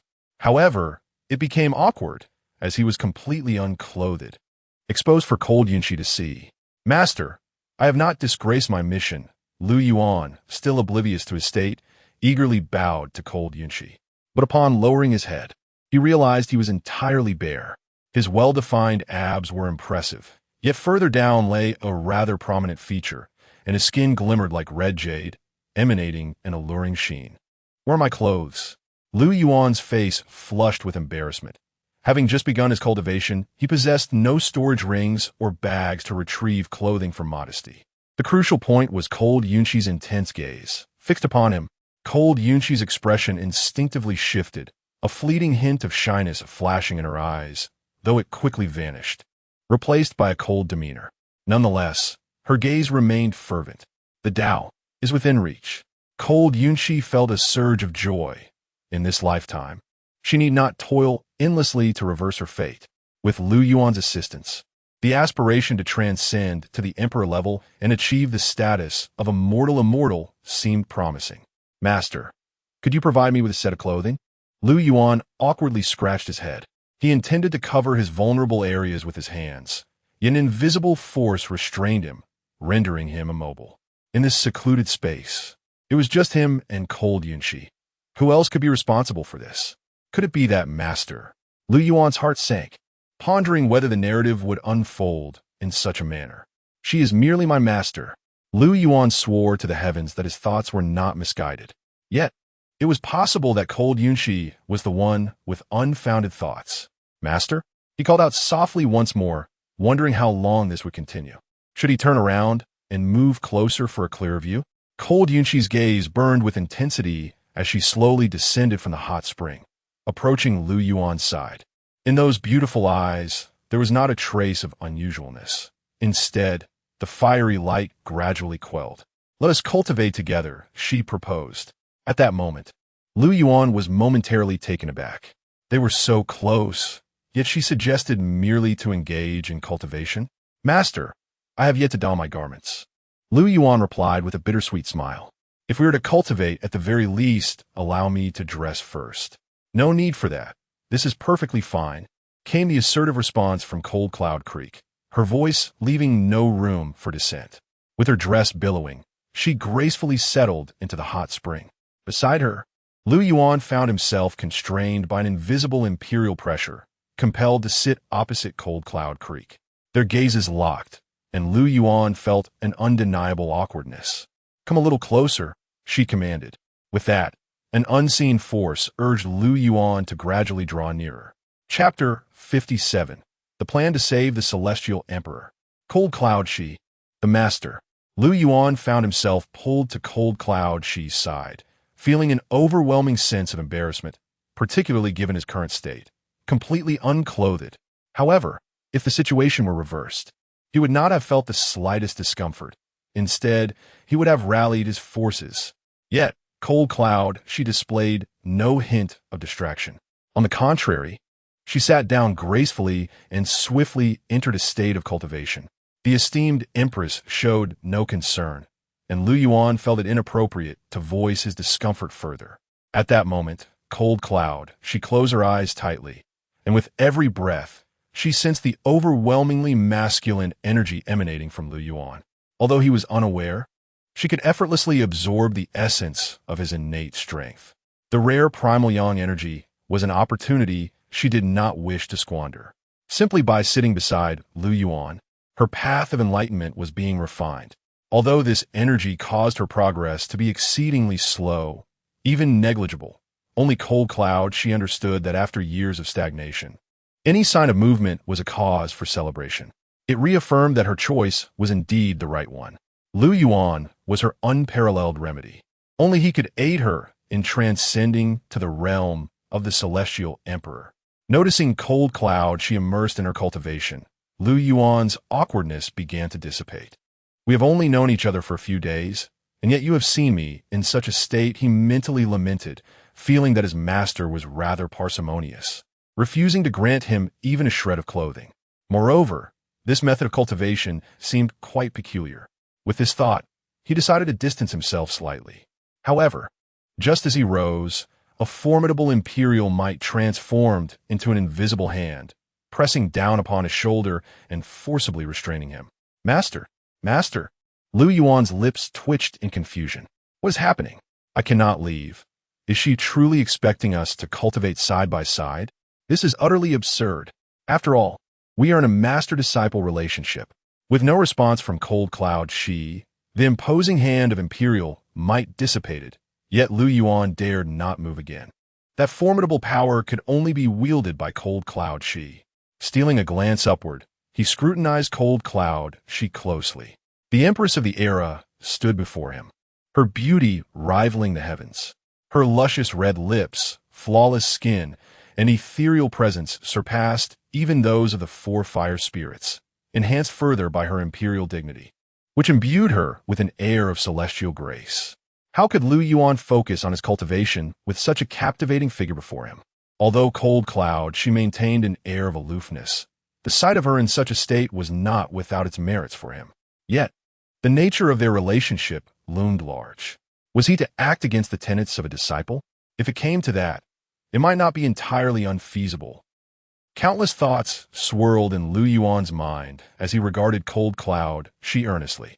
In some respects, her icy demeanor seemed to ignite a desire for conquest within him. At that moment, Cold Cloud, she let out a cold huff. A wave of supreme imperial might enveloped Lu Yuan entirely. If you were to cultivate, do not entertain wayward thoughts. Your foundation is yet unsteady. Should you falter, I will not be merciful. Upon hearing her words, Lu Yuan jolted and promptly closed his eyes. He could not afford to go against his master meanwhile. Within the realm of the heartless immortal palace, the illusion dissipated. Mu Qingyan forced a bitter smile, already aware of the intentions of Long Yunxi. Having inherited the legacy of the Taiyin fairy, Long Yunxi would undoubtedly emulate her predecessors and drain the primordial essence of Lu Yuan. It is no wonder that the heavenly emperor Lu Yuan displayed a drastic change in countenance upon meeting Long Yunxi and subsequently refused to return to the heartless immortal palace. Even the heavenly emperor was intimidated. Now, with Lu Yuan's diminished strength, how could he withstand such a fate? No, this must be stopped. Mu Qingyan's expression turned resolute. She could not bear to watch Lu Yuan face calamity. Ah, her master! A spark of inspiration ignited in her eyes as she conceived a plan. Summoning her master might be the only way to halt Long Yunxi.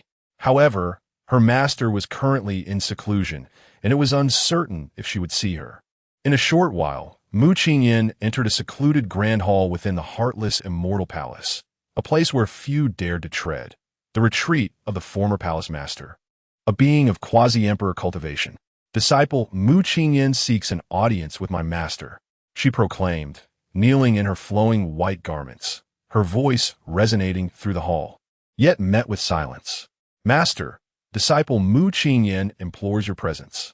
This matter concerns the heartless immortal palace. She called out again, her tone unwavering, embodying determination to not leave without meeting her ancestor. Only her master could deter Long Yunxi. If she did not emerge, no one in the world could accomplish this task. Should the future heavenly emperor, who would lead various factions to eradicate the alien demonic forces, be rendered powerless now, the consequences would be unfathomable. Enter. A cool voice echoed within the hall. The demeanor of this master was even colder than that of Long Yunxi. Yet matters concerning the heartless immortal palace compelled her to act. A look of joy illuminated Mu Qingyan's face as she promptly stepped into the grand hall. Inside, the space was barren, save for a cauldron emitting blue smoke on a high platform, beneath which sat a stunning woman upon a mat. The beautiful woman exuded an air of grace, her delicate jade hands lifting to cast various herbs into the cauldron. As she rose slowly, her ethereal beauty evoked an innate allure, her loose white robe failing to conceal her graceful figure. Even the simplest of gestures from her could ensnare the hearts of countless men, and before her, few could suppress their own fluttering emotions. This was Bai Ji, the former palace master of the heartless immortal palace. What brings you to disturb my seclusion in such a manner? Bai Ji inquired, her brows slightly furrowed, though her demeanor remained calm. She held a favorable view of this disciple, possessing a natural talent for swordsmanship that would likely rival her own in the future. Recalling Long Yunxi, she sighed softly. A grain of medicinal dust slipped through her fingers, not falling to the ground but landing provocatively between her alluring bosom. Her robe slipped slightly, revealing an enticing glimpse of creamy skin. Immediately, Mu Qingyan clasped her fists and spoke, Master. My own master recently brought back a disciple born of the innate Yang Dao fetus and has imprisoned him within the subterranean palace of the Heartless Peak, seemingly intending to extract his essence. Upon hearing this, Bai Ji's expression remained unchanged. After all, it was merely a matter of bringing back a disciple, and there was no need to panic. Wait, are you suggesting that the other party is a congenital Yang Dao? Bai Ji's eyes flickered with intrigue as she descended gracefully, landing directly before Mu Qingyan. The latter, upon raising her gaze, found her view obstructed by Bai Zhi's striking figure. Indeed, although my junior disciple embodies the rare congenital Yang Dao, he has been confined for an extended period. I fear that my master may take unwarranted actions, and I implore you, esteemed ancestor, to intervene and rescue my junior disciple. Mu Qingyan remained oblivious to the peculiar expression gracing Bai Zhi's face. At this moment, Bai Zhi's heart surged with emotion, her visage betraying a hint of excitement. The congenital Yang Dao is a remarkably rare constitution, and those endowed with such a trait are undoubtedly destined for imperial greatness. If he can be nurtured properly, the emotionless immortal palace shall indeed grow even more formidable. Yet, that is not the crux of the matter. With a cold scoff, Bai Zhi remarked, "Humph, what a rebellious disciple. How could such a significant matter not be reported to me? Qingyan, fret not. Your esteemed ancestor shall certainly rescue your junior disciple." Chapter 58, 1v2, The Conspiracy of the Ancestor and the Master Within the Heavenly Emperor Palace. The reincarnation mirror unveiled the scene of Bai Zhi and Mu Qingyan making their way to the emotionless peak. Witnessing this spectacle, the 9 empresses collectively exhaled in relief. Even the emotionless immortal sovereign, Lu Yuan, known for her cold demeanor, would have to show some respect towards her master. It was Bai Zhi who initially guided Lu Yuan onto the path of cultivation, rescuing her from peril. Without Bai Zhi, the current Empress Lu Yuan would not exist. Now that Bai Zhi had personally intervened, it was unlikely that Lu Yuan could continue to imprison Lu Yuan. In the reincarnation mirror, Bai Zhi and Mu Qingyan had arrived at the emotionless peak. The area was ensconced in a barrier of restrictions, which Mu Qingyan found herself unable to dispel. However, Bai Zhi scoffed, for her disciple demonstrated a mastery of barrier formation that mirrored her own. As the former head of the emotionless immortal palace, Bai Zhi was naturally adept at unraveling such enchantments. With a motion reminiscent of rippling water, she effortlessly shattered the barrier with a single palm strike. A glimmer of joy appeared on Mu Qingyan's delicate face. They would finally be able to extricate Lu Yuan from his dire predicament. "Master, my junior brother is imprisoned within the underground palace. Please follow me," Mu Qingyan urged as she led the way. Having merged with her true spirit, she was acutely aware of Lu Yuan's location. Bai Zhi let out a cold snort, yet a hint of approval graced her exquisite features. While Lu Yuan, exhibited caution in her actions, this only served to affirm Mu Qingyan's claims. The individual held captive here was likely the innate Yang Dao fetus.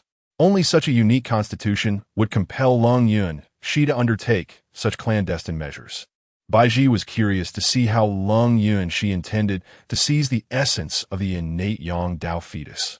Before long, the two had entered the underground palace of the emotionless peak. Passing through a dimly lit corridor, they encountered a massive bronze door. With a sweep of her hand, Bai Zhi invoked a technique, and with a gentle push, the door swung open. A wave of intense, yang energy surged forth, prompting Bai Zhi to quicken her steps into the chamber. What greeted her was an expansive space illuminated by 1,000 flickering flames, at the center of which lay a hot spring. In the spring, a robust young man sat cross-legged, exuding a potent aura of pure yang energy. Merely gazing upon him evoked a sense of the extraordinary. Especially for the women present, the overwhelming essence enveloping the space would leave them inexplicably entranced. With so many women in the emotionless immortal palace, had Lu Yuan not been confined within the underground palace and the barrier erected, the mere emanation of his aura would have sent the female disciples into a frenzy. Even Bai Zhi, who possessed quasi-emperor cultivation, felt a stir of desire within her. Her eyes ignited with fervor, yet, upon a moment's reflection, she quelled the restless emotions, adopting the demeanor of a hunter fixated on her prey. Her gaze locked onto Lu Yuan. Before Lu Yuan stood Lu Yuan, who had closed her eyes in meditation, absorbing the potent energy surrounding her. This scene was transmitted in real time to the Heavenly Emperor Palace. The 9 empresses and various factions erupted in an uproar upon witnessing it. Many had already speculated on Lu Yuan's intentions, and upon seeing Lu Yuan in such a vulnerable state, their conjectures were further solidified. Particularly, Huoling Air and her companions flushed with embarrassment. It was their first encounter with Lu Yuan in such a state. Yet, a surge of anger welled up within her. "Bah, shameless," Fire Spirit said, her cheeks puffed with indignation. "Who are you calling shameless? Brother Lu Yuan is certainly not a person devoid of shame." Tushan Mingwei retorted with irritation. Fire Spirit was left speechless. Her delicate frame trembled slightly as she could only cast a disdainful glance at Jiangli. At that moment, Jiangli hurriedly came to her aid. "Ling believes that cold Yunxi is the shameless one. That woman must have coerced the heavenly emperor into shedding his garments. Otherwise, with the emperor's character, how could he possibly act in such a manner?" Upon hearing this, the crowd nodded in agreement, the other female emperors visibly relieved. It seemed that cold Yunxi was merely harnessing the pure yang energy for her cultivation. Her attire remained intact, and no untoward incident had transpired. Thank goodness. Otherwise, this empress would have stormed the palace of heartlessness today. "Sister, what exactly do you mean by that kind of matter?" a certain naive female emperor inquired, exchanging glances with the others, who were left in a state of mild exasperation. They were too weary to explain, as nothing had occurred, and they still had their chances. However, the men from various factions all sighed in disappointment. What were they anticipating? They were not interested in the robust physique of the heavenly emperor. Rather, they longed to behold the Ice Mountain Empress. Meanwhile, within the subterranean palace of the Heartlessness Peak, sensing an intrusion, cold Yunxi immediately withdrew from her meditative state. She raised her brows, surprise etched upon her visage. "Master? Unruly disciple, you still remember your master?" Baiji scolded, her brow furrowed. Moments ago, cold Yunxi had been reveling in the absorption of the pure yang energy emanating from Lu Yuan, completely oblivious to Baiji breaking through the barrier. She had not anticipated her master's arrival. However, her expression soon turned icy, reverting to the countenance of the Ice Mountain Empress. "Master, the disciple is currently encountering a bottleneck in her cultivation. This is a crucial moment. I kindly ask you to take Qingyan away," she stated coldly. Just then, Lu Yuan awakened, looking on with a hint of astonishment. Two beautiful women stood by the hot spring, their gazes fixed upon him. One, mature and voluptuous, was clad in a flowing white robe that did little to conceal her alluring figure. Her face bore an air of authority, yet her beautiful eyes sparkled with mischief. "Goodness, this one is truly exquisite." Lu Yuan gulped, his mind racing with thoughts of when this alluring woman's attire might give way. The other, a younger beauty, wore a serious expression. She resembled cold Yunxi strikingly, a veritable replica of the Ice Mountain beauty, her countenance exceptionally striking, not overshadowed by the two breathtaking figures. Yet, the way this girl regarded him. Gulp. Lu Yuan nervously swallowed again. For some inexplicable reason, he sensed an intense, restrained affection in Mu Qingyan's eyes. In a daze, Lu Yuan recalled the four maidens who had come to the Lu family. Their gazes were strikingly similar to those of Fire Spirit and Jiangli. Could it be? Lu Yuan's pupils constricted. Surely this must be a mere illusion. At that moment, Baiji's gaze intensified with fervor. However, the gaze he bore was entirely different from that of Mu Qingyan. It was devoid of affection and solely filled with the joy of encountering a treasured find. Lu Yuan exuded an aura of supreme yang energy. Within this space, amidst the thousands of flickering lights, it was not the wicks or oils that burned, but rather the essence of pure yang. Thus, the yang energy within the underground palace was exceptionally rich, enveloping one like a vast ocean. The source of all this was none other than Lu Yuan.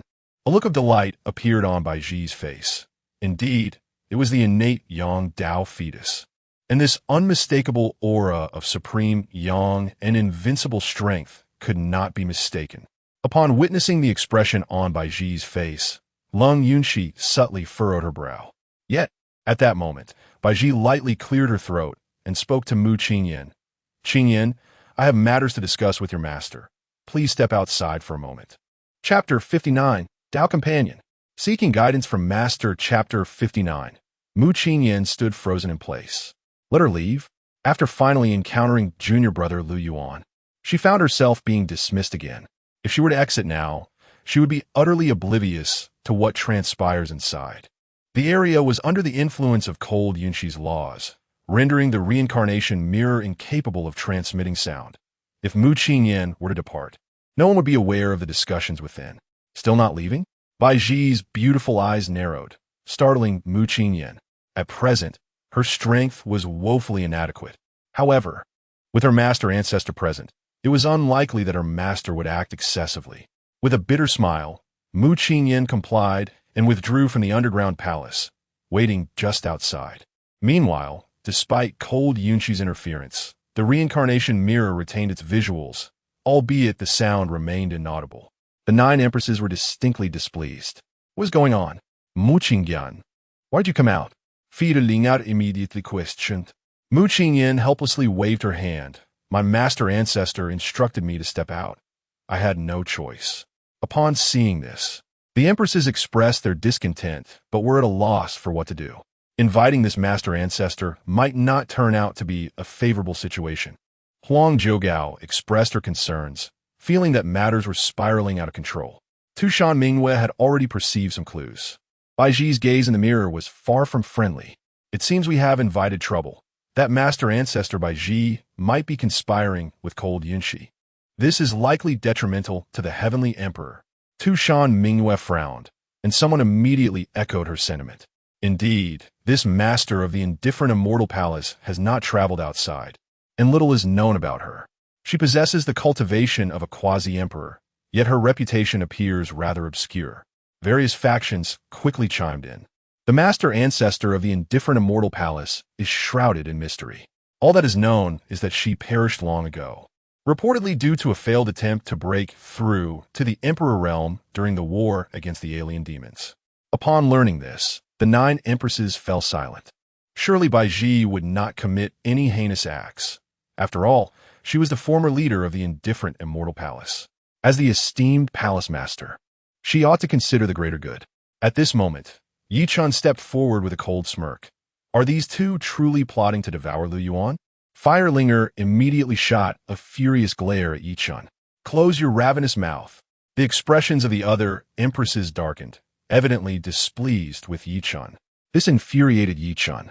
At such a critical time, was he still contemplating defending Lu Yuan? The more they acted like this, the more he wished for cold Yunxi and Bai Zhi to consume Lu Yuan entirely, leaving not even a trace behind. Within the underground palace, cold Yunxi displayed her displeasure. What brings you here, master? My disciple's cultivation has reached a crucial juncture. Unless there is something of great importance, I kindly ask you to depart swiftly. Such an overt dismissal made Bai Zhi chuckle softly. Disciple, are you so eager to expel me? Bai Zhi laughed as she descended from the hot spring, each step stirring waves before her. Lu Yuan's eyes widened in astonishment. Would that pristine white robe truly withstand such pressure? With each stride Bai Zhi took, Lu Yuan felt an impending rupture of her garments. Indeed, it is the mature woman whose charm embodies the essence of grace. At this moment, Lung Yunxi felt a surge of displeasure. Lu Yuan's reaction only deepened her dissatisfaction. Yet, the individual before her was her esteemed mentor, leaving her unable to voice her reprimand. Suddenly, Bai Zhi turned to Lung Yunxi and inquired, my disciple, do you know how to harness the innate Yang Dao embryonic force to aid your cultivation? Upon hearing this, Lung Yunxi stood in a daze, a perplexed expression gracing her features, her gaze reflecting a peculiar intrigue. With a casual gesture, she summoned a wisp of yang energy that danced about her fingertips, swiftly integrating into her being and propelling her path of enlightenment forward. Although the effect was minimal, it nonetheless marked progress. Master, this is my method of cultivation. Lung Yunxi replied coolly. Had Bai Zhi not interrupted, perhaps her advancement would have continued unfettered. Observing this, Bai Zhi smiled slightly, stating, your method of absorbing yang energy yields scant results to the point of it being squandered. This was indeed the case, and Lung Yunxi nodded in agreement. However, for her, breaking free from the shackles of stagnation was a boon, and she could accept a slower pace of cultivation. Listening to their exchange, Lu Yuan felt an ominous sense stir within him. Bai Ji's gaze was particularly fervent, and her guidance to Lung Yunxi seemed to evoke an unsettling foreboding. Surely, it cannot herald anything good? Are you aware of the 3 Dao partners of the Qingyan Immortal? Bai Ji continued her inquiry. Lung Yunxi nodded. For her inheritance was tied to the path of the Qingyan Immortal, and thus she possessed knowledge of her. Yet, she was uncertain how this related to her current method of cultivation. Lu Yuan pricked up his ears, attentively eavesdropping. Bai Ji, unperturbed by his clandestine listening, candidly began to elaborate. The Qingyan Immortal had 3 partners throughout her lifetime. The first was the Eastern Sovereign, a being of immense power, capable of suppressing countless lives with a mere gesture. Yet, as the first partner of the Qingyan Immortal, he proved inadequate, despite his formidable prowess. He could not withstand the nature of her Qingyan body, ultimately meeting a tragic demise. The second partner was the Southern Celestial Sovereign, who possessed an innate tyrannical physique. Equally formidable. However, he too met a similar fate, falling victim to his own limitations. At this juncture, Lung Yunxi's gaze shifted, reflecting a deeper understanding of these events. The partners of the Qingyan Immortal all perished as their life essence was drained, a consequence of the Qingyan body drawing upon their origins during intimate relations. This was not an intentional act by the Qingyan Immortal, but rather a natural consequence of overwhelming passion. The union of man and woman aligns with the very laws of heaven and earth, an innate occurrence. Alas, the Qingyan Immortal's constitution was extraordinary, rendering even the most exceptional men powerless against it, resulting in their tragic backlash. The third partner was an ordinary mortal, yet he possessed the innate yang body, allowing him to survive longer than his 2 predecessors despite his mundane nature. As Bai Ji spoke, her eyes sparkled with insight. Lung Yunxi grasped the deeper implications of her words. Even Lu Yuan began to comprehend the gravity of the situation. What on earth? That resonates closely with my innate. The key question is, what does my esteemed master mean? A partner? Dual cultivation? What kind of dual cultivation, sacred body am I? Lu Yuan felt a jolt within as he sensed the gazes of Bai Ji and Lung Yunxi upon him, and in that fleeting moment, everything became clear. The method Bai Ji mentioned to assist Lung Yunxi in her cultivation was none other than to become partners and engage in dual cultivation, was it not? The revered Qingyan fairy had successively taken 3 partners, yet only the seemed somewhat reliable. However, now, a more dependable innate stood before him. Truly an exceptional choice. With this constitution, I must surely be a treasure in the eyes of unscrupulous women. Lu Yuan couldn't help but chuckle at the irony, beginning to understand why he was so well-liked. A flicker of desire ignited in Lung Yunxi's eyes, her cheeks flushed with a rosy hue. Her yearning for the great Dao had reached its zenith. She had come to realize that the intention was for Lu Yuan to become her partner. But what if Lu Yuan were to be her future disciple? What did it matter? As long as she could transcend. Yet, she found herself perplexed by some of the subsequent methods. Thus, she simply clasped her hands in respect towards Bai Ji and humbly requested, "Master, I implore you to guide me in my future cultivation endeavors." Chapter 60, What Medicine? The Empress is also mad. Bai Ji allowed a soft sigh, unable to resist glancing at Lu Yuan. At this moment, Lu Yuan appeared flawless. His robust physique deemed a rare treasure of the world.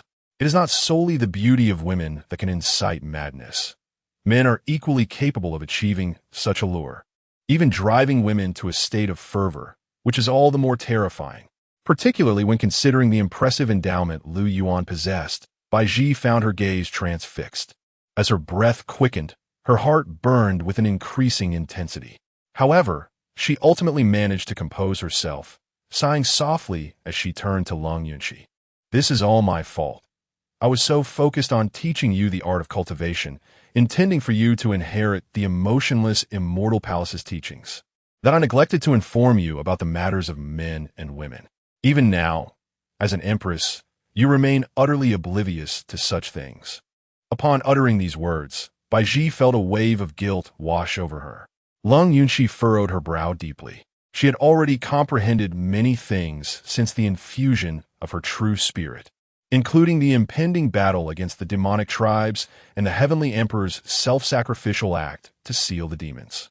With the return of her true spirit, she understood the necessity of cultivating the duality of yin and yang to transcend the realm of the emperor and reach the level of the mortal immortal. Presently, she possessed the power of the great yin within her, and there was no need to elaborate on the yin aspect. However, the corresponding force of the great yang could only be acquired from Lu Yuan. Having previously facilitated Lu Yuan's complete awakening of the innate great yang path, he now radiated an infinite aura of yang energy. Lu Yuan had already absorbed a considerable amount from him, benefiting her cultivation, and she felt quite pleased with herself. Perhaps with another millennium of absorption, she would take a pivotal step forward. The thought excited her. At this moment, her mind was solely focused on breaking through to the realm of the mortal immortal. Yet, it seemed her master had a swifter method that could expedite her progress. Regarding the matters of men and women that Baiji spoke of, Lu Yuan found herself in a haze of confusion. She understood that it pertained to the secrets of intimacy, yet was unaware of how to apply this knowledge practically. It was not unusual for a grand emperor to lack such understanding. After all, those devoted to cultivation often immerse themselves entirely and tend to disregard such trivialities. Please, master, enlighten me. Lu Yuan stood, her pristine gown gracefully folding as she respectfully clasped her hands towards Baiji, her demeanor exceedingly earnest. She was willing to bear any price for the sake of her own path. Seeing Lu Yuan in this state, Baiji sighed repeatedly. She had overlooked the physiological education of Lu Yuan. The emperor she had nurtured was merely superficial, having never indulged in the pleasures of the mortal realm. Yet, she was at a loss for words. Should she perhaps demonstrate the practicalities with Lu Yuan in this underground palace? That seemed feasible. After all, she too. Lu Yuan, standing to the side, was left dumbfounded. What on earth was happening? Just as he had set aside the notion of being a rebellious disciple, his master had come to provide guidance? Was it that she wished for him to falter? Was a dignified quasi-emperor truly going to instruct on matters of intimacy in front of her disciple? And moreover, this was an empress. This situation was quite awkward indeed. Lu Yuan was astounded, and only then did he realize Baiji was looking at him, causing him to retract his neck slightly, feeling somewhat embarrassed. Merely discussing matters on paper is utterly futile. It is imperative to engage in practical application. Only through hands-on experience can one elucidate and impart knowledge effectively, breaking it down and thoroughly instilling it in the mind of Lu Yuan. Lu Yuan cast a cautious glance at Baiji and Lu Yuan. From the perspective of a complete man, this endeavor was not without merit. It held immense potential. Gritting his teeth, Lu Yuan resolved that he could endure. Moreover, with his current cultivation level at the creation realm, even an emperor or a prospective emperor should not compel him to surrender so readily. Ah well, Baiji sighed, acknowledging that even if her disciple became an emperor, she would still be a fledgling. Ultimately, she must nurture her personally. With a graceful gesture, she summoned an ethereal law from the air, delicately retrieving a crimson divine fruit from the rift in space. The fruit radiated a brilliant red light, its surface adorned with an alluring sheen. A wisp of crimson mist danced around it, and even its fragrance stirred the heart with excitement. This was the Qi Jiao divine fruit, originally cultivated in the ancestral grounds of the Jiao dragon clan, imbued with the essence of myriad Jiao. Consume it and absorb its power, Baiji instructed as the Qi Jiao divine fruit floated toward Lu Yuan. Master, is this not a forbidden item? Lu Yuan furrowed her brows, fully aware of its significance. The serpent becomes a Jiao after eons of cultivation, and the Jiao transforms into a dragon after millennia. Regardless of whether it be serpent, Jiao, or dragon, their innate nature leans towards indulgence. Imbued with the essence of myriad Jiao, this fruit possesses miraculous effects. As for its nature, one would know only upon consumption. Do not concern yourself with whether it is forbidden, Baiji exclaimed with an expression of frustration, asserting that once Lu Yuan consumed the Qi Jiao divine fruit, everything would fall into place effortlessly. Lu Yuan grasped the implication. This was an endeavor to encourage the Empress to take the initiative. Hey, did you even consult me? I have yet to agree. He silently protested, though he dared not voice his objections, feeling unqualified to refuse. Master, I. Lu Yuan hesitated, acutely aware of what was about to unfold. The disciples of the heartless immortal palace were predominantly female and notorious for their strict prohibitions on matters of intimacy. The Qingyan divine fruit was indeed one of those forbidden items. To her surprise, Baiji would allow her to breach such a taboo today. Seeing Lu Yuan's demeanor, Baiji sighed, pondering if she truly needed to step in and demonstrate the practical application herself. She would welcome the opportunity, but what if Lu Yuan were to lose control afterward? The innate Yang Dao lay before them, a splendid opportunity that should not be squandered.